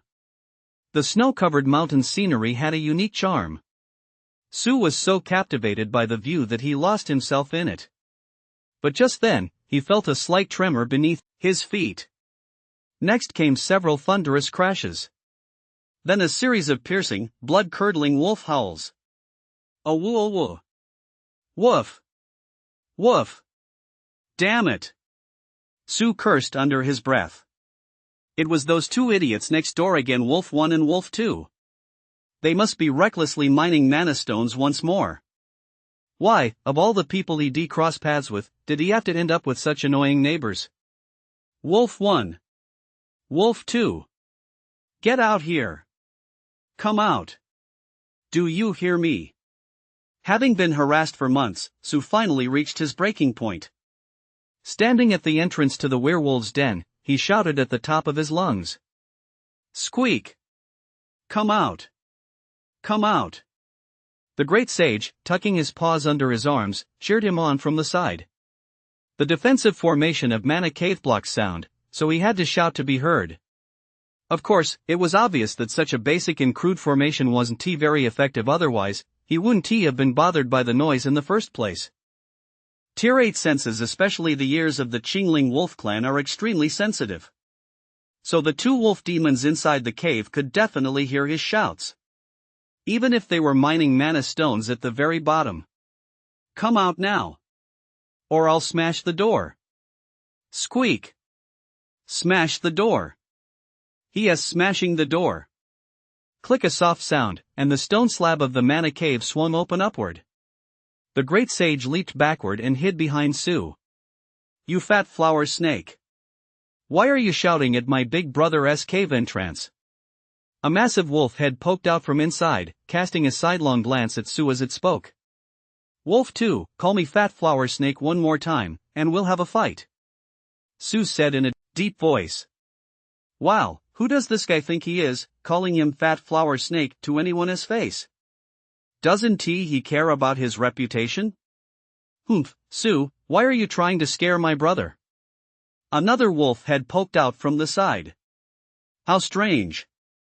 You're still alive? Wolf 1, come out here, let us settle this. As soon as Su heard that, he had no intention of wasting any more words with these 2. He might as well just get it over with. He knew exactly how strong these two wolves were. As long as it wasn't a fight to the death, he could easily handle both of them. I don't have time to fight you, I still need to collect mana stones. Wolf 1 shook his head. If you've got nothing better to do, get out of the way. Don't make a racket in front of my house and disturb our training. Holy shit. You two, get out here. Let us settle this. Who's really disturbing whose cultivation? Su was so furious he burst out laughing. Damn it, you're a wolf spirit, yet you're pulling stunts like Beiji, you're turning the tables on me. If there was one thing that had annoyed him since moving into the mana cave, it was these two brothers next door. In the competition for the upper middle grade mana cave among the top 3 in tier 7, besides that strongest curly-haired lion, there was also this wolf demon from the Qingling wolf clan. The opponent brought along one of his brothers, and they moved in almost right after his family did. The two families had never really crossed paths. Beasts don't have the custom of moving into a new home and paying courtesy calls to their neighbors. If they happen to encounter each other in the wild, they might even hunt each other down, attempting to turn the other into a blood-soaked meal. It is only within the mana caves of the demon general stage that fighting is strictly prohibited. The demon beasts granted residency all prioritize cultivation above all else, which is the only way they can barely maintain peace and tranquility. However, conflict remains inevitable. Challenges to a duel occur from time to time. From the neighboring valley, fluctuations of demonic mana could often be felt. It couldn't be helped when it came to resolving disputes among demon beasts, fists spoke louder than reason.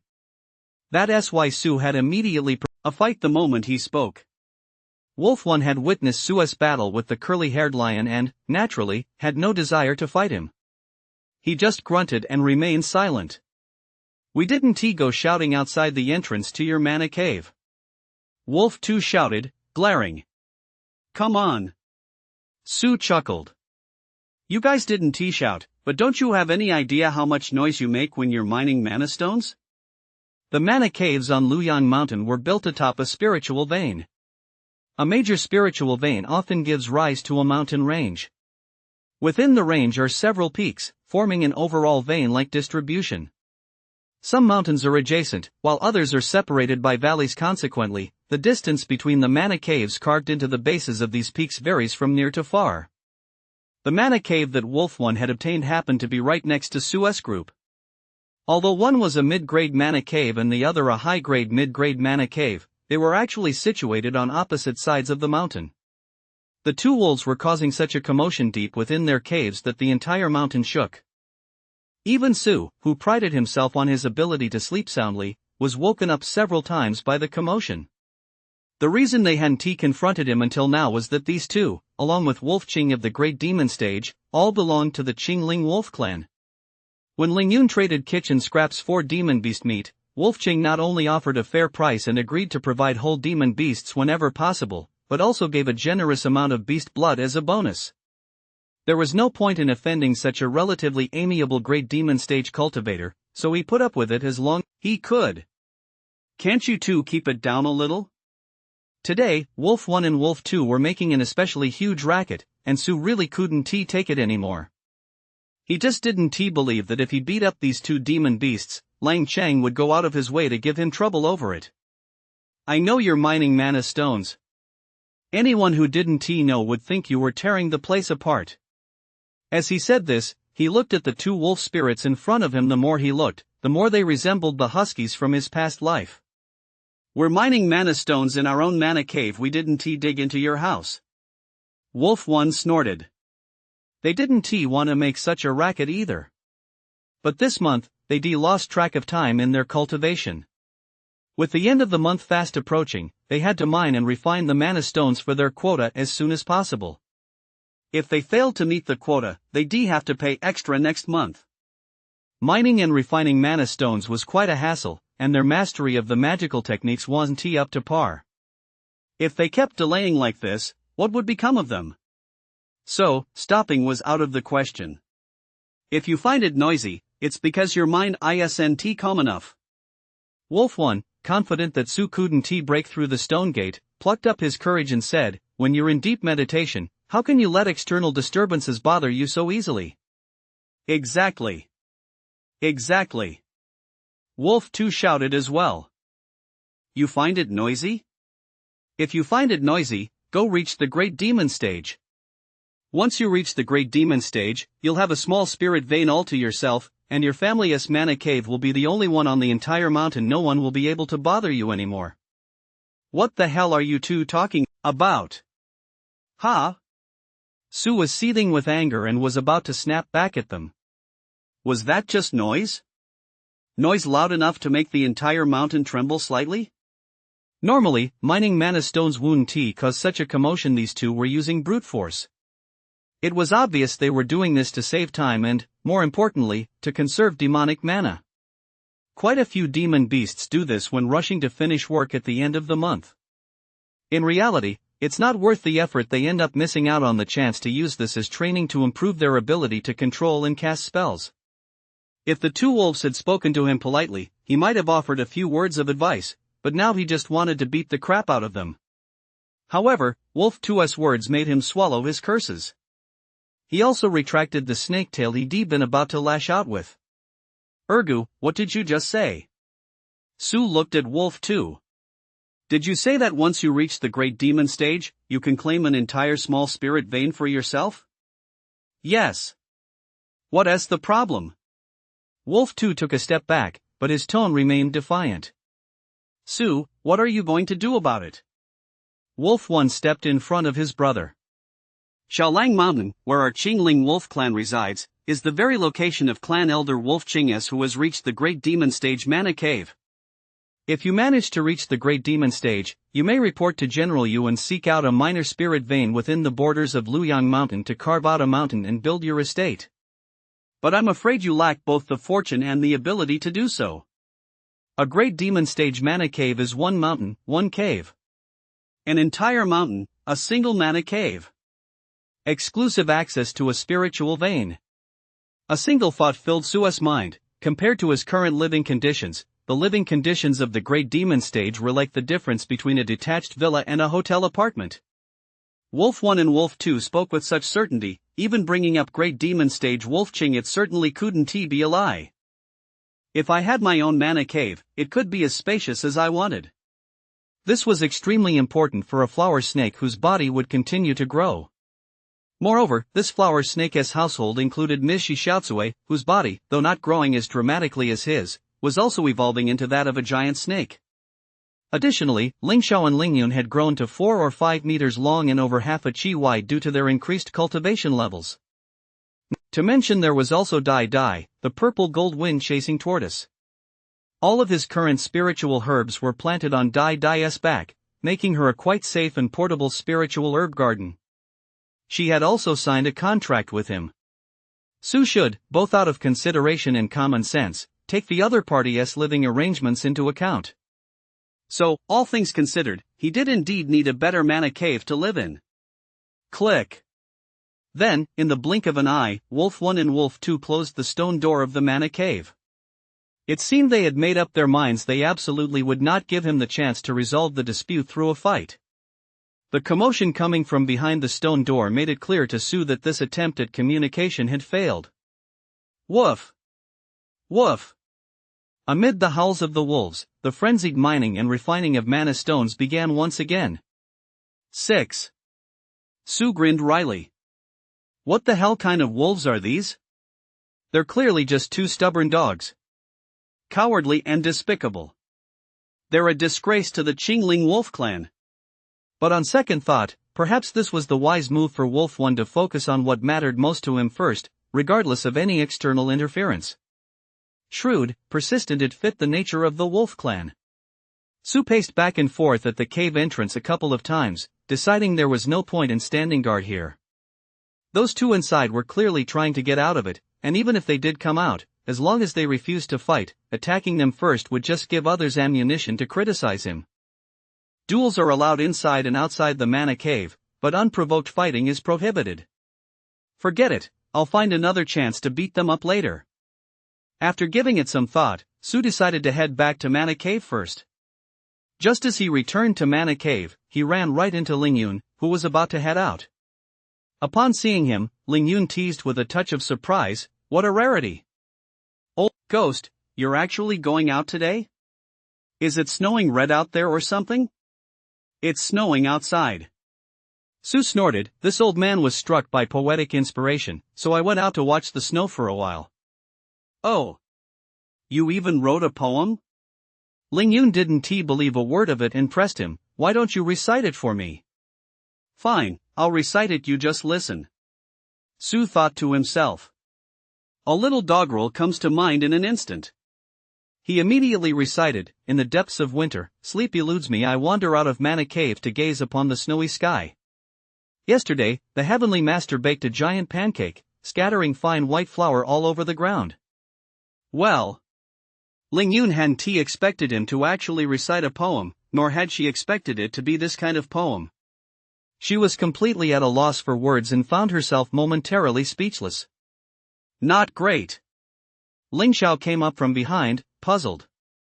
"You two snakes, why are you still here composing poetry? Do you plan to take the imperial exams in the human realm?"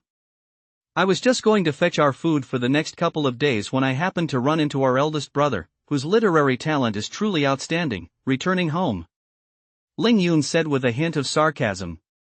"Our eldest brother's literary talent is indeed outstanding." Ling Xiao chuckled. "It's just a shame the heavens weren't kind, they dropped some fine white flour, but there's no way to steam buns with it." With that, he burst into laughter. Ling Yun joined in the laughter.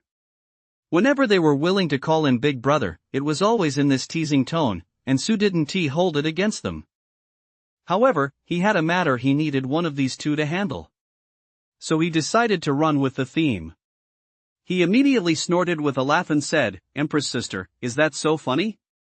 "It is indeed funny." Ling Xiao nodded.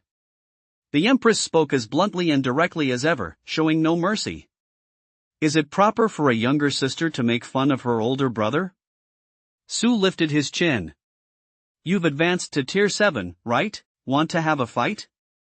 "Awesome. So awesome. Absolutely awesome." Every time he challenged someone to a fight, he felt a secret thrill.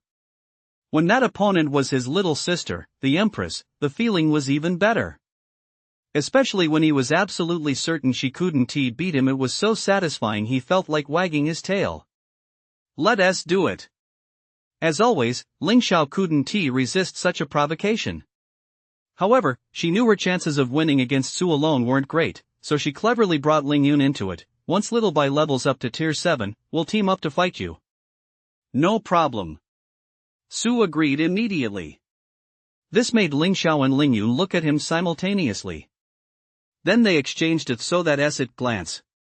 "Old ghost, if there's something you want us to do, just tell us first." Ling Xiao spoke up. Having spent so much time together, they come to understand each other's temperaments and personalities quite well. Sometimes, they could almost guess the other's intentions before they even finished a few sentences. For Su to be so eager to challenge them to a fight, he must have had an ulterior motive. Most likely, once he won, he'd have a task for them to carry out. Knowing full well it was a trap, it wouldn't be wise to walk right into it, so Her Imperial Majesty chose to probe the situation first. "I want to live in a big villa." Su made no attempt to hide his intentions and stated it bluntly. After all, he knew that neither Ling Xiao nor Ling Yun would refuse a more private living space. They were, after all, people with secrets. They would surely prefer not to be disturbed while cultivating. Besides, Ling Yun had been preparing to refine elixirs all along. Ling Xiao was trying to recruit followers to build his own force. Su had observed all of this. Although he had never left the Mana Cave, as long as the two hadn't deliberately hidden their whereabouts, Su was well aware of their movements. So he simply stated his position: "I think one of us should reach the Great Demon stage as soon as possible." "Why isn't that person you?" Ling Xiao asked.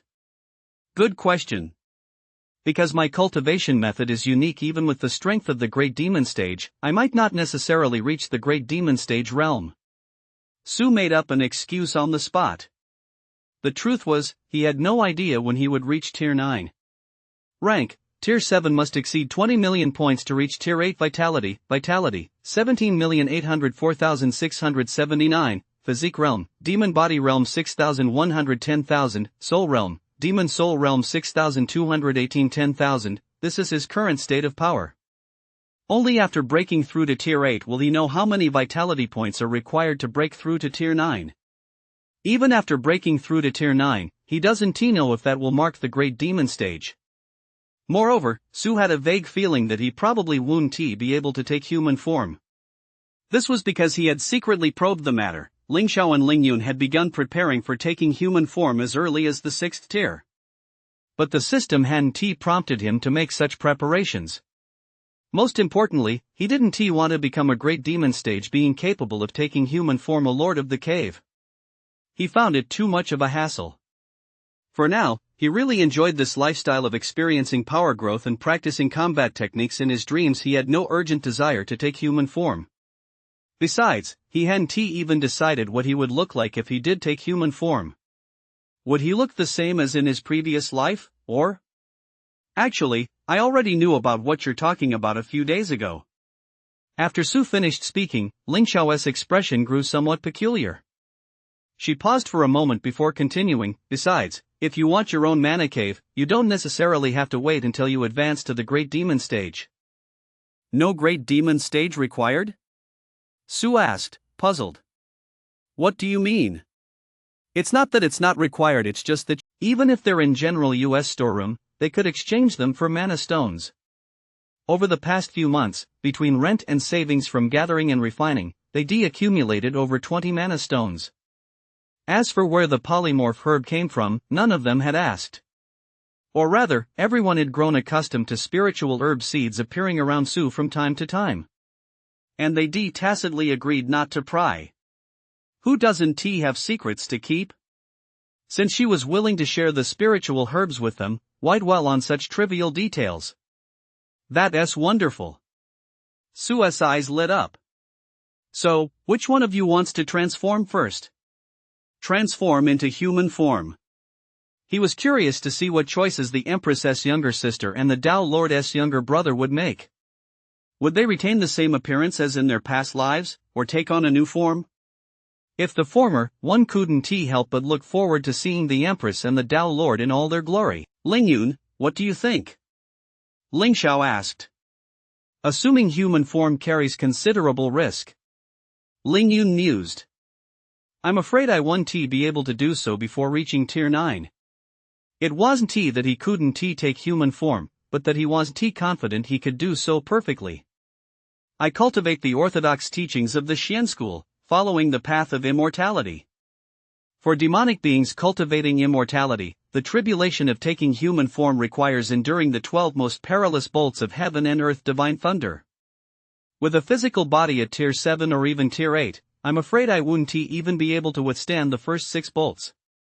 If one cannot assume human form perfectly and the thunderbolts damage one's fundamental essence, one would end up like 19, a weak little demon. One might not even have a second chance to assume human form. A thunder tribulation? Su froze for a moment upon hearing this. Assuming human form requires surviving a tribulation, a thunder tribulation? That's exactly what's written in supernatural fiction. Wow, getting struck by lightning. Thunder, also known as the might of heaven and earth, can truly kill a person. And this is a thunder tribulation specifically targeting demons. He suddenly realized he'd been underestimating the situation. Maybe we should just forget about it. Su said. He couldn't just send his younger sister and brother to get struck by lightning just to get a big mansion. It would be just as good to wait safely until Tier 9 before taking human form. Then I'll do it. Ling Xiao ignored him and said bluntly.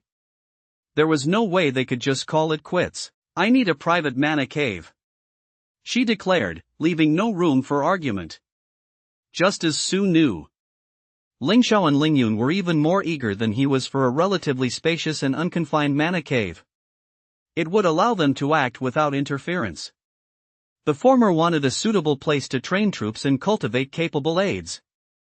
What kind of empress is all alone, without even a single person to cheer her on? The latter needed an independent, undisturbed mana cave to set up formations, prepare spiritual materials, and refine elixirs in peace.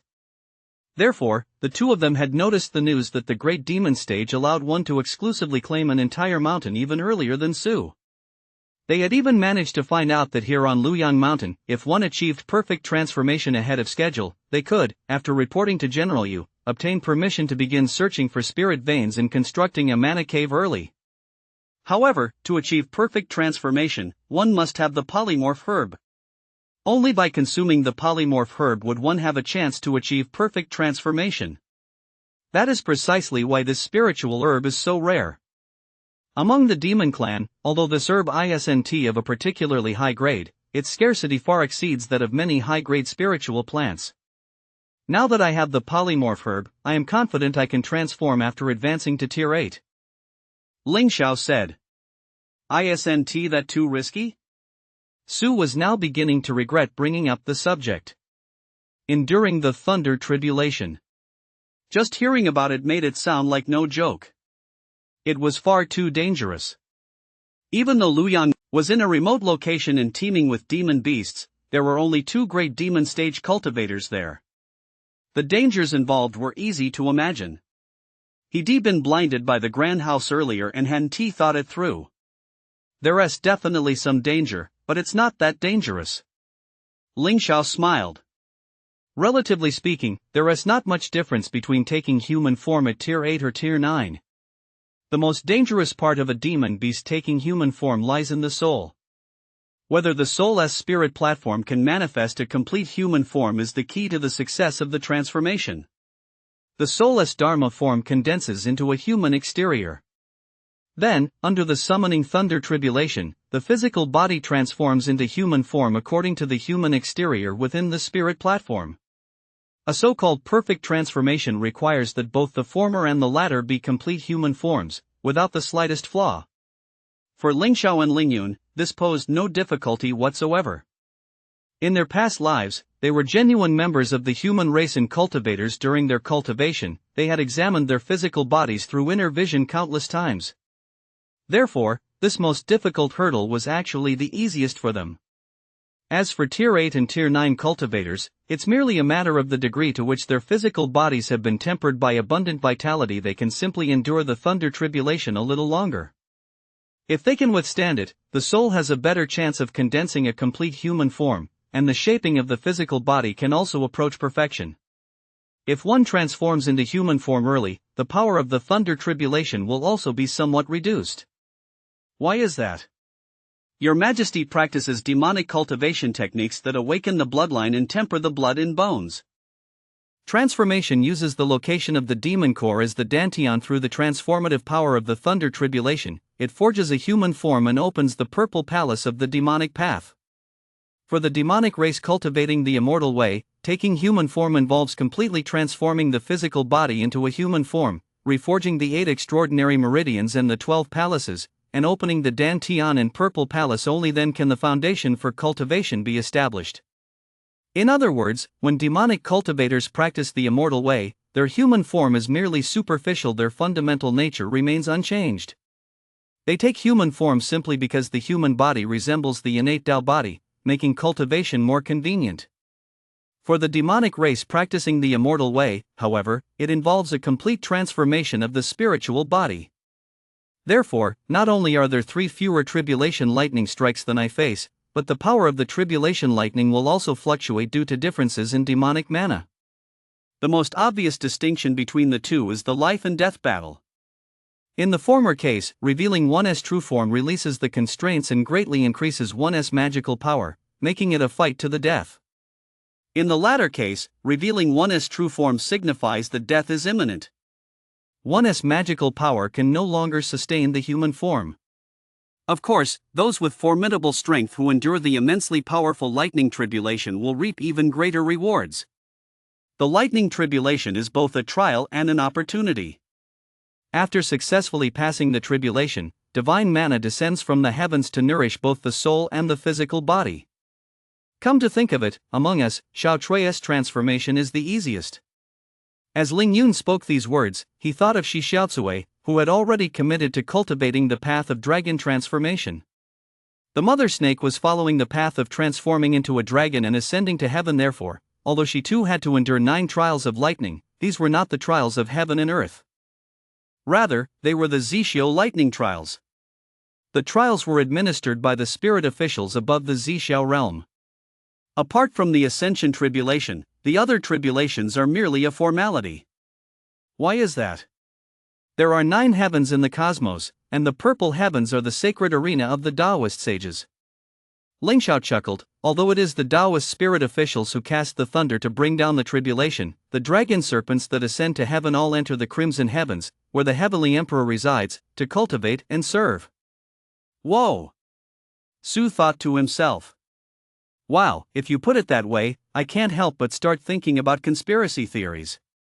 There is probably a reason behind it, but it's not something to be discussed with outsiders. Ling Xiaohan specifically inquired about this, and judging by Ling Yun's expression, she didn't seem to know the details either. Come to think of it, that makes sense. Dragon serpents aren't exactly rare creatures in the mortal realm. After the ancestral dragon perished, even the true dragon clan could no longer be considered particularly powerful. Back when she was the empress, the dragon horses that pulled her chariot were all descendants of dragons. But it's too early to be thinking about all that now. We'll have plenty of time to investigate once Xiao Cui evolves her dragon serpent bloodline. Ling Xiao said with a smile. Although it would be easy for Shi Xiaocui to undergo the thunder tribulation to take human form, her cultivation level was still below tier 6. It would take at least 3 to 5 years before she could reach tier 7. That was the normal cultivation pace for an ordinary demon beast. Moreover, since Xiaocui, like them, possessed memories of her past life, it would be safer to wait until she reached tier 9 before considering taking human form. Therefore, she was currently the most suitable choice. Then it's settled. Once I advance to tier 8, she'll take human form. Taking human form early actually had its Su had no use for his own share, so after setting aside 12 stones, giving 2 to Dai and 10 to the Great Sage for cultivation and growing spirit plants. Burying the mana stones in the soil and mixing them with beast blood would help the spirit plants grow faster and healthier. In addition, he agreed to lend the remaining stones to Ling Xiao and Ling Yun on credit. The two promised to repay him double in the future. The mana stones that Shi Xiaocui, Ling Xiao, and Ling Yun received as their share were used directly for cultivation. Otherwise, their cultivation progress wouldn't have been so rapid. As for the portion beyond their monthly payments, plus the 4 stones collected from rent, they had been saved up and left untouched. So far, they've only saved up a little over 20. First, they don't need them right now. Given their current cultivation levels, the amount of mana they can refine each day is limited. The mana within the mana cave itself is sufficient for their cultivation needs. Even for someone like Shi Xiaocui, more than half of the mana stones she was allotted remain unused. Only Ling Xiao and Ling Yun, whose cultivation techniques are top tier, can cultivate with ease once their souls enter a meditative state, and they can even consume additional mana stones. Second, they're being saved for a rainy day. So what Ling Xiao is suggesting now is that he wants to use the accumulated mana stones for his own cultivation.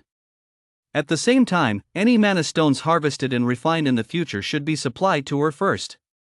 Brother Dao Jun? Su didn't see a problem with this. He didn't need mana stones himself and rarely went down to the bottom of the cave to refine stones. However, since Ling Yun's cultivation also required mana stones, he wanted to seek her opinion first. Your Majesty, please don't rush. The polymorph herb still needs some time to mature. Seeing the situation, Ling Yun had no choice but to speak up. My alchemy furnace hasn't been fully consecrated yet, so I can't refine elixirs. Besides, I still don't know where to find the missing spiritual herbs. Furthermore, I need to advance to tier 8 before I can refine elixirs with greater confidence. How come it's been 4 months, and you still haven't consecrated it successfully? Su knew that the alchemy furnace he was referring to was that small cauldron made of black gold. He recalled Ling Yun mentioning that the small alchemy furnace was sealed and bore a soul imprint left by its original owner. It had to be purified before it could be used. But he hadn't expected that even after 4 months, it still couldn't be used for alchemy. No wonder there had been no progress. Was the alchemy furnace some extraordinary treasure, which was why it was so difficult to purify? It's because I haven't yet condensed my soul. I can only use mana to force the process, so progress is slow. Ling Yun explained helplessly. He wasn't refining the cauldron every single moment, either. Cultivation was clearly more important than alchemy. So he only refined the cauldron during breaks in his cultivation. But even that alone was slowing down his cultivation progress. Ling Xiao was already at tier 7, while he still needed a few more days. Oh, I see. Su sounded slightly disappointed. He thought that his younger brother, the Tao Lord, had exceptional luck that the little black gold cauldron he picked up at a street stall must be a real treasure. The little black gold cauldron is a decent magical artifact, but I won't know exactly how good it is until I've fully refined it. Ling Yun could tell Su's enthusiasm had waned. Then you'd better get a move on. Su said offhandedly, once you've refined the polymorph pill, let everyone have a taste. Have a taste? Ling Yun flickered his serpentine tongue, at a loss for words. Still, he continued, alchemy also requires mana stones to ignite the alchemical fire. Ordinary wood or charcoal simply cannot be used for alchemy. They can't even heat up the alchemical furnace. Until he could transform into human form, he wouldn't have a Dantian or purple palace, meaning he couldn't condense alchemical flames of any rank. To refine pills, he had no choice but to rely on external forces to ignite the flame. After speaking, he looked at Su. Ling Xiao was also looking at Su at that moment. Ding! A system notification sounded in Su's mind. Host, you have a new mission. Mission 1, urge your second younger sister, Empress Ling Xiao, to take human form. Mission reward, refinement points 12, mind calm flower 1. Mission 2, help your third younger brother, Tao Lord Ling Yun, refine the polymorph pill. Mission reward, refinement points 12, mind calm flower 1, got it. Su grinned. So it all comes down to mana stones, right? Leave it to me. Your great older brother, this old man, has decided to sacrifice some of my precious sleep time to go get those mana stones for you. And as for you two, my Empress sister and Tao Lord brother. He bared his fangs. Your job is to make sure big brother moves into a huge mansion within 3 months. Boom. Boom. Boom. Woof. Wolf One was jolted awake by a series of tremors beneath him. The noise seemed to be coming from the bottom of the cave. Is number 2 being so hardworking today? Has he gone off to mine and refine mana stones first thing in the morning? But as he turned to look around, he heard another burst of snoring. Glancing back toward the sound, he saw Wolf 2 lying on his back, sprawled out with his belly exposed. Ha! It's not number 2? Boom! Boom! Boom! Another series of tremors, even more intense than before. What is going on?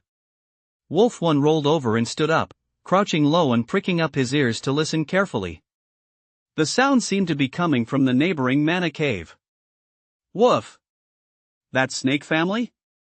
It's the fat flower snake. Number 2, wake up. Stop sleeping. Wolf One rushed over and slapped Wolf 2 awake. Woof! Wolf 2, startled awake by the slap, looked bewildered. Big brother? Get up! The fat flower snake next door is declaring war on us. Declaring war? Wolf 2 shook his head. Big brother, why don't we just ignore him? We can't beat him anyway. Just then, the sound of thud, thud, thud came drifting over once more. Wolf One lowered his voice and said, even if we can't beat him, we can't let him provoke us like this. Come on, let us go gather and refine mana stones too. We can't let him get away with this. Big brother, you just want to drag me out of bed to gather mana stones, don't you? Nonsense. Big brother is teaching you how to prove yourself. Soon, the sound of thud thud thud echoed from the bottom of this cave as well. Thud thud thud. Thud thud thud thud. The sound carried to the other side, startling Ling Xiao and the others who were still in the midst of their cultivation. Su, at the bottom of the cave, heard it too. Those 2 troublemakers next door so early today, he muttered under his breath, without pausing his movements. Vitality surged to the tip of his serpentine tail, and he lashed it violently against the cave wall. Boom! Boom! With each strike, several cracks of varying lengths split open on the cave wall. Then, crushed stones began to roll down. Su released his soul to probe the area, following the cracks inward in search of traces of mana stones. At times like this, the power of the soul proved exceptionally effective. It was infinitely more accurate than sensing with demonic mana. And being able to pinpoint the exact locations of the mana stones and then focus his excavation efforts there naturally led to a significant increase in efficiency. Mana stones. These are the essence of stone, born within spiritual veins and imbued with rich mana. They are hard and smooth to the touch, warm and delicate, with a pure, bright luster. Their colors vary depending on the spiritual vein from which they originate: blue, green, red, purple, yellow, white, or even transparent and multicolored. They resemble jade in appearance, and after being mined and refined, they shimmer with radiant light, like spiritual treasures. No, these mana stones are spiritual objects to begin with. Boom!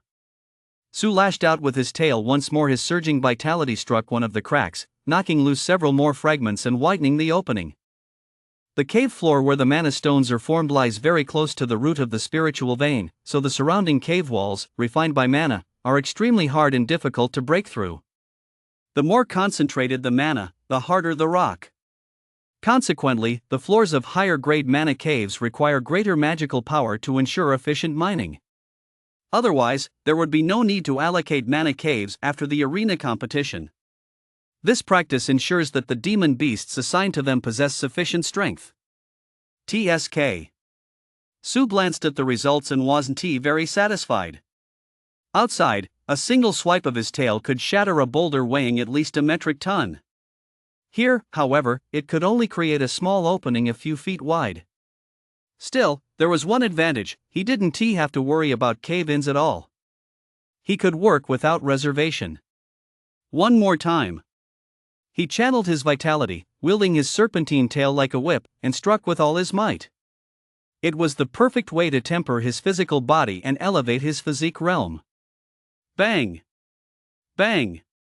Bang! After striking several times in a row, he finally neared the area where his soul could sense the densest concentration of mana. At this point, he could already feel the coolness of the mana washing over him. Mana itself has no temperature. This sensation came from the clarity it imparted to his spiritual sea and mind. Sizzle with the serpent's tail, he gently tapped the several-foot-wide opening he had created.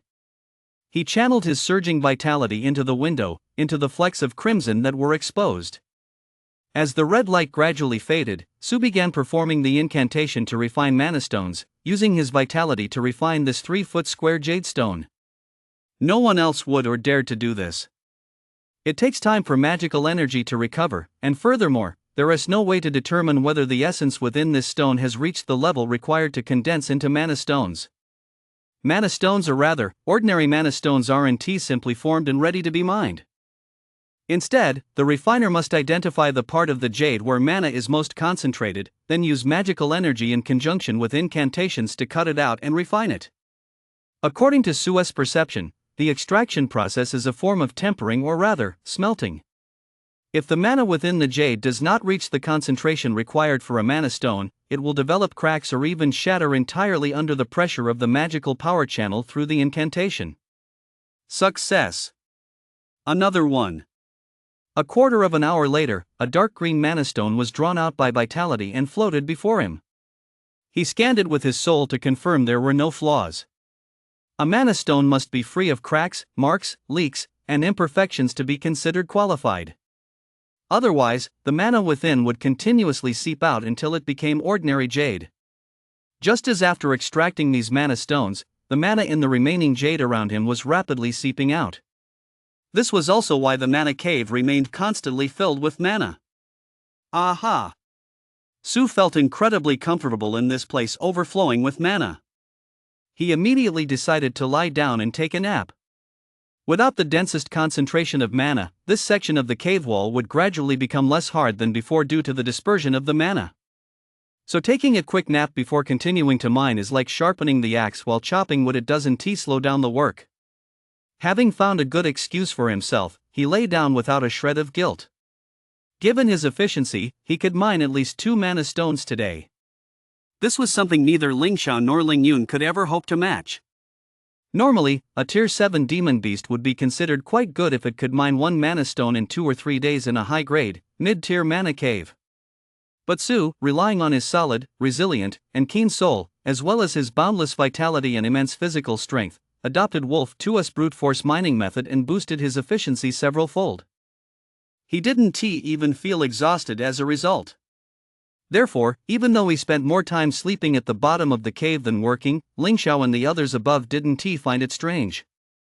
Hearing no noise, they assumed at most that he had overused his vitality.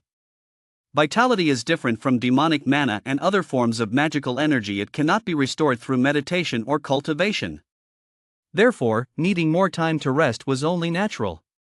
So from that day on, Su took up residence at the bottom of the cave. He spent 1/3 of his time mining mana stones. He spent 2/3 of his time sound asleep. Occasionally, he did take the time to gather the shattered, depleted mana stones, the jade remnants left over after refining mana stones, and, using a snakeskin bag, a bag made from real snakeskin, haul them up to the surface to hand over to Ling Xiao for processing. The Empress, who had not yet attained the great demon stage, began to display the domineering aura befitting her status as Empress once she decided to take human form first. She completely brought 19 and the rest of the minor demons under her control, making them run errands for her. In just over 10 days, she found 18 of the spiritual materials needed to supplement the polymorph herb and refine the polymorph pill. One such auxiliary material, called red gold crystals, is used as a lining at the bottom of the alchemical furnace to regulate the temperature. Refining the polymorph pill requires not only the primary ingredient, the polymorph herb, and 12 auxiliary ingredients, but also 3 spiritual materials used to regulate the alchemical fire. Just thinking about it made Su Guang feel overwhelmed. Fortunately, this wasn't his concern. All he had to do was hand over the harvested mana stones and depleted mana stones to Ling Xiao and Ling Yun, and they would figure out how to obtain them. With that, he spent another 10 days or so busy. Whoa! That day, he woke up and was just about to get up to work when he glanced at his status panel and realized he was just a little bit short of the vitality required to advance to tier 8. So, he decided to sleep until he could advance. He closed his eyes and, surrounded by mana, drifted back to sleep. Vitality +1 +1 +1 +1. Vitality +1 +1 +1 +1 +1. Congratulations, host, on advancing to tier 8. Vitality +1 +1 +1 +1. You're tier 8 now? Ling Xiao's vertical pupils instantly widened in surprise. Yep. That's right. That's right. Su, who had made a special trip to share the good news with his Empress sister after advancing to tier 8, wore a smug expression, one that didn't require any acting but was a genuine outpouring of pride, and nodded rapidly. Then, grinning, he pressed her with a teasing question, hee. Little sis, what do you think? Isn't your big bro awesome? I said I'd reach tier 8, and I did. How about you? It had been only a little over a month since she decided to take human form, and Ling Xiao, who made much progress in her cultivation, forced herself to resist the urge to curse the heavens for their injustice. Although Su's sudden diligence had led to a greater harvest of mana stones, she used most of them for cultivation, as she needed them to exchange for spiritual ingredients for alchemy. On top of that, she had to process the mana stones, subdue minor demons, and handle all sorts of miscellaneous tasks. She planned to get everything sorted out within a month before devoting herself fully to cultivation. For cultivators, a month or even a year is an extremely brief span of time. But just as she was finally catching up on her workload, her good brother came running over to tell her this great news. He had actually advanced to tier 8 first. Right within the span of this 1 month. This made Ling Xiao, who, even while busy with miscellaneous tasks, had never slacked off on her cultivation, realize that the complaints she often heard from others about the unfairness of the Tao really did have some merit. How long had it been since the stupid flower snake broke through to tier 7? Less than a year. No, that's not right. It's actually still a few days short of half a year. Half a year from Tier 7 to Tier 8. Even the growth rate of a divine beastess bloodline couldn't be much faster than that, could it? The more Ling Xiao thought about it, the sharper her gaze became as she scrutinized Su. She was genuinely curious now, what exactly was this guy relying on? Little sister, don't envy your big brother. I'm just one step ahead of you. Su chuckled cheerfully, so you'd better get a move on. With that, he laid his cards on the table. To urge his Empress sister to successfully take human form, he made quite the sacrifice. Not only had he given up precious sleep time to harvest and refine mana stones, but he also left immediately after his own promotion to rush over and share this good news with her, hoping to motivate her. As her big brother, he felt he'd been incredibly considerate. Of course, Ling Xiao was certainly very touched by this. Just look, she was so moved she couldn't even speak. #nervousface #Brother Dao Jun. After expressing his affection for the Empress's younger sister, Su wasted no time in finding Ling Yun. He leaned over and grinned at him. Big bro, I'm Tier 8 now, Ling Yun, I'm aware of that. If he had hands, he would surely be clenching his fists in a fit of rage. Oh, come on. Just knowing isn't enough, is it? Su chuckled. You need to learn more from Big Bro here and grasp the message I'm trying to convey to you. For example? For example, you need to understand that I just told Ling Xiao first that Big Bro here has gotten even stronger. Su said with great solemnity, given her personality, she'll definitely throw herself into cultivation, striving to advance to Tier 8 as soon as possible. So, you should feel a sense of urgency, too. While you're training hard, hurry up and refine your alchemy furnace to prepare for crafting the polymorph pill. Got it? I understand. Ling Yun fell silent for a moment, realizing she had no grounds to argue. She could only nod in response, feeling slightly resentful. Oh my. That's the spirit. Big brother, I'll get the mana stones ready, I'll put the pressure on you. Of course, you can't slack off on your cultivation either. Su said earnestly, aim to advance to Tier 9 as soon as possible and transform into human form, got it? Got it. It had been a long time since anyone had given him such guidance, and crucially, since he'd been reminded so bluntly to cultivate diligently, so Ling Yun felt an extremely bittersweet mix of emotions. Back when he first joined the sect, his cultivation progress had been too rapid, and his master and senior disciples had urged him to solidify his foundations. Now, reborn as a snake, he was being spurred on both directly and indirectly by his stepbrother to cultivate diligently and not hold everyone back. The difference was like night and day, truly testing his composure. Fortunately, Ling Yun was no stranger to trials and tribulations. In an instant, he regained his composure. Thinking of Ling Xiao, who was about to take human form, he couldn't help but say, "Old ghost, taking human form is no trivial matter. Ling Xiao knows exactly what she's doing, you'd better not disturb her thoughts any further." Brother Dao Jun, you're worrying too much. Su laughed nonchalantly, the Empress's mental fortitude is stronger than yours. My provocation will only make her fight with increasing courage. She is, after all, a woman. Ling Yun said. Whoa! You dare look down on women? Su shouted, you're done for, I'm telling you, you're done for. 9 times out of 10, you'll fall at the hands of a woman. How arrogant, how dangerous. How dare he look down on women? Half the world is made up of women. Not to mention anything else, just in this mana cave alone, there are 3 females. Which one of them is easy to mess with? Being so arrogant will only get you into trouble. Upon hearing this, Ling Yun fell silent for a long moment. This made Su realize something, and he exclaimed in surprise, "Oh my! Yunzi, you're not going to end up dying at the hands of a woman, are you?" No. Ling Yun denied. Ha! Su tilted his head. Bro, do you think I believe that? But it's related to that. TSK. It's not what you're thinking. Ling Yun couldn't help but explain. Whoa, I wasn't thinking anything at all. Great King. I have news about the water cloud stones. One day, 19 rushed to see Ling Xiao and told her he had found the last piece of spiritual material. This mountain cat spirit had relatively weak combat prowess but a very high sense of self-worth. It had long intended to find a suitable great demon stage to serve alongside its brothers, hoping for a bright future. But in the presence of a true great demon stage, they couldn't even get in line, so they sought out high-tier demon beasts with potential to first become their disciples. Once the other party became a great demon stage, they would naturally follow at their side.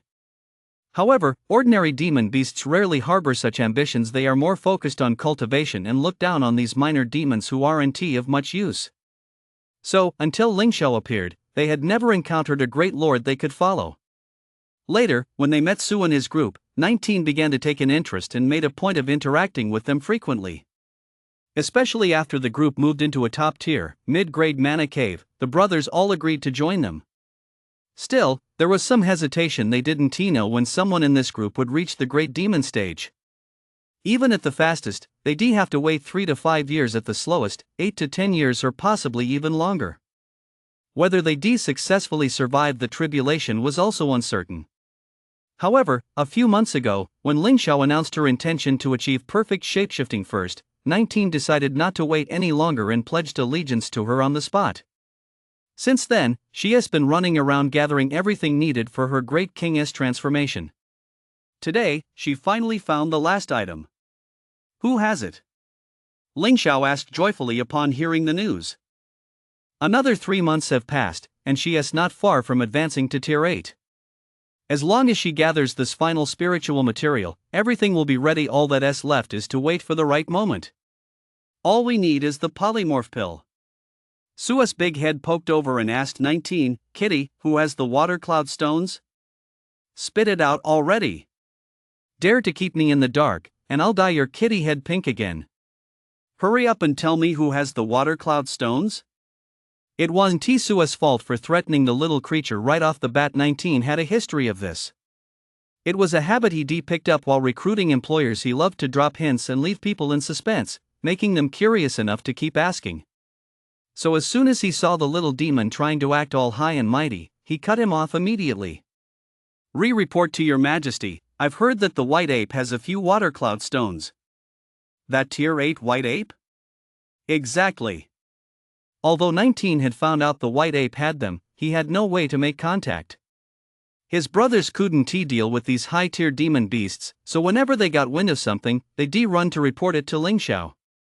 Then the great king would go pay a visit to make the exchange. Alright, leave this to me. Su was delighted to hear this. He still owed the white ape a favor he hadn't repaid yet. Now that they were all Tier 8, it was the perfect opportunity to pay a visit. The 2 mana caves weren't far apart, just a valley separated them. So, moments later, he appeared at the white ape's doorstep. Before long, he returned with 7 or 8 water cloud stones. He handed them to Ling Yun. Yunzi, these are for you. The fist-sized water cloud stones were covered with a dense network of tiny pores, making them look very much like volcanic rock. Yet they felt slightly cool to the touch, with faint fluctuations of water elemental energy within. If left unprotected by magical barriers, water vapor would constantly gather on the stones. Su had carried them back in his mouth, and he almost felt like he was about to drool. How did you get so many? Ling Yun asked in surprise. Didn't you say you didn't take anything out? How did he manage to trade for these water cloud stones? These were spiritual objects imbued with the energy of the 5 elements. Though of ordinary grade, they were hard to come by in a place like Luyang Mountain. Otherwise, they wouldn't have been the last item on the list of spiritual materials he hadn't yet gathered. How much do you think these water cloud stones are worth? Su didn't answer directly, but asked a question first. Given their size, the water elemental chi they contain is average, but they're usable. Ling Yun sensed them briefly and replied, 8 of them if sold at the Spirit Treasure Pavilion, they fetch roughly 200 mana stones. Alchemists and artifact smiths require large quantities, so even items of average quality command a high price as long as they're serviceable.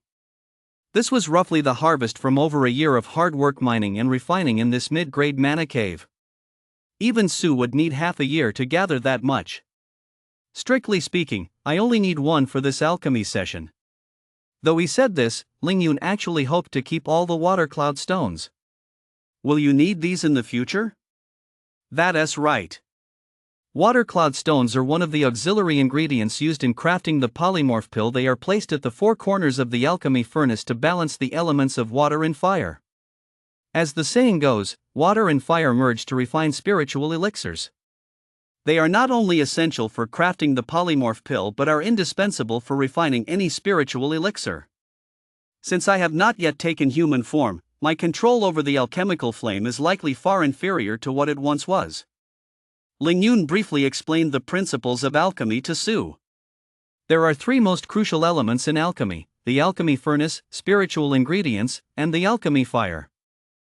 Simply put, these are the quality of the furnace, the proper blending of spiritual ingredients, and the control of the alchemy fire. In fact, as long as one has a good alchemy furnace, a complete alchemy formula, and has mastered a fire control technique, one can begin refining elixirs. However, the success of alchemy ultimately depends on the control of the alchemical flame, that is, the mastery of the heat. Of the three elements, the cauldron, the ingredients, and the heat, the cauldron and ingredients are easy to pass on and understand, but the heat is difficult to pass on, difficult to grasp, and even harder to put into practice. Ah, I get it. Su nodded.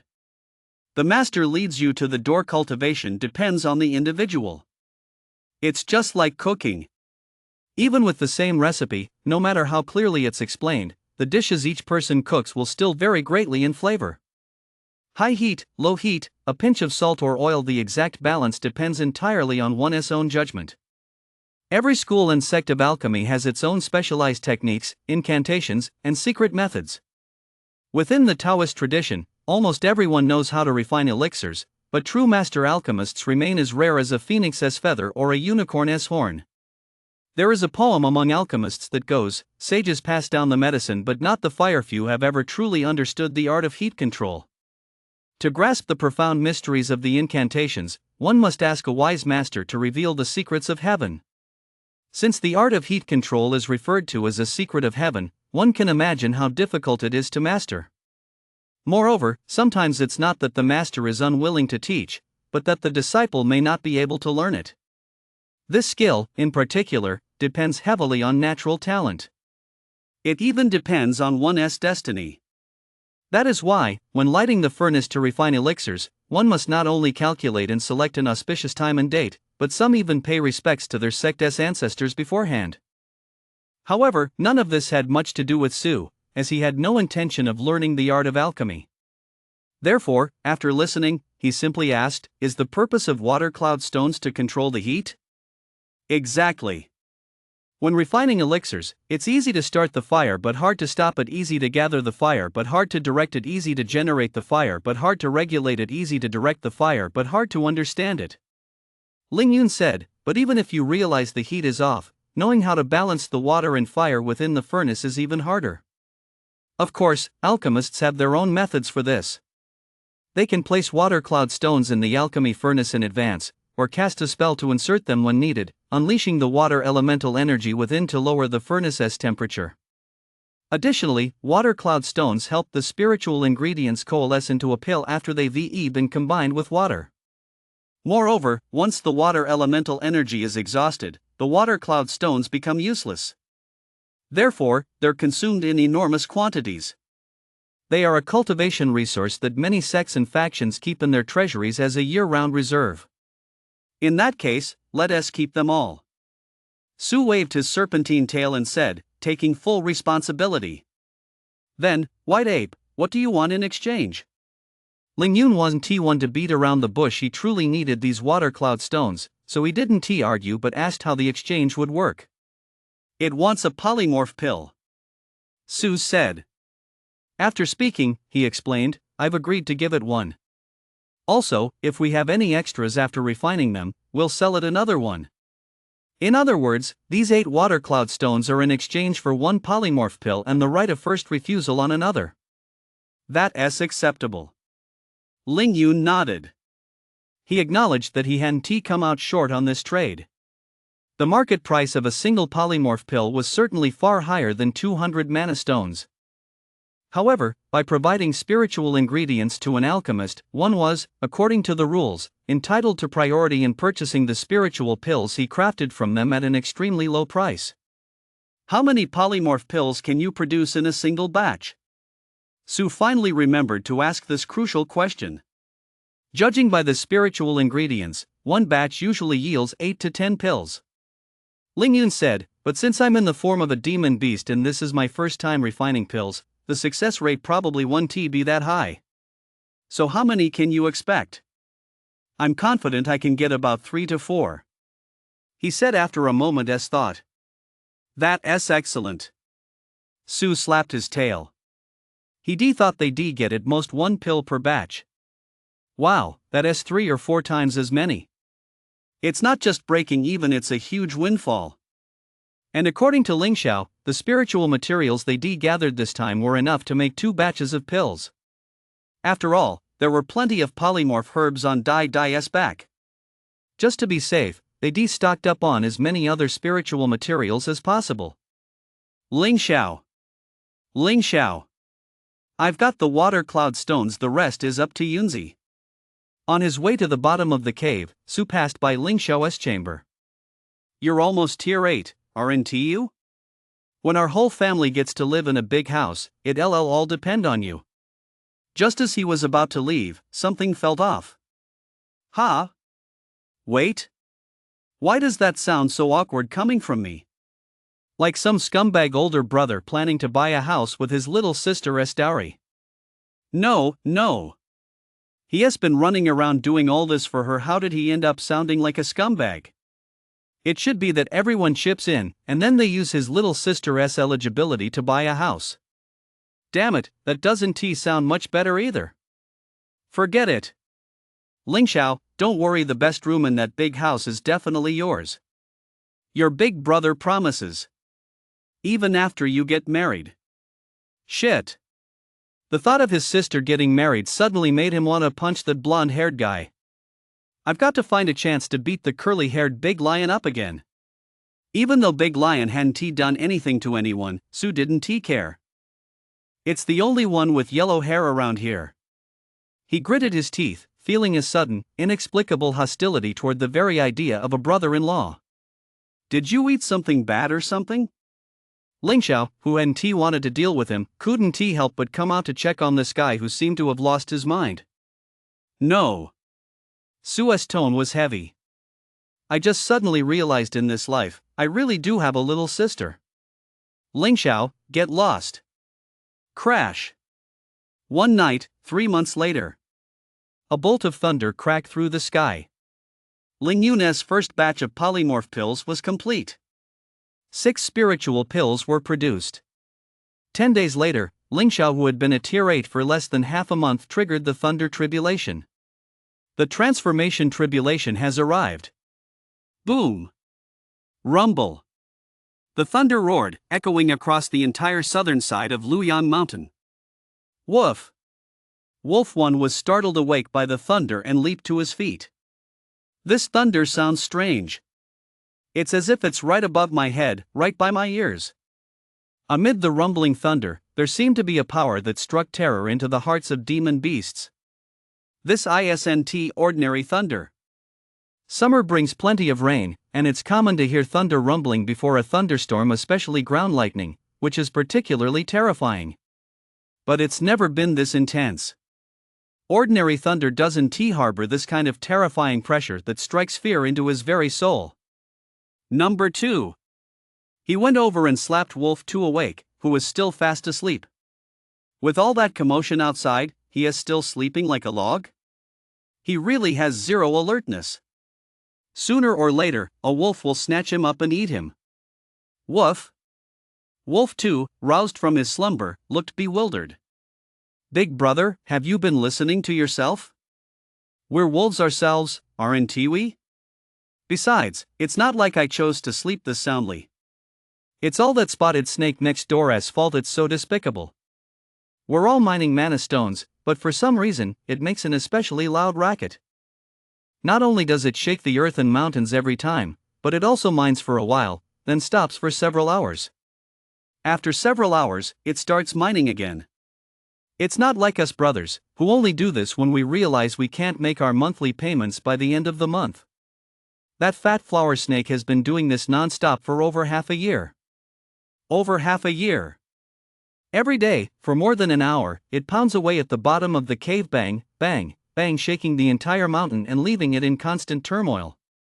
And it doesn't stick to a set schedule either.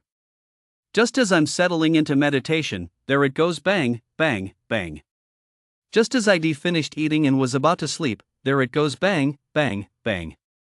This made Wolf 2, who already loved sleeping, cherish those peaceful moments of vibration-free, undisturbed sleep even more. Once he fell asleep, he slept very deeply. Wolf fighting for every second of sleep, only to be woken up by Big Brother slapping him in the face. Wolf 2 felt so wronged. "Alright, get up right now." Wolf 1 slapped him again. "Hurry up. Let us go take a look." Look at what? The lightning tribulation. He remembered that the green snake from the family next door had been searching everywhere lately for spiritual ingredients to refine the polymorph pill. It seemed to be planning to take human form.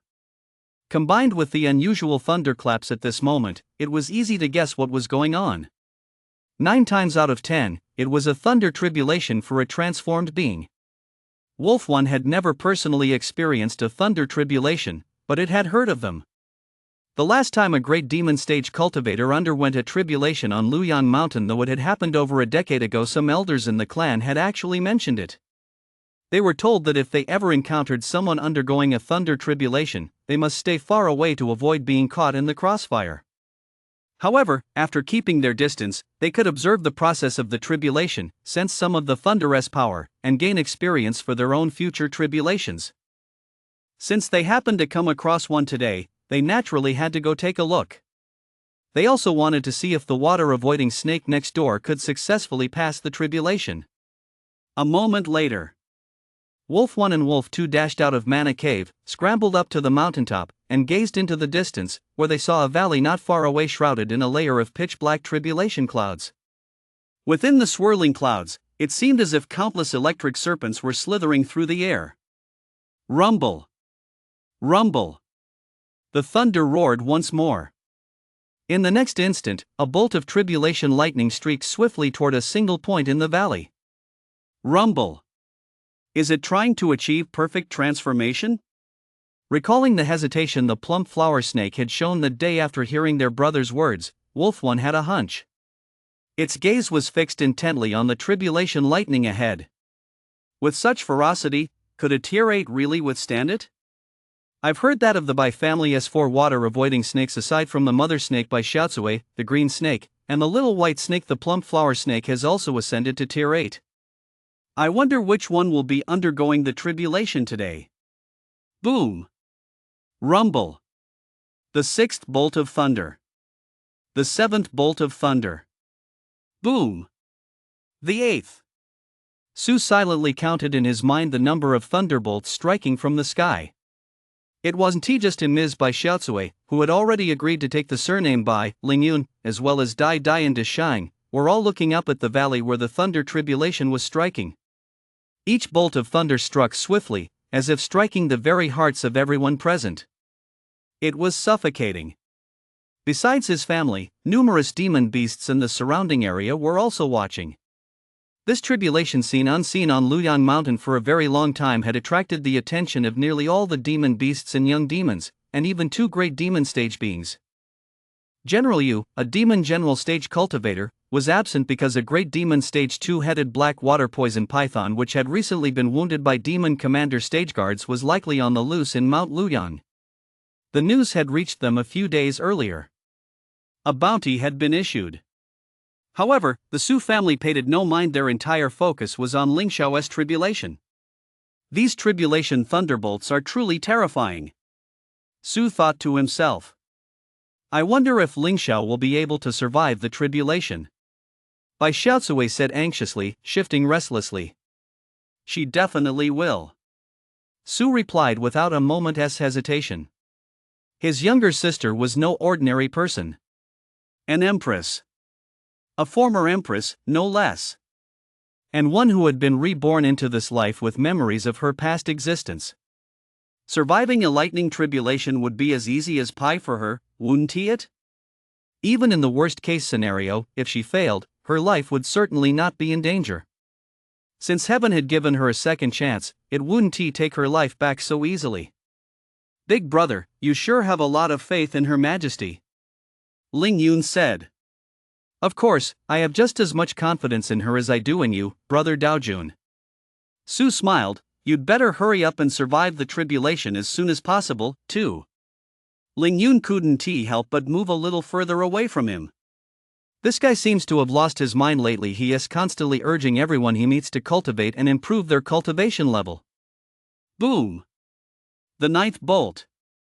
Just as the two were speaking, the ninth bolt of tribulation lightning struck. The tribulation clouds in the sky began to slowly disperse. Then, a pillar of mana light pierced through the clouds, illuminating the valley. Well. Su sprang to his feet. Did you make it? Immediately, a figure appeared within the pillar of light and rose into the air. Surrounded by mana, the details were indistinct. Whoa! Look! Look quick, he shouted. It's definitely Ling Xiao. The mana-formed clouds obscured the figure within the beam of light. Then, they gradually merged into the figure's body. About the time it takes to burn a stick of incense passed. The mist dissipated, revealing the person. There, high in the sky, stood a tall, slender woman. She wore a robe woven with gold and embroidered with phoenixes. The robe had a deep-sea blue background, inlaid with countless strands of gold thread, shimmering brilliantly in the sunlight as if it had gathered all the radiance of heaven and earth. Her phoenix crown soared high, adorned with 9 dazzling pearls, each radiating a jewel-like glow, yet none could compare to the brilliance of her eyes. Her features were as if meticulously carved. Her skin was as fine as jade, exuding a subtle luster, much like the finest jade. An air of unassailable dignity radiated from between her brows. Though a faint smile played at the corners of her mouth, it was overshadowed by an overwhelming sense of pride. What a majestic, noble, and peerlessly radiant empress! Her head was held slightly high, whether due to a natural posture or a habit formed from living as a serpent for so long, it was unclear.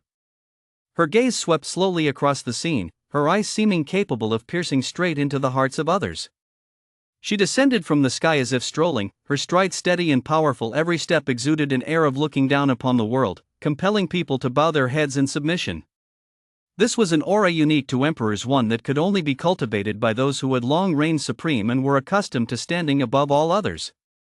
It was the aura of a ruler. One's environment shapes one's spirit, one's upbringing shapes one's form. The ancients truly did not deceive me. Awesome! Big sis! Su shouted excitedly. Great sage! Let us go, we're heading out. Squeak!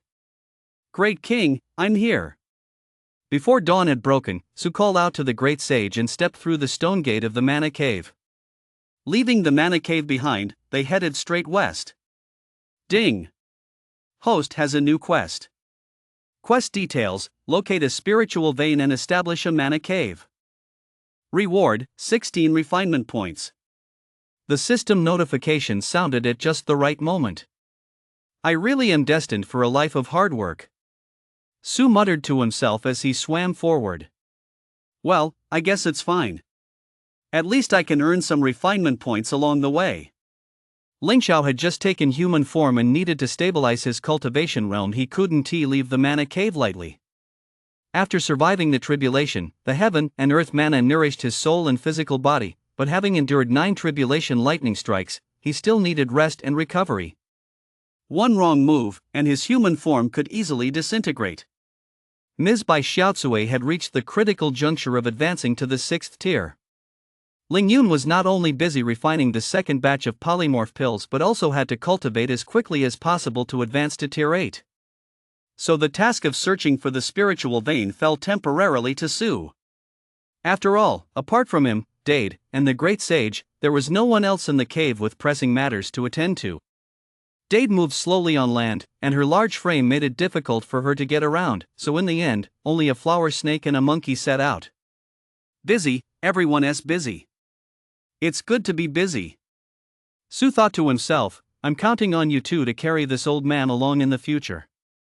After taking human form, Ling Xiao's cultivation had progressed at a breathtaking pace. Within a year or two, she would be able to leap past Tier 9 and reach the Great Demon stage.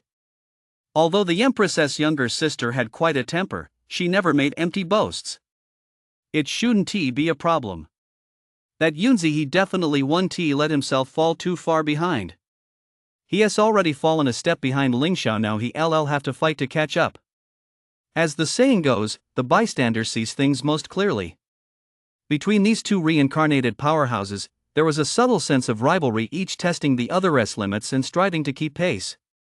Su, as a lazy slacker determined to coast through life, watched this unfold with secret delight. Ambition is great. Go for it. Go for it. You two both have scores to settle, so you should throw yourselves into cultivation and make rapid progress. And while you're at it, look out for your big brother. A bird soars far when it flies, with phoenixes crouching beside these two with the bearing of dragons and phoenixes. I'm bound to soar skyward too. Su mused gleefully to himself. Although he, as the older brother, was stronger, couldn't he at least enjoy the pleasure of reaping the rewards without lifting a finger? After all, I've got the means to do so. That Yunzi guy actually knows how to refine artifacts. He'd only found out in the past few days that his younger brother, the Tao Lord, had this skill as well. Since the transformation thunder tribulation is even more perilous, Ling Yun needed to prepare. The second batch of polymorph pills he refined was intended to trade with General Yu for a protective magical artifact. Protective magical artifacts are rare. A single polymorph pill certainly wouldn't be enough, and besides, General Yu might not have a suitable one. Therefore, he planned to refine the remaining spiritual materials into elixirs and send them over first.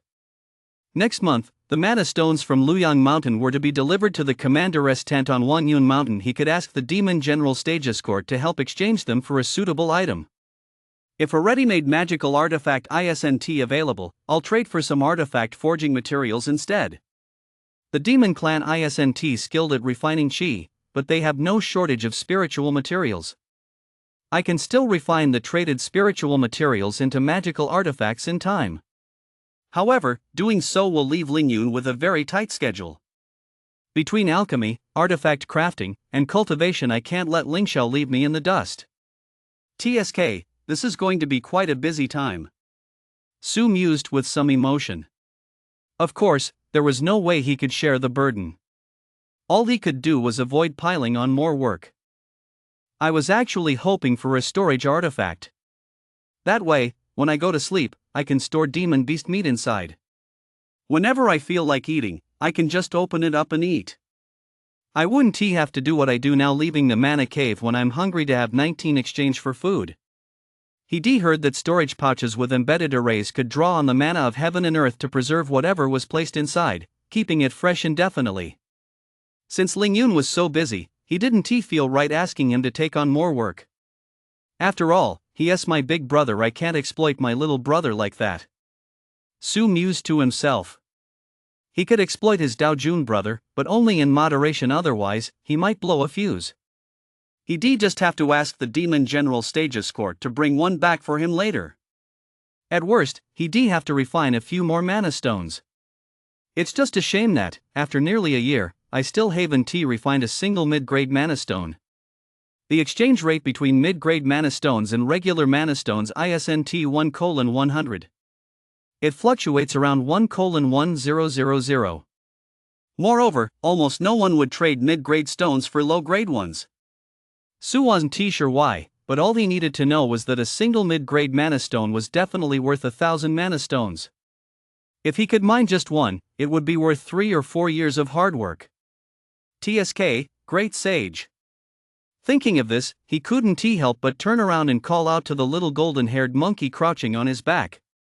Squeak, squeak. Great King. You'd better do your very, very best. Are there any good spiritual veins around here? Let us find the very best one. Su made a wish to the monkey as if he were the great sage himself. After all, the great sage really did have a knack for treasure hunting and was clever enough to name himself Great Sage. In a world where destiny truly exists, maybe it really would work. Squeak. The very best. Upon hearing this, the great sage patted his chest. I'll help the great king find it. Meaning, just leave it to him, you can rest assured. All right. Su grinned. Once we find it, I'll give you 2 extra mana stones so those 2 peach trees will grow fast and bear fruit early, and you can eat the spiritual peaches. The 2 peach trees were growing on Dai's back. The great sage had planted them both from peach pits. One was a half-rotten green peach he'd picked up on the way here, the other was the one general you had traded for the spiritual elixir of the curly-haired lion. Both were growing quite well now, each as thick as 2 fingers, though they were still a long way from bearing fruit. Besides, if they used mana stones to grow peach trees, most of the fruit would likely end up in the bellies of the snake family anyway. How many could the great sage actually eat? So Su was just dangling a carrot in front of the great sage. It was no different from those bosses who tell their employees, work hard, and the company will give you a platform. If you deliver results, you'll get a bigger bonus at the end of the year. The employee uses their year-end bonus to buy an electric scooter, while the boss uses his profits to trade up to a Land Rover. But the golden-haired monkey didn't care about any of that. Overjoyed, he rubbed his hands together and nodded repeatedly, his eyes darting around as he searched intently for a good spiritual vein. The Shenglong Ridge stretches for several thousand li. Just the Luoyang Mountains alone cover an area of 500 or 600 li in circumference. Perhaps because the land is barren, general U.S. jurisdiction was divided into a rather large area. It was the height of summer, and the vegetation in the mountains was at its most lush. As Su glided along, he startled countless birds and small animals. Some low-tier demon beasts, sensing the vitality emanating from him, had already gone out of their way to avoid him. Among them was a 5th-tier cloud-treading deer, which fled the moment it spotted him from afar. This gave him a very tangible sense of his current strength. He couldn't help but take a quick look at his cultivation level. Host, Su race, Watershy snake rank, Tier 8 requires 50 million points to reach Tier 9 Vitality 31,294,677 Physique Realm, Beast Body Realm 7,610,000 Soul Realm, Beast Soul Realm 7,808 10,000 Skills and Spells, Divine Ability, Devour Chi into Blood, Bewitching. His combat skills, Bind refinement points, 0.8 for over half a year. Su had been mining and refining mana stones at the bottom of the cave and slumbering there, which had significantly improved his physical and soul. Realm cultivation. However, advancing to Tier 9 would be far more difficult than before. It would take him at least another year for his vitality to reach the level required for the breakthrough. Once I find a suitable spiritual vein and carve out a mana cave, I'll definitely have to sleep soundly for a while. He thought to himself. He would advance to Tier 9 first, then wait patiently ahead for Lingxiao and the others. Those two would never imagine that I'd beaten them to it and advanced to Tier 9 first. At this thought, Su couldn't help but let a sly smile cross his face. Such a smile on a snake's face was both strange and eerie. Instantly, it seemed to silence the chirping of the insects all around. Something's wrong. Su's vertical pupils suddenly contracted as he realized something was amiss. What do birds and insects know about beauty and ugliness? There must be an even more terrifying presence up ahead. Should I go forward, or retreat? Su hesitated. Going forward would likely be dangerous. Retreating, however, felt like a defeat. Squeak, squeak. Great King? The great sage pointed ahead, asking why they had stopped. Let me think. He couldn't help but lift his head to survey the area ahead. Actually, coming back tomorrow night would only delay things by a day. He wasn't worried about not finding the place. But after searching for several days, this was the only part of the area he hadn't explored yet. If he just turned back now, a sense of reluctance would well up inside him. What if there was a prime spiritual vein right up ahead? I'm already here, why not just take a look? Why should I waste a whole day just because of that? I'll go in and check it out. Su gritted his teeth. With his current strength, he wasn't afraid. Even if a Tier 9 appeared at worst, he could always flee. Of course, there couldn't possibly be a Tier 9 up ahead. All the Tier 9s near Luoyang Mountain were cultivating inside high-grade mana caves. Thinking of this, he felt a little more at ease. Since there were no Tier 9s, there was absolutely no need to worry. Encountering a Tier 8 demon beast in this area outside the Mana Cave's jurisdiction would be the perfect opportunity to hunt one down for an extra meal. So, after a moment's hesitation, he continued swimming forward. There were still several small hills ahead that he hadn't checked yet. To find a spiritual vein, one must follow the contours of the mountains. Spirit veins lie beneath high mountains, this is a natural law. However, some spirit veins beneath certain ridges have not yet fully formed. Or, due to shifts in the heavens and earth's mana, they may have long since dissipated. Therefore, not every mountain peak has a spirit vein beneath it. Moreover, beneath some ridges, more than one spirit vein might intertwine. However, the latter scenario is highly unlikely to occur in the mana-barren Luyang Mountains. Spiritual veins vary in size and, like mana caves, are classified by grade. Unlike the human race, which places great importance on the symbolic meaning and hidden metaphors in names, the demon clan tends toward straightforward and simple expressions. Therefore, even their concept of distinguishing between good and bad is equally clear and straightforward. The size of a spiritual vein is determined by the abundance of mana stones within it. Its grade is determined by which grade of mana stones is most abundant. There are no high-grade or supreme-grade spiritual veins on Luyang Mountain. There aren't even any middle-grade spiritual veins. There are only low-grade spiritual veins. Among the low-grade spiritual veins, there are further subdivisions into upper, middle, and lower tiers. The best spirit vein within a region naturally becomes the stronghold of the most powerful beings. Therefore, here on Luyang Mountain, the best spirit vein lies beneath General Su's Mana Cave.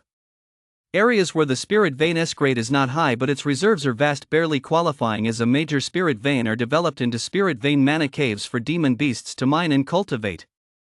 This is precisely where Su and his companions currently reside. The next best spiritual veins are occupied by the great demon stage practitioners who arrived first. Latecomers must rely on luck and hope for the best. General U's Mana Cave, as well as the strongholds of the great demon stage practitioners Langqing and Hushao, are all located to the northeast. Therefore, Su decided to head west in his search for a spiritual vein. Although it's commonly said that spiritual veins are scarce in the west, the area is still fairly spacious. If they search carefully, they might just discover a decent spiritual vein. Furthermore, the members of their group all wanted to stay as far away from the other great demon stage practitioners as possible. Whether it was for military training or alchemy, they didn't want to attract too much unwanted attention. And they had to act quickly. They stumbled upon a stroke of luck. The timing couldn't have been better. According to information 19 had gathered, there are currently 6 Tier 9 cultivators in the Mana Cave on Luyang Mountain. 2 of them moved in at the same time as the group and still have some time before they can take human form. However, 2 others have been residing in the Mana Cave for several years and are likely not far from taking human form. It's also possible they lack confidence, which is why they've been putting off undergoing the tribulation. The spiritual vein conditions on Luyang Mountain are what they are. There certainly aren't many prime locations. Once they take human form, if they choose to stay here, they'll have to find a spiritual vein to build their own Mana Cave. Lingxiao has essentially cut in line and gotten a head start. If we can find the best Mana Cave first, we'll gain an even bigger advantage. Su felt elated just thinking about it. The souls set loose to search for spiritual veins all felt a surge of excitement. This was the mental boost that came from having the upper hand. To locate spiritual veins, the best method was, of course, to use the soul to probe. Soul power naturally possesses an extremely keen sensitivity to mana fluctuations and the locations where mana resides. That's why Su was tasked with finding the spiritual veins, not only because everyone else was busy, but also because he was the strongest in this regard. But its power is limited, and it's exhausting. Since the strength of a soul varies, penetrating deep into the mountain is nearly impossible, so Su still had to stay close to the mountain's surface and carefully survey the area near the ground. If one possessed soul power at the Demon Marquis or even Demon King stage, a single sweep would be enough to grasp the full extent of the spirit vein. It is said that all current Demon Commander stage strongholds were surveyed by those at the Demon King stage. Demon General stage practitioners lack this qualification, but there are specialized geomancers within the royal capital. Some great demon stage practitioners would hire these geomancers to locate spiritual veins. Alternatively, they could use magical artifacts. However, the Laobai family's resources were currently too meager. They didn't want to travel all the way to the royal capital to hire someone, and besides, there was no guarantee they'd be able to find anyone willing to help. Fortunately, they had Suan the Great Sage in their family. Even if they couldn't find the very best one, they were sure to locate a spiritual vein. But Su himself was still quite ambitious. Since they'd already gotten this free opportunity, wouldn't it be a waste not to make the most of it? So, he pulled himself together and began searching and comparing carefully. He'd already made 2 trips in this direction, heading west from Luyang Mountain. On those 2 previous occasions, he'd taken 2 different routes. He'd also noted the locations of a few minor spiritual veins. But none of them had met his expectations. That's why he had high hopes for this route, which is also why he'd been so reluctant to turn back earlier. But the further he ventured inward, the more hesitant Su became. Squeak, squeak. Great King, there's a powerful demon up ahead. As they delved deeper, the great sage also sensed something amiss and whispered softly into his ear. A powerful demon? Su's heart skipped a beat. A demon, not a demon beast. The great sage had a keen sense of auras, and he would never refer to a high-tier demon beast as a demon. Among humans, the term demon refers to all demon beasts and the demonic race. But among demon beasts, it specifically refers to members of the demonic race ranked above minor demon. So I had that great demon stage that fled this way?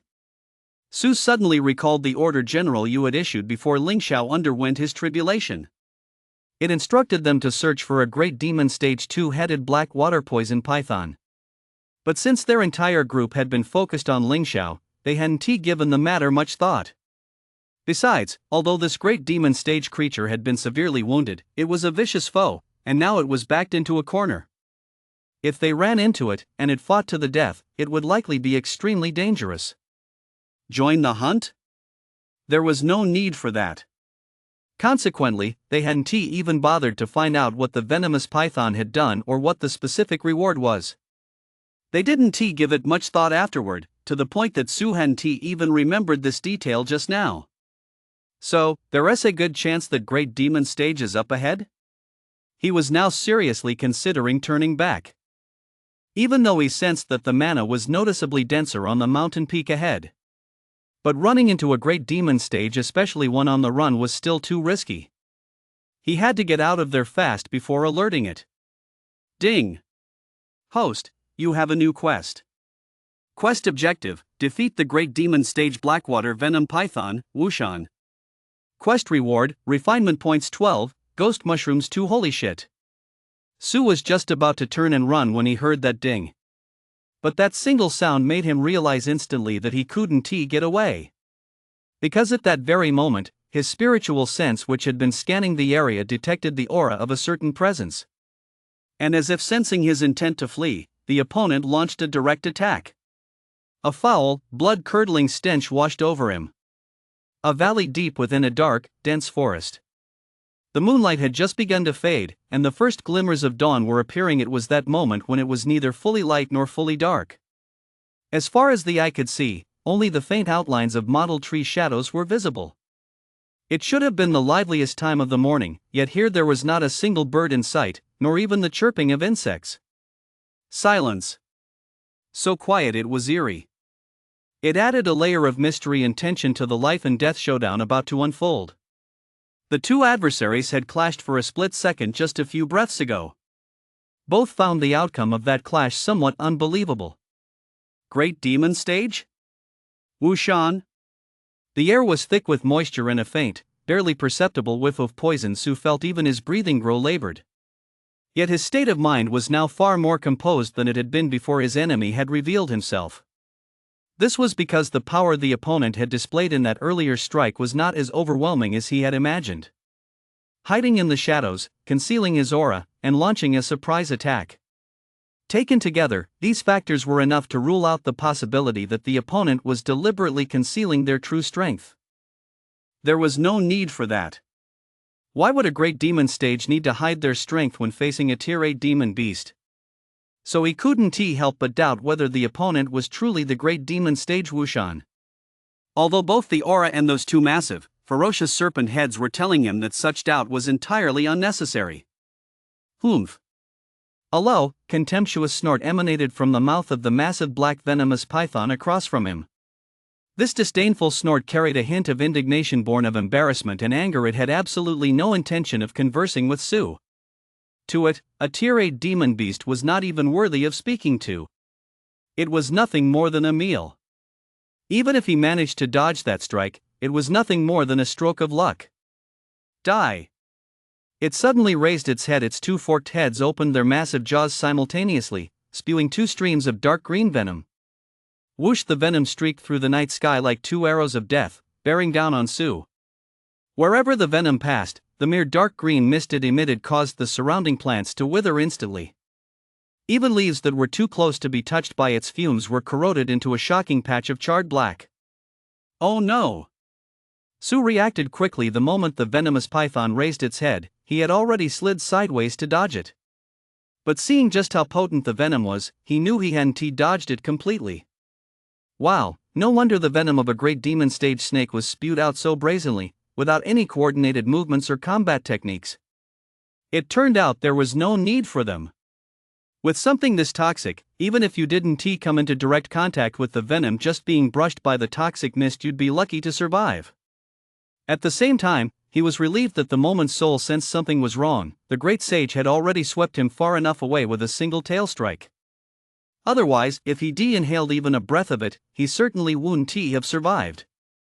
You want me dead? Dream on. By now, it was definitely too late to dodge again. Su surged his vitality once more, instantly thickening the dark red layer of protective vitality surrounding his body by several layers. Sizzle! The venom didn't hit Su, but as expected, he couldn't completely avoid the toxic mist. As it came into contact with the protective aura of malevolent energy, it emitted a sizzling, crackling, eerie sound.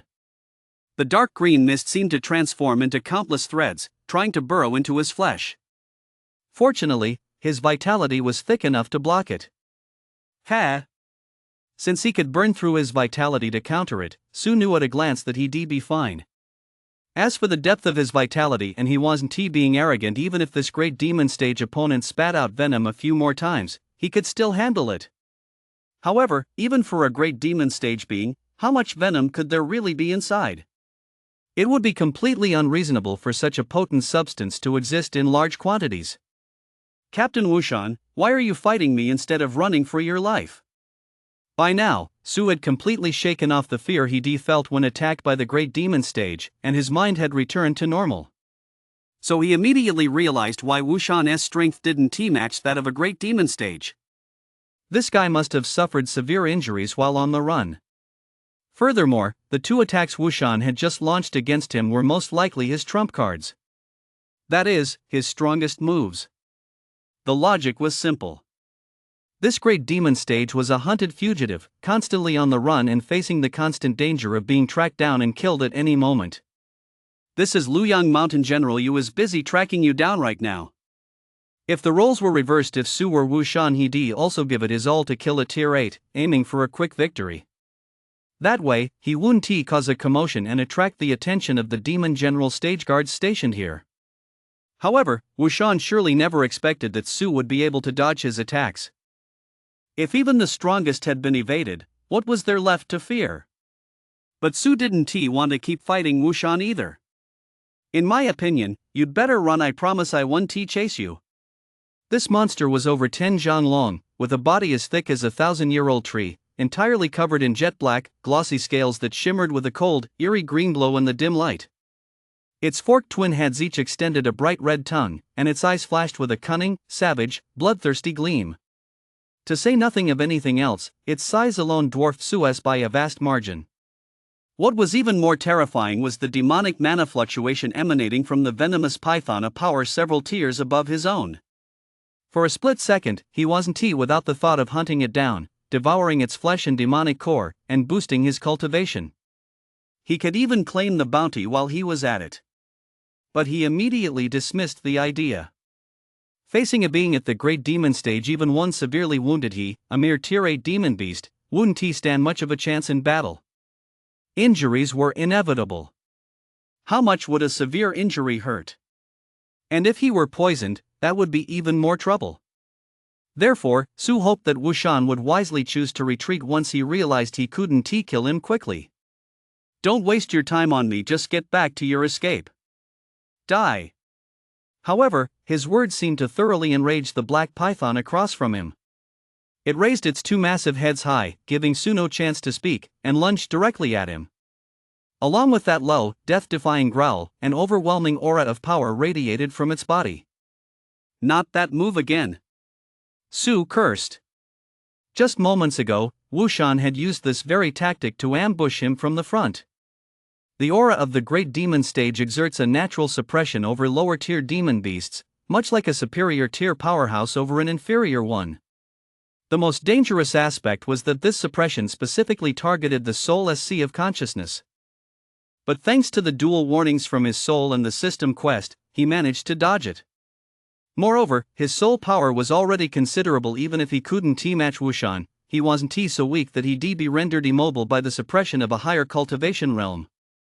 But Wushan clearly didn't believe he'd dodged it on his own merits, so he resorted to the same trick again. This was bad news for Su. Because it meant that this demon across from him wasn't willing to let him off the hook just yet. He still thought he could devour him. Damn it! Su couldn't help but curse. Bastard! Think I'm easy to push around.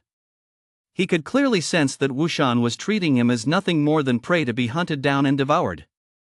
This attitude really pissed him off. Since he couldn't dodge it, he might as well fight. You ungrateful bastard! Su roared. I let you go, but you won't take it. You just have to be stubborn with me. Well, then don't go.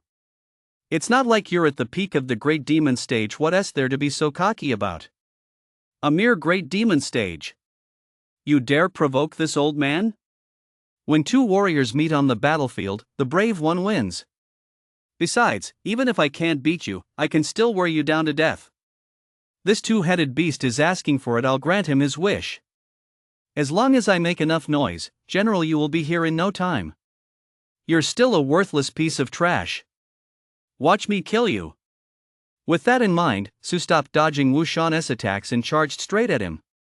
He was confident that, in terms of physical strength, Wushan couldn't be much stronger than him. It was the perfect opportunity to hone his combat skills and toughen his body. Playing it safe all the time wouldn't do if he kept avoiding battle. He'd never develop true combat prowess. There's always someone stronger out there. How long could he keep hiding? So when the time comes to strike, strike. If he really couldn't win, he'd run after all. With General Yu backing him up, what was there to fear? Die.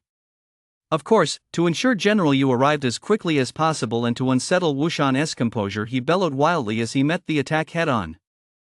His roar shook the surrounding wilderness. However, the roar was nowhere near as loud as even 1/10 of the clatter and commotion produced by the two sides clashing. Boom! Thud! Thud! Two massive pythons, one large, one small, instantly became entangled, rolling, biting, and coiling around each other, with every collision accompanied by a deafening roar. The snakes' tails lashed against the ground, sending shockwaves echoing through the valley as if the very earth were trembling. The two heads of the two-headed black-water venomous python kept trying to bite the giant snake. His soul couldn't break through the opponent's protective demonic mana. He was even detected by the opponent, and when their soul energies collided, they were evenly matched. Naturally, the density of a great demon stage soul was a cut above Su's. Given this gap, the bewitching his skill would likely be ineffective. So, refusing to give up, Su unleashed his combat skill, the bite skill. Vitality surged around him as he gave it his all once more, attempting to break through his opponent's defenses. SSSSH, a sound that made one's teeth ache came from where the fangs had pierced. Su's heart sank. This strike had still failed to pierce through the opponent's protective layer of demonic mana. Ha ha! You upstart! You still dare to strike? A flash of savage fury flickered in Wushan's eyes. All along, he had been chased like a stray dog, fleeing from place to place. If his demon core hadn't been shattered by a demon marquis, how could he have fallen to such a state? Yet those who had hunted him down before were either at the demon general stage or, like him, at the great demon stage. And now, simply because he was hungry and wanted to devour a tier 8 little beast, this creature actually dared to talk back? Not only was the opponent unfazed by his overwhelming pressure and unwilling to meekly accept death, but it had also blocked 2 attacks, forcing him into hand-to-hand combat. This was a profound humiliation. And spouting nonsense, insulting me, it's utterly outrageous. You deserve to die. Now that he saw Su couldn't even break through his own protective demonic mana, Wushan felt no satisfaction. On the contrary, he grew even more furious. Especially when he thought back to the words that Flower Snake had spoken earlier. What did it mean by "go ahead, I want to chase you away"? Did it take him, Wushan, for a worthless piece of trash? You deserve to die. Die. As if suffering a tremendous humiliation, an unnamed fury suddenly surged within him. With both of his massive heads, radiating a searing killing intent, he lunged fiercely towards Su's vital spot. He was going to devour this water-shy snake alive for daring to resist. So weak, yet it dared to challenge a superior opponent. How dare it? Damn it! Su was startled by the sight. Wow, why had it suddenly gone so crazy? Was it having a mad dog fit? He couldn't go head-to-head with it right now. The gap in strength was significant. Going toe-to-toe would definitely put him at a disadvantage. So, in a panic, he sidestepped and pushed the snake away. To put it simply, his evasion and retreat techniques were so refined that even Ling Xiao and Ling Yun, with their top-tier martial arts, combat skills, and footwork, working in perfect coordination, would have to strategize and seize the right moment just to catch a glimpse of him. All of this had been rehearsed countless times in his dreams. So when he dodged, Wushan had no way of closing in on him. However, the opponent's sheer size completely overwhelmed him, and it had 2 heads. So although Su managed to dodge, one of the head's fangs still sliced a bloody gash across his torso. It doesn't hurt. Damn it! It's poisonous. Su immediately realized that the absence of pain must mean the fangs were venomous. Damn it, this thing has venom too. None of his previous injuries had caused any numbing sensation he'd been holding back. That's why he'd let his guard down. Playing mind games against a tier 8 demon beast? He didn't know if that was smart or stupid. If it was smart, he shouldn't be wasting time here, he should be running for his life. Su was certain General Yu was already on his way. In that case, he might as well go for broke. Hiss. He whipped his head around, opened his massive snake-like jaws wide, and lunged the python's body on Wushan Mountain. Roar. Die. Perhaps thinking Su's bite couldn't penetrate its protective demonic mana, the 2-headed venomous python didn't even bother to dodge. A cold glint flashed in its vertical pupils as it twisted its body and lunged back at him. Dark blue demonic mana surged from its fangs. Roar. It hurt like hell. Su's body was pierced by the snake's fangs. No matter how thick his protective vitality was, it still couldn't block the fangs of a great demon stage serpent. But he, too, had sunk his teeth into Wushan. Sizzle, just like the previous times, it only pierced through the demonic mana. But this time, he didn't let go. Instead, he sucked hard. A surge of the protective demonic mana he had bitten into was sucked into his mouth and swallowed whole. Innate ability: devour chi to transform into blood. Ow. Damn. That hurts. It's like swallowing a knife. And a knife covered in ice shards, at that. But Su didn't stop, he swallowed several more huge mouthfuls in quick succession. Instantly, it felt as if countless knives made of ice were constantly stabbing him from within. The pain was enough to make him break out in a sweat, yet he also had the strange sensation that his entire body was being frozen solid. The demonic mana of the great demon stage was no trivial matter. If his innate ability couldn't devour it, his internal organs would suffer terribly. Fortunately, he soon sensed that after Devour Chi, transform into blood was activated, his vitality was steadily refining the demonic mana. Though the process was excruciatingly slow, making him suffer immensely. Nevertheless, he clung to Wushan with a death grip, relentlessly swallowing the demonic mana. Eat. As long as I don't die, I won't let this bastard get away. Su gritted his teeth. The Black Loach had refused the offer of peace and now faced the consequences. This was an outrage. Of course, if Devour Chi, transform into blood could refine it faster, that would be even better, he thought. Ding! Attention, host! The Great Demon Stage 2-headed black water poison python, Wushan, has devoured several of its own kind during cultivation. Its demonic mana is bizarre and contains extreme toxicity. The demonic mana exceeds the host's absorption limit. Does the host wish to consume 10 million vitality to advance their divine ability? Upgrade! Upgrade! Su was overjoyed upon hearing this. He shouted repeatedly in his heart. He had thought he was in for a world of trouble, but unexpectedly, the situation had taken a turn for the better. It had been quite some time since his last divine ability upgrade, when he spent 1 million vitality to advance from consuming chi to transform blood to devouring chi to transform blood. He hadn't received any upgrade prompts since then. During that time, he had also consumed the demon core of the golden-backed dragonfish. Even the physical body and demon core of the Tier 7 cloud-treading deer he had devoured were slowly refined through his own efforts. Due to the continuous strengthening of his soul and physique realms during this period, his two innate divine abilities, the bewitching his skill and Devour Chi to transform into blood, had also seen significant enhancements. Su had assumed that, since these were innate abilities, there was no room for forced advancement. They would simply improve gradually as his overall strength grew. Yes. Host, please note, the ability Devour Chi into blood will be upgraded to the Devour skill. We will now upgrade the ability for the host. Please focus your mind, calm your heart, and channel your vitality to the fullest. As the system's mechanical voice announced this, he felt that same warm sensation reappear within his abdomen just like last time. No, the burning sensation was even more intense than before. That wondrous feeling of vitality churning and tempering his physical body. It's so hot. Within a few breaths, the burning sensation had spread throughout his entire body, growing ever more intense. It was harder to endure than last time. Snakes prefer warm, humid environments, but they dislike extreme heat. Even the spirit platform and sea of consciousness where his soul resided began to feel restless due to the boiling vitality. Su sensed this and quickly focused his mind, channeling all his vitality with full force. He wanted to speed up this ascension.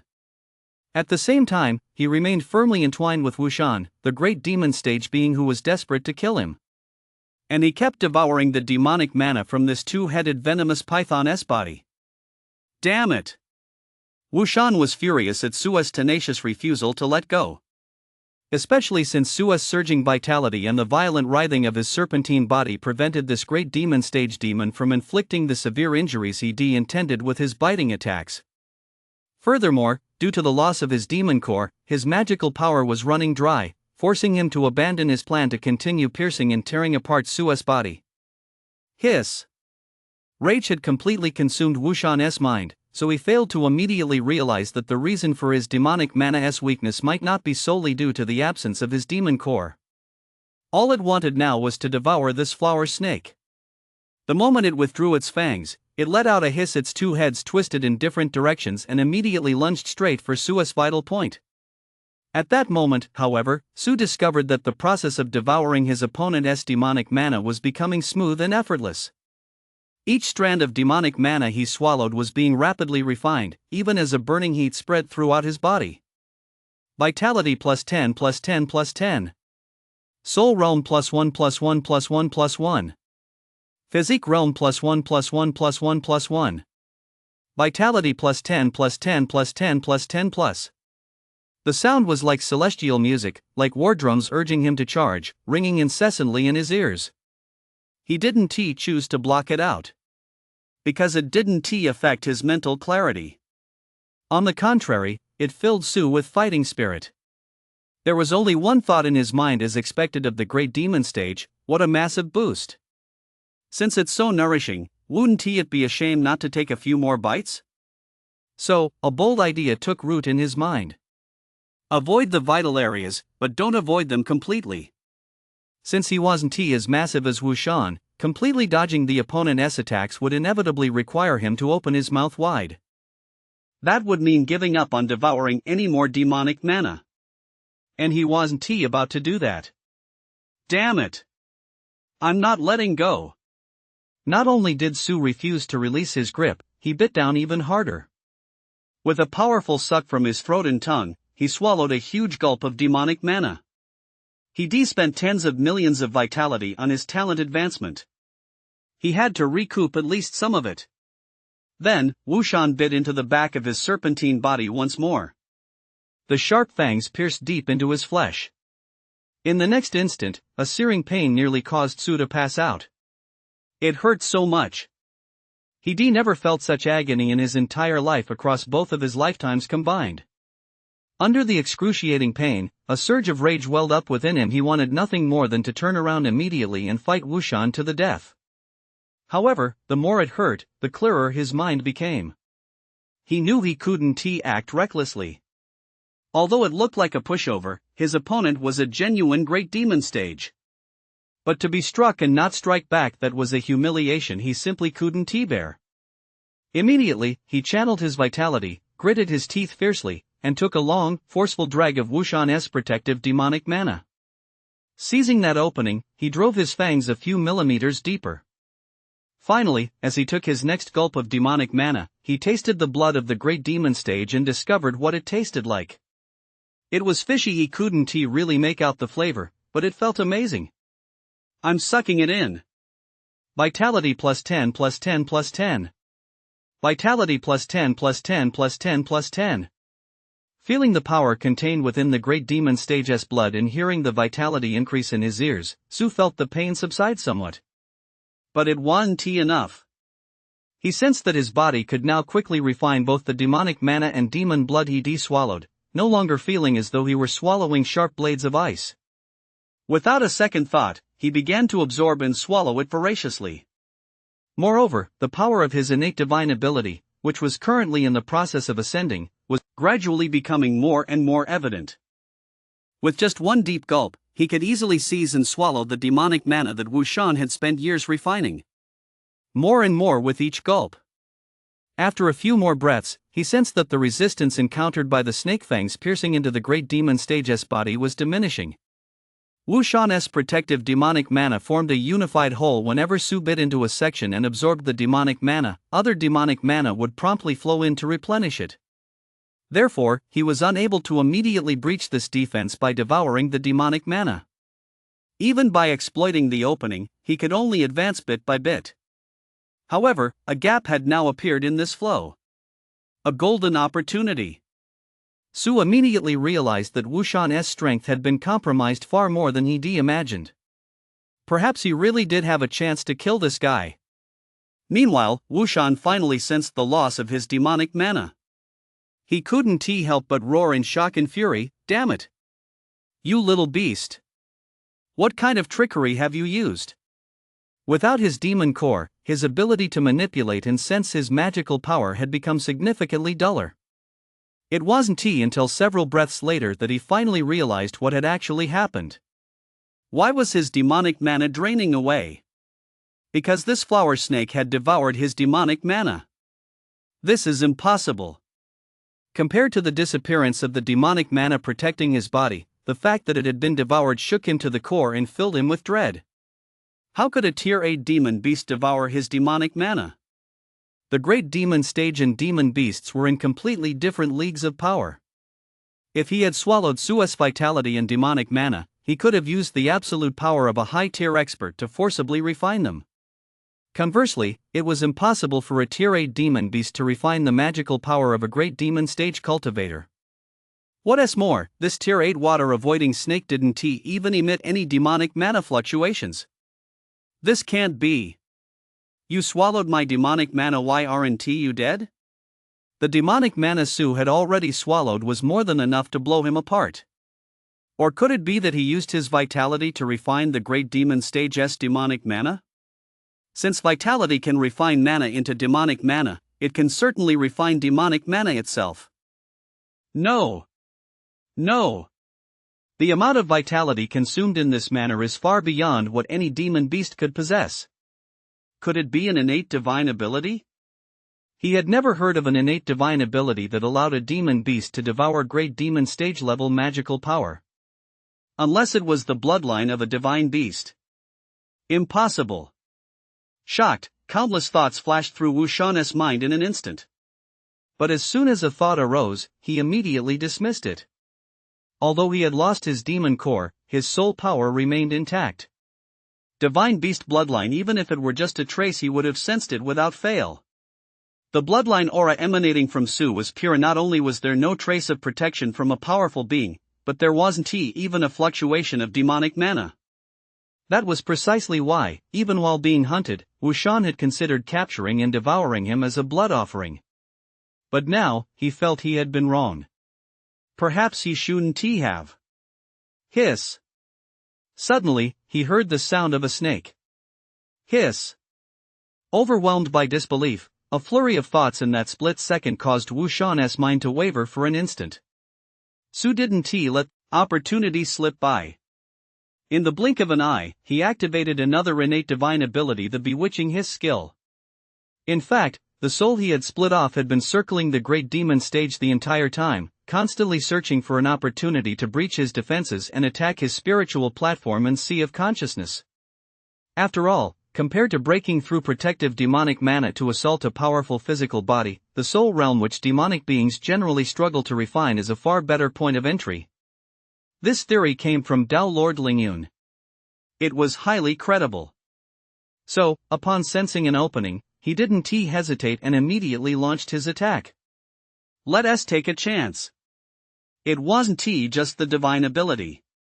Su also simultaneously condensed his soul into a small sword and thrust it toward the brow of one of the great demon stage's heads. The two heads of the two-headed black water poison python looked almost identical. Moreover, he lacked the ability to discern which one housed the opponent's spiritual platform and sea of consciousness. Surely it couldn't be in both heads? But he didn't have the ability to condense two miniature soul swords. He decided to take them out one by one, not letting the primary target escape. At the same time, he seized the opportunity to open its jaws wide once more and, as fast as lightning, sank its teeth back into Wu Shan's serpentine body. Innate combat technique bite skill. I devour. He swallowed the demonic mana and demon blood, refining them. This time, he finally broke through the great demon stage's defenses with a single strike, piercing deep into its physical body. Innate divine ability devour chi to transform into blood. Roar. Wu Shan first felt a momentary dizziness, then one of his heads was pierced by a force, causing Soul to feel a sudden, sharp pain. Then something terrifying happened. Hiss. Hiss. His second head, overcome by pain, began to thrash uncontrollably and let out a howl. Although the two heads were designated as primary and secondary, when the secondary head refused to obey, his upper body became immobilized. In comparison, Su's attack on his abdomen seemed less significant. He had to regain control of the second head first. Otherwise, he wouldn't be able to continue fighting. Losing control of his head would prevent him from properly executing any of his combat techniques. Hiss. Strike while the iron is hot. Seeing that one of the two-headed venomous python's heads was in a state of disarray, he violently tore a large chunk of flesh from Wu Shan's python. He swallowed it. Once again, he activated his innate divine ability, the bewitching hiss skill. Unfortunately, Soul couldn't conjure another small sword in such a short time, otherwise, he would have stabbed the remaining head as well. Kicking a cripple in his lame leg is actually a very effective tactic. And this time, his target was, of course, still the conscious head. Roar! Roar! Blood gushed from the torn flesh. Given his relatively massive physique, it wasn't particularly painful, but Wu Shan was furious. His body had been injured by a tier 8 creature. However, his anger was of little use.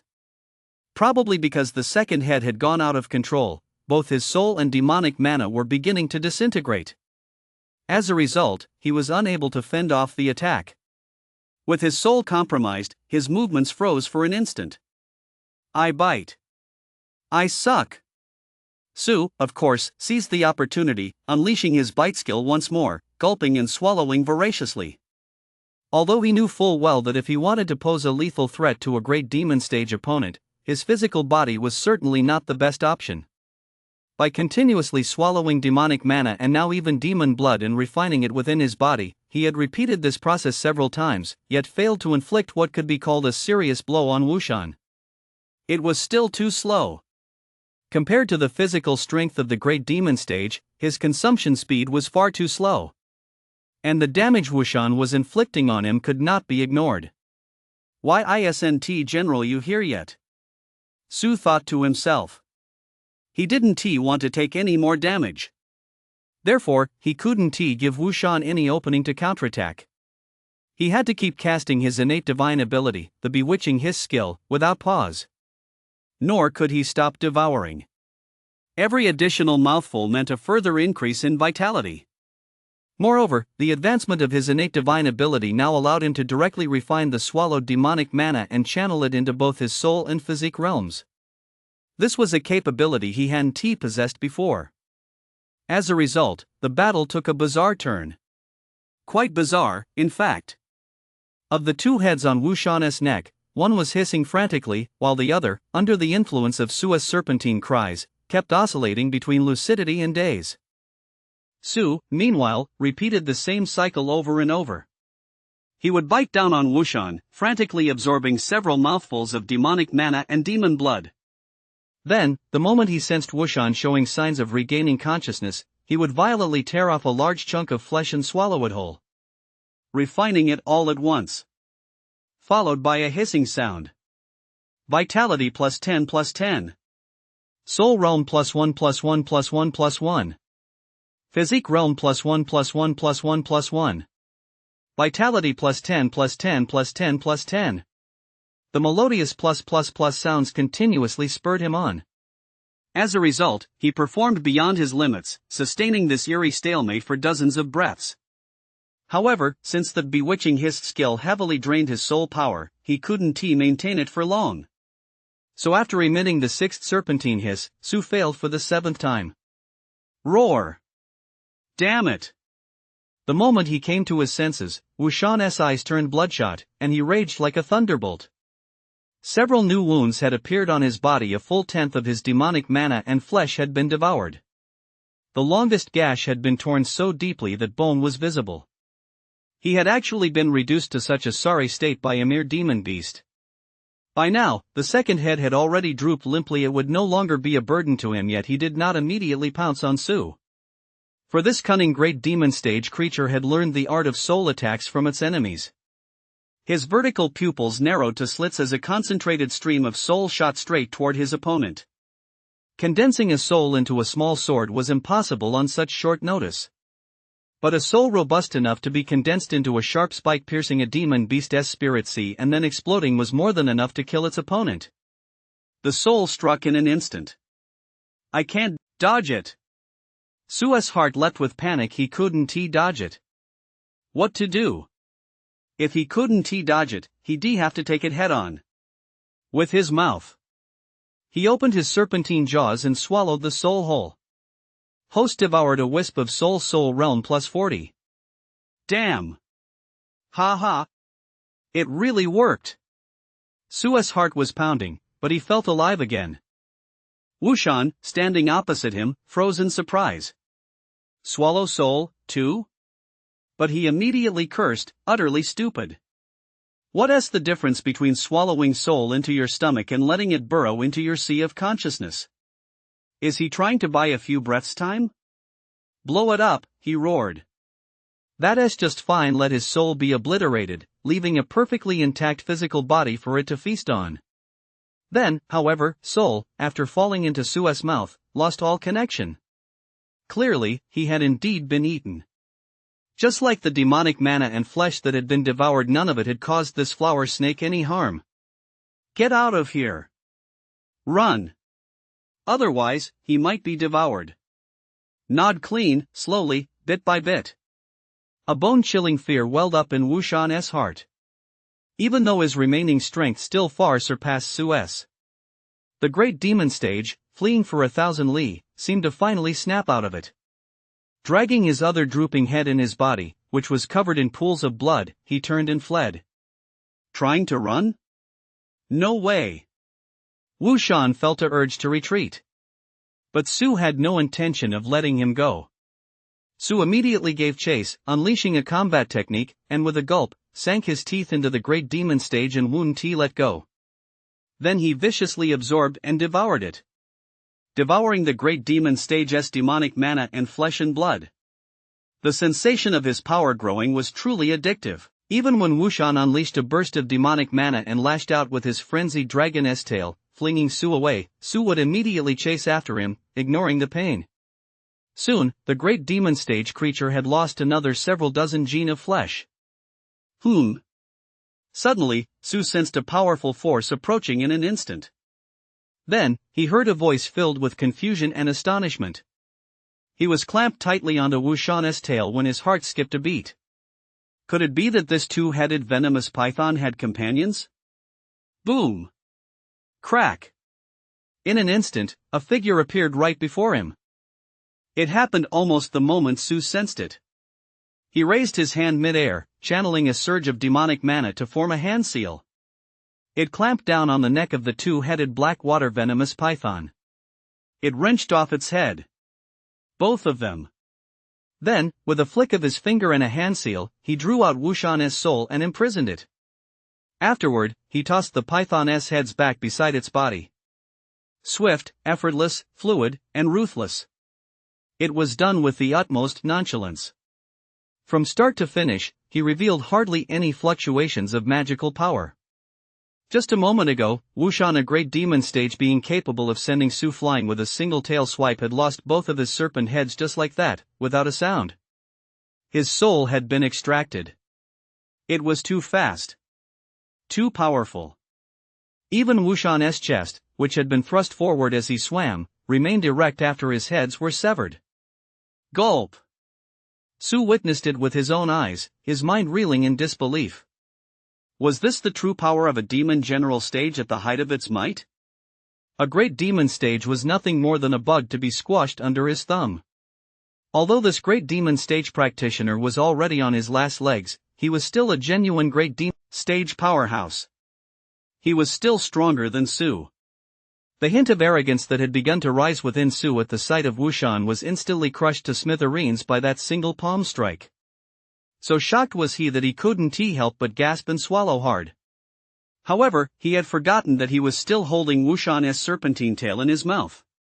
So that mouthful saliva mixed with demonic mana and demon blood choked him, triggering a violent coughing fit. Cough. Cough. General Yu? Su? The newcomer was none other than General Yu, dressed in brocade robes. Su's impression of this demon general stage commander was that he was unremarkable in appearance, fond of brocade robes, generous with his resources, and fair and reasonable in his dealings. He never expected him to be so decisive in battle, acting with such ruthlessness and decisiveness. After witnessing that scene, Su couldn't help but view General Yu in a slightly different light. And the look General Yu gave him was even stranger. I've been hunting this venomous python for several days, yet I never imagined it would end up in your hands, or rather, in your mouth. He sized Su up for a moment, then cast a glance at the thoroughly dead Wushan. The two-headed venomous python's body was riddled with bloody holes gnawed by teeth. A single glance was enough to tell that at least half its flesh had been devoured. It seemed all of it had ended up in the belly of this water-avoiding snake before him. He couldn't help but look at Su again with some surprise. Your cultivation has advanced remarkably quickly. On the arena, he had only been at the 6th tier now. Barely a year later, he had actually advanced to tier 8. As he spoke, he noticed Su was still clenching Wushan's tail between his teeth, so he added, to be able to gnaw a great demon stage being down to this state, it's clear your combat prowess is no ordinary feat. Ha! Su's heart skipped a beat, and he quickly released his grip. General, when fighting a great demon stage, aren't we allowed to eat its flesh? He'd just been thinking that, before General Yu retrieved Wushan's physical body, he'd sneakily lick all the meat off that great demon stage's tail clean. After all, with the two-headed black water python already gnawed to this state, there was no need to hide it anymore. These were all valuable resources that could be refined into vitality to boost his cultivation and strength. Every extra bite was a gain. Of course, to avoid revealing all his trump cards, he resisted the temptation and refrained from further absorbing Wushan's demonic mana. But now, General Yu's words had him feeling a bit flustered. He recalled the system prompt. The reason Wushan was being hunted down with a bounty was, it seemed, that he devoured his own kind to cultivate? So, eating Wushan's flesh, could that possibly violate some taboo of the demon clan? It's fine. General Yu dispelled his doubts. Wushan has been designated by the Demon Marquis as an evil entity to be expelled. All members of the demon clan are free to hunt and consume him. In reality, compared to the bounty of a single mid-grade mana stone, the intrinsic value of Wushan, a great demon stage black water poison python, was the real reason why great demon stage and even demon general stage cultivators would take action.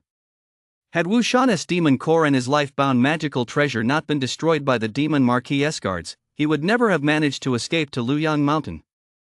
With only his physical body remaining, its value was greatly diminished. At the very least, it wasn't worth a trip for a demon general stage cultivator. Not to mention, pursuing him across the garrison and having to split the spoils with other demon general stage cultivators. The physical body of a great demon stage demon simply wasn't worth the effort of dispatching two demon general stage cultivators. Even General Yu himself wasn't particularly concerned about it. If it weren't for his duty and the fact that someone had personally witnessed Wushan heading straight for Luyang Mountain, he wouldn't have had to put his cultivation on hold for the past few days. So now that Wushan was dead, he was in a very good mood. He waved his hand at Su and said, "Since you were the one who discovered Wushan's trail and engaged him in battle which allowed this general to slay this evil demon, his physical body shall be yours." Due to his cultivation practices, he preferred spiritual fruits and plants to blood offerings. Besides, since the body had already been gnawed into such a state, it was better to simply give it to the flower snake. "Thank you, General Yu." Su heard this and quickly expressed his gratitude and accepted the offer. With the black water poison python's physical form, he might just be able to replenish the 10 million points of vitality he had expended. General Yu was indeed fair in his dealings.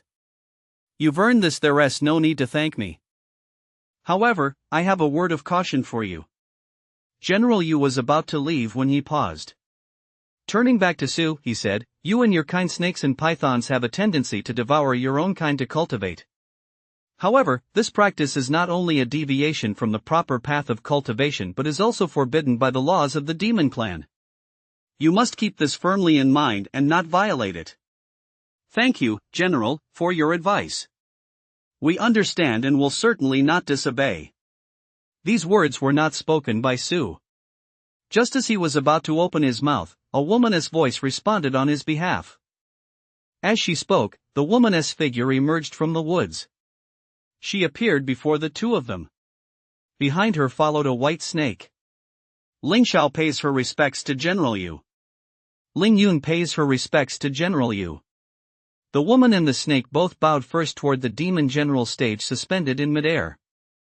There's no need for such formalities. General Yu waved his hand, his gaze swept over Ling Yun and finally settled on Ling Xiao. His eyes flickered slightly. The female demon, who had just taken human form, was tall, possessed an extraordinary aura, and was strikingly beautiful. But it was not these qualities that caught his attention.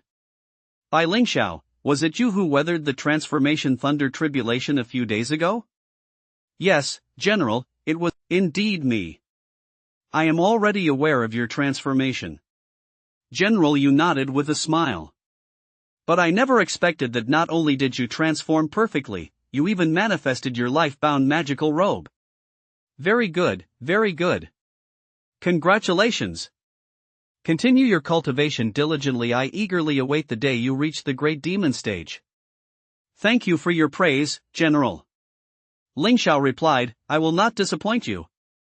Very well, very well. And as for you too. General Yu turned his gaze towards Su and Lingyun. Since the two of you have made such tremendous progress in such a short time, you might as well press on with even greater vigor. Cultivate to tier 9 as quickly as possible and break through to the Great Demon stage. He could tell that the White Snake's cultivation was also on the verge of advancing to tier 8. He was increasingly intrigued by this family of water-avoiding snakes surnamed Bai. He'd already been tempted to help them, and now that he saw they truly had what it took, he didn't mind offering a few more words of guidance. If, within 3 years, any of you manages to reach the Great Demon stage, General Yu said with a meaningful smile, perhaps I might be able to arrange a great opportunity for you. Opportunity? What kind of opportunity? Su craned his neck. 3 li further ahead lies an unnamed mountain peak. It's the location with the finest spiritual veins within this area. General Yu did not elaborate further on the opportunity he mentioned, but instead continued, if you trust me, you'd do well to choose that spot for your mana cave. He assumed Su had come here specifically to seek out a spiritual vein and establish a mana cave. He decided to do him a favor and point out the exact location. This way, they could go and investigate right away, saving them the trouble of searching on their own. After speaking, he urged them to cultivate diligently, then turned and used the cloud soaring technique to depart. He thought to himself, you don't need to beat a drum that's already resonating. They had chosen a surname for their clan, selected meaningful names for themselves, and went about their affairs with considerable method unlike ordinary demon beasts. Moreover, they understood how to cultivate the art of magical robes in human form. Having said as much, the 3 demons should have understood. What kind of opportunity? Why did he leave without explaining clearly? Su wasn't sure if the others had understood. Watching General Yu's receding figure, he felt a bit confused. However, now wasn't the time to dwell on that. He lowered his head, bit down on Wushan's tail, and began gulping down demonic mana in great mouthfuls. At the same time, he couldn't help but ask, Lingxiao, Yunzi, how did you two get here so fast? There was quite a distance between this place and the mana cave of the spirit vein. Although his battle with Wushan, a great demon stage cultivator, had caused quite a commotion due to his deliberate efforts, Lingxiao and Lingyun, given their cultivation levels, shouldn't have been able to sense it. Besides, not much time had actually passed from the moment Wushan attempted to ambush him, through their battle, to General Yu's arrival. It was just that, to him, the process had felt incredibly long because of the extreme danger involved. How could the two of them have arrived so quickly? They were only slightly behind General Yu. Did anything happen at home? Everything is fine at home. Lingxiao frowned as he looked at him. It was the great sage who went to summon 19's red-winged bird brother and had it come to the mana cave to deliver the message. The great sage? Only then did Su realize that he'd been so engrossed in the battle with Wushan that he hadn't noticed the great sage's whereabouts. He hurriedly asked, is the great sage all right? He is fine, not a scratch on him. Lingxiao said, but what about you? How did you get so badly injured? Wushan, whose neck had been snapped and head twisted off, and whose body was riddled with bloody bite wounds, had undoubtedly met a very gruesome end. But Su didn't look much better either. His body was covered in wounds large and small. Even though the surging vitality had promptly sealed them, stopping the bleeding, the blood that had spurted out at the moment of injury had still stained his body. By now, they had turned into dark red scabs. Especially where the fangs of the two-headed black water venom python had pierced through the flesh was torn open and glowed with a faint, dark green radiance. This was clearly a sign of poisoning. I'm fine. None of these are life-threatening. I'll be fine after a good night's sleep. Su managed to look up and say. He wasn't just trying to reassure them, it was the truth. His innate divine ability to devour and transform blood was still in the process of advancing. The benefits he was gaining from it were still increasing. He could already feel a faint stinging sensation at the sites where the venom had been injected. This indicated that he might even be able to refine the toxins. Moreover, the surging vitality was constantly driving the toxins away and purging them. All in all, it wasn't a big deal. Otherwise, how could he be so at ease, devouring flesh and blood and demonic mana in such large quantities? Is this two-headed black water venomous python the great demon stage Wushan that fled here? Ling Yun swam over to Wushan's head, examined it, and shook his head slightly. The soul was gone. The demon core was gone as well. Even the single horn on the black water venom python's head had vanished without a trace. It goes without saying that if those things were still there, he wouldn't have been able to escape all the way here. Ling Xiao said. This was something they had only figured out on their way here. The moment they heard the message, the two of them immediately knew something was wrong. They surmised that Su might have encountered Wushan, a great demon stage, being hunted down with a bounty on his head while searching for a spiritual vein. Snakes and pythons have a vicious habit of devouring their own kind because their bloodlines are closely related. Consuming one another offers unparalleled benefits for increasing vitality, demonic mana, and enhancing bloodline strength compared to other species. Therefore, Su was in grave danger. Wushan intended to devour him. The gap between a tier 8 and a great demon stage being was simply too vast.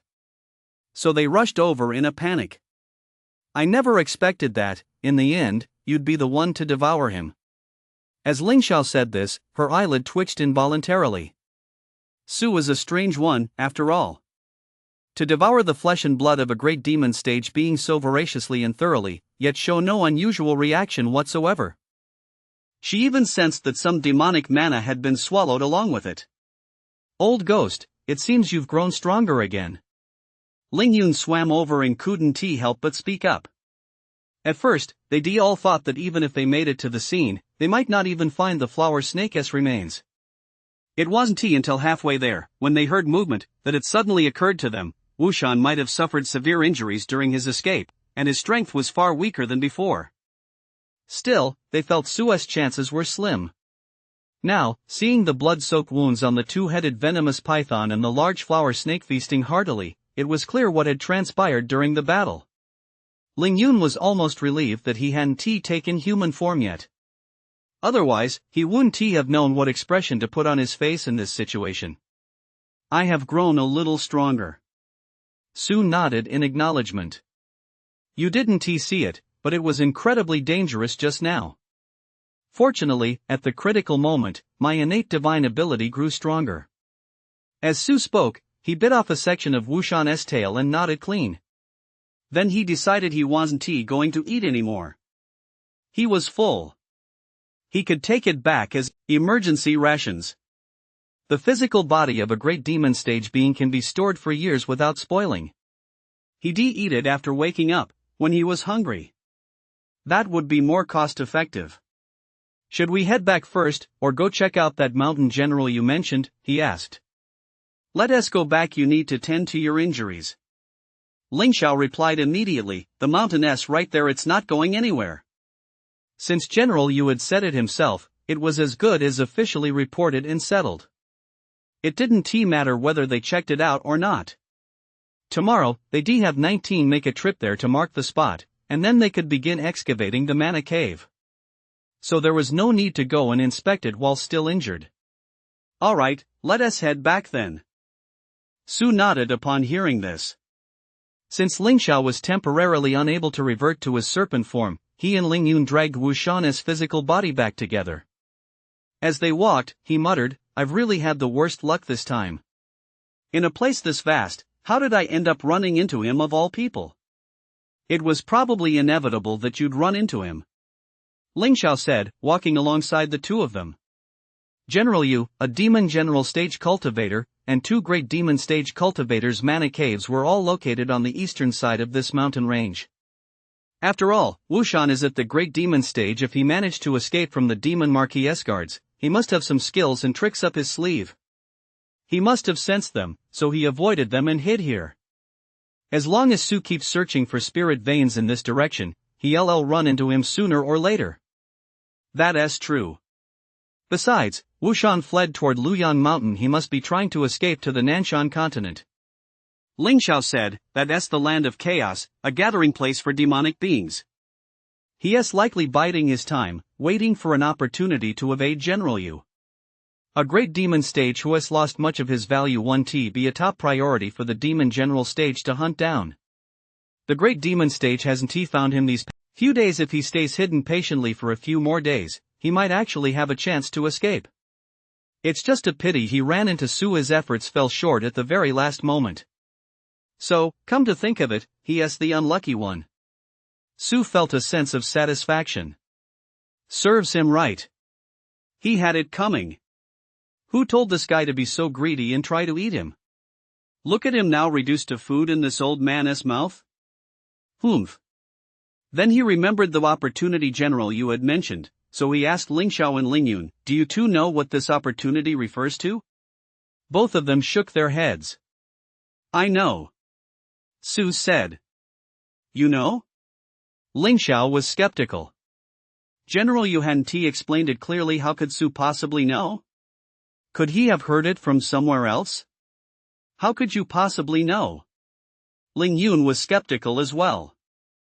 Of everyone in the entire Mana Cave, Hua Shi was the one who went out the least. How could he possibly know more than they did? Was it knowledge from a past life? Based on their observations of Sue, this guy knew very little about the demon clan. It made no sense that he would happen to know just this one thing. "I really do know." As Sue spoke, he couldn't resist taking another bite of the great demon stage as flesh and blood. Only after swallowing it did he continue, "Although it's just a guess, I'm absolutely certain it's 8 or 9 out of 10. "Oh? So certain?" Ling Xiao raised an eyebrow. "Why don't you tell us about it?" "The opportunity General Sue mentioned is most likely a powerful figure from the demon clan seeking a son-in-law." Seeking a son-in-law? Seeking a son-in-law? Ling Xiao and Ling Yun were both taken aback. "Do you have any basis for that conclusion?" "Of course." Sue held his head high. "Do you think I'm the type to speak without thinking?" No one refuted him after he said that. Clearly, in their eyes, he was. "All right, I admit I sometimes speak a bit off the cuff." Sue thought for a moment and said, "But this time, I'm certain my guess is correct." Ling Xiao, think carefully. What did General Yu say before he mentioned the opportunity? He talked about your and Ling Xiao's cultivation levels.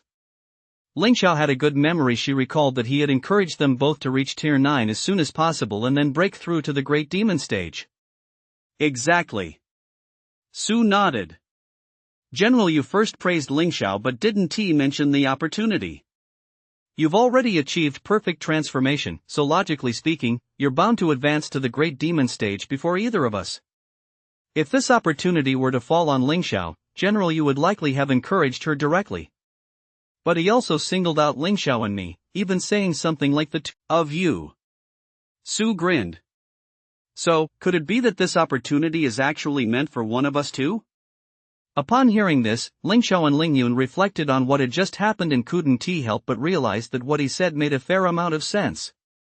The implication in General Yu's words seemed to suggest that the prerequisite for obtaining the opportunity was that one of them, Ling Xiao or Ling Yun, reached the Great Demon stage.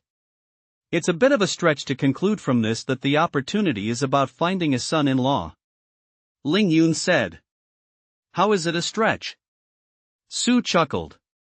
"My friend, if there is anything that you and I can do but Ling Xiao cannot.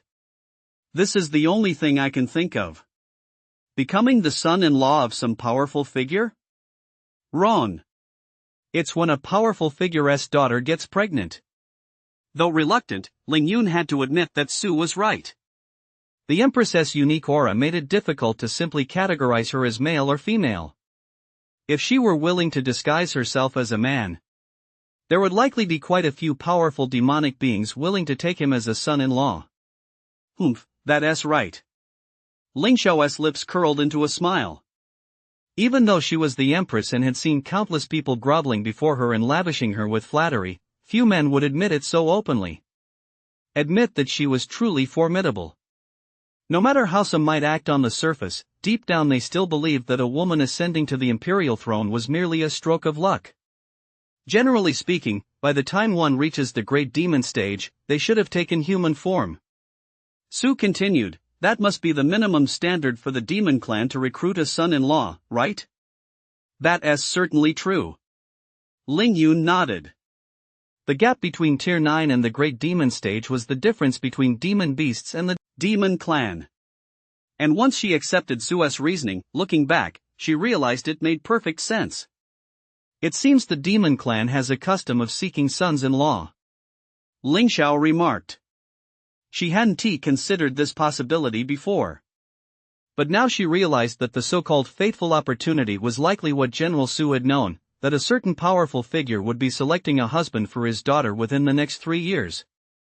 However, I recall that when the demon clan seeks sons-in-law, Ling Xiao paused and looked at Ling Yun. I've also heard that when powerful members of the demon clan seek a husband, it's similar to the human clan's practice of taking a son-in-law into the family. Ling Yun nodded.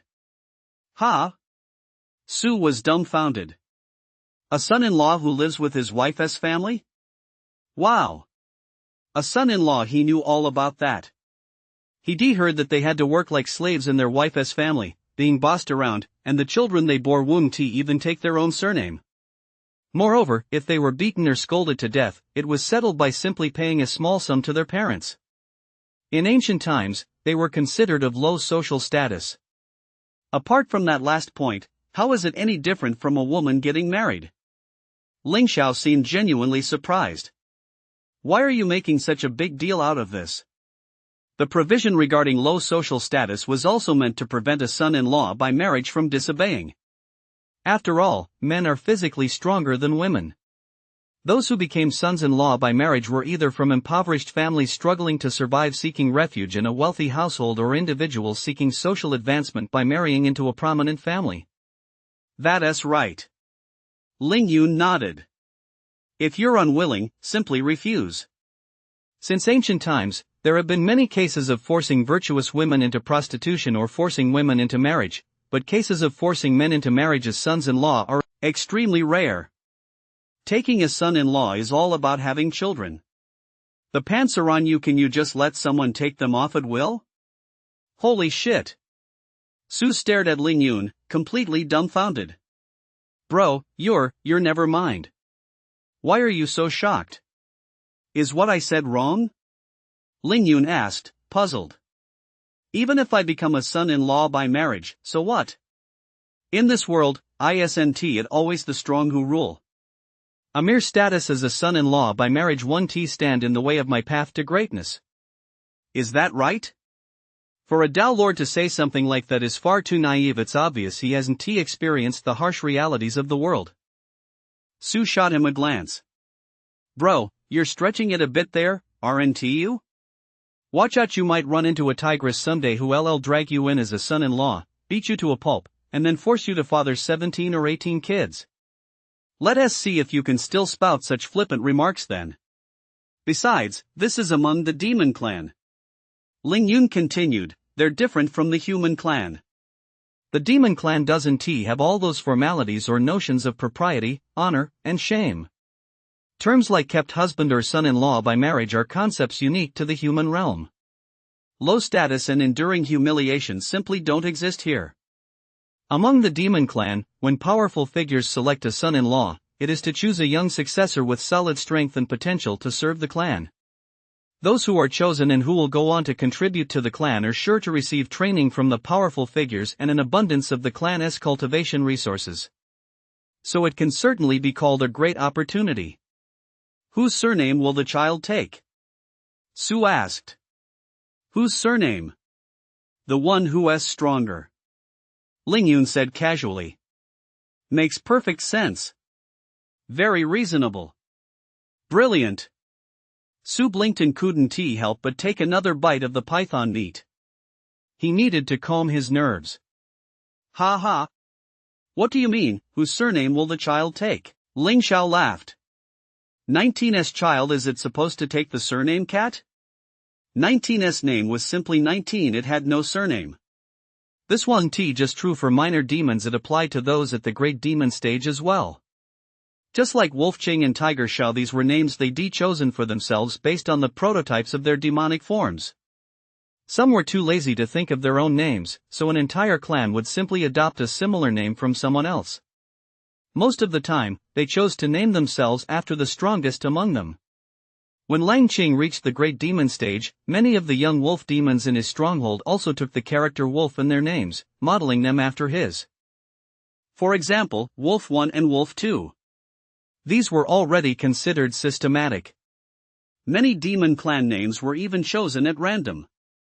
They have absolutely no concept of family lineage or bloodline inheritance. Got it, got it. Sue nodded in agreement upon hearing this. So the saying, take the surname of whoever is strongest, is absolutely spot on. Ling Xiao wanted to point out that they weren't actually taking Wolf as their surname. But upon further reflection, the emergence of human surnames seemed to have originated in much the same way. In the long run, the Langqing clan might very well end up bearing the surname Lang. Among the demon race, generally only those at the demon commander stage or higher will establish family clans and consider passing down their bloodline. Ling Yun added. That's why the practice of marrying in a son-in-law exists. Oh. So that's how it is. Su nodded, took another bite of meat, tilted his head back to swallow it, and then asked the two, so here's the question, who do you think General Yu wants Yunzi to marry into? Big brother. Ling Yun looked at him. Is it okay to stare so blatantly right now? What's wrong with that? Su glared. Look at my build, big brother. Do you think I'll look good after I shift into human form? Earlier, he'd been agonizing over what appearance to present when he took human form. But when Ling Xiao shifted and saw the Empress's appearance, he sensed something was off. The Empress's appearance bore a striking resemblance to her original demon form. And his snake form in its current state, how could he even describe it? To put it bluntly, if he coiled himself into a ball, it would make for a very expressive meme, especially with the right caption. For example, hugging my chubby self with pity.jpg. Mom, have I gotten too fat? .jpg right now. He found it hard to imagine what this adorably bloated snake form would look like in human form. Thinking of this, Su couldn't help but take another bite of python meat. Xiaohua, are you joking, or do you really think that? Ling Xiao looked at Su with an expression that seemed to say, do I even need to hear what you're saying? No matter what cultivation method you practice, shapeshifting is clearly about using your soul as spiritual form to condense an external human appearance to manifest a human body. What does that have to do with a demon's physical form, or the state of your own demon body? If Su were a true water-shy snake who hadn't seen many humans, he might still be influenced by his demon body. Because of constantly looking at his serpentine physical form, strange situations could arise when condensing his human appearance. For example, he might look like a snake, or as he feared be excessively obese, have an ugly physique, and so on. But the stupid flower snake wasn't a true water-shy snake. Do you really need to worry about that? I do. Su replied.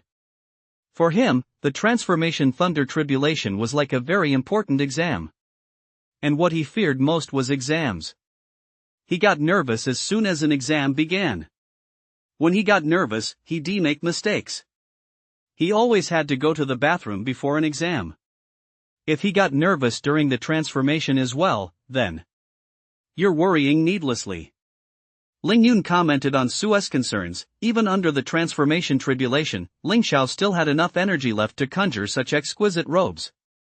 Whether it's physique, appearance, accessories, or clothing, there's not a single flaw. As far as I can see, you don't need to dress up like that.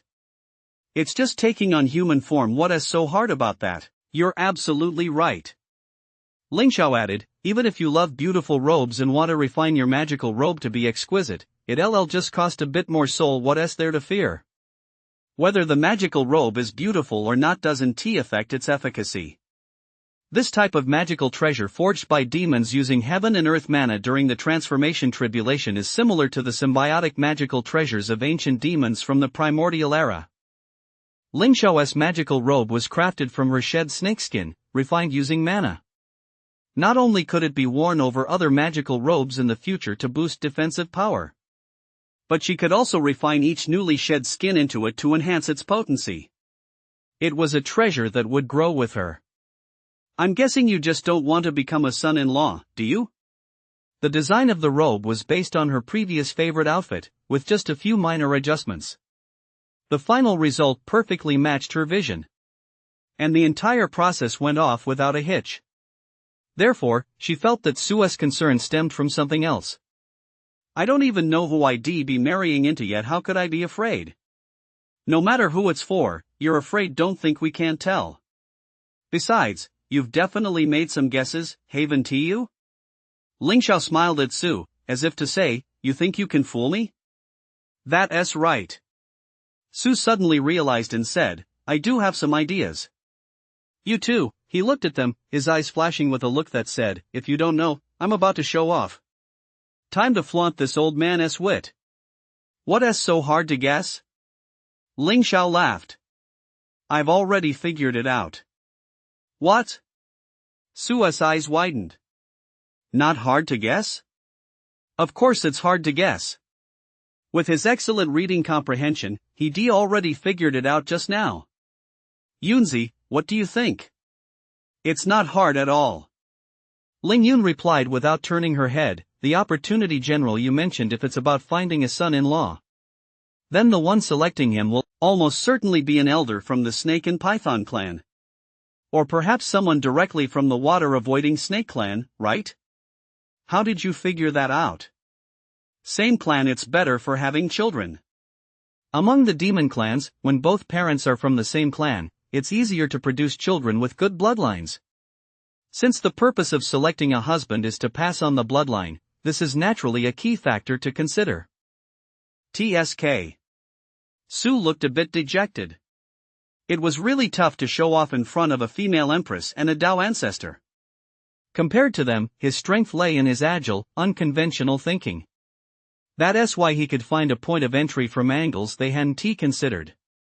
But once he voiced that point, the two of them could quickly arrive at more answers thanks to their knowledge and perspective. Still, thankfully, in terms of power, he was still the strongest. One more bite of python meat. I must stay ahead. I'm going to bed.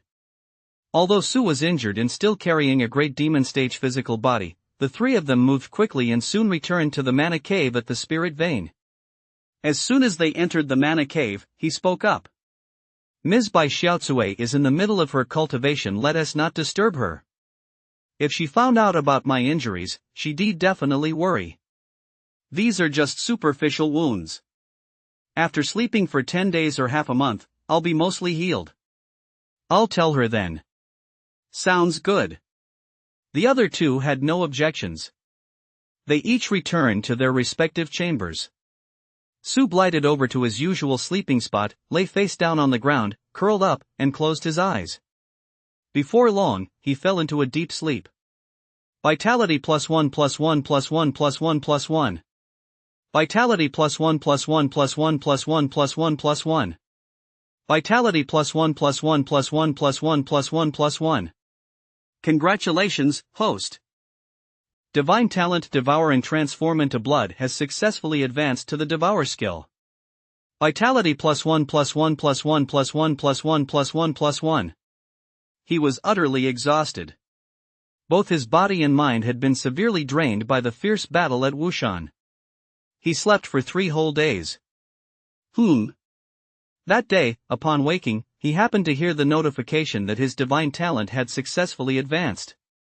At the same time, he sensed a fluctuation of magical power emanating from the Dongting cave next door.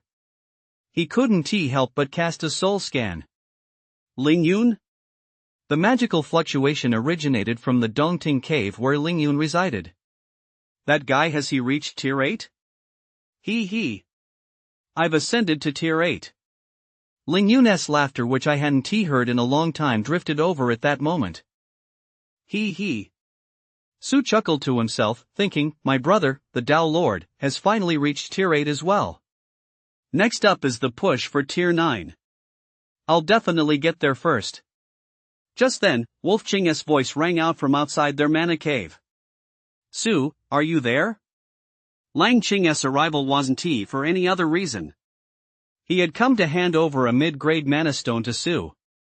He also wanted to ask if Ling Yun could refine polymorph pills.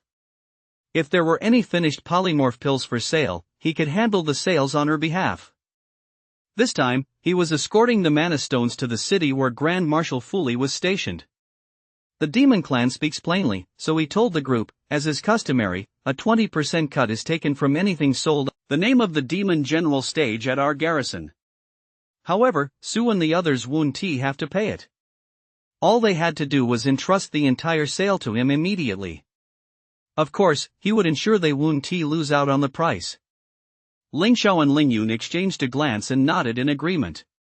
Selling the elixirs under General Yu's name with the backing of at least one demon general stage cultivator would spare them a great deal of trouble. Many elixir shops, for various reasons, refused to accept elixirs of unknown origin. They weren't entirely clear on how elixir transactions worked within the demon clan, nor could they make the long journey themselves, and trusting Lang Cheng with the matter was currently the safest and most convenient option. The fact that General Yu sent us this mid-grade mana stone proves he isn't a short-sighted, insatiable person. After Lang Cheng left, Ling Xiao said with a smile.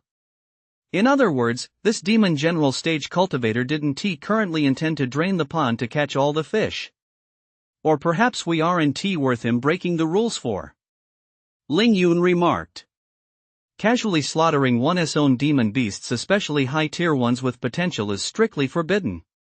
If General Yu were to lay a hand on them, every single demon beast here would flee in an instant. And for someone who has already reached the demon general stage, even consuming these demon beasts would offer little benefit to their cultivation. On the contrary, the costs would far outweigh the gains.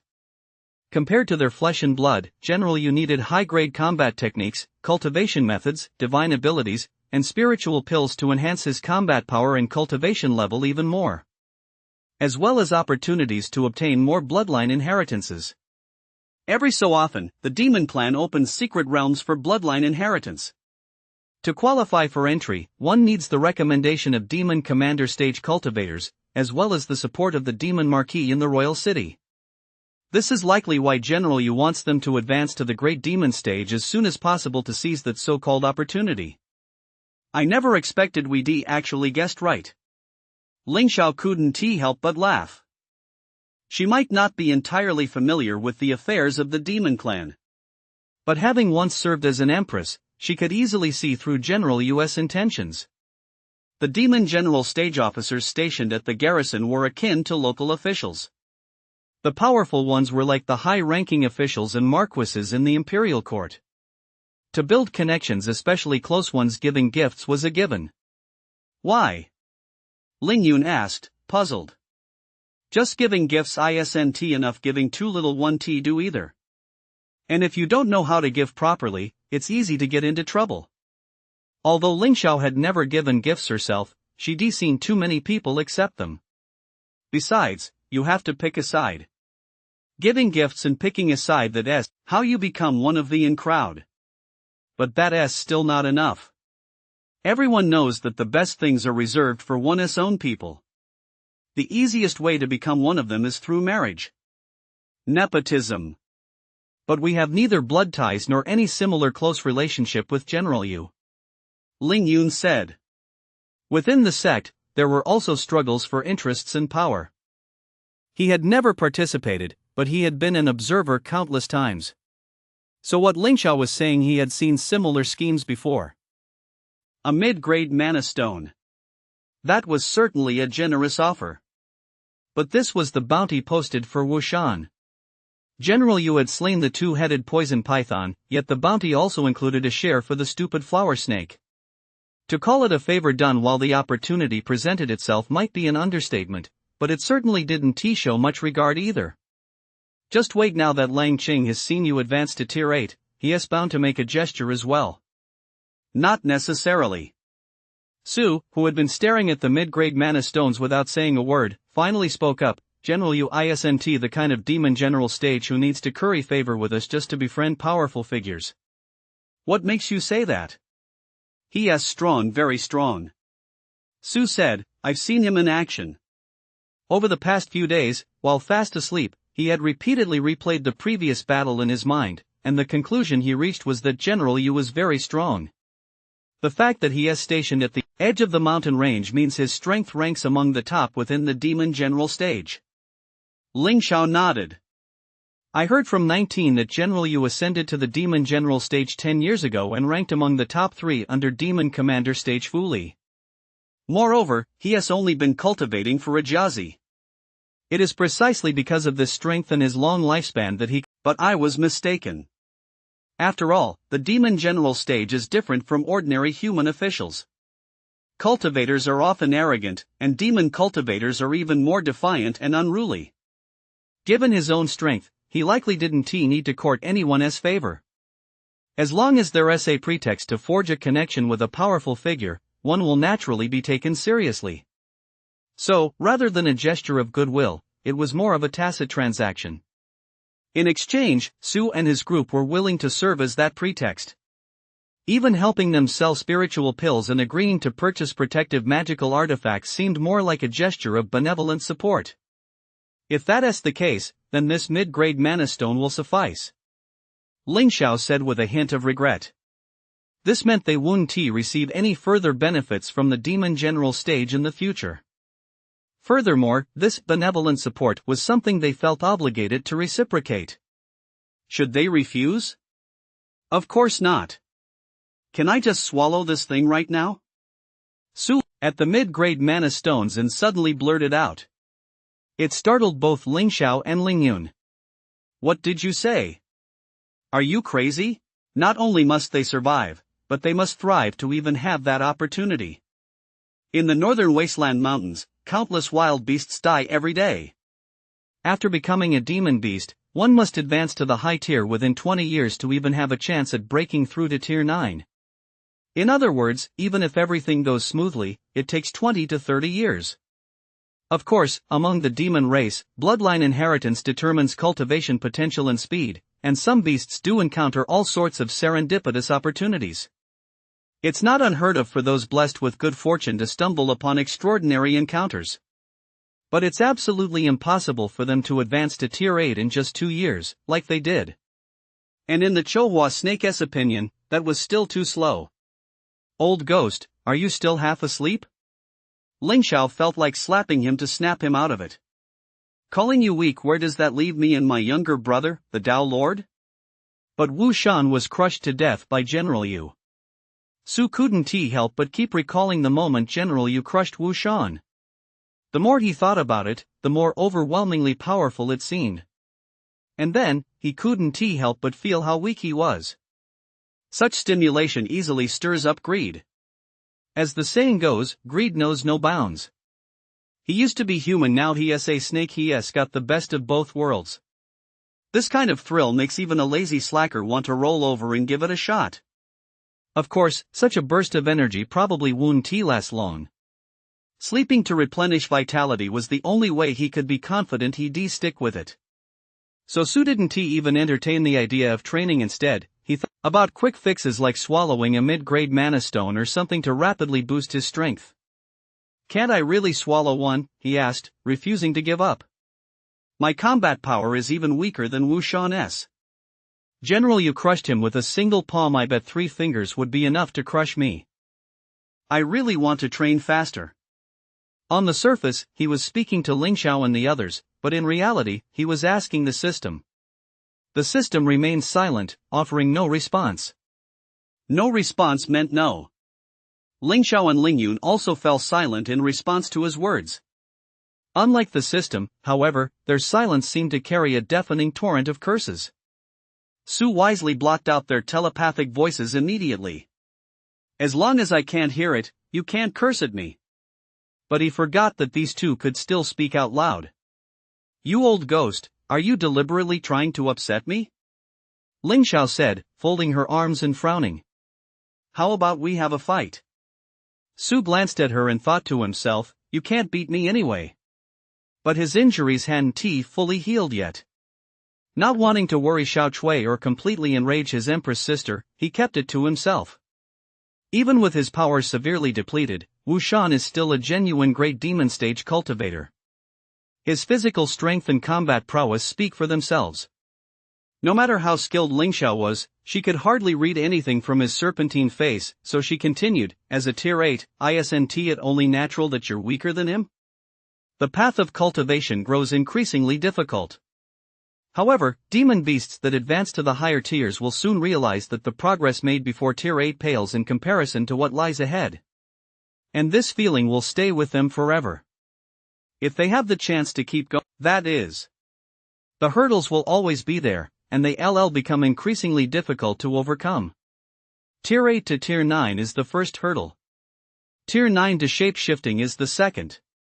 Successfully clearing both of these hurdles within 10 years and achieving the human form would make one a standout among the demon race.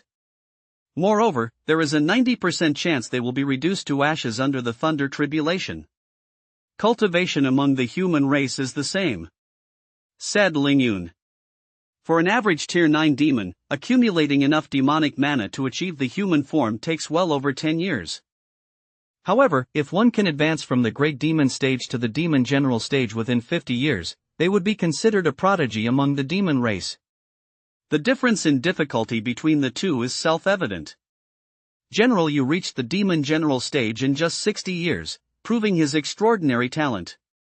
Over the past few days, they had also gained a clear understanding of Wu Shan's background. The two-headed poisonous python has been cultivating for 80 years and possesses the strength of the late Great Demon stage. Ling Xiao paused here. What she meant to say was that Wu Shan had good natural talent. The fact that he dared to harbor the intention of fleeing to the southern continent showed his confidence in his own strength. Moreover, he had to cross the endless sea. Even though he was crippled, Su managed to survive against him and even gained the upper hand in their back-and-forth battle. That alone is a sign of great strength. Therefore, this outcome simply demonstrates that there is always someone stronger out there. There is no need to wallow in self-pity. Just as the words were on the tip of her tongue, she narrowed her eyes and said instead, General Yu has likely reached the mid to late Demon General stage by now. That is why he was able to slay Wu Shan so effortlessly. It seems he intends to break through to the Demon Commander stage within 100 years. It is precisely because of this goal that he needs the help of powerful figures to gain more opportunities. He does have a bit of luck, after all. General Yu has no idea what their true capabilities are. Moreover, whether they can successfully advance to Tier 9 is, in the eyes of outsiders, still an unknown. You won't let General Su down, will you? Ling Xiao asked with a smile. Within 3 years, I will surely be able to take human form, Ling Yun declared. He had absolute faith in this. I'm not so sure, Su replied. Not so sure? Then how much longer until you advance to Tier 9? Well, I estimate it'll take another 9 months or so, Su replied dejectedly. He had spent 10 million vitality to upgrade his talent, but his path to Tier 9 had been forced to take a detour. Even with Wu Shan's physical body to refine, it would likely take over 9 months. Only then could he reach Tier 9. Ling Xiao, Lingyun, the man and the snake turned on their heels and left. Each returned to Dongting. 9 months or so? The fact that Su could state this so precisely meant he was certain he'd reach Tier 9 within that time frame. Otherwise, if he lacked that confidence, even without intentionally being vague, he would have used phrases like within a year or within 1 or 2 years, just as Ling Xiao had when discussing when he would break through the Great Demon stage. Neither of them was confident they could advance to Tier 9 within 9 months. Since that is the case, why waste words here? Hurry back and train. Huh? Why are they leaving already? Su blinked. They were talking just fine a moment ago. Why are they leaving so suddenly? They're in such a rush. What is the emergency? Do they not like what I have to say anymore? But he hadn't said anything wrong. He'd only spoken the truth. Never mind, I'm leaving too. Time to go back to sleep. I need to hurry up and reach Tier 9. Only after advancing to Tier 9 will I know the requirements for reaching the first segment of the next tier. As Su swam along, he pondered that he could currently accumulate 10 million vitality in about 4 months. As a demon beast's rank advances from low to high, the amount of vitality required for each Tier 1 is significantly higher than that of the previous Tier 1. It's nearly double. After reaching Tier 9, the vitality needed to advance to the next realm won't exceed 50 million, will it? That would mean sleeping for, roughly 20 months. And that's not even counting the times he'd have to wake up in between. It would likely take close to 2 years. Tisk. Su didn't really mind. He was just a little worried about Ling Yun. Can Yunzi achieve human form within 3 years? Thinking of this, he glanced at the mid-grade mana stones. After some thought, he decided not to use them, yet he'd wait until he reached tier 9. After his innate divine ability had advanced, with every breath, vitality refined mana, and the speed at which his soul realm improved had increased even further. But he didn't practice any cultivation techniques. If he couldn't swallow the mana stones, he couldn't use his innate divine ability to refine them. He'd have to shatter them and let the mana seep out. As he drew them into his body with each breath, they were slowly refined by his vitality. Or should I just gulp them down? Su's mouth twitched. A thick, colorful snake, eyes bulging and mouth wide open, kept sucking air into its mouth, and then, in the adjacent cavern, Dai was fast asleep. It had grown another size. The spirit gathering array, set up using spirit gathering grass and spirit locking grass, was condensing the mana within the cave so it wouldn't disperse. The mana churned, forming a mist of spiritual energy that enveloped both it and the spiritual plants on its back. The great sage was curled up into a fur ball, sitting in the center with all 5 palms facing the sky clearly in the midst of cultivation. There were 2 more patches of land stained with beast blood. Planting in them were 2 mine calm flowers and 2 ghost mushrooms. None of them had sprouted yet. The former were mission rewards earned for urging Ling Xiao to take human form and assisting Ling Yun with alchemy. The latter were for slaying Wu Shan. Although Wu Shan ultimately died at the hands of General Yu, the system awarded the full rewards without any deductions. This included refinement points. System, allocate all refinement points directly toward raising my cultivation realm, just as before. Back in his cave chamber, Su thought to himself. Yes, host. Then, he closed his eyes and fell asleep. At the same time, as he activated the divine talent he had just advanced, the Devour skill, a familiar white noise rang in his ears. Vitality +1+1+1. Physique realm +1+1+1. Vitality +1+1+1+1.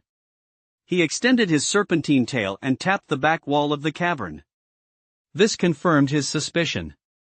In truth, this action was completely unnecessary. Since he just used the word again, it was clear this wasn't the first time he noticed this. Ha! I've grown again, ha! It was just that this time, the interval between growths was a bit short. Great demon stage, what a massive boost! Su very naturally calculated in his mind how long this cavern could accommodate him if things continued this way. Then he reached a conclusion. It'll last until tier 9 at most. After that, I'll have to find another place to live. So, he had no choice but to consider urging his younger sister, the Empress, to build the mana cave as soon as possible.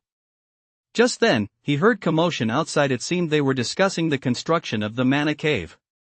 Su immediately swam out, ready to participate in the building of his new home. Upon seeing him appear, Ling Xiao was suddenly startled. Old ghost, why did you come out? Hearing this, Ling Yun whirled around, her eyes fixed intently on him. Ha! Am I not allowed to come out? And then he just let them know when he successfully advanced. At other times, you'd never even catch a glimpse of him. I just woke up and heard you guys talking about excavating a new mana cave, so I'd like to offer a small suggestion. Su said. Oh? You want your mana cave to be extra spacious, is that right? Ling Xiao chuckled. I've got it covered, don't worry. She had been wondering how the fat flower snake had managed to escape. So that's what it was all about. From encouraging her to take human form to refining mana stones and searching for spiritual veins, he'd shown unprecedented enthusiasm. All for the sake of having a mana cave large enough in the future. Right. That's exactly it.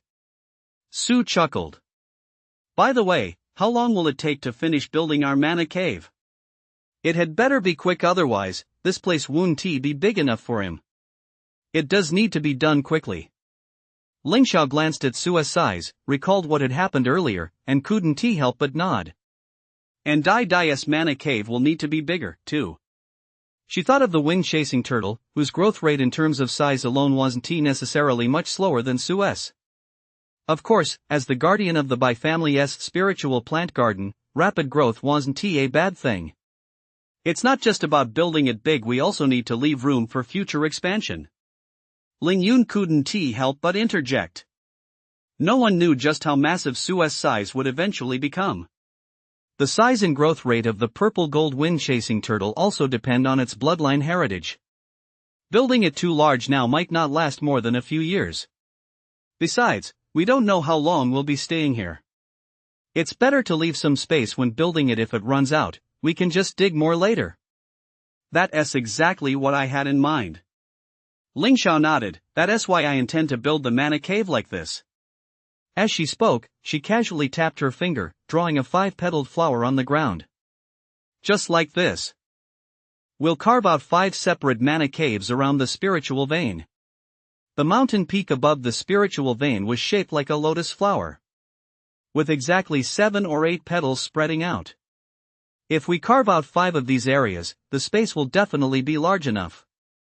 The remaining space can be allocated for the little demons to live in. From now on, their family will focus primarily on cultivation, so we'll need to entrust them with handling some of the mundane tasks. We'll need a place to house 19 and the others. Neither Su nor Ling Yun had any objections. They summoned Bai Xiaocui, Dai Dai, and the great sage, asked their opinions, and they agreed as well. The matter was thus settled. Everyone returned to their respective cave chambers to continue their cultivation. I almost thought he'd really advanced to tier 9. As soon as Su left, Ling Yun couldn't help but sigh. She knew full well that only a dozen or so days had passed. How could he have advanced so quickly? Besides, how long had it been since Hua Shi advanced to tier 8? Yet when she saw him emerge, her heart still skipped a beat. I was startled as well. I only just realized it. Ling Xiao shook her head slightly. Both Ling Yun and she had been reborn in their past lives. They had risen to stand above all others. In their previous lives, they possessed extraordinary talent and were the pride of the heavens. While their cultivation paths weren't exactly smooth sailing, their cultivation progress far exceeded that of ordinary people. In this life, to avoid the water snake, their bloodlines were ordinary, but with the accumulation from their past lives and top-tier cultivation techniques, their cultivation still progressed by leaps and bounds.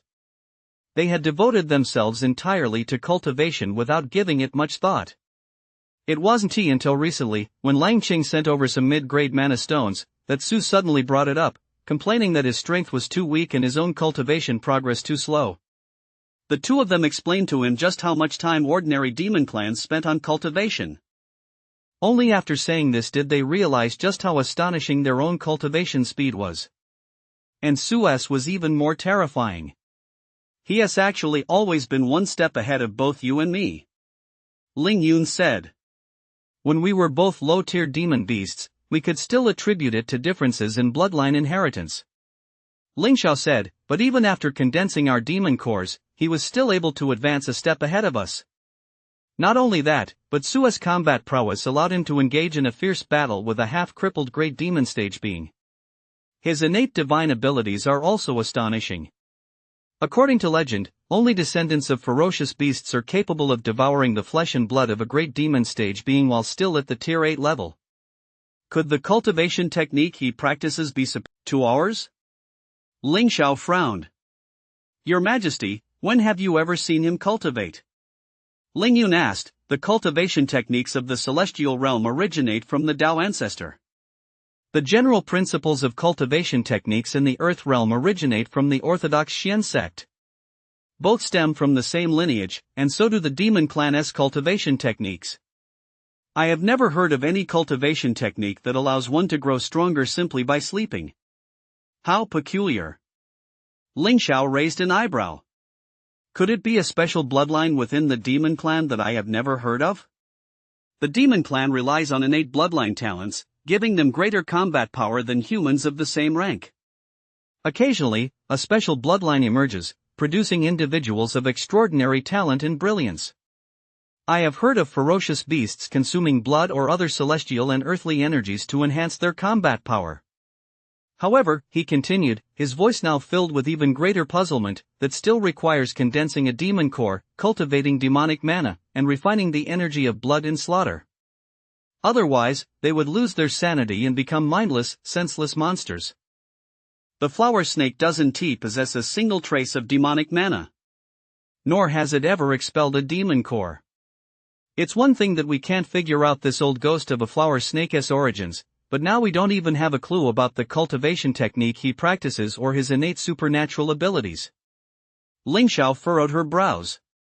She disliked this feeling of things being beyond her control and having no idea where to begin.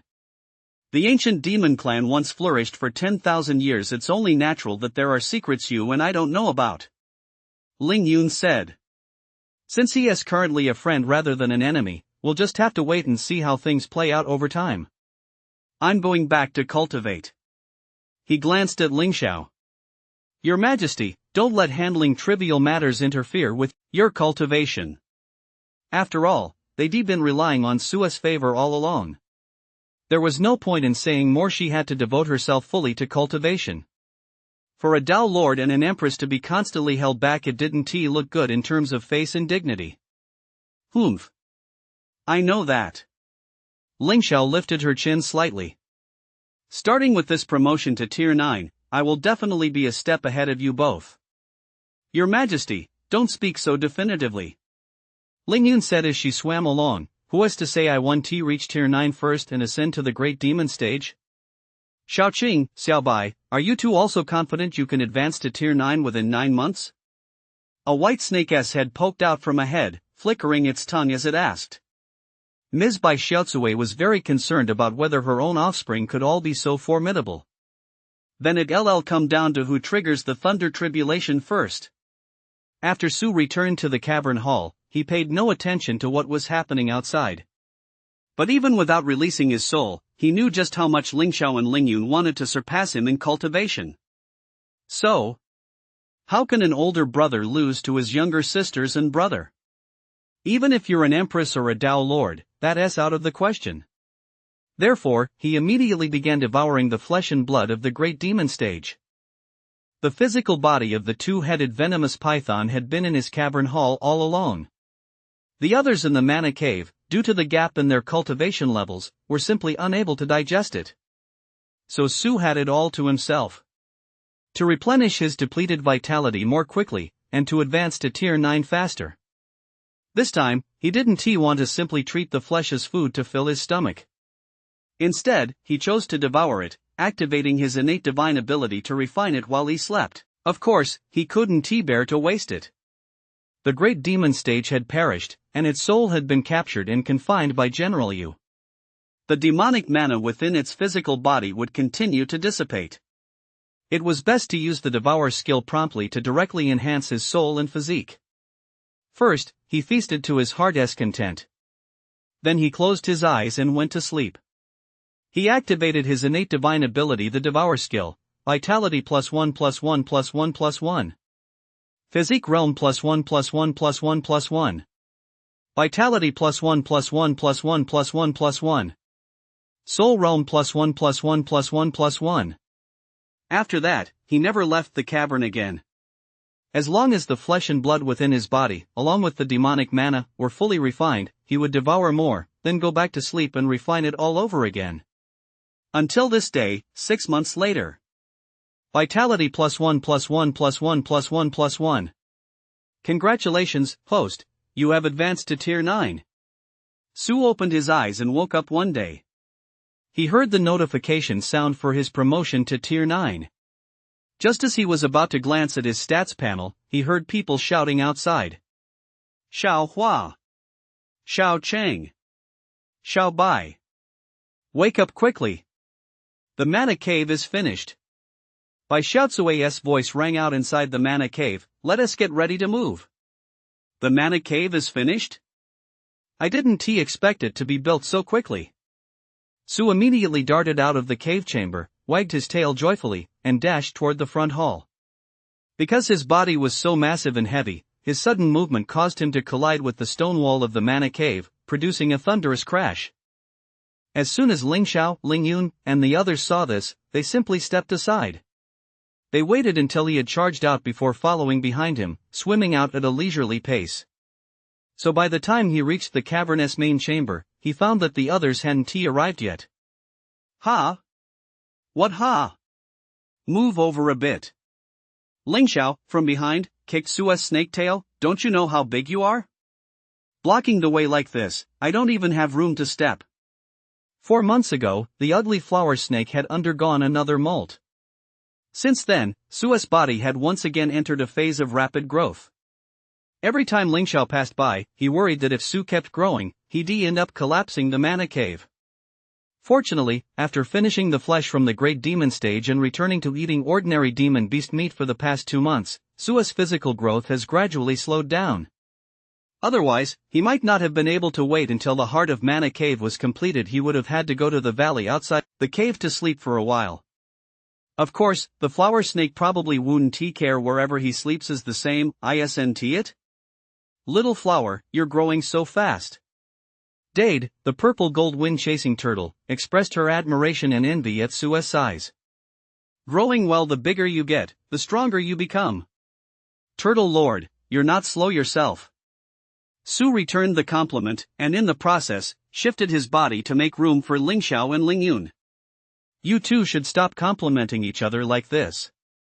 Didn't they say it would take at least a few more months to finish building the Mana Cave?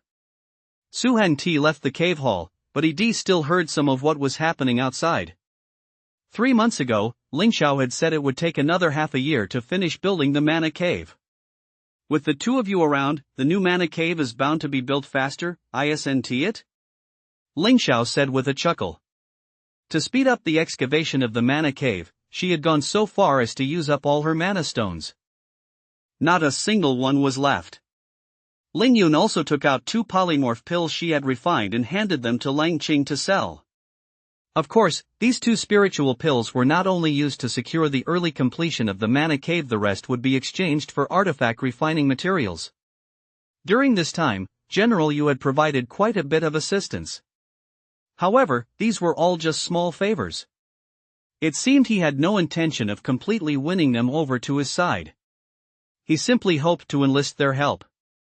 As a demon general stage cultivator, General Yu's strength far surpassed that of Ling Xiao and his group. For quite some time, there would be no competition for cultivation resources. Therefore, Ling Xiao gladly accepted this arrangement. It was precisely because of this that the Bai family's Mana Cave could be completed earlier than expected. Finishing it early means 19 and the others can head down to the bottom of the cave to help us mine and refine mana stones. At the Lingmai Mana Cave, minor demons weren't allowed to come and go as they pleased. Once they were in their own Mana Cave, however, those rules no longer applied. Does that mean we can move in right now? Su asked. That was all he cared about. Sleeping in such a cramped space was very uncomfortable.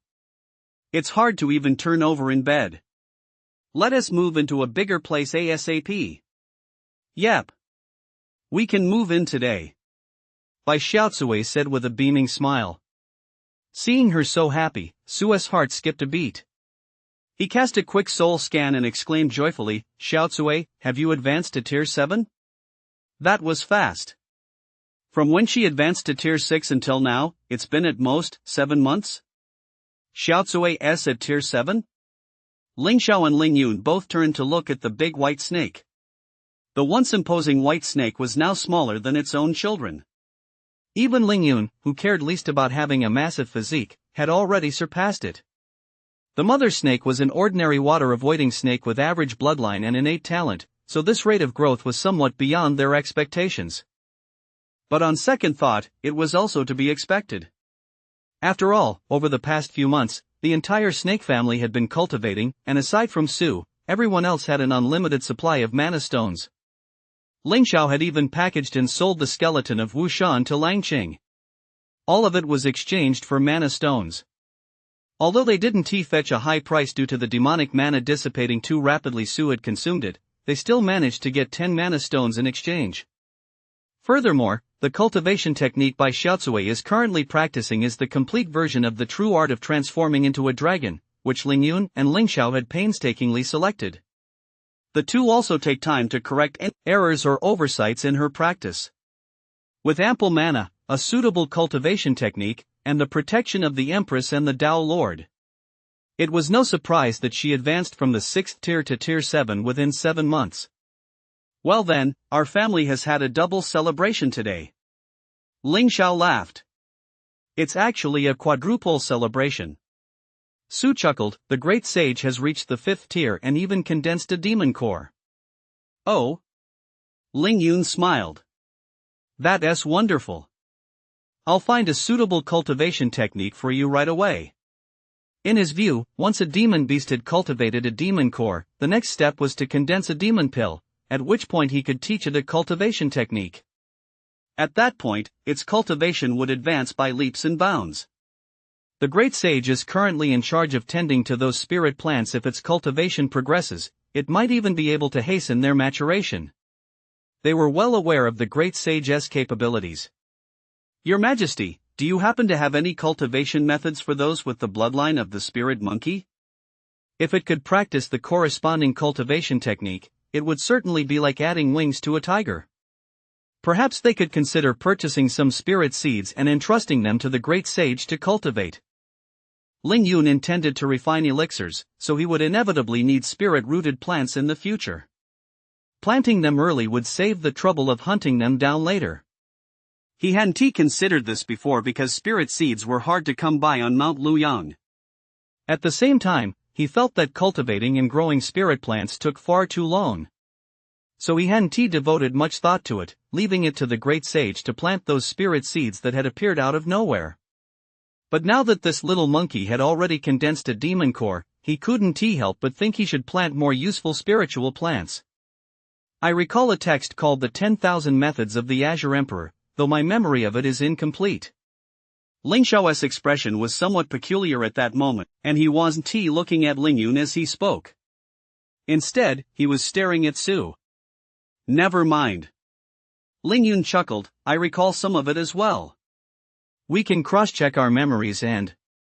Wait. He suddenly realized something was off. 4 blessings at once? The mana cave was complete, Xiao Chui had reached tier 7, and he had attained the 5th rank of the great sage. That is only 3 blessings. Where did this 4 blessings at once come from? Then he noticed Ling Xiao's strange reaction and couldn't help but stiffen. A thought flashed through his mind. No way. Is that even possible? Wasn't it supposed to take 9 months? It's been less than 7 months. Ling Yun slowly turned his head and, together with Ling Xiao, fixed his gaze on Su. No way. Su grinned at them, baring his teeth. The sight made their hearts skip a beat. Then, they heard him say, the 4th piece of good news is right here with me. Empress sister, Tao Lord brother, sorry about that. Big brother here has beaten you to it again. I've already advanced to tier 9 yo. After making his grand announcement, Su looked at the two of them expectantly. Surprised? Unexpected? Damn it. Damn. That guy beat us to it again. Ling Xiao and Ling Yun, one expressionless, the other narrowing his vertical pupils slightly. At that moment, they both shared the same thought. What was bound to happen has finally happened. Xiao Hua, are you tier 9 now? Miss Xiao Chui didn't share their complex emotions. She simply knew that her big boy had reached tier 9. Overjoyed, she shook her head and praised him. Way to go, my boy. Perhaps from spending so much time with Su, both the content and tone of her speech had been influenced. It wasn't just her. Ling Xiao and Ling Yun were the same. If Su hadn't spent most of his time sleeping, they probably wouldn't have used titles like Your Majesty and this one nearly as often. You reached tier 9 so fast? Dade was overjoyed as well. Xiao Hua, that's amazing. Squeak, squeak. Great king. You're amazing. The great sage had already raised his hands high, circling Su and dancing wildly. He offered the great king his most enthusiastic congratulations. Oh my, I didn't expect it to happen this fast either. Su tried to hold back, but in the end couldn't resist, laughing heartily. Wushan deserves a lot of credit for this. The flesh and blood of the great demon stage is truly a powerful tonic. The paper cut was incredibly nourishing. By refining all the flesh, blood, and demonic mana from its physical body, it not only replenished the vitality expended in advancing his innate divine abilities, but also significantly boosted his divine ability and physique realms. Tier 9? Isn't that close to the Great Demon stage? Ling Xiao asked, raising an eyebrow. Not really, it's still a long way off. Su shook his head. How much further? Ling Yun asked, seizing the moment. There's still, let me check. Su realized he hadn't yet looked up how much vitality was required to advance to the next realm. Now was the perfect time to check. Host, Su, race, watershy snake, rank, Tier 9 requires 100 million vitality to advance to the Great Demon stage, vitality, 5,093,677, physique realm, demon body realm 9,620 10,000, soul realm, demon soul realm 9,798 10,000 skills and spells, divine abilities, devour skill, bewitching hiss skill combat skills, bite skill, bind skill refinement points, 09 wow, he really did guess it right. Seeing that advancing to the Great Demon stage required surpassing 100 million vitality, Su couldn't help but be amazed. Then he checked his current vitality, he was still nearly 50 million short. It would take about 4 months to gain 10 million vitality. That meant 20 months in total. He glanced at his current combat power. As expected, his physique and soul had increased significantly. The reward for killing Wu Shan was 12 refinement points. He had also discovered a spiritual vein and opened a mana cave, earning a reward of 16 refinement points. The system had used all of them, according to his instructions, over the past half year to refine his vitality and advance his cultivation realm. The remainder came from his innate divine ability, which continuously devoured Wu Shan's demonic mana, causing his vitality to rise steadily. And, of course, there was the natural growth and strength. As the vitality within his body grew ever more vast, the benefits of channeling vitality in battle and the resulting enhancement of his soul and physical strength became increasingly evident. Even while he slept, with every breath, the flow of vitality would temper his serpentine body, absorb mana, and nourish his soul. Of course, the effects were nowhere near as significant as those from practicing cultivation techniques. However, thanks to the vigorous vitality, he could still increase his stats by several dozen points within a month. Therefore, Su estimated that as he advanced to the Great Demon stage, his soul and physique would also experience a breakthrough. He just didn't know what form that would take. Of course, he wouldn't have to wait too long. Within 2 years, the outcome would become clear. Looking? Looking at what? Ling Xiao and Ling Yun were initially puzzled. Then they saw Su close his eyes slightly, as if entering a state of introspection. The two assumed he was checking on his cultivation progress, so they remained silent and waited patiently. During this time, Dai De Shang, and Bai Xiaotsui couldn't resist leaving the mana cave and heading toward the newly constructed one. So by the time Su opened his eyes, only Ling Xiao and Ling Yun remained, still waiting for Su's response. What? Can you already determine when you'll advance to the Great Demon stage? Ling Xiao asked, suppressing a strange feeling. Ling Yun was also curious. Both he and Ling Xiao were still a bit short of advancing to Tier 9. Clearly, their cultivation had been going more smoothly than expected. Barring any unexpected setbacks, it would have been only natural for them to complete the advancement sooner than previously estimated. It wasn't as if there was no chance of succeeding within 9 months. Yet Su had still beaten them to it. Not only did he not take the full 9 months, he didn't just finish a month or two early, he finished nearly 3 months ahead of schedule. Back when he was a Dao Lord, he had never heard of anyone's cultivation progress being measured in months. For cultivators, aside from the first 6 layers of the 9th layer of Qi refining, every subsequent layer, even for the most gifted prodigies of a sect, takes over a year to master.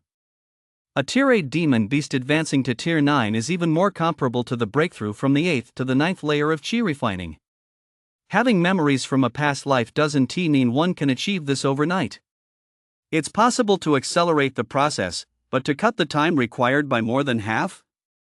What kind of prodigy was Su in his past life? It'll still take 20 months. Su answered Ling Xiao's question honestly. If he spent even less time awake during that period, perhaps it could be shortened further. He didn't say that part. Because even though he couldn't make out his younger brother, the Tao Lord's expression, his younger sister, the Empress's look was already downright fierce. 20 months? Another time frame precise down to the month. 20 months. Not even within 2 years. Ling Yun lost all interest in pressing further, and Ling Xiao merely snorted before turning and walking away. 20 months, is that so? Within 20 months, I will definitely trigger the Thunder Tribulation and break through to the Great Demon stage. Of course, before that, she had to first advance to Tier 9. She had to advance to Tier 9 within 2 months. Then, just as she said before, let us see who triggers the Thunder Tribulation first. Ling Yun had the exact same plan as her. It didn't matter that she was temporarily one step behind. As one's cultivation realm rises, improving one's cultivation and breaking through to the next realm and surviving the tribulation becomes increasingly difficult. But for them, it was exactly the opposite. Su still hadn't condensed a demon core, nor had he ever refined demonic mana. How is he supposed to break through? Is he going to use his vitality to draw out the mana of heaven and earth and condense a thunder tribulation? That would require an enormous amount of vitality. Su raised his head and followed the two of them cheerfully. On their way to the new mana cave. Speaking of moving, there wasn't much to move anyway. Ling Xiao had already taken care of things like depleted mana stones long ago. The easily mined mana stones at the bottom of the cave had all been extracted and refined in advance, stored in snakeskins, and placed inside Dai's shell. So, their move simply involved walking from this mana cave nested within a spiritual vein to the new mana cave they built themselves. Then Ling Xiao made a quick trip to return the ownership rights. Afterward, back at the Bai Manor, everyone returned to their respective mana caves. They continued their cultivation as usual. Apart from the occasional trip to mine and refine mana stones, nothing else had changed. 1 month later. While in his own mana cave, General Yu sensed 2 consecutive waves of demonic mana. Commander? Lang Qing asked in confusion. A demon beast has ascended to Tier 9. General Yu said. Are they the 1 green and 1 white water-avoiding snakes from the Bai family? That is correct. 2 out of the Bai family's 4 snakes have reached Tier 9, not bad at all. Hu Xiao chimed in from the side. Not 2-3. General Yu said. Su admitted no demonic mana fluctuations, so the 2 great demon stage cultivators hadn't sensed him. He actually ascended to Tier 9 even earlier. 3 Tier 9s in 1 family? That's remarkable. Indeed extraordinary. General Yu stood with his hands behind his back, his eyes slightly closed. Of the family of 4, 3 had ascended to Tier 9. The key point is that, if you count carefully, it's been no more than 2 years since they arrived at Luyang Mountain and settled in the Mana Cave. You're quite right, Commander. Lang Cheng added, not only that, but I recall that when they arrived, the strongest among them Huashi was only at the 6th rank. Commander, this Huashi is rather peculiar. It seems he has never condensed a spirit pill to cultivate demonic mana. Hu Xiao chimed in. It must have its own plans. This family of water-avoiding snakes, who claim the surname Bai, has 4 members, and their cultivation methods are all quite different. With General Yu's discernment, even if he couldn't see the full details of the cultivation methods practiced by Ling Xiao and the others, he could still sense their general direction. One practices the orthodox teachings of the Xian sect. One practices demonic clan techniques. The cultivation method practiced by the flower snake was hard to fathom, but judging by its displayed combat prowess and cultivation speed, it was likely not much inferior to the first 2. In fact, there was a faint sense that it might even be a cut above the rest. As for the mother snake, she practices the ascending dragon method. In terms of current strength and future potential, she is likely the weakest of the 3. In reality, when it comes to bloodline potential, the latter should be the best choice. No matter how boundless the path ahead may be, one must first be able to reach it. The path of cultivation is fraught with peril. For snakes and pythons, the ascending dragon technique represents a significant concession granted by the celestial realm. Though it involves countless hardships and dangers, it offers a 1 in 10,000 chance of ascension. The other paths, however, are immeasurably more arduous. Yet Ling Xiao and Ling Yun chose precisely this more arduous path. Commander, could it be that they possess some kind of treasure? Hu Shao's eyes widened as he stepped forward and spoke softly. It made no sense for an entire family to be so formidable. Even for demon beasts, the most rare cultivation techniques number more than just 2. Beast cultivators mostly rely on instinct, independently grasping the most basic breathing techniques and worshipping the moon to gather its radiance. Or perhaps they obtained the legacy of a great power? Aside from bloodline awakening, there are only a few ways to acquire a cultivation legacy. Those born into clans with members at the great demon stage or higher might have a chance to be taught. For demon beasts that have cultivated to high levels on their own in deep mountains and ancient forests, it is only upon reaching the mana cave that they have a chance to obtain basic cultivation techniques. The sutra Lang Ching had previously recited at the multi-treasure sermon assembly was none other than the most common methods for becoming a demon. If one desires better cultivation techniques or combat skills, one must spend mana stones or exchange them for rare celestial treasures and earthly treasures. Since mana stones are used for cultivation and rare treasures are even harder to come by, most demon beasts wait until after they've survived the transformation thunder tribulation before seeking out a cultivation technique suited to their bloodline. For example, he and Lang Ching, having become disciples of General Yu whom they address as commander, were each bestowed the greedy wolf mystic art and the tail fire sutra, respectively. These are relatively safe avenues. One could also venture into the endless sea or the land of chaos to slaughter ferocious beasts and demonic creatures, accumulate military merits, and exchange them for cultivation techniques. Those water-avoiding snakes from the Bai family don't seem to have awakened any powerful bloodlines. Lang Ching remarked with a hint of implication.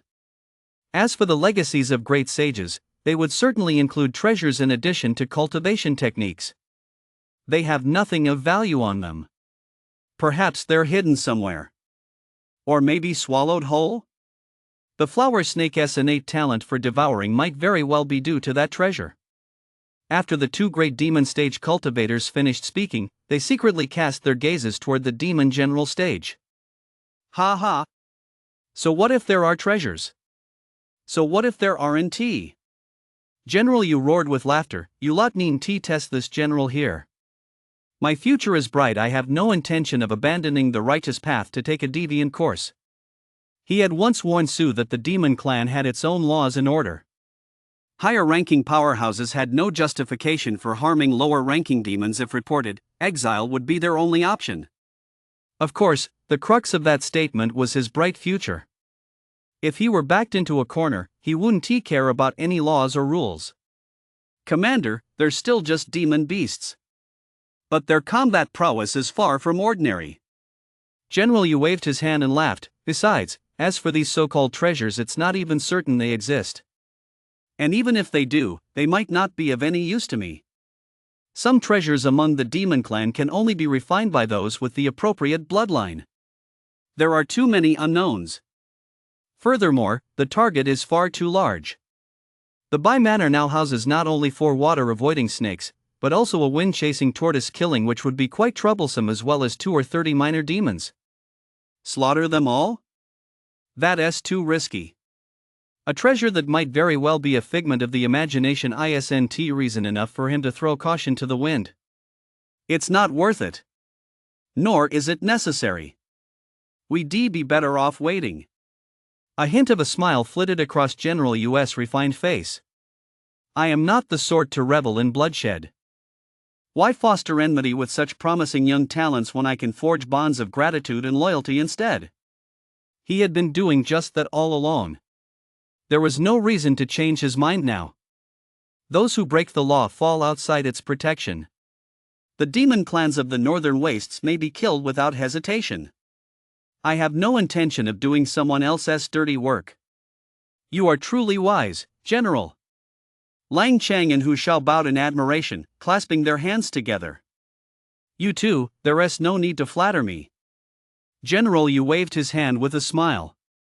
No matter how excellent Ling Yun and the others' cultivation techniques might be, he couldn't use them anyway. If he truly wanted them, there were plenty of other ways to obtain them. As for how to go about it, that would depend on the value of the cultivation techniques. I was just marveling a moment ago at how quickly they advanced to Tier 9, he chuckled. It seems, then, that the opportunity one promised them might actually come to fruition. You promised them an opportunity? Lang Qing's eyelid twitched. I made a pact with them. If they successfully break through to the Great Demon stage within 3 years, I'll grant them a pivotal opportunity, General Yu said with a smile. Break through to the Great Demon stage within 3 years? Hu Xiao shook his head repeatedly. That's impossible. 5 or 10 years would be more realistic. Advancing from Tier 8 to Tier 9 within a single year was already an astonishing feat. If they were to break through to the Great Demon stage within 3 years and successfully weather the heavenly tribulation, that would be nothing short of mind-boggling. Many Tier 9s who ascended decades ago are still accumulating demonic mana today. They dare not trigger the heavenly tribulation lightly. 3 years, I was just throwing that out there. General Yu smiled. Actually, achieving perfect transformation within 5 or even 10 years would be perfectly acceptable. That day, he had imagined that the flower snake and the white snake would, just like the green snake named Lingxiao, achieve perfect transformation ahead of schedule. Breaking through to the Great Demon stage would then follow naturally. So, the 3-year deadline was merely a gentle nudge to keep them from slacking off. Commander, doesn't this opportunity seem as though it's waiting just for them? Lang Qing asked tentatively, puzzled. Exactly. If there is an opportunity, why isn't it for us? It seems to be prepared specifically for the snakes. Hu Xiao also caught on and looked longingly at General Yu.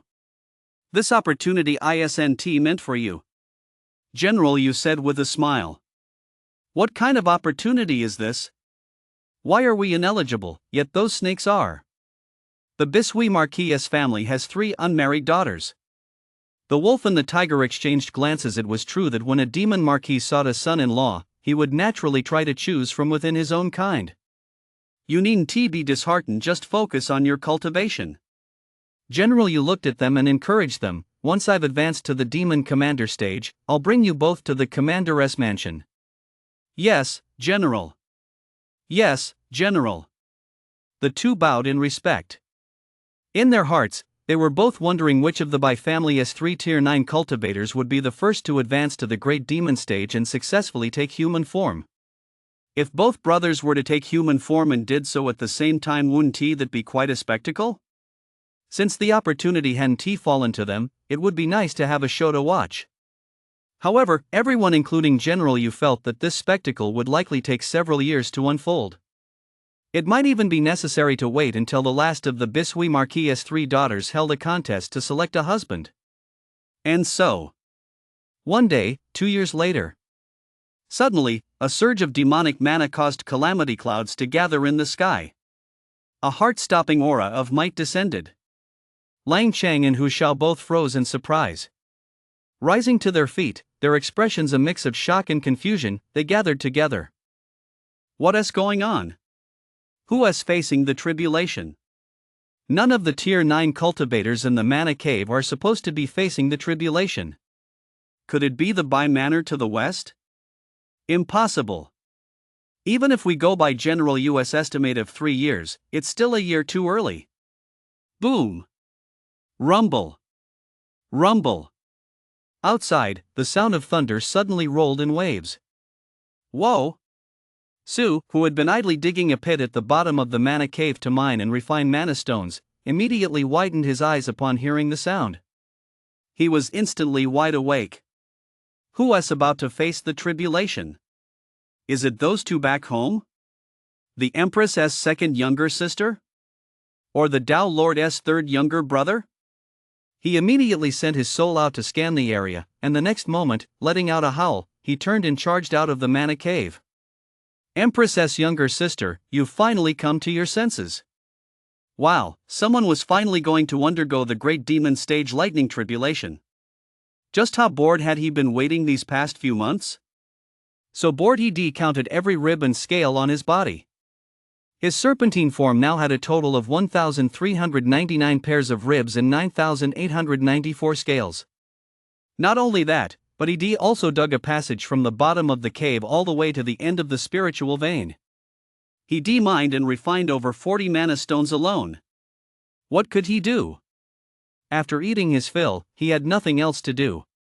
Without a phone to pass the time, and with my vitality not increasing even when I sleep, this boredom is driving me to the brink of despair. Fortunately, he hadn't mastered any cultivation techniques yet. He did, however, learn a few minor spells. When he formed the hand seals, chanted the incantations, and cast them, they looked quite convincing. Spells, however, require magical power, whether demonic mana or mana, to channel the mana of heaven and earth. Since he lacked demonic mana, he had to rely on vitality to cast them, which made the process somewhat less fluid and seamless. Of course, Sue didn't mine after all, it was just a way to pass the time. Over 2 months ago, his vitality had already surpassed 10 million. He originally planned to be cautious and stop temporarily once it reached just over 90 million. He wanted to wait for Ling Xiao and Ling Yun to reach the great demon stage first. It wasn't that Sue had developed a sense of filial piety, feeling he'd been constantly outshining his younger sister and brother and worrying that it might damage the Empress's and the Tao Lord's spiritual resolve. Setting aside the fact that those two possessed such strong minds, showing no signs of being discouraged by this at all, even he himself didn't possess such a considerate older brother's sensitivity.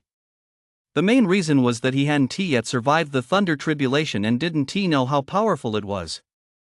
He was worried about being struck dead by lightning. He wanted to observe it firsthand so he could be mentally prepared. Although Ling Xiao had survived a Thunder Tribulation once before, who knew if the Tribulation of Transformation was the same as the Great Demon Stage Thunder Tribulation? This was a matter of life and death, so it couldn't hurt to be cautious and prepare thoroughly. It was precisely that lightning tribulation that made Sue deeply realize he needed to have some reverence for the might of heaven and earth. But he never expected that when he woke up, he'd overslept. His vitality had surpassed 10 million by several thousand, no less. Fortunately, however, it didn't immediately trigger the lightning tribulation. It was at this moment that a sudden insight struck him. Ling Yun and the others had mentioned several times that one must use demonic mana to trigger the heavenly thunder. In other words, there was likely a grace period. A couple of days later, Sue noticed a change in the fluctuations of Ling Xiao's demonic mana. It had become richer and more profound, with a faint sense of vastness. His power had undergone a qualitative transformation. If one were to describe it, it was perhaps like transforming from mist into water. Then Ling Xiao began continuously refining his soul, suppressing the fluctuations of his demonic mana, and gathering moonlight at night, all without releasing his demon core. At that moment, Sue realized that Ling Xiao had also broken through to the great demon stage. Truly worthy of her status as the Empress in her past life. She had done so only a few days after him. Then, just a few days later, fluctuations of magical power were detected from Ling Yun's mana cave as well. This one had also entered the great demon stage. In human form, that is, with an innate Tao body and cultivating top-tier techniques, coupled with the experience from their past lives, their cultivation speed was practically like leaping through the air. It took them just over 2 years to go from Tier 8 to the Great Demon stage. They say that anyone who crosses from Tier 9 to the Great Demon stage within 10 years is a standout among the Demon Clan? Sue thought to himself. Isn't this just a roundabout way of praising themselves? Of course, he was still faster than them. But at the same time, he felt a sense of unease. Those two were closing in too fast. But then he remembered that he'd used vitality to enhance his innate divine abilities twice in the meantime, and now he could even directly refine flesh, blood, and demonic energy, which put his mind at ease a little. The eldest brother is still the eldest brother. The eldest brother was born first, the eldest brother hatched first, so the eldest brother was destined to be one step ahead. The Empress and the Tao Lord? That was all in a past life. However, this time was an exception. The eldest brother, who hadn't yet survived the Thunder Tribulation, decided to let his experienced younger sister and brother go first. Boom! Boom! Several bolts of lightning split the dark clouds. "You guys sure can hold out." Su couldn't help but marvel as he looked up at the thunderclouds in the sky. Since he didn't know how long the grace period for the tribulation was, or whether it was related to the growth of vitality. But seeing Ling Yun and Ling Xiao suppressing the fluctuations of demonic mana, he had a hunch. So from then on, he didn't dare to sleep. He was afraid that if he dozed off, the lightning tribulation would strike and fry him to a crisp on the outside while leaving him raw on the inside. Having spent his entire snake-like life sleeping and eating, only to suddenly lose the option to sleep, he found himself so bored that his 5 spines and 6 beasts were in agony. He even went to Ling Xiao's training ground and wandered around it several times. He was practically ready to bite his own tail and play a game of snake. But he didn't feel right about rushing Ling Xiao and Ling Yun. From their reactions, it was clear they were building up their strength. One was an empress and the other a Tao lord. They knew exactly when it was time to face the thunder tribulation. Besides, the thunder tribulation was no joke. Trying to piggyback on their experience while also rushing them would be a bit too underhanded.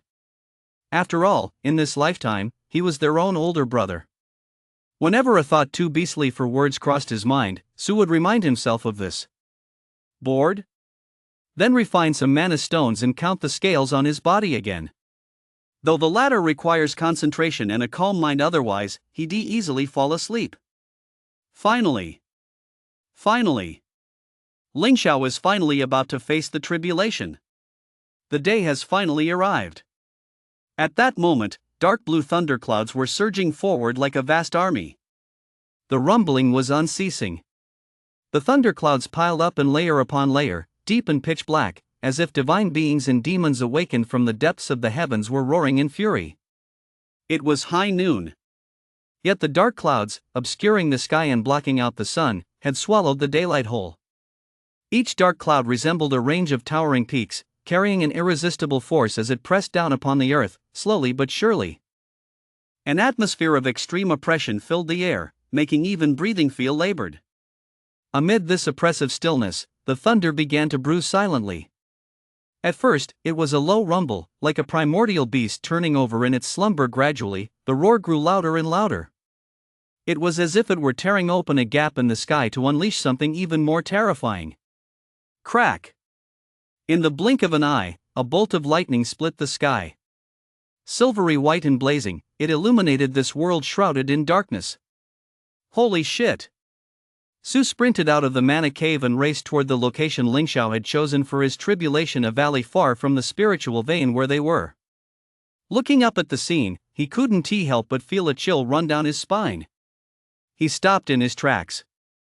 The lightning itself wasn't enough to frighten him, but its lingering power exuded an aura that sent shivers down his spine. Focus your mind. Calm your heart. Ling Yun appeared at his side. The lightning tribulation hasn't even arrived yet, and your soul is already shaken by fear. He found Su's reaction strange. You've been through this before, why are you so nervous? Su thought to himself, you probably wouldn't believe me if I told you, but I really haven't been through this before. But no, he couldn't say that. It would give him away. So he laughed it off and said, it was so long ago, I don't even remember it anymore. Then he quickly added, Yunzi, about this lightning tribulation, will your second sister be able to handle it? Hurry up, tell me more about the lightning tribulation. I need your explanation. Su looked at Ling Yun with eager anticipation. It's just a measly lightning tribulation. Ling Yun shot Su a puzzled glance, seemingly baffled by his concern. Her Majesty was once the Empress, why wouldn't she be able to handle it? You said it yourself, she was once the Empress. Su said nonchalantly, now, we're all starting from scratch. The use of we here was a bit shameless. But that was the truth. Although he had a system cheat and could increase his vitality just by sleeping, didn't that also start from 1? Moreover, he knew absolutely nothing about cultivation. Due to the limitations of his understanding, he found it difficult even to get started with cultivation techniques. If creating PowerPoint presentations or writing copy could increase his cultivation level, then he might be able to give it a try. Similarly, Ling Xiao and Ling Yun were also starting completely from scratch. They hadn't even managed to retain much of their soul power. Although they possessed the memories and experience from their past lives as the Empress and the Tao Lord. In this life, however, they were nothing more than 3 mottled water-shy snakes. Once they hatched, didn't they still have to start by channeling qi into their bodies? Then, they had to diligently advance from Tier 1. If it weren't for their exceptionally reliable mother, Xiao Chui, who actually thought to steal mana-infused bird eggs to feed them, the difficulty of their cultivation would have been significantly greater. After more than 3 years of grueling effort, she has finally reached the point of facing the Great Demon Stage Lightning Tribulation.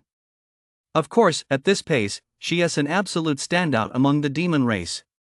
It's enough to stir up countless greedy desires. That's why her family never mentions their ages to outsiders. They also keep their lips sealed about their experiences leading up to Mount Luyang. But compared to the bloodlines of divine beasts and ferocious beasts and their cultivation levels from their previous lives, what is the Great Demon Stage, after all? The dragon horses that used to pull the Empress's chariot were all at the Demon General stage, right? Su probed. How long had it been since she last encountered a being at the Great Demon stage in her previous life? Did they even know how to survive the tribulation at their current cultivation level? The more he thought about it, the more worried he became. Even though his math was terrible, he knew that the approach to solving the same problem differed between elementary and middle school. To put it more bluntly, would a young girl in her prime facing a thug use the same strategy as a group of middle-aged women doing square dancing who run into a thug? The latter might strip the thug naked, toss him onto the street, and extort him until he can't even afford a pair of socks. By the same token, facing the same lightning tribulation, when Ling Xiao was still at the Empress level, she could probably dispel it with a single wave of her hand, right? But she is not the Empress now. She is just a water-avoiding snake who has only just broken through to the Great Demon stage. Crack. Boom. Rumble. Rumble. As soon as Su finished speaking, a bolt of lightning illuminated the valley across from them. Accompanying it was the thunder growing ever closer, along with the tribulation clouds sounding particularly deafening. The two intertwined and unleashed their power simultaneously. In that instant, it seemed as though the entire world trembled. Whoosh whoosh! Suddenly, gales of wind rose abruptly. They howled wildly, raging unchecked as they swept through the valley, whipping up dust and fallen leaves to form violent whirlwinds. Trees swayed violently in the gale, their branches snapping. Some were even uprooted, tossed into the whirlwinds, and then slammed back down to the ground. In an instant, the valley was reduced to a scene of utter devastation. No wonder they had to drive away the birds and beasts beforehand.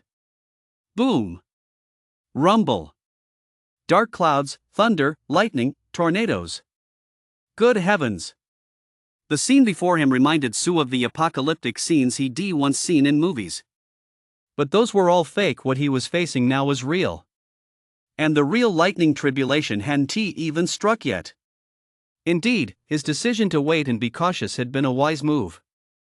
This lightning tribulation was even more terrifying than the one he faced when he first took human form. Amid this terrifying situation, his gaze suddenly focused on a single point. Mid-air above the valley. A tall woman, clad in a phoenix robe and surrounded by a faint azure gold glow, appeared there. She stood with her hands behind her back, gazing into the distance.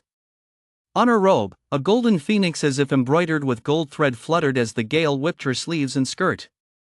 It seemed as though it were about to spread its wings and soar through the 9 heavens. Her long hair flowed like a waterfall behind her, gently held back by an exquisite golden hairpin. It fluttered lightly in the wind, adding an air of otherworldly nobility. Ling Xiao's expression was impassive, giving her an aloof yet breathtaking beauty, while her brow revealed an aura of untouchable dignity and resilience. Her eyes were deep and piercing, the outer corners of her eyes arched upward as she gazed at the storm clouds.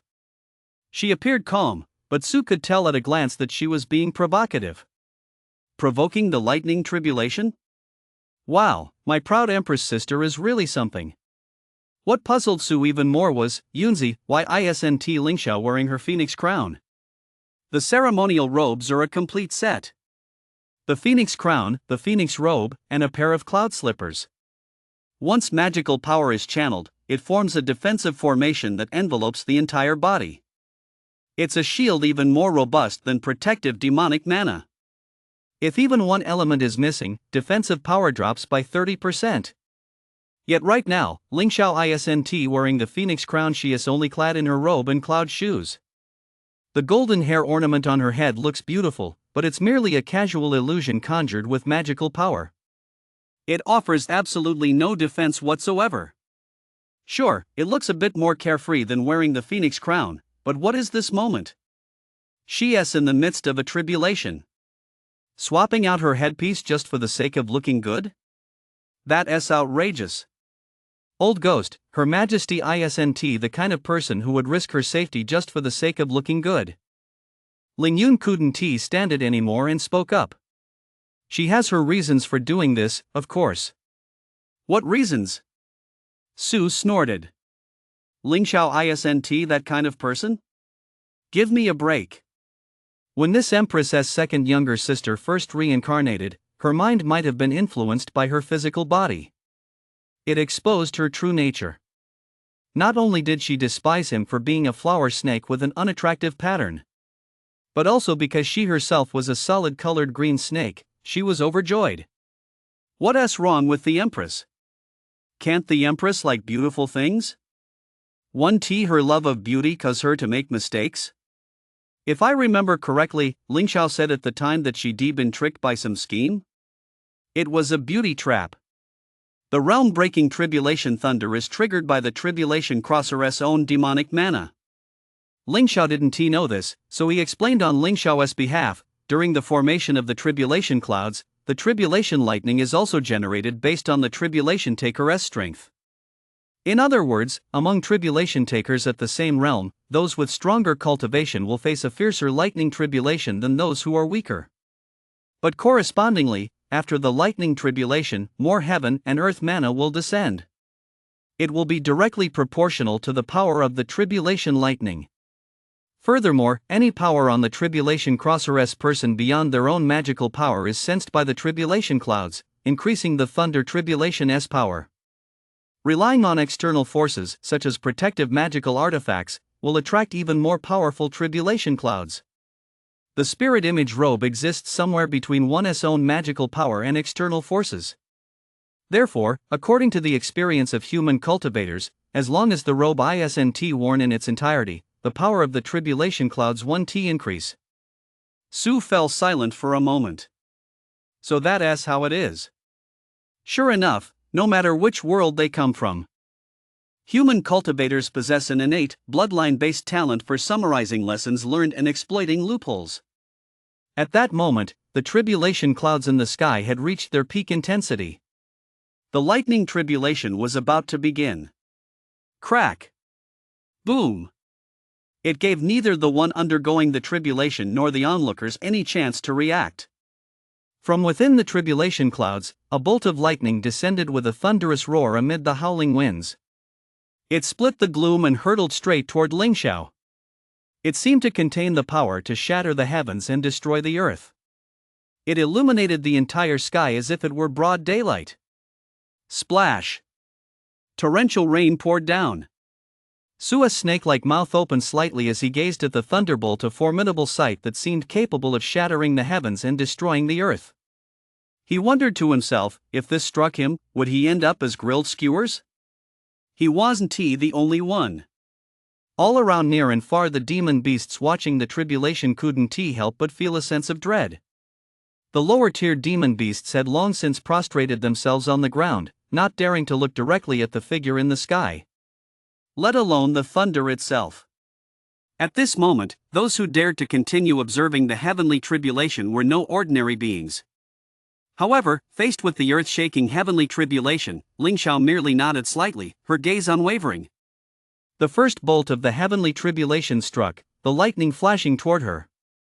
She did not move a muscle, merely raising her hands slightly, palms facing upward. The magical power she had already mobilized surged like a raging river, instantly colliding with the lightning above her head. A series of thunderous roars echoed out. The collision between the lightning and her magical power dissipated much of its force. Yet some of it still struck her physical form. The phoenix robe fluttering around her was instantly covered in lightning. Can the tribulation lightning be blocked? Su's eyes lit up involuntarily. Can the tribulation clouds be blocked? If so, why didn't Lingxiao do this during the previous form-changing lightning tribulation? Instead, she chose to withstand it with her physical body? Su looked at Lingyun, hoping for an answer. The lightning tribulation is both a trial and an opportunity. Lingyun glanced at him as well, as if wondering just how long Su had lived in his past life that he didn't even remember that much.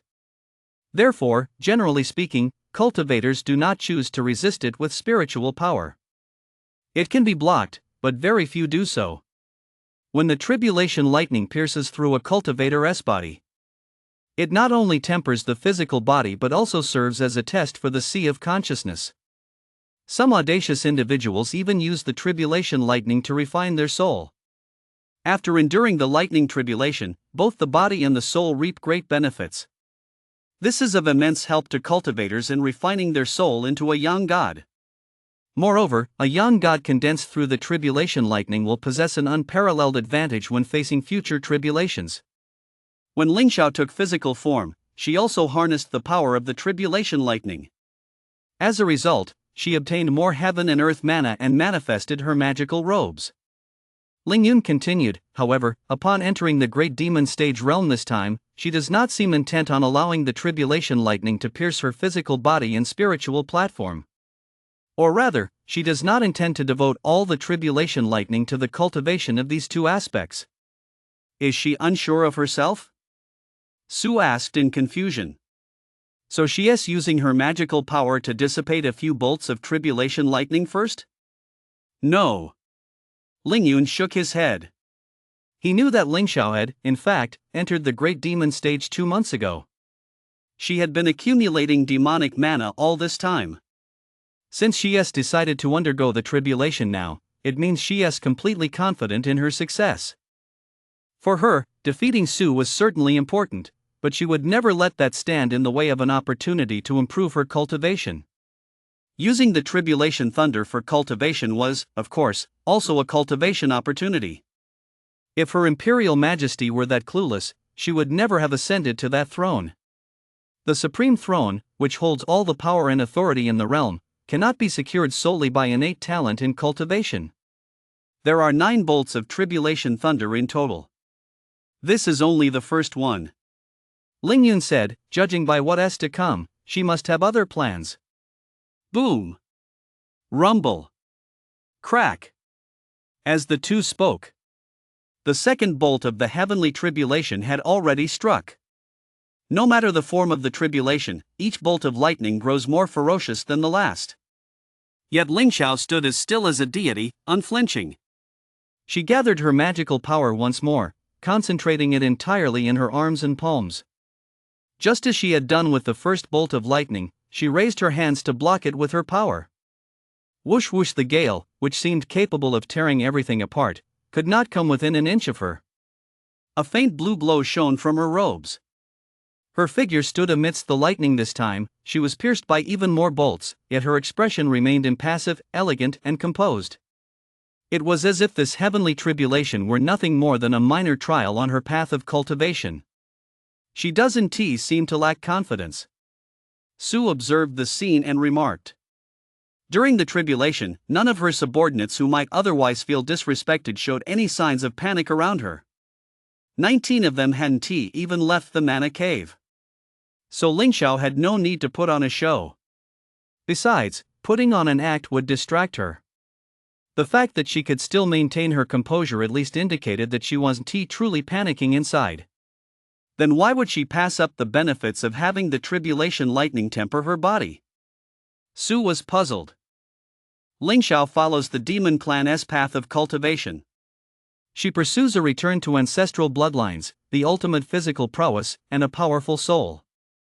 She had no reason to do that. I see. Lingyun fell silent for a moment, then suddenly said, Lingxiao is depleting her own demonic mana. What on earth? Su was instantly startled. Consuming her own demonic mana? Demonic mana is the demon clan's magical power, the very force they rely on in battle. Without demonic mana at their disposal, the demon clan becomes like a tiger stripped of its claws and fangs. Wouldn't they be at the mercy of others? Although Ling Xiao was currently undergoing the tribulation, not fighting. But if she depleted her demonic mana, what would she do about the subsequent tribulation thunder?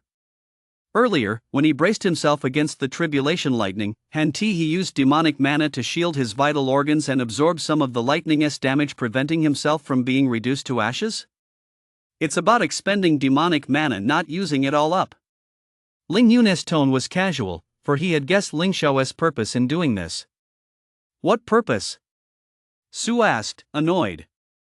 Why was he acting like a riddle master now? But just as the two were about to finish their exchange, the third tribulation lightning bolt came. Boom. Crack. Ling Xiao's response was the same as before. He blocked part of it and let the rest strike him. Immediately after came the fourth. And the fifth. When the fifth bolt ended, the sixth bolt of tribulation lightning did not strike immediately. Instead, there was a pause. He looked up at the tribulation clouds again. Within the pitch-black clouds, flashes of lightning swirled, as if the forces of electric pythons and thunder snakes were constantly devouring one another. This was the sixth bolt of tribulation lightning brewing. Clearly, this bolt would be even more terrifying than the ones before. So, does heaven possess the virtue of nurturing life, granting the tribulation crosser a little time to prepare? Su couldn't help but find this thought of his own rather humorous. This is a lightning tribulation. It is a calamity generated by the spirit of heaven and earth to suppress cultivators. And yet, the virtue of nurturing life? Heaven and earth are without compassion. They treat all things as straw dogs, meaning that kittens, puppies, lice, fleas, and even humans are all the same in the eyes of the Tao. Cultivators are even more despicable, like blood-sucking cockroaches.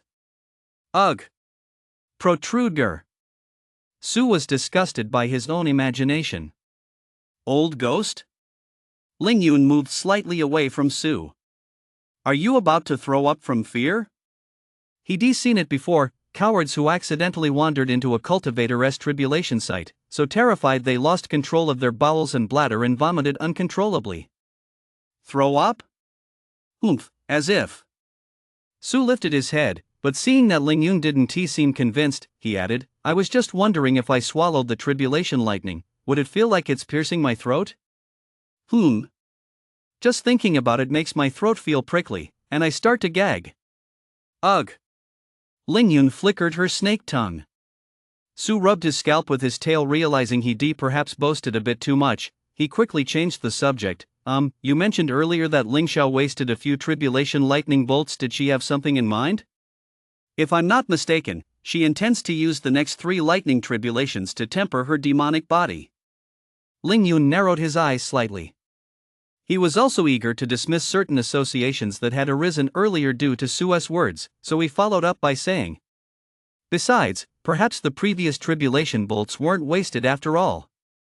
The tribulation bolts, whose power had been largely neutralized by demonic mana, were perfect for refining the spirit platform and sea of consciousness.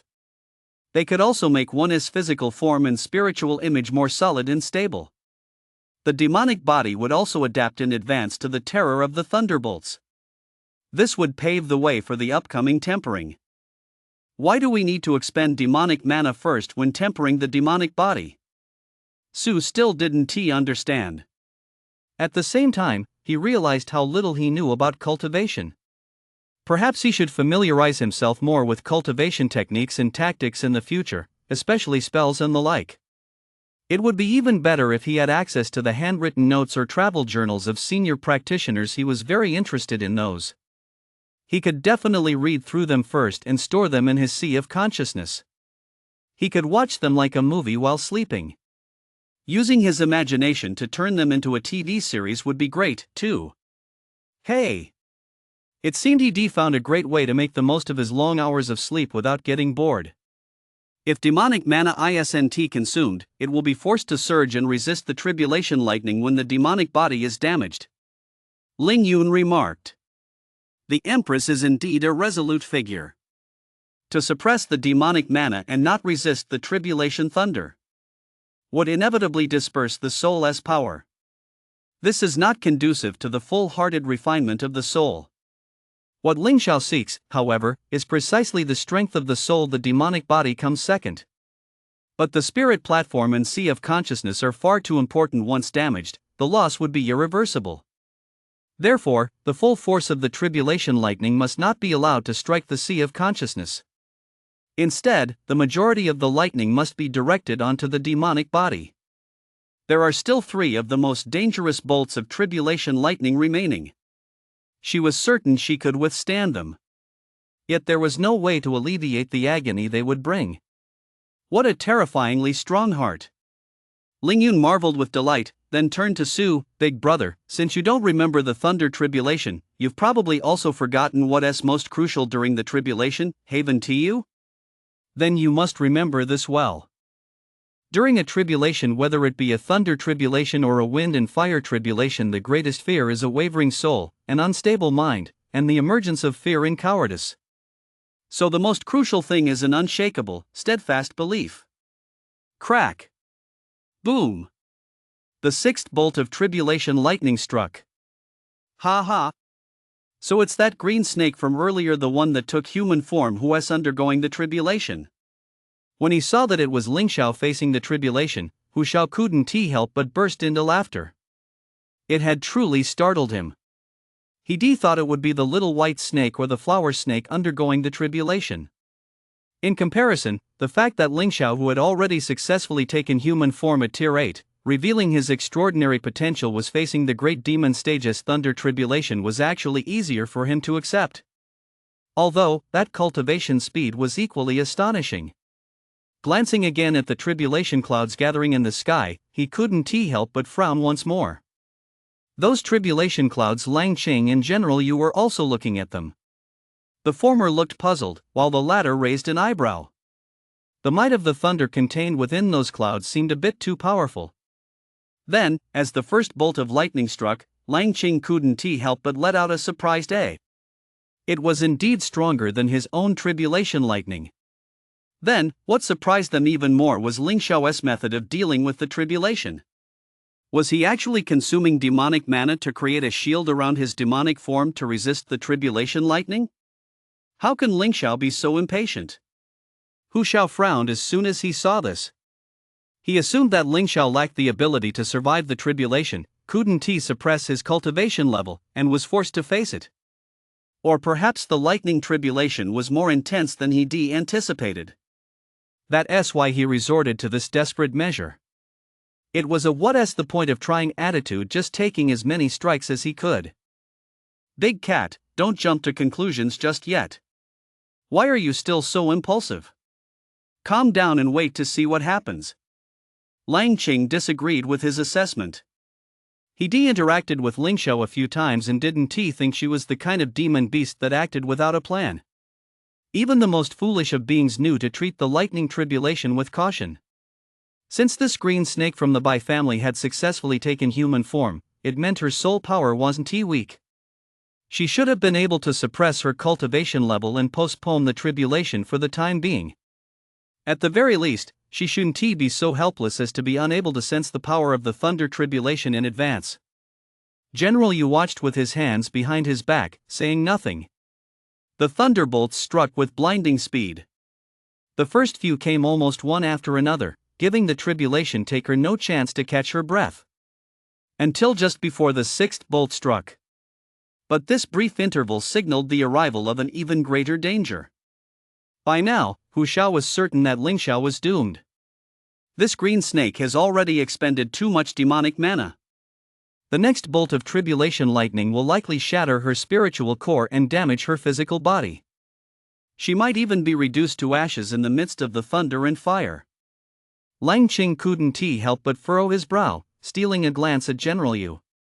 General Yu's face was expressionless, his thoughts were impossible to read. It wasn't long before the next bolt of tribulation lightning struck. The 6th one. Beneath the tribulation clouds, a suffocating sense of oppression hung in the air, as if even time itself had frozen. Suddenly, a dazzling fissure tore open in the sky, and a bolt of lightning roared forth like a silver dragon. It struck directly toward Ling Xiao. Boom! Rumble! Crack! At this critical moment, the woman suspended in midair showed no sign of panic. A dazzling radiance burst forth from her body. As the lightning struck her body, Ling Xiao began to undergo a gradual transformation. Her robes tightly enveloped her body within the lightning. Whoosh whoosh amid the blinding glow of the lightning. Amid the raging storm. With a low, drawn-out hiss, a green aura suddenly erupted from within her. Ling Xiao's human form magical body seemed to be torn apart by an invisible force. Revealing her true form, a green snake, its entire body a vivid, lush green. Amid the light, a massive green snake slowly took shape under the lightning, its scales shimmered with a lustrous glow, brimming with vitality. Ling Xiao met this strike in her demon form. Its vertical pupils, calm and defiant, stared directly at the relentless downpour of thunderbolts, showing not the slightest fear. The thunderbolts pierced her serpentine body. Thunder, fire, and lightning danced ceaselessly across her scales, leaving countless wounds, and drawing forth countless droplets of blood, which slowly dripped away, washed away by the rain. Hiss! Su couldn't help but gasp. He hadn't expected that Ling Xiao's so-called tempering of the demon body meant enduring it entirely on her own, without relying on any external power, using only her physical form to withstand the ordeal. Flesh and blood began to peel away from the green snake's body. And this was merely the first bolt of the most powerful lightning tribulation. Boom! Crack! The seventh bolt of lightning struck. Bring it on! With a soft exclamation, a demon core radiating a green glow was expelled from Ling Xiao's slightly parted lips. It hovered, spinning above her head. This bolt of lightning was even more ferocious. But the moment the demon core was engulfed by the lightning, it erupted with a burst of green light. In that instant, the green snake raised its head and swallowed the demon core whole, allowing the lightning to pierce through it as well. Hiss! The green snake hissed. Her body twisted, coiled, and somersaulted through the air. Each movement seemed like a dance with the thunder. Lightning coursed through her body. As the flames spread, vibrant demonic mana gradually emerged from the snake's body. Amid the clash between the thunderfire and the demonic mana, more wounds appeared on her scales. Her scales were shattering. A pallid sheen emerged over the snake's body. Then, this pallid sheen was torn open by massive gashes. The lightning followed these gashes, igniting the pallid sheen, which resembled an ancient gauze curtain. The blazing lightning fire instantly engulfed Ling Xiao. Is she molting? Su's eyes widened in disbelief. Molting during the tribulation? A serpent is at its most vulnerable when molting. And yet Ling Xiao, she was actually molting under the lightning tribulation, at such a critical moment. Molting? She has not just molting, she has shattered part of her demon core. Under the thunder tribulation, Su couldn't project his soul outward to investigate. But as long as he wasn't blind and his mind was still sound, he could tell exactly what had happened the moment Ling Xiao expelled her demon core. The demon core had been struck by lightning. Cracks had appeared on its surface. And after Ling Xiao swallowed it, the demonic mana that had originally been within her body was already depleted. So what was it on the green snake demoness body that was now battling the lightning? This demonic mana came from the demon core. It must not have shattered completely, instead, the purest core remains. A flash of brilliance crossed Ling Yun's vertical pupils as she remarked with admiration, "What a clever idea." So that is how it can be done. Su glanced sideways. Wow. Judging by your tone, you're thinking of trying to learn from this, aren't you? Boom. Crack. The thunder and fire on the green snake's body had not yet died down. The seventh tribulation lightning bolt. Here it comes. This is the final one and the most terrifying of all. It roared toward her. The entire world seemed to turn pale. But the green snake closed her eyes. She let the thunder strike her. The tribulation lightning was so powerful that it instantly extinguished the thunderfire on her body. Yet immediately afterward, an even greater thunderfire erupted. SSSS. The green snake let out a pained hiss. The emerald green of her body turned charred black. All around the valley, the faint, almost imperceptible smell of scorched flesh suddenly became overwhelmingly intense. Holy shit! Su craned his neck in panic. Ling Xiao absolutely must not end up as a roasted snake because of this lightning tribulation. It won't happen. Su shook his head. The Empress, this is the Empress. How could she die so easily? Especially not in such a humiliating way. Sure enough, Ling Xiao didn't give up. The green snake in midair suddenly somersaulted violently. A dazzling green halo erupted from her body. It was the condensation of all the demonic mana within her, fused with her will. It was, in the truest sense, her very last shred of defensive power. If this power were to be completely exhausted, what awaited her would be failure in the lightning tribulation. At that moment, time seemed to stand still. All that remained in the world was the fierce entanglement of those two beams of light. Good heavens! That's way too risky. Su's heart leapt into his throat. He felt that Ling Xiao's tribulation held no reference value for him whatsoever. This was a calculation where a hair's breadth of error could lead to a 1,000-mile deviation. Even the slightest miscalculation would mean certain death and the annihilation of her cultivation. You can't play around like that. There's no need for that. Fortunately, he still had Lingyun, that guy, to use as his next reference point. Of course, Su also believed that since Ling Xiao had chosen to do this, she should be able to pull it off. This Empress's younger sister was still waiting for the Emperor's return to settle her scores and avenge her grievances. Why would she seek death? So, no matter how suicidal it seemed, it was merely a pursuit of maximizing her gains. I'm truly amazed by this guy who LL stop at nothing to get stronger. That's just too much. Seeing the thunderfire die down and the green snake gradually reveal its true form, Su couldn't help but twitch the corner of his mouth. That's right. The thunderfire has died down.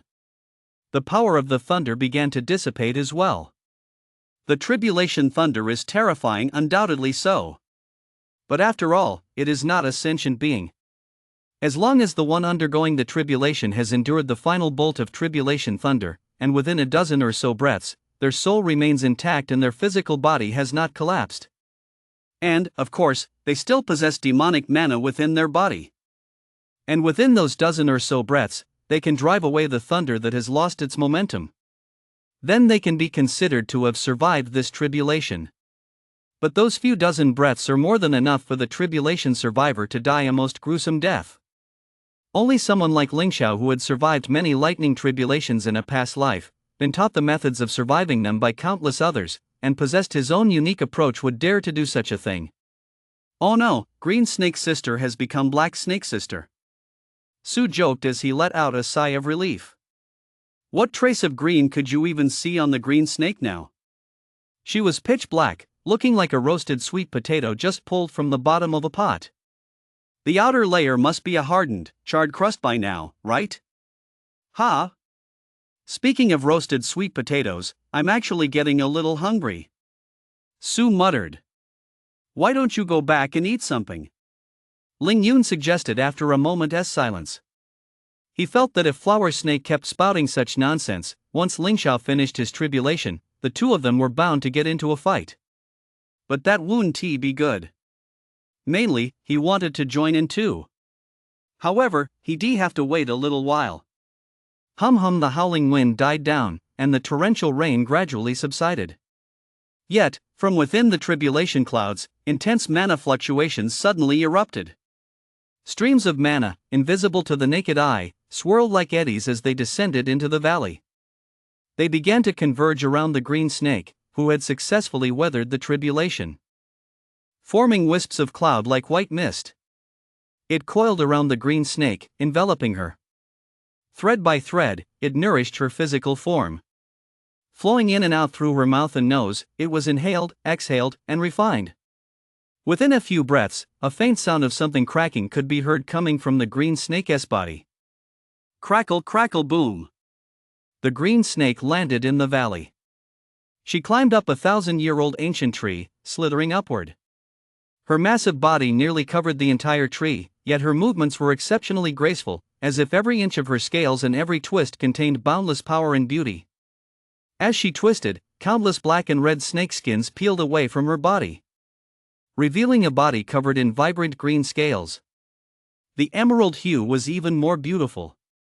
Amid its alluring and mysterious charm, it exuded power and nobility. These scales must have become even more resilient. All was settled. The heavens and earth, which had been in turmoil due to the celestial tribulation, had now returned to calm. Not only did the green snake show no signs of defeat, but she had actually harnessed the power of the thunder tribulation to complete one transformation after another. Her aura grew ever more powerful. Ling Xiao opened her eyes and raised her head to survey the surroundings. A dazzling light shone from her vertical pupils. Not only had she successfully weathered the 9 celestial tribulations, but in the process, she had achieved a quantum leap in her cultivation, refining both her physical body and soul to the absolute limits they could currently withstand. The power of this thunder tribulation far surpassed that of an ordinary great demon stage tribulation. To successfully survive it meant her strength would inevitably grow even greater.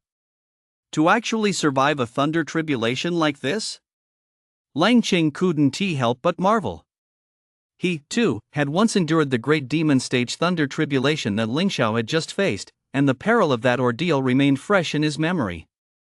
At the time, he had nearly lost his life, barely managing to survive by sheer force of will. Ordinary demon clansmen without a solid foundation devoid of cultivation techniques and the protection of powerful figures could only rely on the scattered fragments of information they overheard from others to figure out the key points on their own. And then, it all came down to fate. Fortune and misfortune, good and bad, all were left to the will of the heavens. Never mind taking advantage of the lightning tribulation like the green snake had, even escaping with their lives was already a stroke of immense luck. If only we'd known sooner, both he and Hu Xiao were among the luckiest of the lucky. Although they were severely injured and took 7 or 8 years to recover, at least their foundational cultivation wasn't damaged.